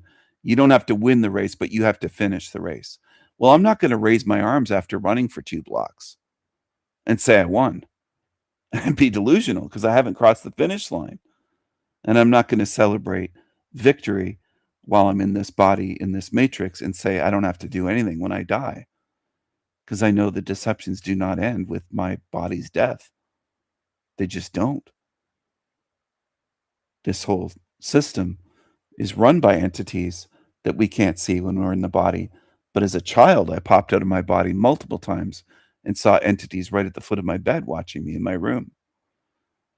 Now I know so-called truthers like that guy from Open Your Reality, Chad, and that David Wilcock creep, and others would call them aliens or all sorts of things. I don't think they were aliens. I call them entities of the matrix. Whether people want to call them demons or archons, they are entities that watch us. And they're just on a frequency that when we're in our body, our eyes can't see. But when I'm out of the bodies, people say, how come you could see them out of your body then? Well, I'm not using my eyeballs. Right. It's different seeing out of the body because I can look down at my body. There's my body. There's my mouth, my nose, my eyes, my hands. But I'm here. My consciousness is seeing what's in the room that my body couldn't see. The body's limited in sight and abilities. It's the governor on the body where we can't see most of the light spectrum, the radiation light spectrum. We can see just a tiny fragment of that. Even animals, certain dogs and certain birds can see, they have more night vision and they can see, let's say, infrared or different things that we can't see at all with our just human eyes. But there's a whole spectrum, and light there's frequencies for different colors of light and different types of light. So it is all about frequency. Once you're out of the body, it's like they're crystal clear. They're right there. And that might be scary to some people. Go ahead. Sorry. I've been wondering, the entities you saw, do you think they're the same ones that follow you around all the time? And would you recognize them again if you saw them? It's a good question. I don't know if I would recognize them again because some of the ones that I saw as a child, it was so long ago. We're talking about many decades because, as you know, I'm 88. So a long time has passed since I was 4 years old and seeing these entities. But what they did look like was almost like a generic gray, quote unquote, alien type of being, like a weird looking type of creature. Yeah. So I never thought they were aliens, but I knew they weren't the same as me as a child. I just looked upon them as entities. I never thought alien. I never entered my mind, no matter what TV I watched or movies, that entities were watching me or visiting me or going to kidnap me. But I knew something was watching, and I knew something was there even when I wasn't popping out of my body. When I would pop out of my body, it wasn't me trying. It just happened somehow to me, and Mm. I'm not sure exactly why. Maybe it's just how I am, either as a spirit or maybe how my body is or something different about me. I'm not sure. But I would pop out while I was trying to sleep or while I was asleep, and then I'd be out of body knowing I'm not sleeping. This isn't dreaming, this is real. And I'd be floating around at my ceiling and be able to see things from that perspective that would be totally different, where I had never had that perspective as a 4, 5, 6 year old at all, where my back was basically up against the ceiling, looking straight down and being able to see my whole bedroom from that unique perspective again. That I'd have to be more than standing on a ladder to do that. Yeah. So it was floating, and I wasn't trying to.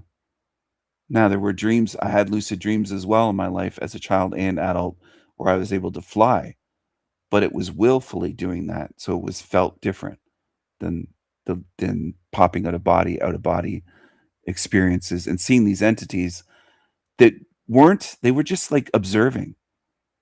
They were standing there side by side, two of them, and they were just a few feet away from the foot of my bed, just looking at me directly. And there were times where I had sleep paralysis, and I would notice that as well.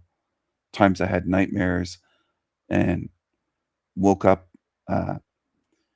I've had just about every. I'll say this to Wendy and to my audience. I might have to do a video just on sleep disorders, because I haven't had all of them, but I've had almost as many as a person can go through, Well, from insomnia, night terrors, sleepwalking, talking in my sleep, yelling out in my sleep as a child, uh, out of body experiences, exploding head syndrome, which is, as far as I know, is very rare. But it's one that when Jeeps on Talcott's show mentioned something, I thought it might be that and told her to look into it. But it's a case where right on the cusp of falling asleep, you hear like a gunshot or a loud explosion, one or the other, gunshot or explosion, that sounds like it's going off right by your ear. And your first thought is somebody came and oh, killed me, assassinated me. It's a yeah. horrific. And I've experienced that at least 3 times. The first time I didn't know what happened to me. I had no idea what that was, how that was even possible, because it's right at the moment of just about to fall asleep, as you're in that state of half asleep, half awake. You're kind of in the middle area. Um, and it's a real syndrome. I ended up finding it not by Googling the name of it, but trying to look like, how has anyone else experienced that? What is that? And it turns out, yes, it's called, quote, exploding head syndrome. And it feels like you're being attacked right as you're falling asleep, Oh, like you're being either shot or your head's exploding with some kind of explosion. And it's super loud. It's like a gunshot going off right by your ear, but wow. there's no gun. Oh, It's that crazy. that's an evil, So evil design of that for sure. When you're most vulnerable absolutely, like, and why does that exhausted. exist? Yeah. Why would that Oh, exist? What's the point of that? See, that's another part where I look at humans, or people, as I often say, the way they try to do the mental gymnastics, saying, "Well, it's just part of evolution," or it's just, well, what part of their evolution theory would explain that? Why would that? How would that benefit anyone for that to even be possible to happen to a single human being? Much less hundreds or maybe yeah. thousands have experienced that. Yeah. I don't think it's millions. It's pretty rare, but it's definitely hundreds, if not thousands, of people that have had at least one or sometimes multiple experiences. And then months go by and you don't, it doesn't happen. But now if it happens, it doesn't even faze me, because I know what it is. I have that awareness. Even though I'm falling asleep and you're in that vulnerable state, it doesn't startle me the same way as the first time that it happened. The first time it happened, it felt completely real. Like I would have never known that it wasn't real. It was as real as it gets, and my body jolted like I had just been shot. I thought that's what it was, Wow. because there was no preparation. It's just out of nowhere that happens. So it's an evil design, obviously. Yeah. And no sleep 'Cause you're disorder should exist, not snoring, sleep apnea. I mean, I've gone through the whole almost everyone that you can think of. And I think that's by design of this matrix. It's a way of them attacking me. As crazy as that sounds to normies, that's what I think it is, 'cause No, I but don't see how I could have that many sleep disorders in my no. lifetime, starting in childhood from night terrors. Like, the night terrors are not just nightmares. It's kicking, punching, hitting the wall in my sleep, fighting monsters, and thrashing, physically fighting, Wow. and hitting my wall beside my bed, and waking up my family. Like, I would be fighting entities trying to attack me, yelling and kicking and punching while I was completely asleep.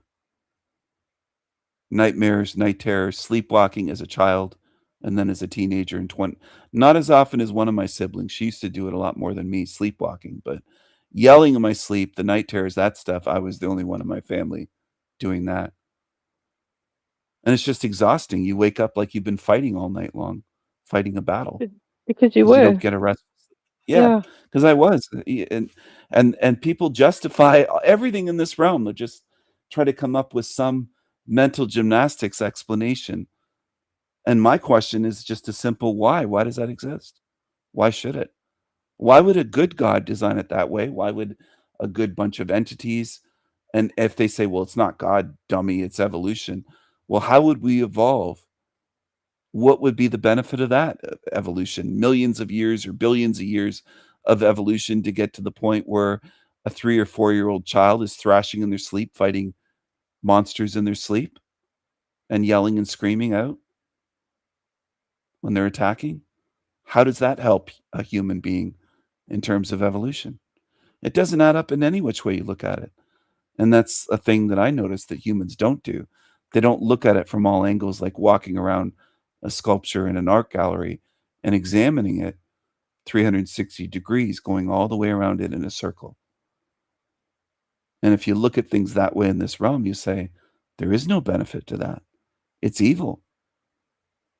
It's Yeah. designed to harm. And almost no one comes to that conclusion, which is remarkable. Scientists don't. Have you ever heard a scientist talk about sleep disorders and say, well, obviously it's designed to harm us? No. You're the first you're the first person or the first being who's called things as evil and not found a way to make it sound acceptable or whatever. Yeah, because I think I just break it down in a simple way. Elon Mm. Musk would say, well, it seems evil because it's good. Yeah. Just like he said about his roadster. Well, it looks so fake because it's real. That's why it looks so fake to people, because it's real, obviously. Yeah. And I do the opposite. I'll say about something that looks fake, I'll say it looks fake because it is fake. It looks demonic because it is demonic. Yeah. It's painful and suffering, and it's evil to exist because it is evil. I Yeah. don't call it the opposite. And that's what many people in this realm do. I just use Elon as an example because he's famous and he's worshipped by these fanboys and fangirls, and they call him the richest man on earth and everything else, and it's hyped in the media. And he's able to say in the news, well, that roadster floating in space, the reason it looks so fake is because it's real. And they nod their heads, yes, yes, master. It looks so, it's just ridiculous. Yeah. It's so ridiculous. It looks so Yeah. fake because it is fake. Yeah. And that's almost That is so impossible to freeing. get anyone on earth to see. Yeah. I find it really freeing when you say it looks that way because it is that way, and it's sunken into my. I wouldn't say DNA because that's not real, but it's sunken into my bones or my kidneys or my. That it looks.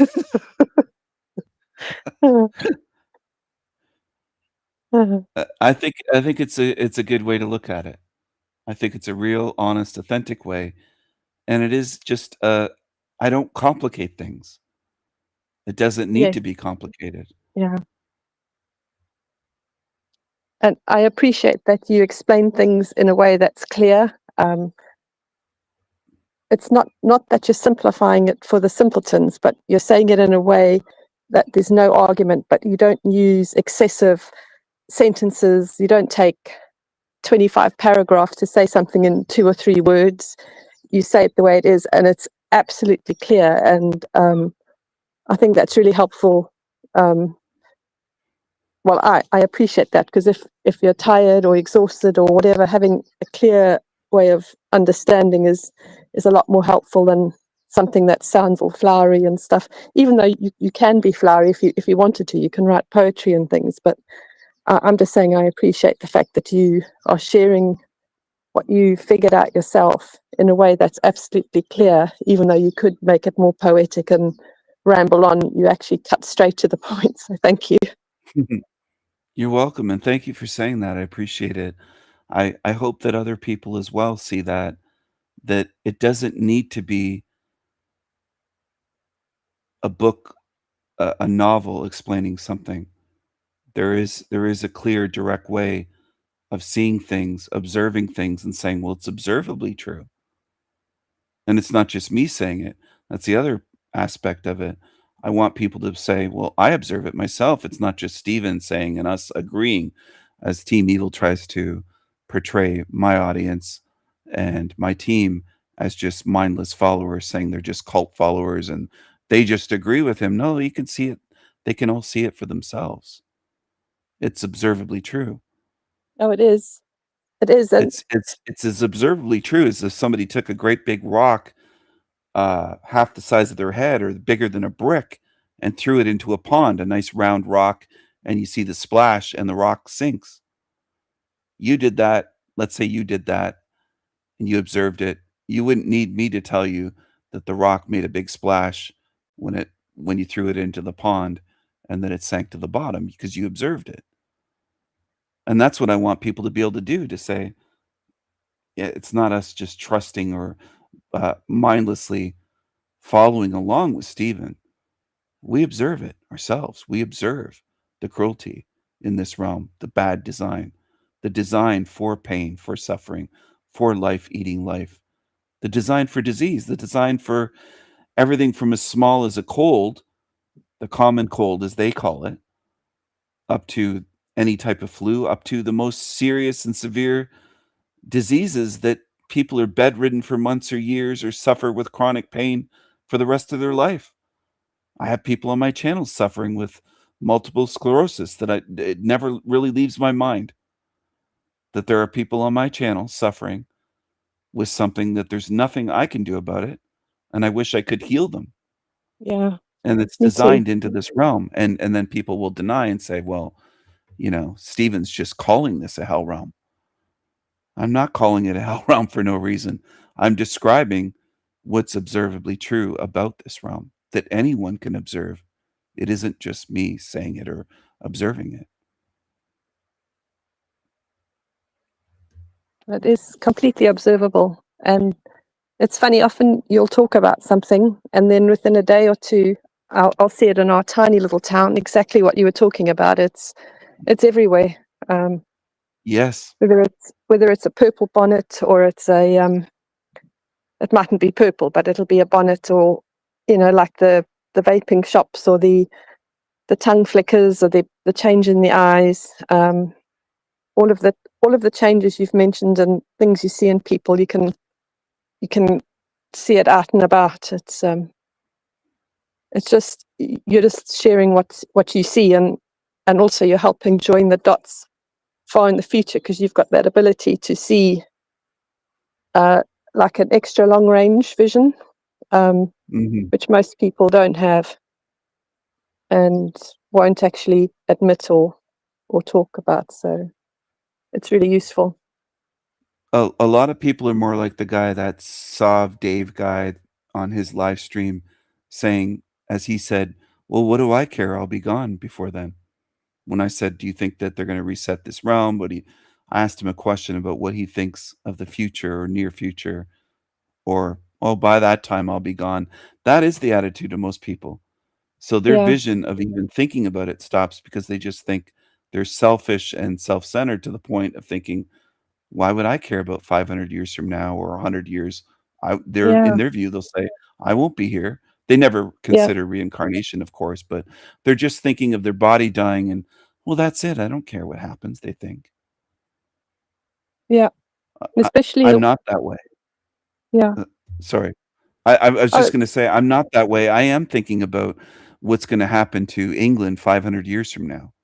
I know it yeah, sounds me strange too. to people, but I do think of that way. I don't want great-great-grandchildren of people suffering, being a despised minority in a country where they should have been enjoying the fruits of the labors of all of their ancestors and been living in a place that looks more like a paradise, still in a hell realm, but looks at least more like a paradise than a third world trashed, place that's run by, beings that hate them and despise them, like, it's just I don't want that future. I won't be here, but I don't want that to occur, Yeah. and I can see that as a possibility, and it's disturbing to me.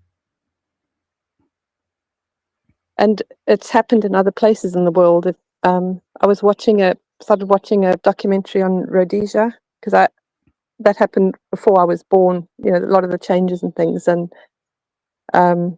how things changed there. And I mean that trickle down. I mean, and there's nothing stopping that happening in England eventually. It's Mhm. just a matter of time, and if people don't stand up, or I don't want to say it's inevitable, but England and yeah, but and yes, and Germany and France and Sweden and Canada, and it's just everywhere. mm, Everywhere that a white person stands. And then the people that try to justify it, these idiots, they don't, they don't have a leg to stand on morally and ethically. They say, "Well, look what we did," like the leftists I showed earlier in a video tonight, where they're saying, "Well, look what we did to the rest of the world."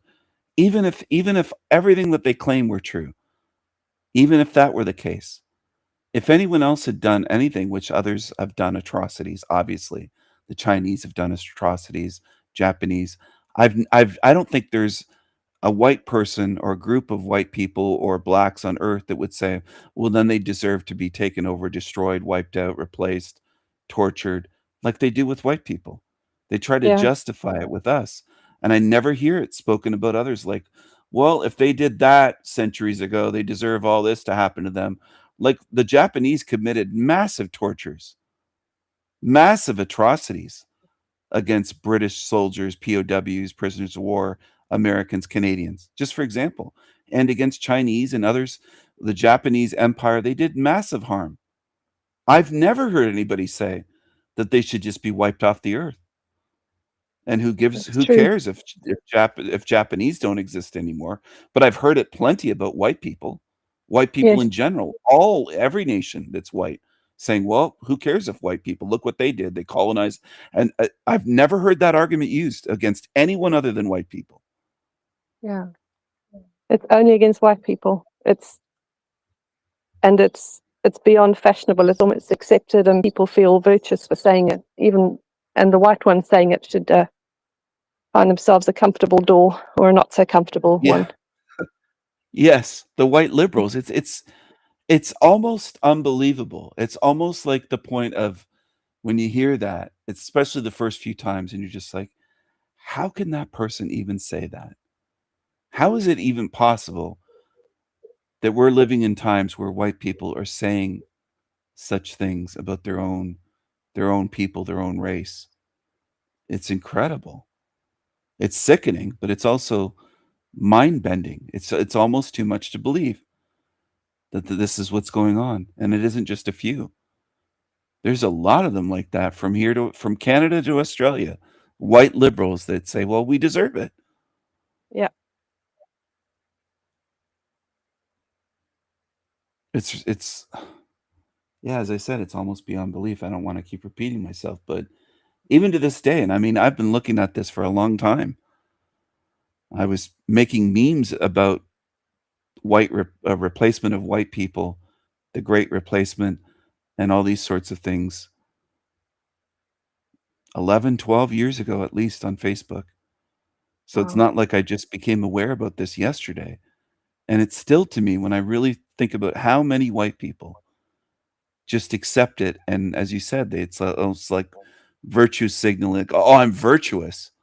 I think that they're going around saying, "Oh, well, I'm good at one of the good white people because I'm an ally of the darkies, and I think that white people deserve what's happening. If we're being wiped out and replaced, we deserve it. We're bad. White people are ruin everything." Like that woman that Landry spoke to at that protest that I recall, and he stood there, and she said, "Well, we're white. We ruin everything," and he agreed immediately. That's disgraceful. It is, and it's disgraceful, and it's mind bending in the way of everything that was built around there Yeah. is from white people. They were standing on a street corner in a major American city in Texas. It's like all that infrastructure and technology and everything that went into civilization is us. There wouldn't be the modern world and civilization. And some of them will say, well, it sucks. It's modern civilization. It's this, it's that. And they'll have their criticisms. Fair enough. There are some fair criticisms for what we've become, at least in recent decades, in modern times, and how architecture is very bland and stale. And by design, they're trying to make everything as bland and dull and the sameness and the depressing look as they can, and I realize that's going on. But they should at least be crediting us with civilizing, making modern civilization to the point where I would say most women don't have a great fear of animals, wild animals coming and snatching their babies and eating them in front of them, which is what we were dealing with before white men really tamed and civilized the world and built what we have today to try to have at least some creature comforts in a hell realm, because Yeah. nature is that brutal.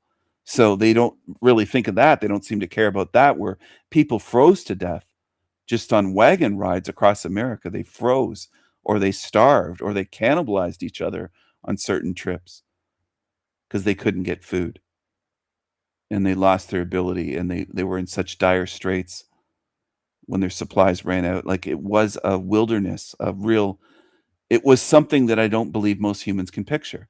They'd have to be shown a Hollywood movie, and it would have to be dumbed down for them, or a Matt McKinley style Dances with Wolves, where of course the Hollywood program, he thinks that's a beautiful movie, and the white man's coming, and the white man's going to destroy you all, and there are lots coming, and Kevin Costner said. And Matt McKinley is one of these dummies that just watches Hollywood movies, and that's his view of history. Jewish Hollywood. That's he just adopts Yeah. that view like a mindless zombie. So white people bad and native people portrayed by Hollywood is always good. And where's the movies from Hollywood portraying these Indians as brutal savages, scalping white people, raping white women and children, making them sex slaves, roasting them over pits for days, slowly roasting people, dying, tortured? There was horrendous things that went on done by native tribes versus white settlers, and also against other native tribes. They warred for centuries here before there was any white people, including even Vikings, setting foot here. They were warring and scalping each other, and scalps and skulls bashed in, and Savages. you know, Absolute yeah, savages. Yeah. they were doing that long before we arrived. Absolutely. Just like the Tiggers, So, really. but they're not Yeah. portrayed that way. Hollywood portrays them as the noble Yeah. savage, and Yeah. all these myths, like they ate every part of the animal, nothing went to waste. We were taught in Canada and United States in school and through TV Yeah. and everywhere in the media. That wasn't the case at all. They would drive buffalo off cliffs, and there'd be thousands of buffalo killed, and they might be able to eat 3 or 4 of them. That's And there were horrendous. hundreds dead corpse. Oh. And they would just let on that, oh no, the natives never did that. They had a perfect system. They were in harmony with nature, and the old commercial from the 70s with the Indian with the feather headdress on crying a tear because a white person threw some rubbish on the ground.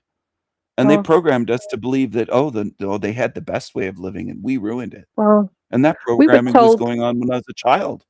Well,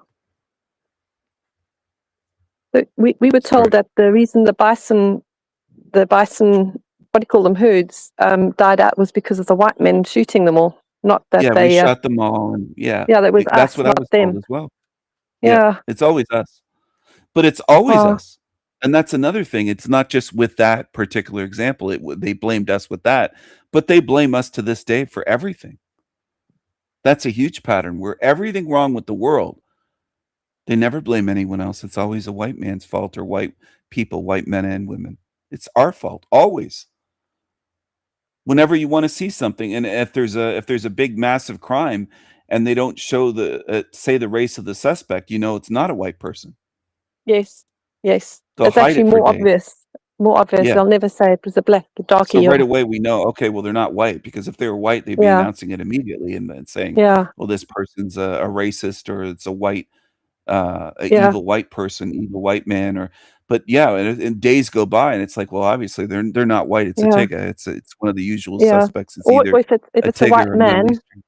they'll say men, but they won't say women as well. Women are getting, preferential protection too. So Yeah.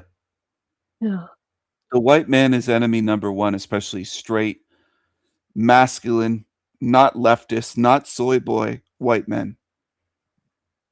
They're the number one ones that are being blamed. And then they warp it like, oh, if you say that, you're crying victim. I'm not crying victim. I'm just speaking facts. It's a yeah, huge difference. I'm not crying victim at all. I'm very proud to be a straight white man, masculine, and not a soy boy, not a leftist, not a Marxist, communist, not someone that's anti-work and is just completely one of these lazy slobs and everything else that they want to turn white men into. I'm proud to be who I am. I'm not crying victim whatsoever. And I'm willing to take them all on. So that's not crying victim at all. I'm willing to challenge them all to come on my show one-on-one. And if I'm so wrong, why don't you say it live to me one-on-one? And they never do. They get tagged and they don't even acknowledge that they've been invited here or tagged, or it's difficult to get any of them on here. It took a year to get that Tigga Benedictine from Africa here. yeah, That took a year yeah. of invitations by email, on YouTube tagging him, a full year. Oh. And then when he And they're came on meant to here, he be. couldn't give a straight answer to anything. Yeah, yeah. Do we know if Benedictine's a Zulu? I don't think he's ever mentioned that, but I don't know if he's a Zulu, but I remember when he was on the show, he said something, and my response, this is my favorite part, was, "I'm a colonizer," I said to him. And he started, that was just so much fun for me to say that to one of these Tiggas in Africa. Yeah. And he said, "No, no, no, but we developing country or whatever." And it's like, well, developing? You haven't developed for thousands of years. You're still in the Stone Age. What are you talking about? You're not developing.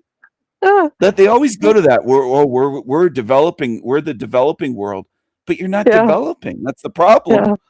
Yeah. It's hilarious to me. It's like somebody, if I owned a factory and walked in and none of them were working and they're just sitting around. And they said, "Well, we're working on it." I'd say, "No, you're not. You're sitting around doing nothing. You're not working on it.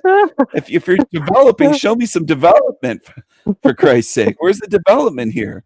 You're still cutting wheels out of a goddamn machete and building Yeah. these trikes out of wood. I mean, developing. You're copying from the Flintstones. You're not developing." Yeah. They didn't even invent doors in their huts. They had to their workaround, because it's never ever a problem, right? So the workaround for the huts was making the entrance really low that you had to crawl through, so that if an enemy was invading, the enemy would have to bend down before you could crawl into the hut. So that's Oh my goodness. That's hilarious. And then they blame us for oh, well, we have all these resources, but it's your fault. It's the white man's fault for knowing how to mine them, knowing how to mine minerals Yeah, and diamonds and all sorts of things, from everything from ore to lithium and yeah, precious metals, gems, whatever. It's and just, also it's and remarkable. also like when they like making glass, because glass is made of, I think it's made of silica or quartz or something melted down and some other stuff, so it's transforming what's just laying there and useless. And so something like that, like the Venetians were making beautiful vases, and the Europeans having stained glass windows, and they couldn't even invent windows for their huts, so had to have like animal skins flapping around in doorways or And then they're angry and they blame us and say it's racism that held them back. Oh, it's white people that held us down. That we held down all of Africa. Meanwhile, we're recent to even setting foot as white people on the continent of Africa, anywhere, even just on the shores. And for most of it, we couldn't go inland because we'd die of malaria or die of this or die of things that we had no immunity to at all. yeah, Africa was basically left alone, very similar to Australia with the Aborigines. Are they going to blame us for being thousands of years behind? No one was there but them. They didn't yeah, develop. They were left alone in an isolated place. And it's like, of course it's our fault. How could it not be white people's fault? It'd have to be, right? Like everything's our fault. Everywhere that we don't even go or we haven't been till yeah, recent history, we kept them down somehow from thousands of miles away. We were in yeah. Europe. We were holding the Aborigines down. It's just, We were holding them it's down so with our remarkable the frequencies. way of thinking. What? Because we weren't there physically, it must have been held down by the frequencies going over the Yes. oceans and just holding them down. Maybe our white gaze or something. Our white gaze, we were gazing Yeah, across the ocean. It's just remarkable. So if we don't go there, it's our fault that where the position they're in or the level that they're at in society. But if we do go there, it's our fault. If we colonize them, it's our fault. And if we leave them to their own devices in Africa, the countries that were never colonized, yeah, they're behind because that's our fault because we didn't help them.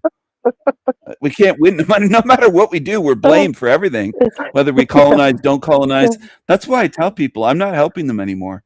I used to yeah, when I was younger, much younger, like in my over half a lifetime ago, I'll say my earlier 20s. I would, if there was something happening, starvation or some big disaster, let's say even in Haiti or somewhere, I would give money to help the Tiggas. I'll never do that now. And they might say, yeah, "Oh, you're mean or you're harsh," but I'm not giving money to a people in general, not all, but the majority of them blame us, resent us, hate us, are racist and anti-white against us. And why should I give them anything? I'd rather yeah, help white people as much as I can, and especially ones around me, we'll say locally or somewhere near me, that I know that are getting some help and real help, and screw them. If they want to hate white people forever for the rest of their lives, go ahead. But yeah. I don't recommend helping them at all anymore. Yeah. It, I feel the same. They've had the help, and there's no gratitude, and they should be appreciative and thankful, and not trying to murder. And it just, well, if time travel's not real, but if it was, I'd go back and say, don't even bother, don't even bother. This is what's going to happen, and just look off. Don't go there. Don't help them. Me too. If I could go back, I would take that money back and give it to someone else. Yeah, Because way back then, I didn't know the massive amount of hatred and blame that they have for white people and what they've done, all that they've done to white people, not necessarily to me, but white farmers in South Africa, the white people in Haiti, white Americans, Canadians, British, everywhere. I mean, what the way that they have no appreciation and gratitude at all. So even just on that level, I'm not going to support them at all anymore. And the people that I remember someone in my family said, I made a joke many years ago about how they can't swim, which is true. For the most part, there's hardly a black person, hardly a Tigga that can swim. And someone in my family said, well, they just don't have the water. And I said, well, Africa, the continent, Around there's water all around it. Where are they? What do you mean? They can go to the beach. They could go to the beach in Liberia and hop in the ocean and go for a swim. What water do they need? Do we need to build them swimming pools?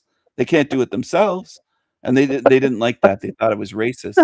But and this was many years ago. This was long before I started my YouTube channels, and it's just hilarious. Where there's something about white people. It's not all, but it's a lot of white people that do that. That kind of, even if it's nonsense, they'll make up excuses for the darkies why they can't do certain things. Like it's never their fault. I noticed that pattern. Now, it's not all white people, but it's a hell of a lot of white people that'll say, well, it's not their fault. It's because of this. It's because they're poor. They don't have the same schooling. They don't have this, whether it's in Canada, America, in Africa. Why is it that wherever darkies live, they don't have any schools? In America, I think it was trillions of dollars in the last 100 years that have been put into educating the Negro. And it's almost no difference. No matter how much money's put into it, it doesn't, and they don't most people, white people I'm speaking about now, don't want to face that we can pour tons of money into it, call it education, but we're not changing biology. It can't be changed because biologically, no matter what books we give them, desks, schools, build great schools with indoor swimming pools and track and field and all sorts of things, and they have these beautiful places, it doesn't change their biology. No amount of money is going to change that. We're just wasting so much money, and white people just constantly make excuses like, well, they're from bad neighborhoods and and it's the black culture, and it's everything from rap music to white people are all racist and that's why they can't learn. And it's never, people never look at it and go, well, it's biology. Obviously everything's downstream from race and biology, and the biology I'm speaking about is not the way mainstream free Masonic scientists would say. I'm talking about actual biological differences that can be observed, tested, measured, that are clearly real. And that's what it is. And I'm not saying it to be mean. I'm just saying it because it's a fact. As much as a fact as if I looked at a 3'11" tall little dwarf and I looked at a 7 tall person, I'd say they're not the same height. That one's way taller than that one. That's not mean. It's just a fact. That's what it is. And we can't change their biology. It is that way. And everything is downstream from race, whether it's culture, politics, dancing, cuisine, architecture, everything you look at. There's a reason why high IQ societies like Japan look the way their buildings do, their streets do, their level of safety, and a homogenous high IQ society, their level of cleanliness where they don't have garbage all over the streets and graffiti all over their nicest buildings. It's not ruined because they are a higher average IQ. It's around 111 average for IQ in Japan. And if you look at that and then you look at a 60 IQ African country, that's why it looks that way. No amount of education is going to change that. We could put all of our money into it. White people could say, we're going to starve ourselves to death to help these Yeah. tiggas.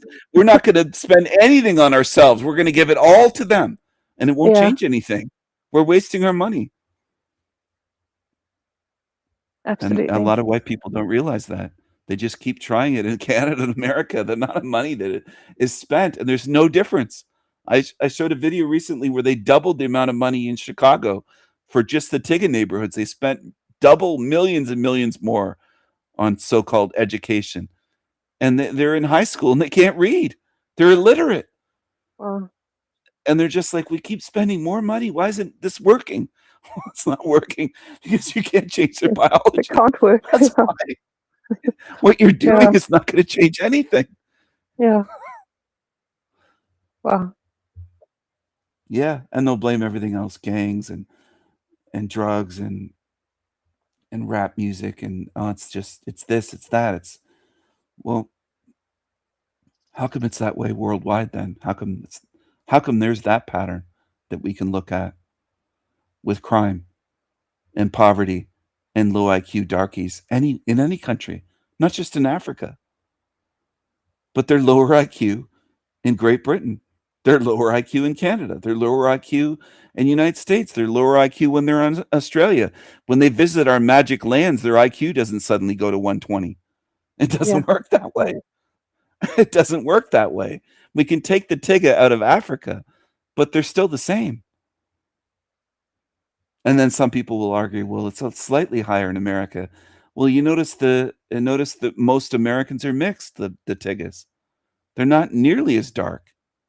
They were mixed over the generations. Most Black Americans are a lot lighter than Africans in Africa. In fact, they're so much lighter when they go to Africa, they're treated like they're a different species by Africans. They don't like Black Americans. They don't even consider them Black because they're so light-skinned compared to the real darkies in Sudan and Nigeria and those places. But that's the reason so-called Black Americans have a higher IQ. They're not at 65. They might be 85 or 90 because they're mixed with white blood for the most part. Oh, Or okay. they're mixed, yeah. So they're It seems, lighter and they're a bit higher IQ in America when they've been in America for 300-400 years and generations. Over that time, they've been mixed and got some European blood, which boosts their IQ. no one's going to say that out loud because that sounds. Yeah. Everyone's afraid to say things that I do, even if they know it's true. They're just fearful if they have the knowledge. But most people either don't have the knowledge or the guts, or they don't have both to do it. And I'm True. not afraid to speak the truth Yeah. because it is true. And for these idiots that say, "Well, Stephen, are you a white supremacist saying that white people are the smartest?" Well, I just said Asians have a higher average IQ than Europeans. Japan, I think, is the highest. Japan and China for average IQ. It doesn't mean that they have the most geniuses. It just means that their average is sitting slightly higher than European. That's all. And Hispanic is lower than European, but higher than the darkies. The darkies do have the lowest average IQ by race and by country, by African country. No one else in the world has even close to what they're operating at. And some people say, well, they have these resources in these countries and they have this and that. Why can't they seem to do anything? Is it just all corruption from their government? Well, maybe when their average IQ of their country is 65, that might explain it. Might be staring people right in the face. That's the reason. Because a lot of their population is mentally retarded or at the same level of mental retardation. They might not exhibit the physical signs of mental retardation that we would look at in the West, but their IQ is equivalent, their average. And then most of their population is in that somewhere close to a little bit above at average or a little bit below average. The massive amount is in the middle. And then there's less that are far lower and less that are far higher. So when you have an average IQ of 65 for a country, you have less geniuses than a country that has an average of 111. If you see what I'm saying. Japan produces way more geniuses than an African country. Let's say they had the exact same population number total. Let's say Japan's population is 100 million. I don't know what it is exactly, but let's say it's 100 million and there's an African country with 100 million, but Japan's average IQ is 111 and this African country, maybe it's Nigeria, has an average of 65. The amount of geniuses that Japan's going to produce is way more than that country with the 65. Now, may it produce some? Yes, any country is capable of producing a genius or a couple or whatever, but depending. But the majority of their population hovers around that 65.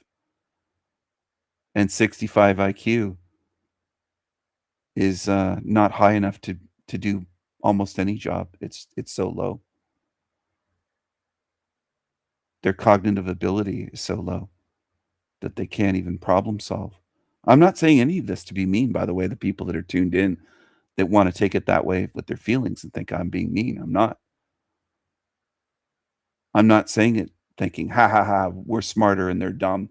It's not like that. But see, if you trained a person with a 65 IQ to mop a floor and they ran into a problem, they wouldn't be able to solve it. Even a simple problem. Like if the floor mop got caught under a door, got stuck, they wouldn't be able to finish that floor because they wouldn't be able to problem solve how to release the stuck mop. So even simple problems like that, that's the reason why they tend not to be able to hold jobs. It's not out of people being mean or prejudiced. It's just the fact that unattended, they can't perform jobs day by day or day after day. They just can't do it. And that points to a hell realm evil system because it shouldn't be that way at all. There shouldn't be anybody struggling with an IQ of 65 or lower. That's mean and cruel to have a realm where people are mentally retarded or at that level. If it's not mental retardation, just a population with an average that low. If you see what I'm saying.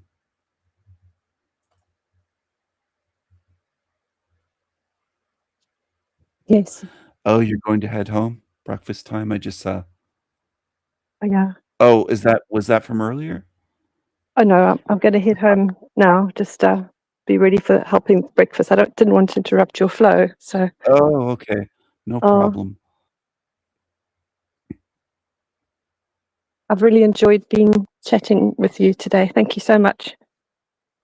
Oh, me too, Wendy. It made my day today, you coming on here good. to chat. Oh, good. I'm so glad you came on. I was going to end the stream thinking, oh, well, I posted the link and nobody came on no one wanted to come on to speak.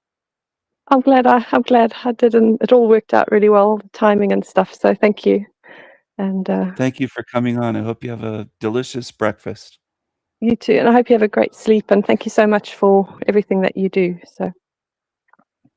You're welcome. Thank you so much for coming on, Wendy. I really enjoyed chatting with you.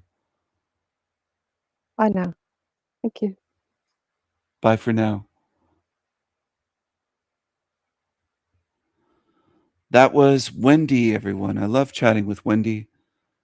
She has I was kind of excited when she came on. I hope I didn't talk over too much. I didn't mean to, but it's hard to tell sometimes when you're chatting from one country to another and you can't see the person. You have to kind of time it and guess when they are finished speaking. It can be a little bit tricky. But other than that, I think it was a beautiful conversation. And it is my pleasure to have Wendy on here as a guest. I always enjoy talking with Wendy. I'm going to make sure people know that Wendy hopped on here as a guest in this live stream so they don't miss it, the ones that are not tuned in now and can play it later. That was a wonderful surprise. And it's great to have Wendy on here. It's been too long. She was a guest on here, I don't know how many months ago, but it's been many months. And I would love to have Wendy on anytime, any night or day that she wants to come on here and have a conversation.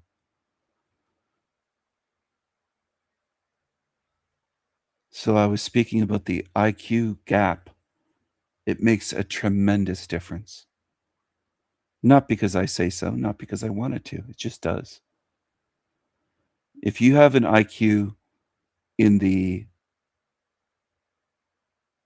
above average, more than above average, in the gifted range to, what do they call it? I think they call it really gifted or something right before what they consider on an IQ test to be genius.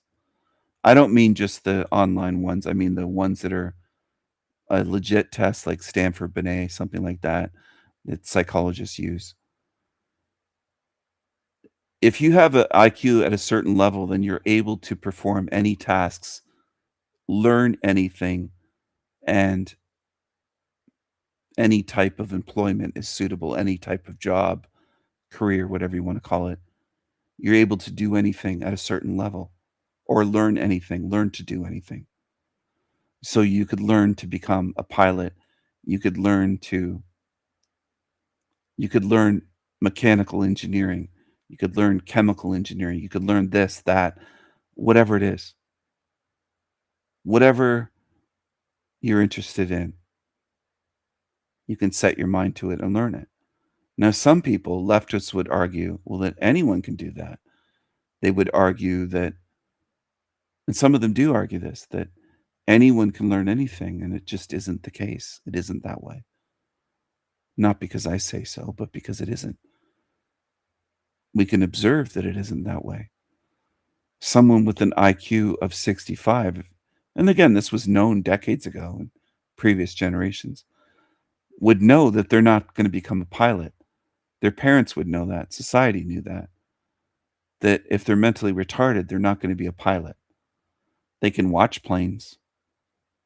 Just like in that video I've shared. They can do that, but they're not going to be doing certain high-level things. It just isn't going to happen. Some of you would say that's sad, and I could agree, but it's beyond that. It's designed that way, and that's why I'm sharing it. I don't share these things to make people sad or depressed. I'm sharing things in hopes that people will understand what this realm is, where they are.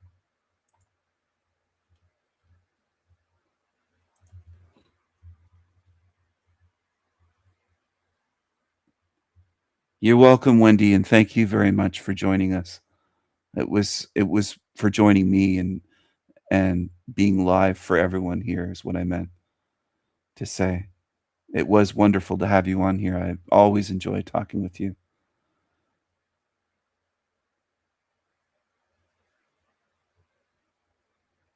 Good morning to Fiona.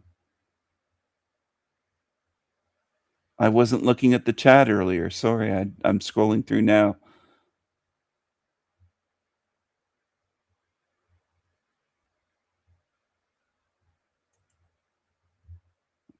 I was completely focused. Sorry for yawning. I was completely focused on our conversation. I'm not yawning at that at all. It's just, it's very early in the morning here. I was completely focused on our conversation. I didn't even look at the chat until now.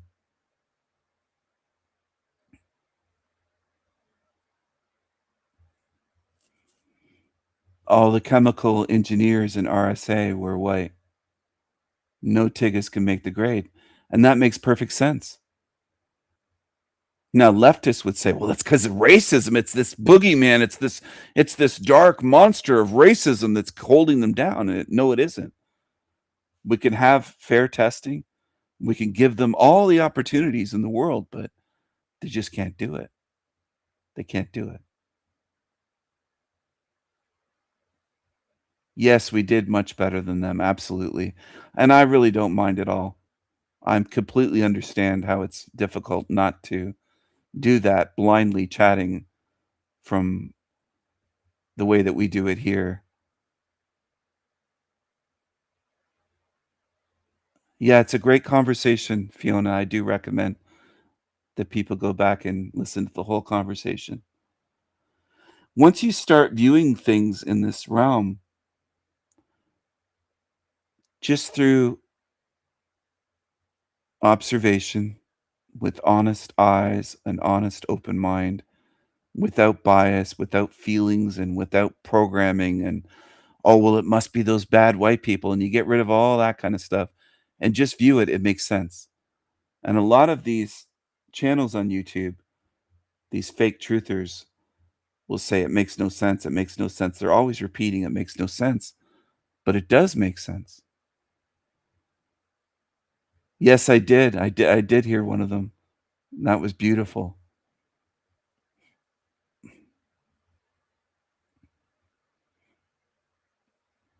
It makes perfect sense when you examine a country like Ghana and a country like Liberia and the Congo, and then you look at Japan. Or you look at Austria. Oh, excuse me. Austria at its peak, or Germany, Vienna, perhaps. You look at the architecture and you look at the IQ differences and you compare the Austrians, the Germanic Austrians. That's why it's right attached to Germany. They're essentially the same people. Austria, Austrians and Germans, same thing. Germanic tribes that came together into countries. But what I'm getting at is it makes perfect sense. Once you look at it through that lens, then you're like, oh, well, no wonder. No wonder they have the intelligence and the ability and the know-how and the drive and the passion and the care for beauty to build a city that looks like that looks like Vienna, in a country that looks that way. And Germany, German engineering, when you look at Mercedes and BMW and you look at this and you look at Porsche and Audi, oh, okay, well, it makes sense. It makes sense why they're able to engineer vehicles, German vehicles, and certain other German engineering that they're known for, compared to Liberia or the Congo or Ghana. And it's like, oh, of course. And I mean that in the most sincere way. It makes perfect sense. And then you look at the British and you think, well, look what they did with industrialization and the factories they made and railways and all the different things. Of course. Why does it make sense that happened? It didn't just happen in Great Britain. A big part of it is the intelligence factor is way different if you compare Great Britain to Liberia or the Congo. They're not building car factories in the Congo. They're not building rockets there. They're not building aircraft carriers and submarines. They're not building airplanes. Well, maybe out of wood. Okay, maybe the ones I've shown in memes that don't fly, but you know what I'm saying. The wooden airplanes and wooden helicopters that they build that look like something I would have been trying to work on in third grade, maybe. All right, they could do that, but that's why. And I know I'm being a little bit silly and cheeky saying it that way, but I can't help myself sometimes. But that's the reason. That's the reason. They're not going to be building what we build. It's not going to happen.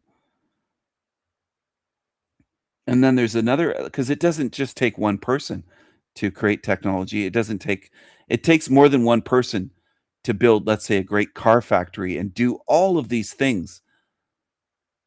Hundreds and hundreds of parts, thousands that go into a car. Thousands of parts go into making a car.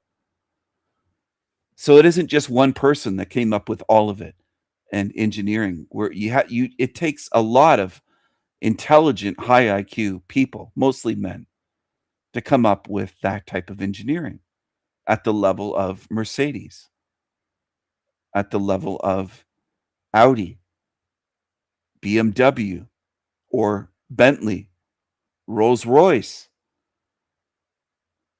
You don't get those from dummies. You don't get those in countries of mostly dummies. It just doesn't happen. It doesn't happen. It doesn't happen.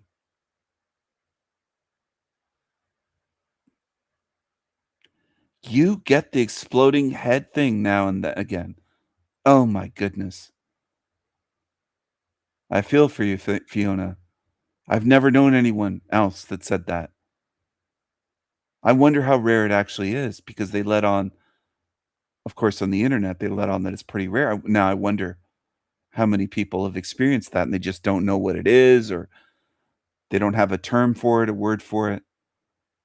But it is. It's bonkers. It's absolutely bizarre and very unsettling. And the first time that you experience it, it's almost unbelievable. It sounds like the loudest gunshot going off right by your ear.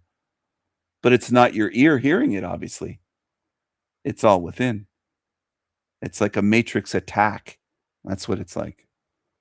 And it comes out of nowhere. I also have another one. I have so many, and maybe I'll just make a video on it. I might make a video. Oh, you didn't even know it was a thing until I spoke about it. Oh, wow. That's interesting. Well, I'm glad I mentioned it then, because that's what it is. It's called exploding head syndrome for anyone that wonders about that. There's one, and I know this sounds crazy, but I have so many damn sleep disorders. And there's one that I've had that my girlfriend also has and someone in her family. And this is a crazy one as well. It's where you feel like your bed is vibrating and almost shocking you. Not the mattress, but it's like a feeling of almost being slightly electrocuted, but not strong, like a milder type of zapped. Like you feel like you're going to be electrocuted, and you get this electric energy that feels like it's flowing from your bed frame into your body. And I mentioned it to my girlfriend, and she's felt that before too. But these things are difficult to explain. You know, the weird thing is, Wendy, I was able to go to sleep within, I would say, 20 minutes after that. I'm almost so accustomed to this weird, crazy matrix, stupid shit happening that I've become accustomed to it in a sense. It's I know that sounds weird, but it's the way it is. I've gone through so many weird things like that with sleep since childhood, early childhood. And I do think nightmares themselves are attacks. I do think they are. I wonder how many, I haven't investigated how many sleep disorders there are, but I've had quite a few different ones, and I still struggle with them. I don't want to say suffer, because the demons will chime in. Oh, is he crying victim about these little sleep disorders? But I do have sleep apnea, where I'll stop breathing in my sleep. And I might have to get one of those machines or something, or maybe a surgery. Snoring, but also sleep apnea, where I stop breathing, which of course can be dangerous to the doctor said you could have a heart attack or stroke. It's like all these things just with sleep. And people think it's all perfectly normal. God's perfect, great design. It's a terrible design.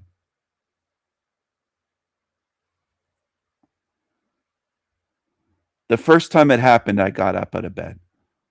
I jumped up out of bed. I'll tell you that much. It jolted my body. My body just jolted like I had been shot, and I hadn't been. And I remember even taking my hand, feeling that side of my head, thinking there was going to be blood. It was that real. It was so real that I actually thought I had been shot in the side of the head. I thought that I had been shot at close range, like somebody had snuck into my place somehow, like in an instant, and just shot me. And it's so shocking when that happens, because you never even think of something like that as possible until it happens to you. It's shocking. It's a shock. It jolted me. It jolted my body. And my instinct was to put my hand there to feel, is there blood on the side of my head? Have I been shot in the side of the head?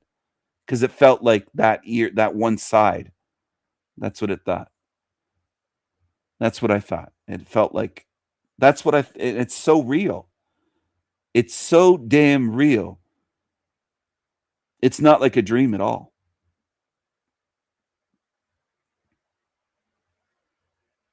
And it's before you fall asleep as well. Anyway, when I read up on it, I was like, yeah, that makes perfect sense. That's exactly what it is. And I figured it out. That's what it is.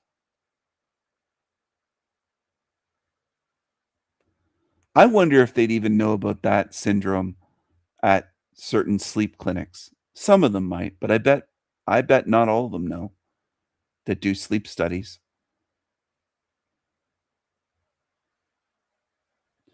I'm running on empty a lot, Fiona. I wish I was running on a full tank. I'm running on empty a lot. A lot. I think I'd be unstoppable if I could get a good night's sleep every night for a year. My mind power would be off the charts. I'm just being silly. But I rarely get a good night's sleep because of sleep disorders, nightmares, sleep apnea.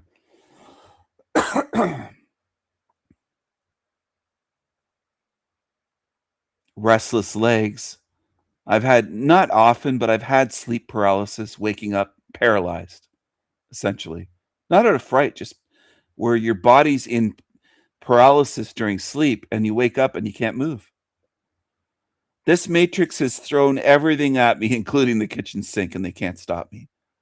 No matter what they try to do, they can't stop me. They can't stop me. Yeah, it's so different from a dream. Because once I'm awake, I thought it was real. It was so real, so realistic, that I really thought, I was surprised when I put my hand and put my fingers against my hair, and I thought I was going to be feeling blood all over my hand, ear.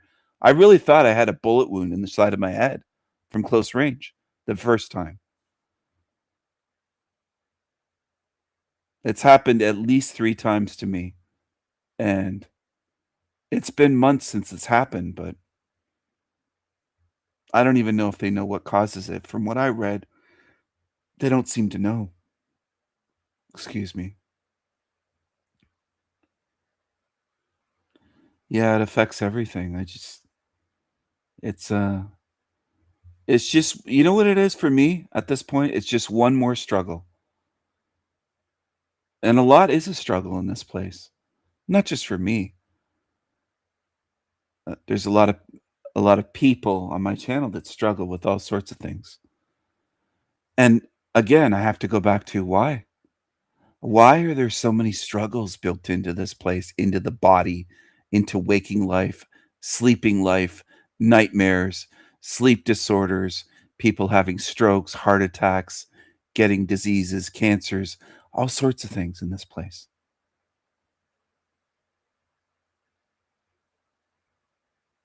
It's like it's like machinery on an assembly line pumping out diseases, disorders, hardships, struggles, hurdles, roadblocks, obstacles in our way. And you go this way, and then it ties your arm behind your back. And you go that way, and you get another sleep disorder, something else experience that you never had before. You go that way, and it's something else. It's always something more in this realm. And I know most humans in this realm will never look at it that way. They don't want to. And they'll do anything to avoid it. They'll say, well, you're just crying victim. You're saying it's a hell realm. You're saying, and they just twist everything. That's what they do. That's what that Frank Monday was doing earlier yesterday on Talcott's show. Well, he calls it a hell realm, and he's that's what they do.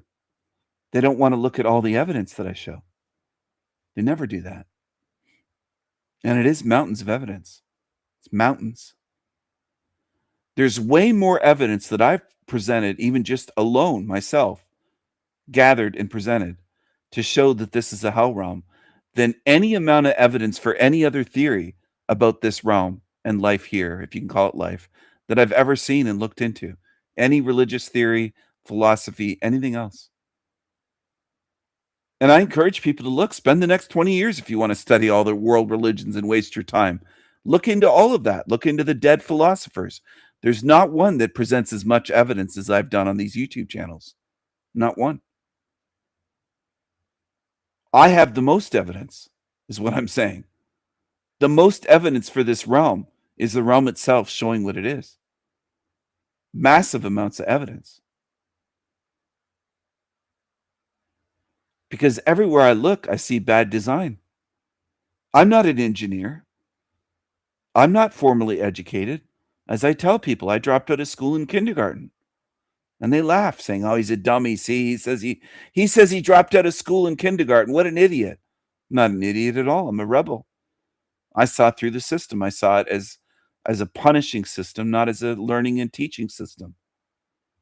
I saw it as a system where even the first teacher I had, the kindergarten teacher, was a feminist that hated boys, was biased against little boys. I was 4.5 years old when I started school.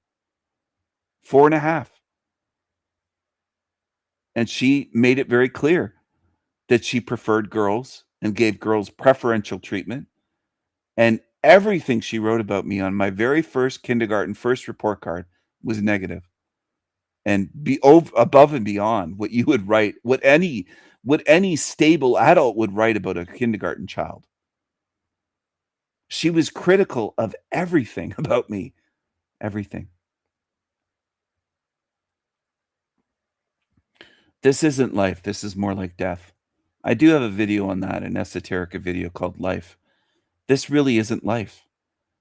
And some people will say, why don't you just enjoy life? Or why are you complaining? Or they'll say all sorts of stuff like that. They'll say this is the only life we have, or all these human expressions. Well, how do they know this is life?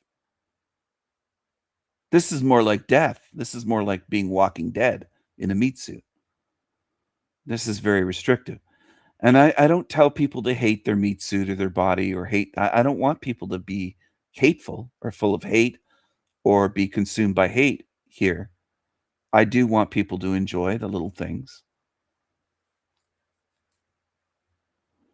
She was a real man hater, boy hater, feminist.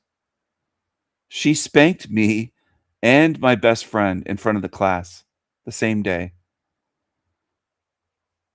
We were the only ones that got a spanking by the teacher the whole year that I can recall. And some kids, compared to me, I wasn't bad. I was a very shy, pretty polite child. Respectful, polite, not loud, very quiet, introverted, liked to work on my own. And she thought we were teasing girls, so we both got a spanking. There was a kid in my kindergarten class that tried to burn down his welfare. This was the first school I went to, and then my mom sent me to another school. But he lived in welfare housing. And he burnt it down. He lit it on fire. This kid would take off his shoes in class and chew on them and throw them and do weird shit. Just do disruptive, weird shit.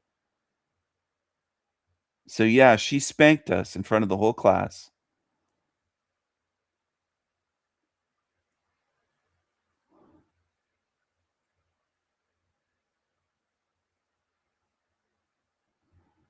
The best teacher I ever had was my second grade teacher, a male teacher. I won't mention his name, but due to demons that would try to, who knows what they would do with that information, but they would try to use it somehow.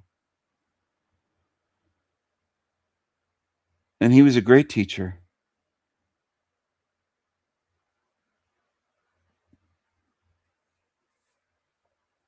Between kindergarten and 8th grade, I only had 3 male teachers. And that was way back then. These days, I bet it would be all female. It wouldn't be a single. Men don't want to be teachers in elementary school. There's lots of reasons, because they'd be surrounded by feminists.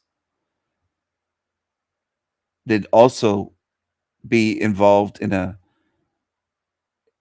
workplace where they could be falsely accused.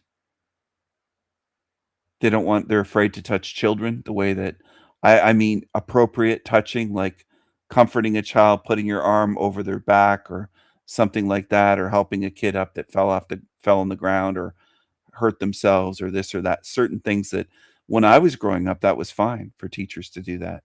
I bet these days they wouldn't want to do that for fear that they would be wrongfully accused of something. So male teachers have been driven out of the profession. And it's sad. It's wrong as well, because then boys and girls grow up without male role models.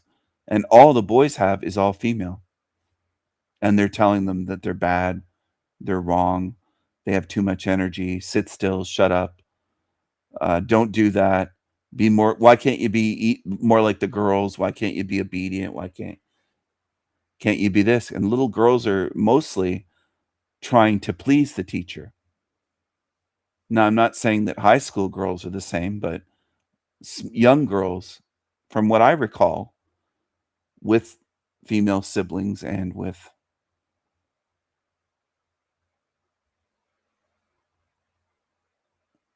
yeah, this is the life of men these days, and a lot of women don't realize it.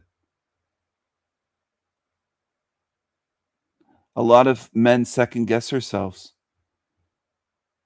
We'd like to be good to a child, and then we think, well, what would happen if we just did that? And a thought goes across your mind, and then you're like, "I better not." Like if the ice cream truck's out in the summertime, and I'm happen to be walking down the street, and I see kids there saying, "Oh, I wish we had the money," or "Do you have any money to buy an ice cream?" The way I am, in the old days you could do this, but I wish I could just say, "Oh, what do you want? I'll buy you an ice cream," and just buy the ice cream and then walk away. But the culture we live in these days, who knows what would happen? Somebody could see you buying children an ice cream, buying 10-year-olds ice cream or something at the ice cream truck, and make up a narrative that's false, and who knows what could happen. So men just say, well, it's not worth the risk. Better not do that. Even acts of kindness. And these thoughts go through the minds of men, white men. Like, better not do that, even though it's an act of kindness, because who knows what could happen. There's a lot of false accusations in the era that we live in.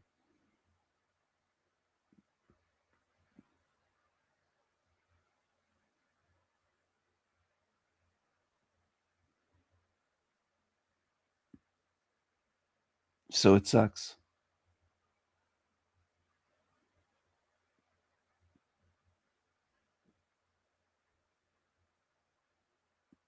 Because it would be nice to be able to do that.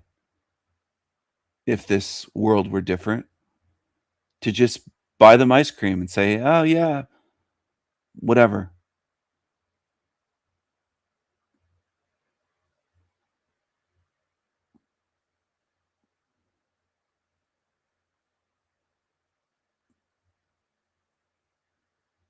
It's also a situation where I would be hesitant these days to stop and help someone on the side of the road if I saw it was just a woman, because that's dangerous. She could make up a story saying he stopped not to help me with my vehicle, but to harass me or touch me or something that didn't happen. And this has happened. This has happened. Not to me, but to other men. And then men hear these stories in the news and we're just like, yeah, I could ruin my whole life by stopping to help someone. That crosses your mind then.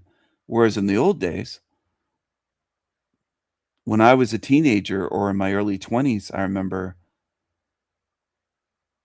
stopping. I've told this story before in the wintertime, and my car spun around doing a whole 360. I tapped the brakes a little bit too hard, and it was an icy road.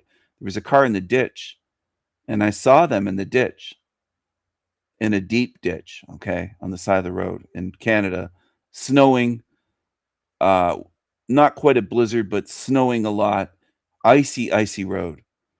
And I saw them, and I went to tap the brakes to slow down because I was going to go and say, hey, are you okay? Do you need a ride? And I tapped the brakes a little bit too hard right around the area that they probably spun out. And my car spun a whole 360. And I had a friend in the passenger seat with me. And he was like, holy shit. And I waited till it spun around all the way around. And then I slowed down. And then I backed up and went back to where they were. Because the spin, I mean, it carried us, I don't know how many feet, but we did this slow, full 360 spin in a car on just like a sheet of ice, just ice, slippery black ice. And we get that kind of ice sometimes in the winter in Canada where you just, you'll lose control. It's just so goddamn slippery. Even when you get out of your car in boots and you can slip and fall right down. It's that slick. Like, I'm talking about slipperier than you can believe. And there was no salt in the road yet or anything. So I went back, and in those days, again, you could go back and help people, and it never entered my mind in those days that, oh, this is dangerous. Better not go back and help these people. It never entered my mind. So it was like a different world and a different society than today. Because these days it's like, well, those people might shoot me. They might call the cops and say I robbed them or I drove them off the road, or there's so much false accusation shit going on. So we went back, and it was a guy with his girlfriend. And me and my friend pushed their vehicle out of the ditch. And they said at first, I don't think we're going to get out of here. We're going to need a tow truck, or we're in deep. We pushed their vehicle right out of the ditch. And I think that's the deepest vehicle in a ditch that I've ever pushed out. Even I was kind of doubtful. And then I said, no, we're going to get it out. And we got it out.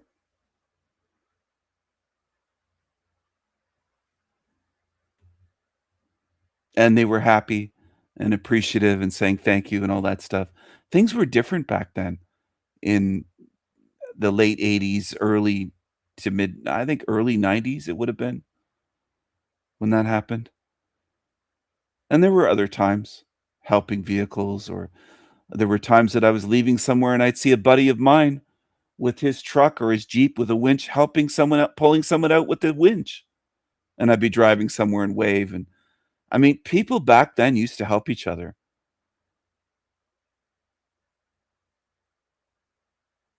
I remember seeing guys with snow plows on pickup trucks stopping to help people plow out a driveway for free.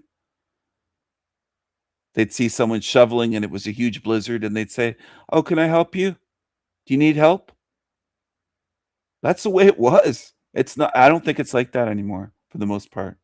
I think things have degraded in society here in that sense and in many other ways.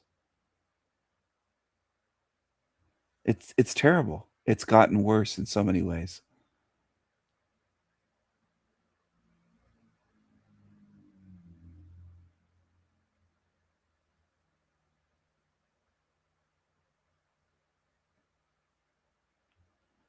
A lot of times fathers, when they have their kids somewhere, Karens will say, is that your child? And walk up as though every man is kidnapping children. And they just have this paranoid hatred for men.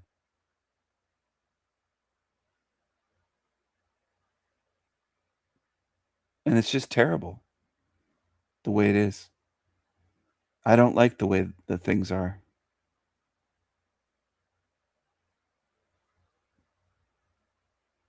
And I know it's not getting better in society. And I know for the most part, people go along with it. They go along with cancel culture. They go along with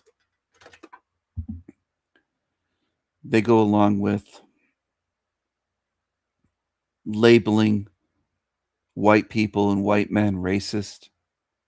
It's not everyone, but a lot of people go along with that. A lot of men would be afraid, to say the things I do. They would be afraid. They wouldn't ever think of saying it out loud or on the internet or for the whole world to potentially hear. Because they'd say, what if I say that? What can happen? What could they do to me? They could cancel me. They could take my job. They could do this.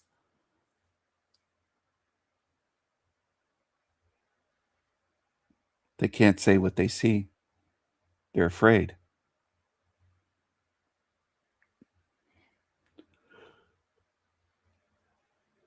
They're afraid to lose their job, to lose their reputation, to be quote unquote canceled by Karens, by leftists. Whether they're canceled by Tiggas or by white Karens or whoever. It's horrible. So I'm saying some of the things that they can't say.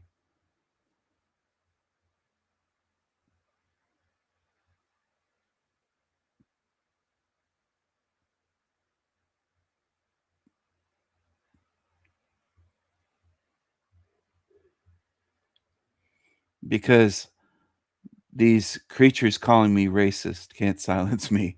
Them calling me sexist can't silence me. Them calling me misogynist can't silence me. Them saying I'm dividing the genders, men versus women, can't silence me. Them claiming I'm race baiting can't silence me. Them claiming I'm homophobic and transphobic and Islamophobic and anti-Semitic and this and that and everything under the sun can't silence me. Because silencing me is what they want to do. And what they use are those labels as weapons, as a means to attempt to silence.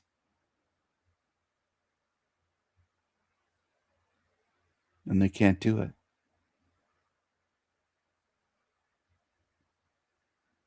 Just like some of them say that I'm so bad, but they want me to cover their channel for years. If I'm so terrible, why do they want me to cover their channel? Well, they want attention. A lot of these losers want attention.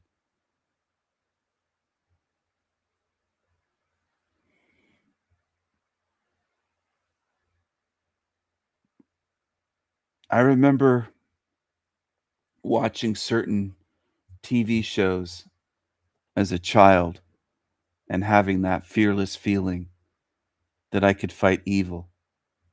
As a very young boy, watching the Incredible Hulk show in the 70s on TV and watching other shows.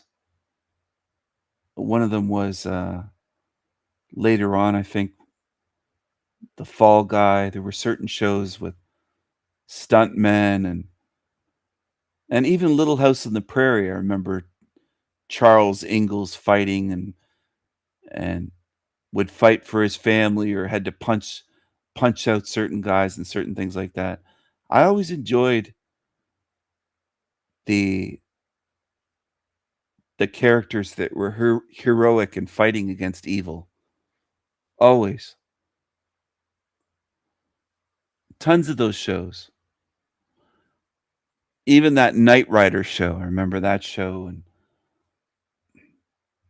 all sorts of different shows. There was a show on TV with a German Shepherd that was the hero. That was one of my favorite shows as a kid, as a little kid.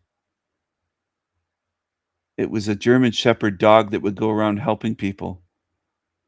That was one of my favorite shows at that age.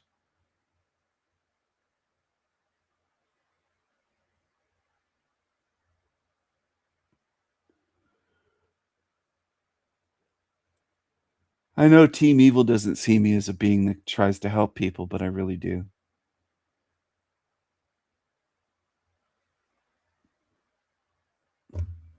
They've done so much worse than name calling, but that's all they can focus on. That's all they care about. They don't care about actual evil. They think taking someone's life is worth it or deserved if they laughed at them or called them a name. They're such overly sensitive, Coochie chakra little creatures that I don't know if they were never told no or just, I don't know how they were raised, these creatures. But they think it's the worst crime ever to laugh at them or call them a name or something. And they've done so much worse. So much worse. It's not even comparable what they've done in this realm. These evil creatures on Team Evil.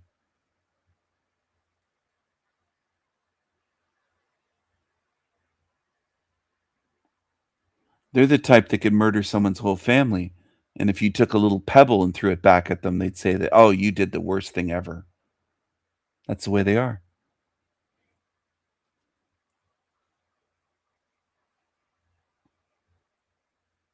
I don't fear them. I know that I'm an eternal being. I know that I was alive and existed before I was here, before all of this. I know they can't kill me, what I am. They could potentially, possibly kill this body if they in a way, got lucky and caught me in a moment where I couldn't defend myself or something. There's a possibility. But I'm not worried about that. I'm not worried about if I'm murdered out of this realm, so be it. I don't think, at least for me, that's not the worst. I don't have a family, I don't have children, and I see it as different for people that do. It's a different situation, but if I were murdered, that's, to me, it's just a warrior's way of dying if they killed me. But it doesn't stop me, it doesn't silence me. It just kills my body. They can't kill my spirit. There's no way they can do that. And no matter what they do, they're going to get it back 10 times worse because I fight back. I don't just take it. Just like when they throw punches at me on YouTube, I punch back and they don't like that. They can't take it when I hit them back. And they're going to be hit back very hard. Harder than they can imagine. Because there's no limits out of body once I'm out of this meat suit. And I start putting into effect what I'm going to do.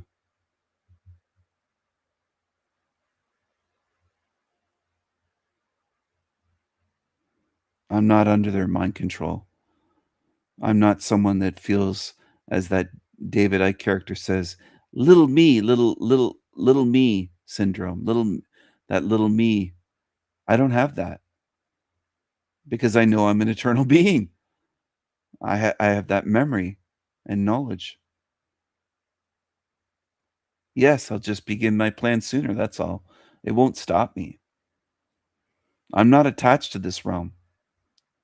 Even the things that I enjoy, the beautiful things that I buy and collect, and I know already as I'm holding, let's say, certain things and admiring a new knife, I know that I'm not taking that with me. I have that awareness that none of that, nothing I collect here, it's all temporary. Nothing I collect here goes with me. And I'm fine with that. I've already come to terms with that. So do I sometimes buy, let's say, too many knives, or I collect a lot of, yeah, I do. I spend a lot of money on that stuff. But am I attached to it and to this realm? No, that won't anchor me here.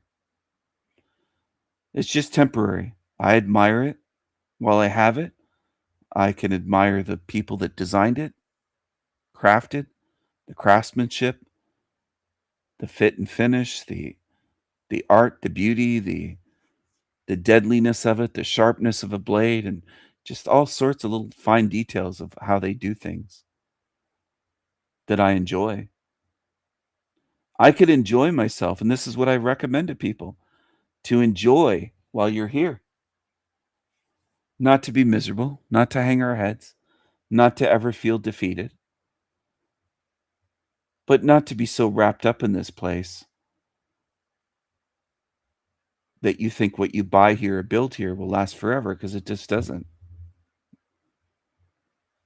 No matter what, buying land, buying whatever property, whatever items, no matter how much money you make or invest, or all of that goes away in the end. But what we have forever is our spirit, which is what we are. So it's what we are rather than really what we have. It's what we are. Our being. And that includes consciousness. I think that spirit is more than just consciousness, though. That's what I think. I do. So when some of these fools say, well, our consciousness lives on, but we don't get to feel and experience the physical, and we're just floating around doing nothing, they're misrepresenting the out of matrix experience or afterlife. Afterlife isn't a great term, though. After death, maybe, because this is more like death. This is more like a death realm than a life realm. And again, that doesn't mean to get morbid and depressed. And I don't want people to be miserable. I want people to enjoy what they have here. The simple pleasures, everything from simple pleasures to big events to your family, your loved ones, whoever. Enjoy what you can. I think that's sound advice. I think it makes sense. There's no point in being miserable. We're already in the hell realm. Why would you want to make it worse for yourself? I don't want to make it worse for me or for you. Any of you, especially the ones that I love and care about and feel close to and have bonded with, spoken with, things like that. I'd never want to make your life worse. We're already in a hell realm. Why make it worse? Why try to do anything to make it worse? But some of these channels on YouTube are run by miserable twats, and they're just miserable. They come across as miserable. They're depressed all the time. They're trying to make their audience miserable. It comes across in their videos. That video recently that I covered, that Jincel Joshua talking about, I thought it was his grandparents, but maybe it was his great-grandparents and grandparents.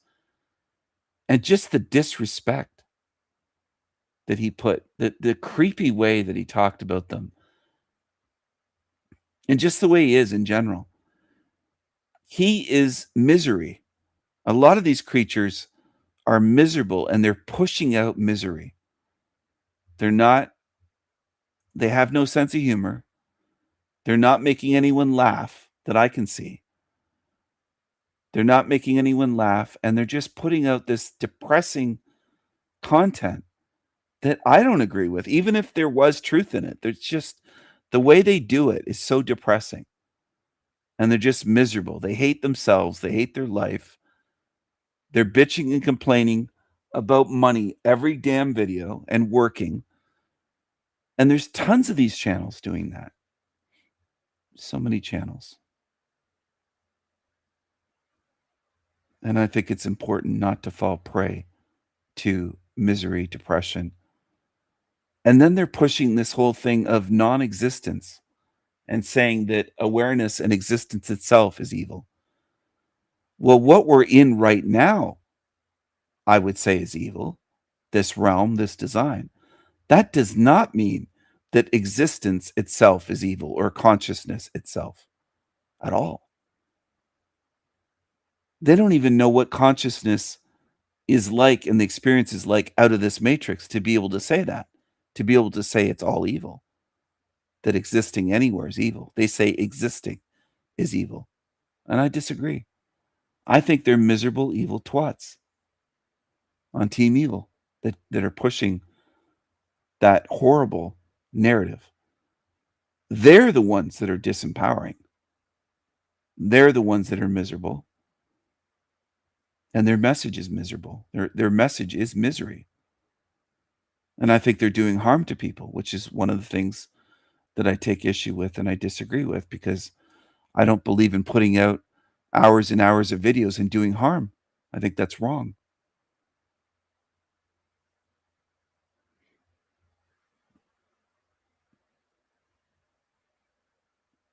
Thank you, Wendy. I do try to bring more than just dry truth or facts.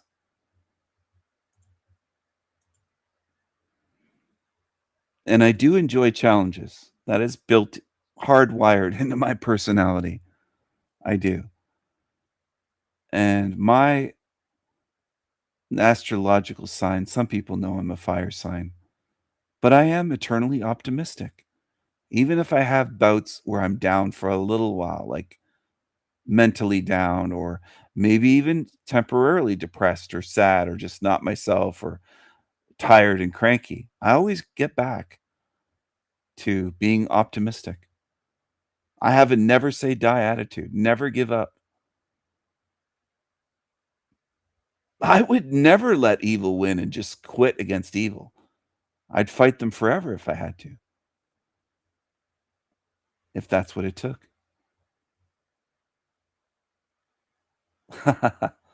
That's very cute. The crow swaggered off with snacks. I love it.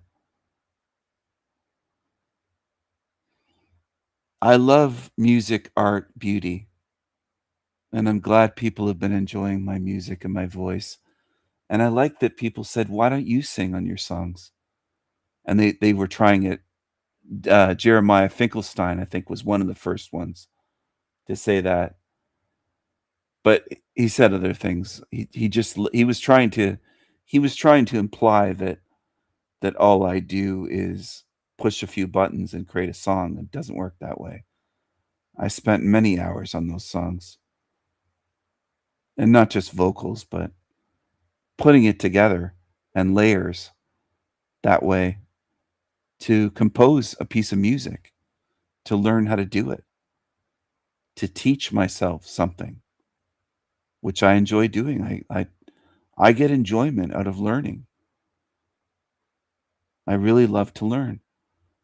There was an old teacher friend of my mom. She passed away. But I stayed in touch many, many years after my mom passed away. I stayed in touch with her. And I would phone her once in a while, and sometimes she would phone me. And we'd have long conversations for an hour, 2 hours, sometimes 3 hours if we had time to catch up on things. She was a friend of the family. She was someone that I had known since I was a kid, and my mom knew her before I was born. She sent a congratulations on the baby boy card that my mom saved, and I found after my mom passed away. So she knew me from in the womb, basically. She knew me my whole life, this family friend. And she was a teacher like my mom was. And she said to me one time when I said something about school, she said, "Didn't you enjoy learning in school?" And I said, "I love learning. That's why I didn't enjoy school." And she paused for a moment. I remember this moment. And she goes, "Oh, now I understand." Because I love learning on my own.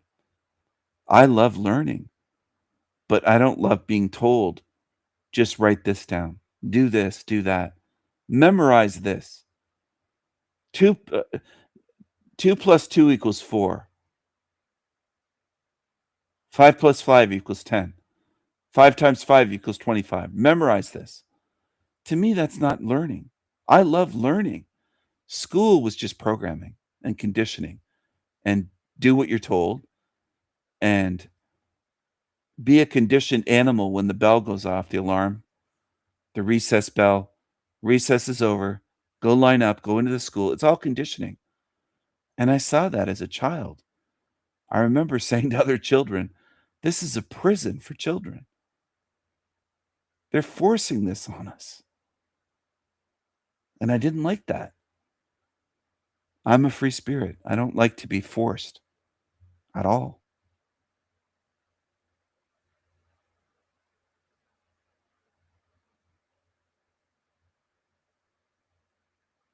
Thank you, Fiona. I'm glad that you do. I'm glad people are getting some laughter out of this. No asking why. Putting up your hand saying, "Teacher, may I please go to the restroom?" Here, I guess in Great Britain, you would say, "Can I please go to the toilet or use the toilet or something?" In Canada, it would be, can I go to the washroom? And if you ever say bathroom by mistake in Canada, a teacher, like one asshole said to me, "There's no bathtubs. It's not the bathroom. There's no bathtub in there." And they just try to be a smart ass. And they'll try to hold you in your seat until you're almost peeing your pants. It's like they're punishing children with everything they can. Now, it's not every teacher, but some of them are, and they get away with it. They get away with bullying kids. And it's wrong. I saw it as wrong. And that's something that still hurts my heart to this day, thinking there's children right now in the country where I am and elsewhere being bullied by these bully teachers and principals and vice principals. But I don't want to get into that this morning. I'm going to try to keep it as positive or as uplifting as I can. It's a better word than positive. Uplifting. I told my girlfriend when I've been making these songs and using my voice, vocals, writing lyrics and sharing Some of them, not all of them, some of them with her, some songs. I haven't shared all of them. But I told her, I don't know if she knew this, that I was voted in my school when I was in 7th or 8th grade the best singer. And I wasn't really into singing. I was kind of a shy, introverted kid. And I was quite innocent when I was in 7th grade or 8th grade, around that age. I was also the youngest in my class. And I'm from a family, my mom skipped multiple grades in school, in elementary school. She was very intelligent. My dad was very intelligent. Some of my grandparents, maybe not all of them, but some of them were highly intelligent. But regardless, I'm just saying, I come from, we'll say, some stock people that have some brains. But I was voted as the best singer by the music teacher that would come to our school. And she kept pushing me to sing. She wanted me to sing in the school play, the Christmas play, as the lead solo vocals, like leads, sing solo on a stage in front of the whole school and everybody's family, everyone.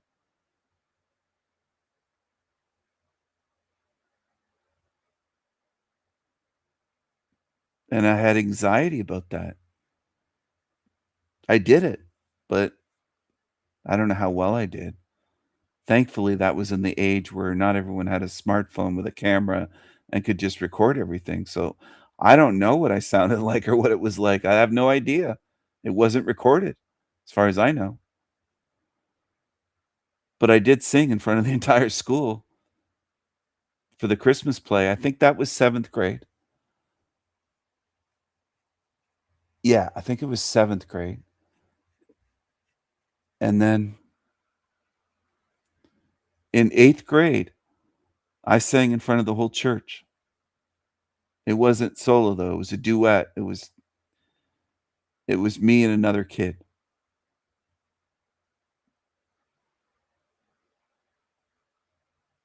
In front of our it was 8th grade confirmation graduation ceremony. So it was everyone.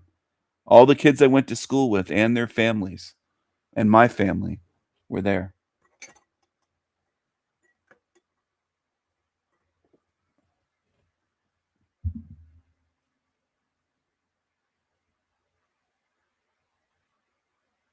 And that was so nerve-wracking for me that I don't think I ever wanted to get on a stage or ever sing again after that. I just wanted to get through it. And there was so much pressure. They were pressuring and pressuring and pressuring. Because I really didn't want to do it.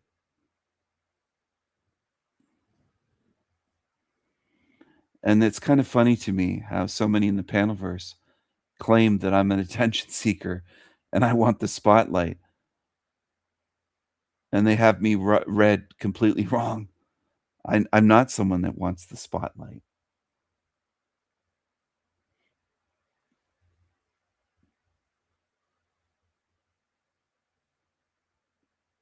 I try to minimize the focus on me. I want the focus on the material, my teachings, my model, my insights.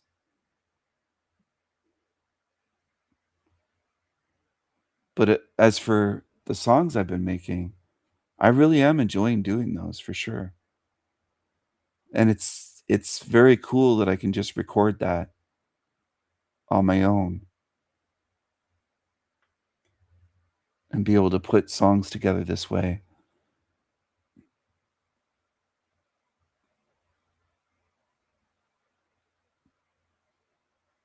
Yeah, it was something I had to overcome.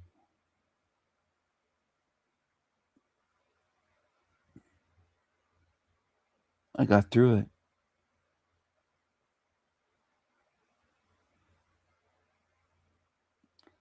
I was challenged to use my voice with my songs.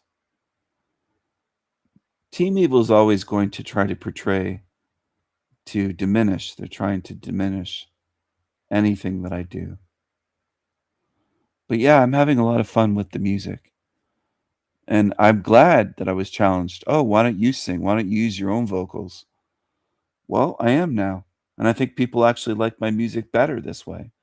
So it backfired on Finkelstein and Team Evil. Why doesn't Landry use his vocals in his? Because that guy's his voice sucks. He mumbles and Landry. Why doesn't he write lyrics? I could tell that he's just using AI to do it. He's just, excuse me, he's just typing in commands. He's not actually writing the lyrics and writing the songs. He's just using some prompts and that's it. It's telling it, write a song about this. I've written so many poems in my lifetime and so many things, creative things, that for me, writing the lyrics just comes naturally. I could do it very easily at this point.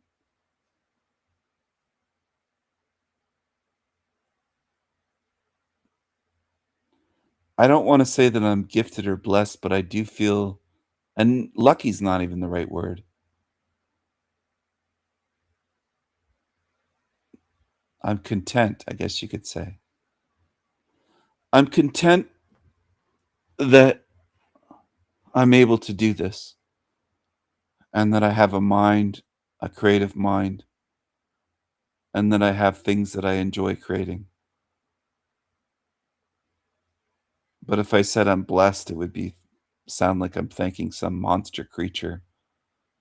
Gifted sounds like I was given some gift by a creature. So language is tricky.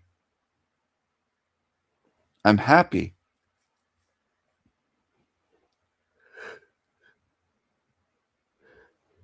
I'm happy that I can create. I'm happy to be able to do what I'm doing.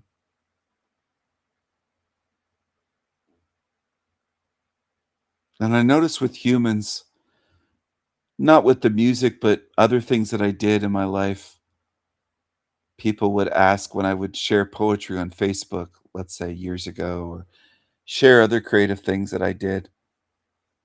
Sometimes artwork, people would say, maybe you're channeling, and they always want to credit something outside and beyond. And I hope people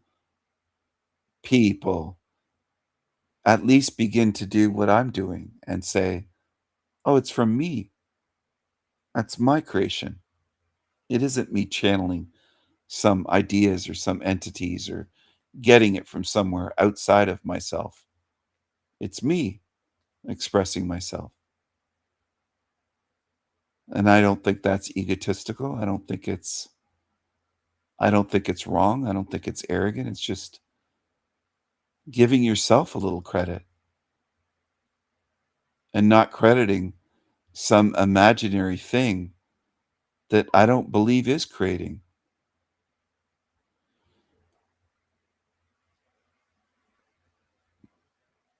I think this realm wants us to feel powerless, insignificant, feel like it's everything else that's doing everything.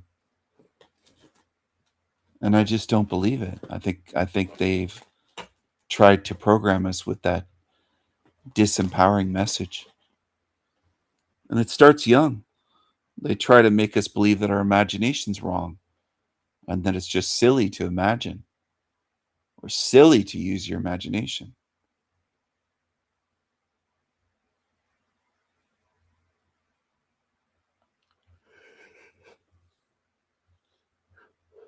I think it's very important to use our imagination and to love your own imagination and to not feel like it's infantile or stupid or pointless or silly or all the things they try to put into our heads.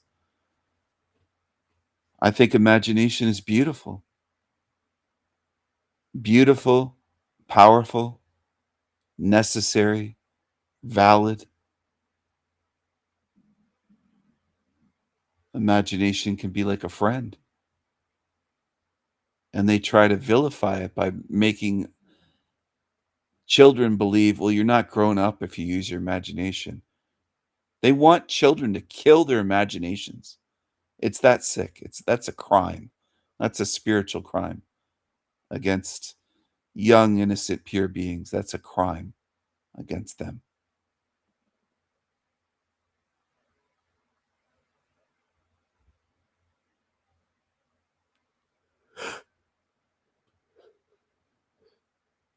It's a crime.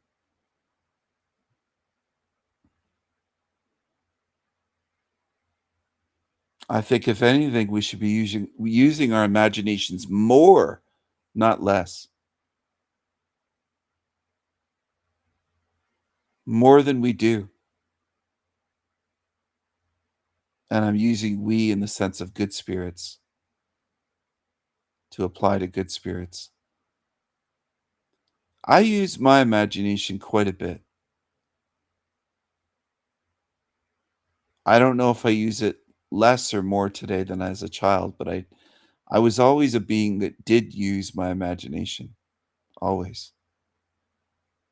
And I do think that this matrix and the entities see our imagination as a threat to them.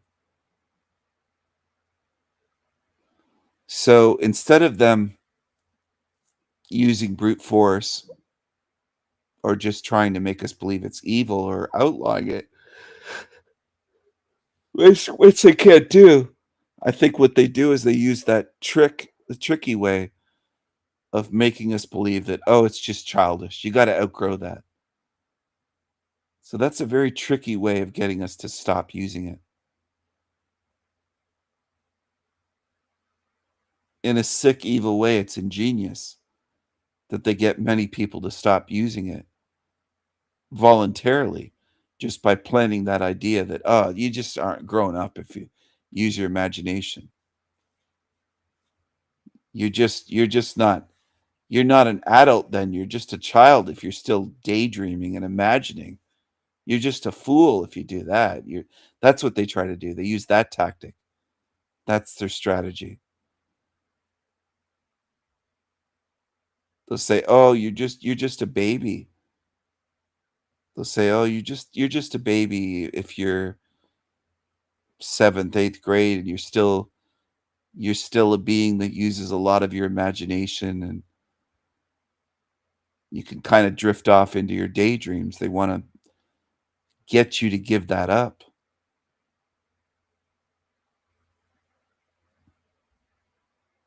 And they're trickier and stealthier than just beating it out of us. They try to get us to give it up and to stop using it.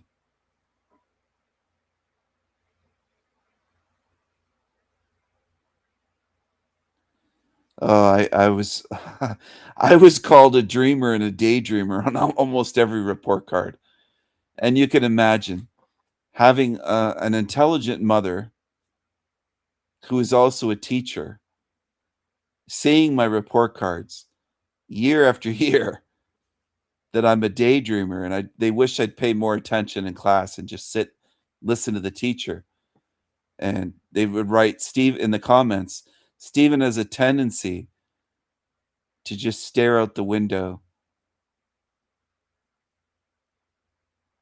He has a tendency to just look out the window and it looks like he's daydreaming, which is exactly what I was doing. I was getting some enjoyment.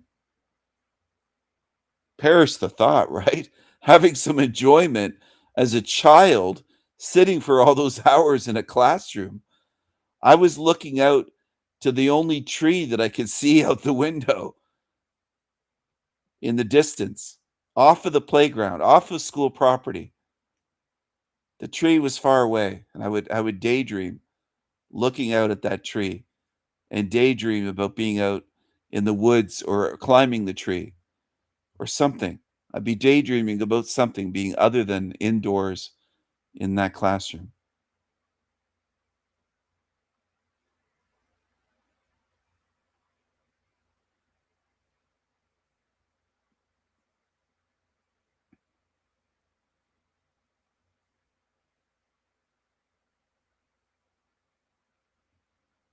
They treat daydreaming as though children are committing crime. It's ridiculous. I'm laughing because it's so stupid. It's so absurd that they treat it almost like, oh, your kid is a criminal. They're daydreaming. How dare they look out the window? How dare they look out the window in class and try to escape the monotony of that classroom and the teacher droning on about nothing for a paycheck. How dare your son dream about other realms? How dare he? How dare he be critical of what we're doing? We have a system in place here. Your son is bucking the system. He's going against the grain. Who does he think he is? What is he doing? What is that 11-year-old doing looking out the window?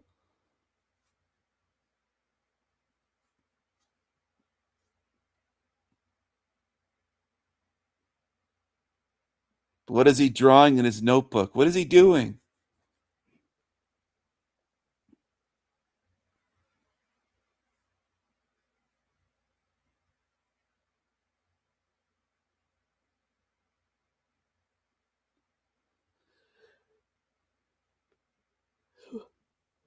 What a ridiculous realm this is, this place.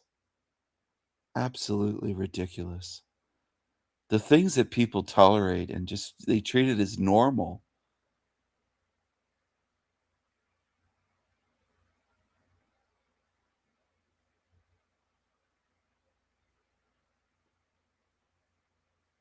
I didn't see anything normal about strangers.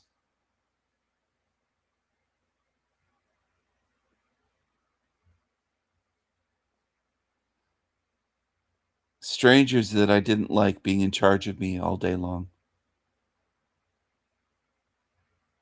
By the end of the school year, they were still a stranger. I had them 5 days a week till the end of the year, and they just were still a stranger. And that's normal here. Handing over children, saying, go teach my kid anything. How's that normal? How's that normal? Here's my 4.5-year-old. I don't see it as normal. I see it as criminal. I know that sounds strange to people, but I see it as criminal. I see it as a spiritual crime for children to go through what they go through in this realm. This place is massively against children.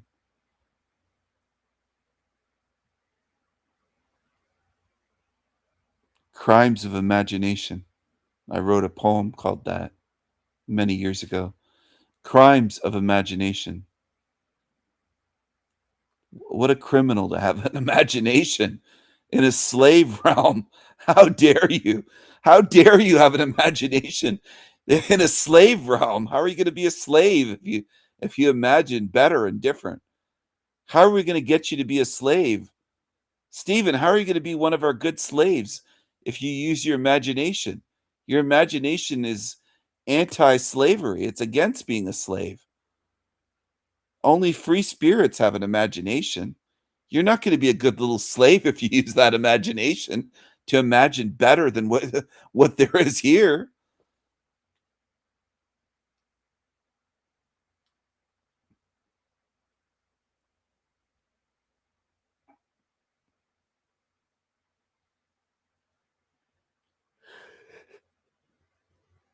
Oh, gosh.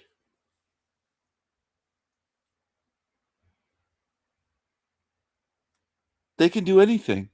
They could say, you know what? They came into the school today and you're all going to get a fluoride treatment. You're going to get fluoride. Fluoride, a neurotoxin. Hey kids, it's fluoride day. It's pink fluoride day. You're all going to get a neurotoxin. Do you enjoy that? Well, it's just part of being in school. And you're in Catholic school, kids, so hey kiddos, guess what? It's that day of October where you have to go to confession at school.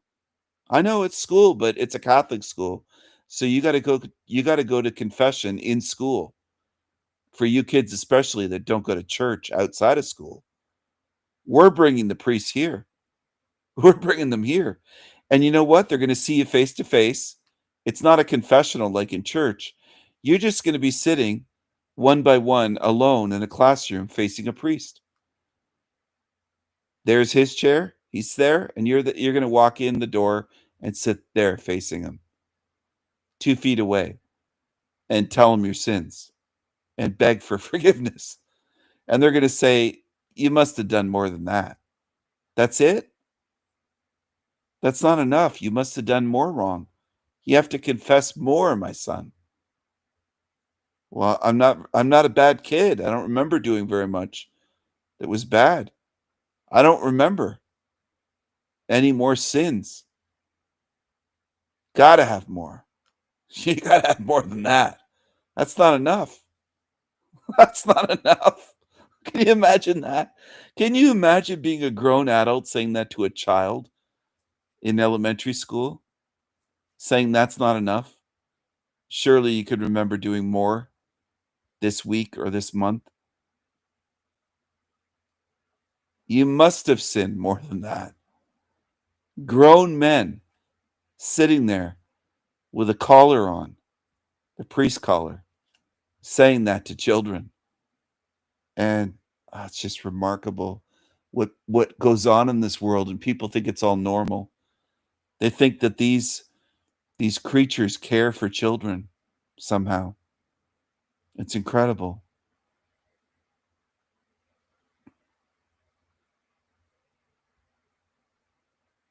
What right did that priest have to ask me anything?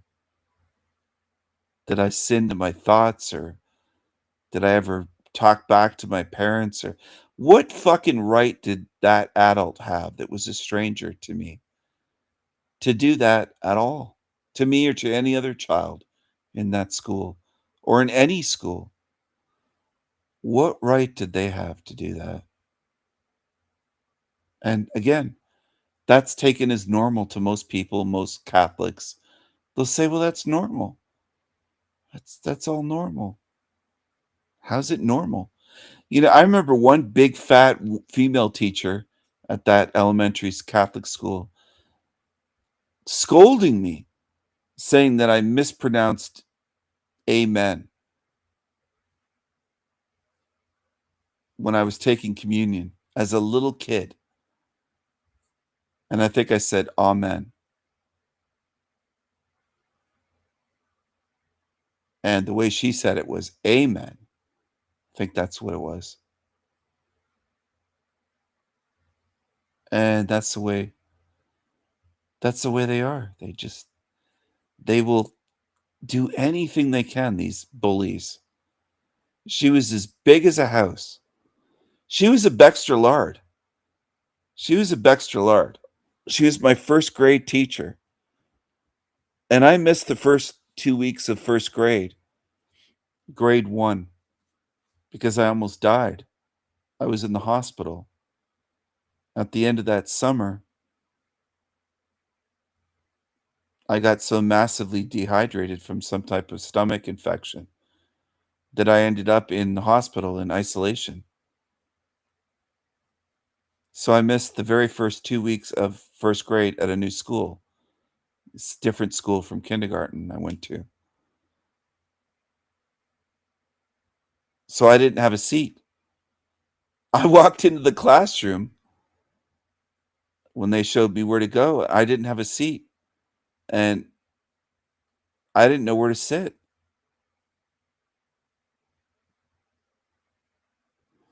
And I think they also talked to me that first day, so I was late as well, and everyone was in the classroom, and I didn't know where to go.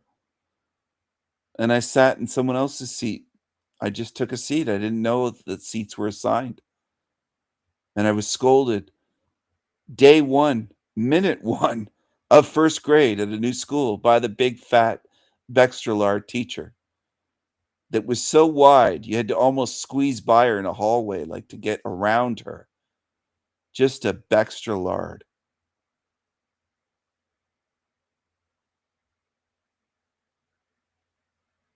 Bextralard.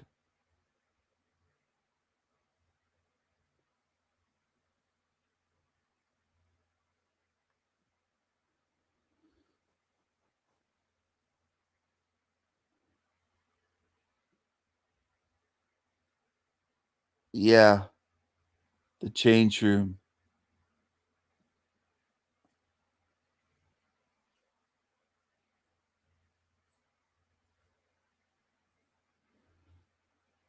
It is trauma. And I'm not crying about it, but it's trauma. It's just trauma. Absolute trauma. So I ended up sitting down, first day of first grade, beside a girl that I thought was pretty. And I don't mean in a sexual way, just in a way of I had a female friend as a kid, and she had dirty blonde hair and was just this cute girl. And this was a different girl at my school that I went to. She went to another school. But I sat down beside this little blonde girl that kind of reminded me a little bit, just a little bit of the girl that I was friends with, and a little bit of the girl that was in my hospital room. Because eventually I was in a room where they put me in a room, a girl into my room where wasn't just me, it was the two of us. And we had a big room, at least it seemed big, my memory thinking back. And it was 2 beds, just us. And we played checkers and Chinese checkers and became friends.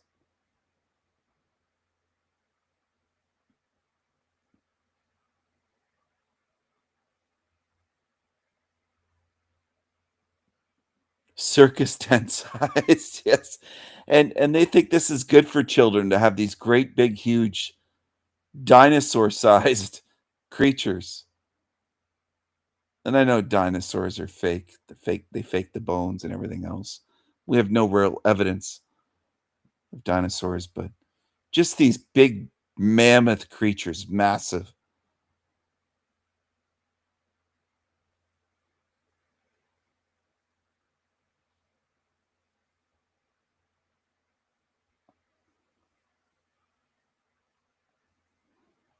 Yeah, I agree. I agree. Just because it's children. Children are treated in horrible ways. In so many ways, it's just horrible. It's abuse. There's so much abuse happening in this place. And for most people, they just think it's normal. It's all normal to them. It's all normal to them.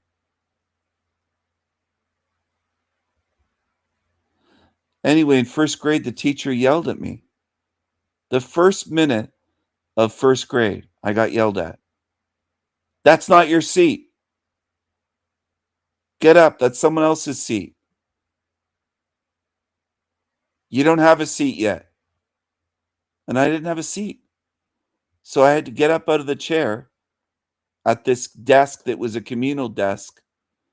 It was one of those desks for primary school children that would seat maybe 6 little chairs, those little plastic chairs around a desk. So I had to stand up and move away from the table. And I didn't know what to do. Everyone was looking at me. All the kids were looking like, he just got yelled at. Who's this kid? Who's this new kid? He just got yelled at by the teacher. I got yelled at minute 1 of first grade. I got yelled at by this great big teacher with glasses. Great big fat wide teacher with 3 chins and no neck. Yelled at me. That was my introduction to first grade and to that school, the new school. And again, I was 2 weeks late because I was in the hospital. I was fighting for my life.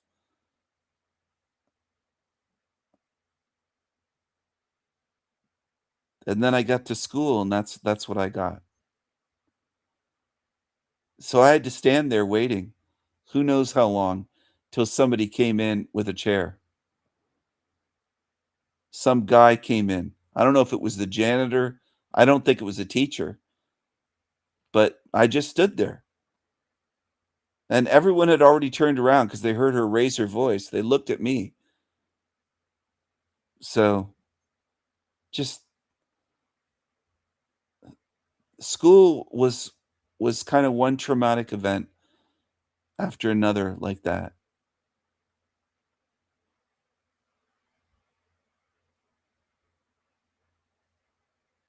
Yes, I agree, Fiona. Absolutely. Absolutely. No one stands up for you. You just feel like you're on your own. As a little kid in a strange place with strangers. And it doesn't seem right because it isn't right. It's wrong. This whole system. My second grade teacher, one of the reasons, there was a few reasons, but he made learning fun for us. He tried his best. I don't remember him ever raising his voice or shouting or yelling at me or cursing at me or calling me a name. But he had a tournament set up. I was in a split class. It was grade 2/grade 3 in the same class. My mom used to say they put the smarter kids in there because you're with the older kids. If you're in a grade 2/3 and you're a second grader, you're the smart kids in with the third graders because that's my mom's theory, and she was a teacher. But anyway, I'm not boasting, but I was a high IQ child. And I happened to win the checkers tournament. I beat everybody. And then I had to play the third grade champion. He had beat all the third graders. And he won, but just barely. Even the teacher said it was so close. He said, "Stephen, you almost beat the third grader." And we both got a little reward. I think he gave me 25 cents. He gave me a quarter. And this is going back decades. And this is one of the things I remember because he was encouraging towards me and towards other kids. He wasn't an asshole. He wasn't angry every day. He wasn't trying to abuse his position and and be seen as some powerful and treat kids like we were beneath him or something. He was actually a caring being. And one of the other things I remember, well, there's a few things, but he made learning fun. He made math fun. He made reading fun. And a lot of it was just his attitude. He was just very patient, gentle, fun. He wasn't mean. And a lot of teachers were mean that I noticed.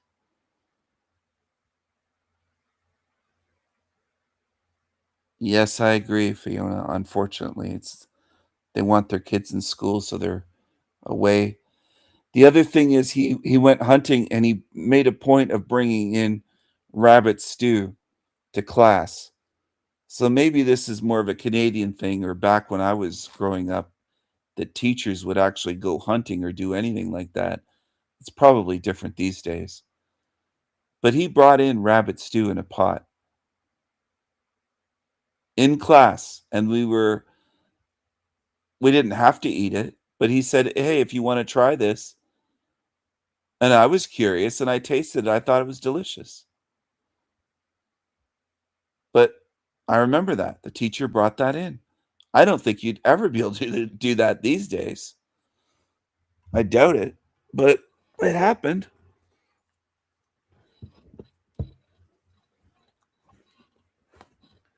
And it was cool because he was the kind of teacher that wouldn't force people to do anything, wouldn't force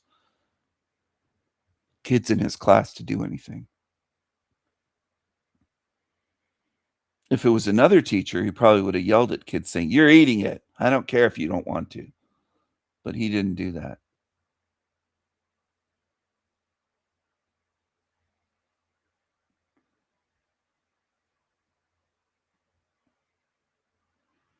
He was a great teacher. That was my second grade teacher. Unfortunately, it was almost all downhill from there. The third grade teacher was absolutely horrible. So I went from having my favorite teacher to just a horrible teacher. My goodness. She was a Karen before there were Karens. She was terrible. Long, sharp, red painted fingernails and a terrible voice. It was just horrible.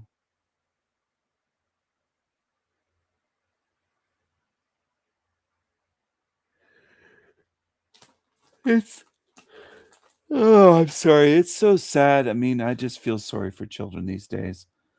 They don't have a childhood. Everything's worse about this place than it was. I don't even know how bad school would be these days compared to how it was. But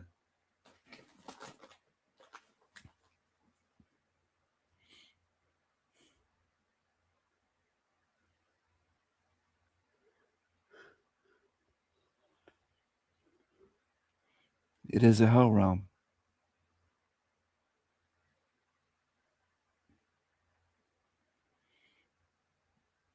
The French teacher at my school, they started teaching French around 6th grade.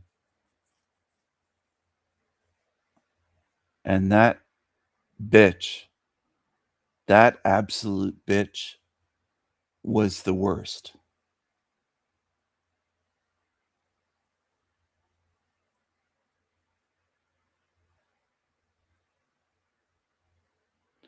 Instead of madame, I would call her madam, like a Hollywood madam. When I did it at first, the first time I did it was by accident. But once I found out, she doesn't like it. It means something disrespectful. It means a woman who runs a whorehouse, essentially. I started calling her that every goddamn time I could. And I would let on I made a mistake. I would play dumb and I would call her that. I would call her that. She tried to bully me and she tried her best. She would follow me around, stalk me in the schoolyard when she was on yard duty. We called it yard duty. I don't know if they called it that there, but yard duty. She would be on yard duty patrolling the school grounds and walk up to me and take my headphones off my ears and say, "What are you listening to? Beethoven?" Yeah, and snicker. And I bet all that you like all that metal and because I had in 7th and 8th grade, I had a denim jean jacket in those days. I won't say what year it was, but we'll say it was kind of fashionable and rebellious in a way to have that. And I had that with bands that I liked. Heavy metal, heavy bands, rock music. And she would try to mock me and try to embarrass me in front of my friends out at lunch when we were outside, playground or wherever. And she targeted me and tried to bully me. And she tried to mock me in class as well. And after a while, I was so sick of it. And this was before the movie Home Alone. I rigged that classroom like it was booby trapped. I planned it out. We had one of those days where they come in and they give you dental floss and they check your teeth and all that stuff. And I grabbed as many extra little packets of dental floss as I could. I filled up my pockets with them, planning to sneak into that French classroom and rig that place as much as I could. And I tied with that dental floss chairs together to desks. I tied all sorts of things. I tied up little tripwires. I took her the overhead projector that was built like a tank, those solid steel ones that they would roll in on a cart. And it would be an overhead projector where you put that transparent page written with marker on top, and then it would show up on the screen. They'd pull down the screen, the white screen, and show it on there. I changed it all. I wrote all kinds of shit about her being an evil bitch on there, mocking her for the whole class to see. I took out the tape and the tape player, the cassette player, and I put in Ozzy Osbourne's "Bark at the Moon" in there, one of my cassette tapes. I put tacks on her seat out of her desk. I rearranged everything on her desk. I knew she was anal. I knew she would notice any slight movement. So I moved things a few inches here, over here, switch these two things. She'd know it was all rearranged. I knew she was going to notice and freak out. I knew it. I knew her personality type. And I took the spray stuff that she used. I think it was starch for her skirts, and I sprayed that shit all over. I just almost went nuts in a way. I was like, fuck her. I'm going to pay her back. I'm not taking this shit anymore. No matter what happens, I don't even care if I get suspended, expelled. I don't care if the teacher, the principal takes whatever. They could take their belt off. I don't care if I get whipped for this. I'm going all the way with this until this bitch is not going to mess with me anymore. I'm not taking this shit. I'm done. And she snapped. She absolutely snapped. She started playing the cassette. It was Ozzy Osbourne. She had the overhead projector on. She noticed everything moved on her desk. She noticed she was freaking out, angry that the chairs, some of the chairs were tied to the desks. Couldn't get them loose to get kids to be able to sit down. Everything was chaotic. She didn't know what to do. She demanded, "Who did this? Who did this? Stand up." And I stood up and I said, "I did this because you've been trying to bully me this whole fucking year." I don't know if I said the F word, but I said it passionately. And she grabbed the overhead projector and she threw it at me. She picked it up and she threw it at me and it smashed. The top part was real glass in those days. And then there was the bulb at the higher part, the light part. And it smashed. And she said, "You fucking asshole, I'm going to fucking kill you." She was threatening and dropping F-bombs, and she lost her mind. She actually had a mental breakdown, no exaggeration. She had to go on long-term disability / sick leave where she was off the rest of the year. We never saw her again. She was done that day. She said to get to the fucking principal's office, and I said, "Sure." I said, "You're crazy. You're crazy." I think I told her she's crazy on my way out. I said, you lost it. You're out of control. I said, you can dish it out, but you can't take it. She couldn't take it. And I said, "Gladly, I'll go to the principal's office." And I left the class. And I knew it was a victory for me. I knew she was done. She was broken. She picked the wrong kid to mess with. She thought she could break me and bully me, thinking he's the youngest. He's a shy kid. She showed exactly what she was. And I remember asking my mom what happened, because my mom was a teacher. They didn't teach at the same school, but they were part of the same school board. Different schools, different cities, but nearby cities, but still different cities.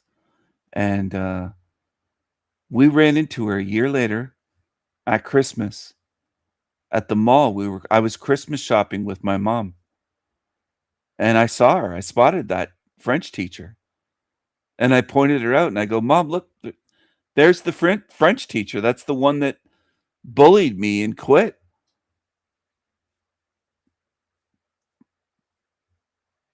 And she saw me, that French teacher, and she took off in the mall. I'm no exaggeration, running away. I bet she wished she would have had track shoes or trainers on. She ran down the big hallway of the mall. And she just took off running with a scared look on her face, like, I messed with the wrong kid. I don't want to be near him. She was probably thinking, Satan only knows what that kid's capable of doing. That kid will never back down. And I wouldn't back down to her. And hopefully, I hope that she never taught again. I hope she never got a chance to bully another kid, what she tried to do to me. The amount of times that she tried to take digs and just everything, even grabbing me physically and trying to embarrass me in front of my friends, trying to grab, knowing, oh, well, I can grab this kid, but if he turns around and hits me, he's going to be in jail or expelled. Like, we can get away with anything, she thought. She really thought she could get away with anything. She couldn't get away with it. These demons won't get away with it, what they've done. Because I'm not kidding when I say to them, I will fight them until the end of time if I had to. I'll never give in to them. I know what they are. And I hate how cruel they are to the innocent and to the young, innocent, the young, the defenseless, the vulnerable, and the old, the elderly, that are especially vulnerable. And they should be punished for what they've done here. They should be shamed. If they can feel any shame, they should be heaped with that shame for what they've done. Abusing children, bullying elderly people in nursing homes, and they try to get away with it. And then sometimes it's on video, showing the evil that they do when they think that they can bully someone that's vulnerable. It's sickening. And they deserve everything that's coming, all of it. It's deserved. They've gone out of their way to do that. And I think some of them get these jobs just to be able to do that. That's their little plan in their head. Like they're going to have access to children and they're going to be able to bully them, or they're going to have access at nursing homes to elderly people with dementia, and they feel like, oh, like they can get away with bullying them, these demons. They're going to pay for what they've done here. If it's the last thing I do, I'm going to make sure they pay.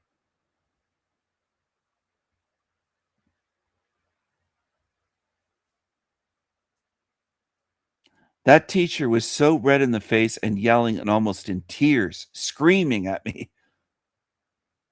Even I was surprised by how like outrageous it was and over the top. It was just, she just lost it completely. And I knew in the moment that that was what I would say, or what I thought was a nervous breakdown right in front of me. She just broke down completely. And she deserved every bit of it. And so do these demons. I don't feel bad about that at all. I would do it all over again. Somebody tried to bully me like that. I won't back down. And I don't back down on YouTube to their threats, their everything they've tried. It just reminds me of bullies, and that's what they are. Demonic little bullies.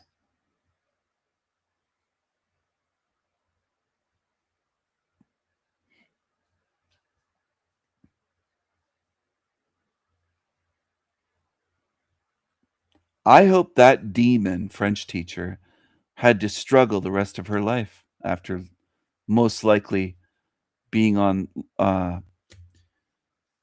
long-term disability and then probably losing her job. Hopefully she lost the job and never was allowed to teach children again. I hope.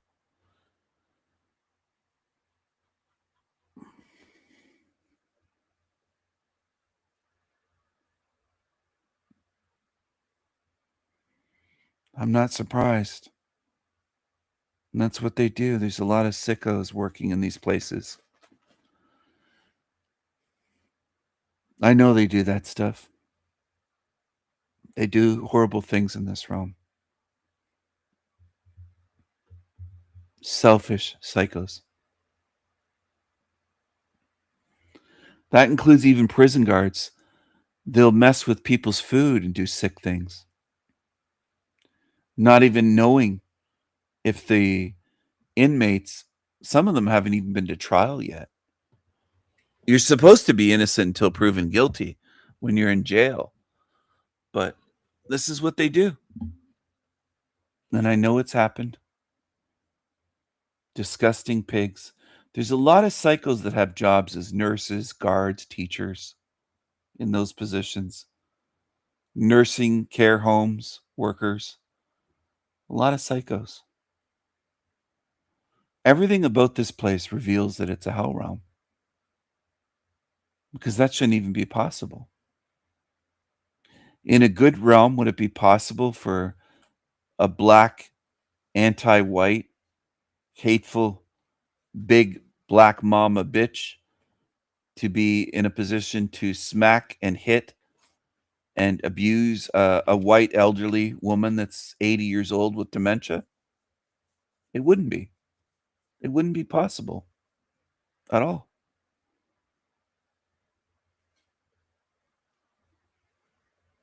Or for them to be sexually assaulted by workers.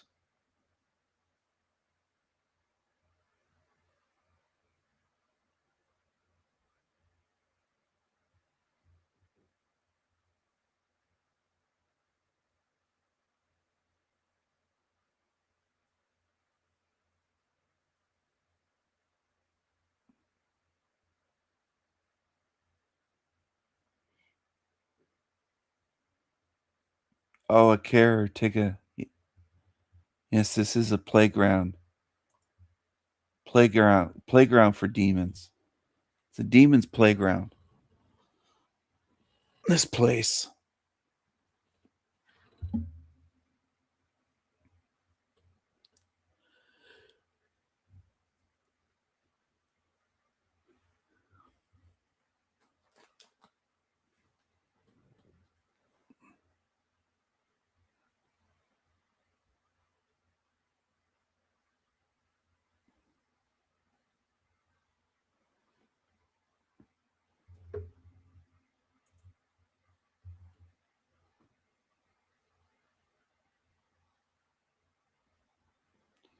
If this weren't a hell realm, there wouldn't be countless things that indicate exactly that it's a hell realm.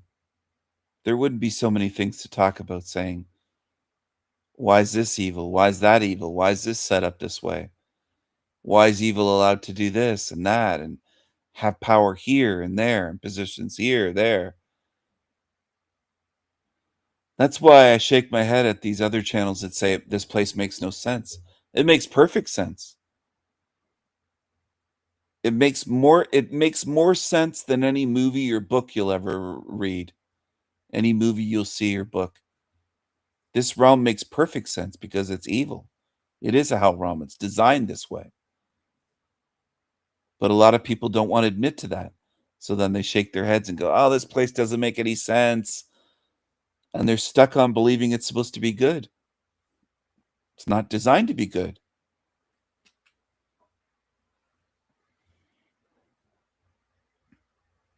People are confused, but the place does make sense. It's just evil.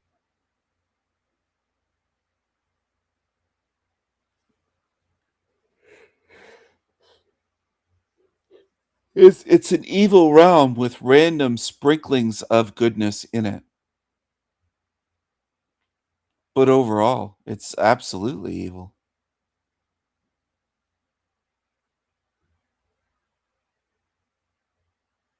If I think of most of my good moments in school, I could sum them up in just a few sentences or just a short while. But if I really tried to go through and think about all the horrible shit, it's tons. Tons. One other good memory I have is playing at recess. We had one of those mini footballs not a soccer ball you kick, but a football in Canada that you throw.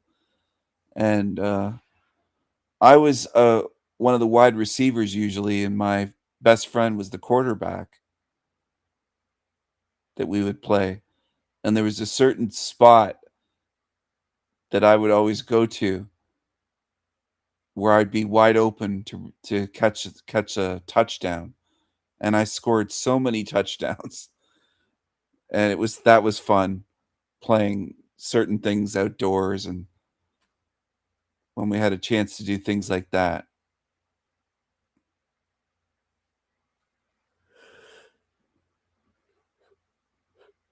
I even had fun beating the shit out of a bully. I think that might have been third grade. I think it was third grade. This kid that was about 2 years older than me attacked me.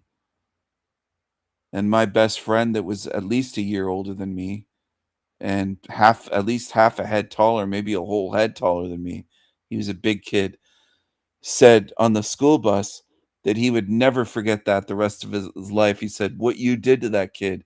He said he said he couldn't believe it. He just said, "You just dismantled him." He couldn't believe it. That this bully that tried to attack me, I just destroyed him. Where the kid was still on the ground when we ran for the school bus. And again, this kid was bigger than me, older than me. And he tried to attack me, and I just beat the living piss out of him.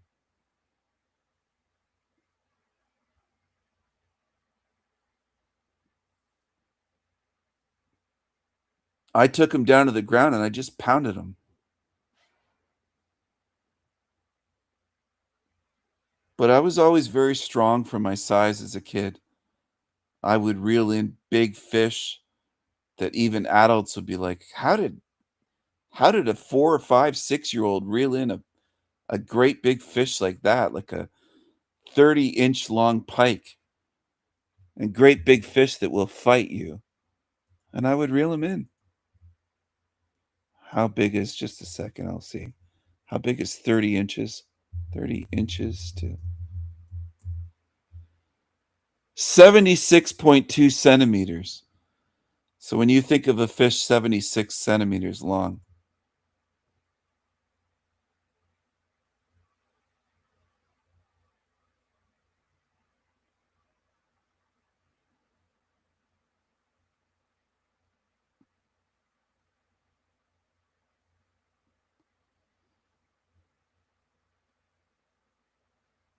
when I was in 6th grade, I saved someone's life that was being strangled. I fought an adult.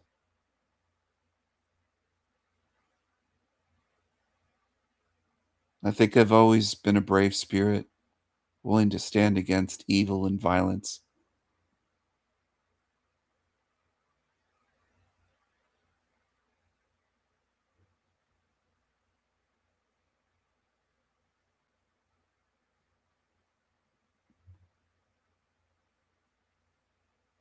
And the thing about this realm is most people just say it's all normal.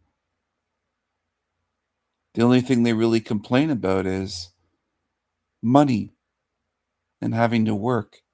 All the rest seems normal to them, I notice, on these channels that they'll just talk about how they'd love it if they didn't have to work, if there was no such thing as money. And it's all they care about is money and work. They don't see this as a hell realm at all.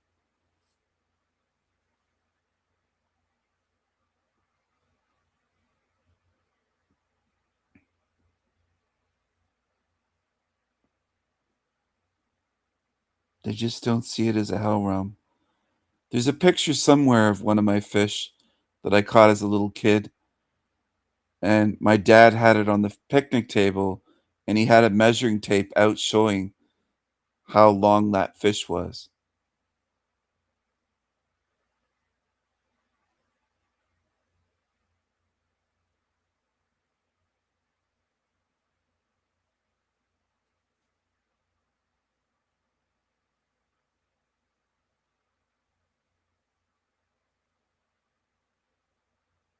Oh my goodness, Fiona. Your friend, so-called friend, ran off. That's terrible. That is traumatizing. 4 girls. It's horrible. We're put in schools with psychos that we don't want to be around.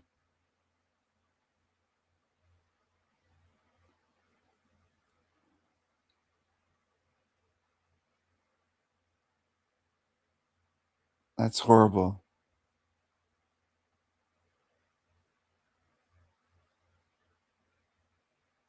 There's a lot of psychos, and when you look back at school, it just goes to show what surrounds us.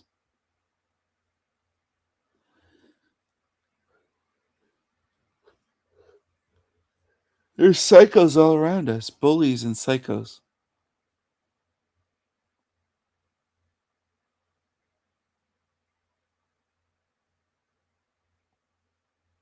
Forced to spend our childhood around psychos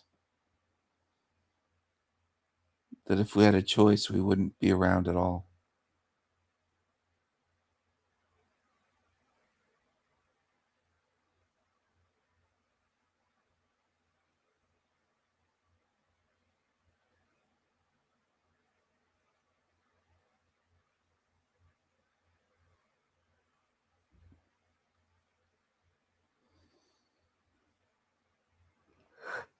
Oh, gosh. Oh.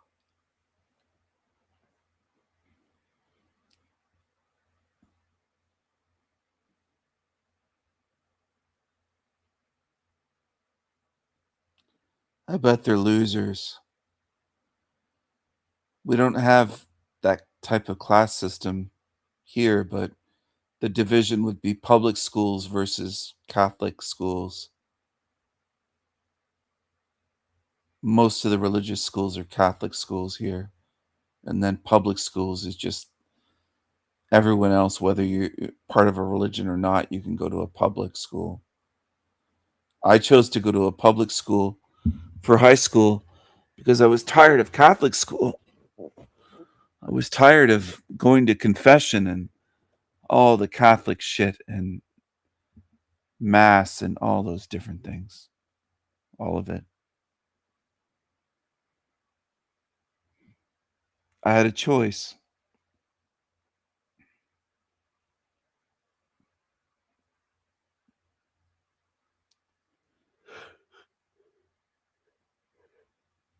Get bussed into the city or get bussed out into the country. The public school was out in the country, so I went to the country school.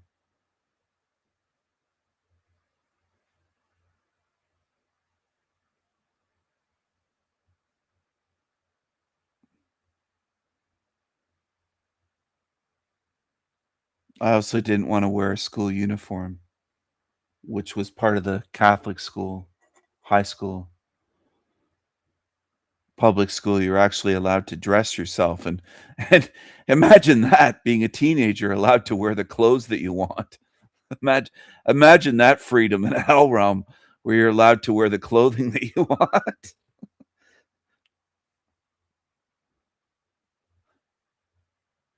Imagine having some small freedom in a hell realm.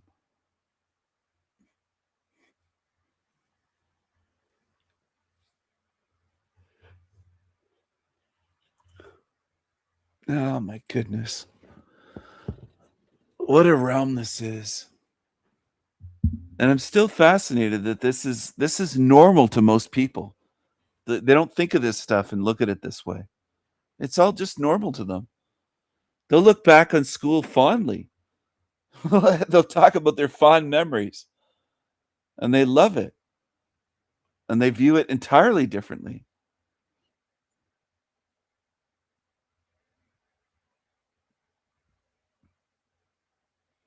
Some of them wish they could go back and repeat it. That was their glory years, their glory days.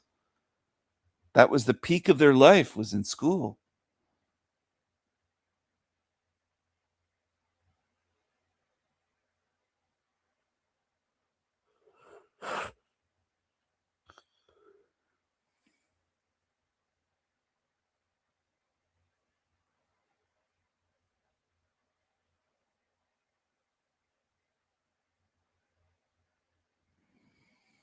Yeah, it's a very weird way of life. There were priests and nuns in my family. Priests and nuns. I was from a very Catholic family. Can you imagine? Rebellious me,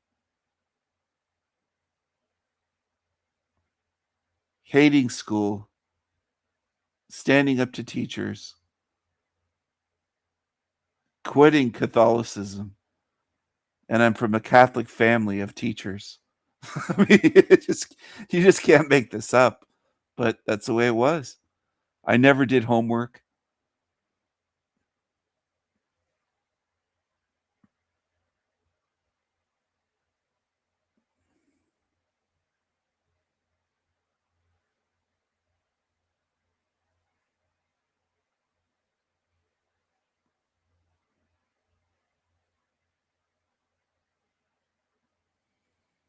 Oh, wow.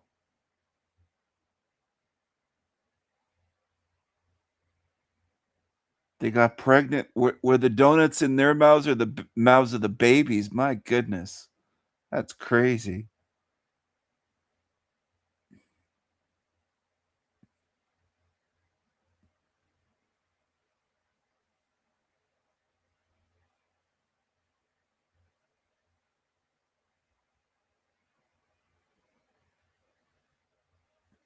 Yes, exactly what they deserve.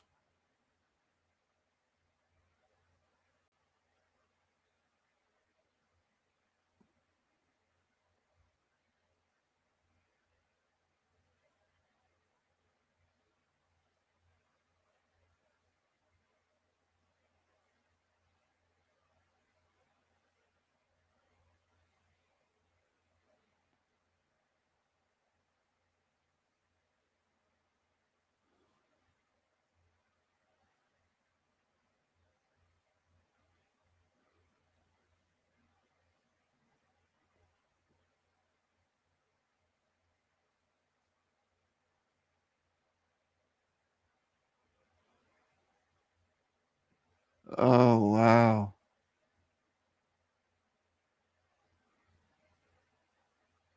Horrible mothers, go figures.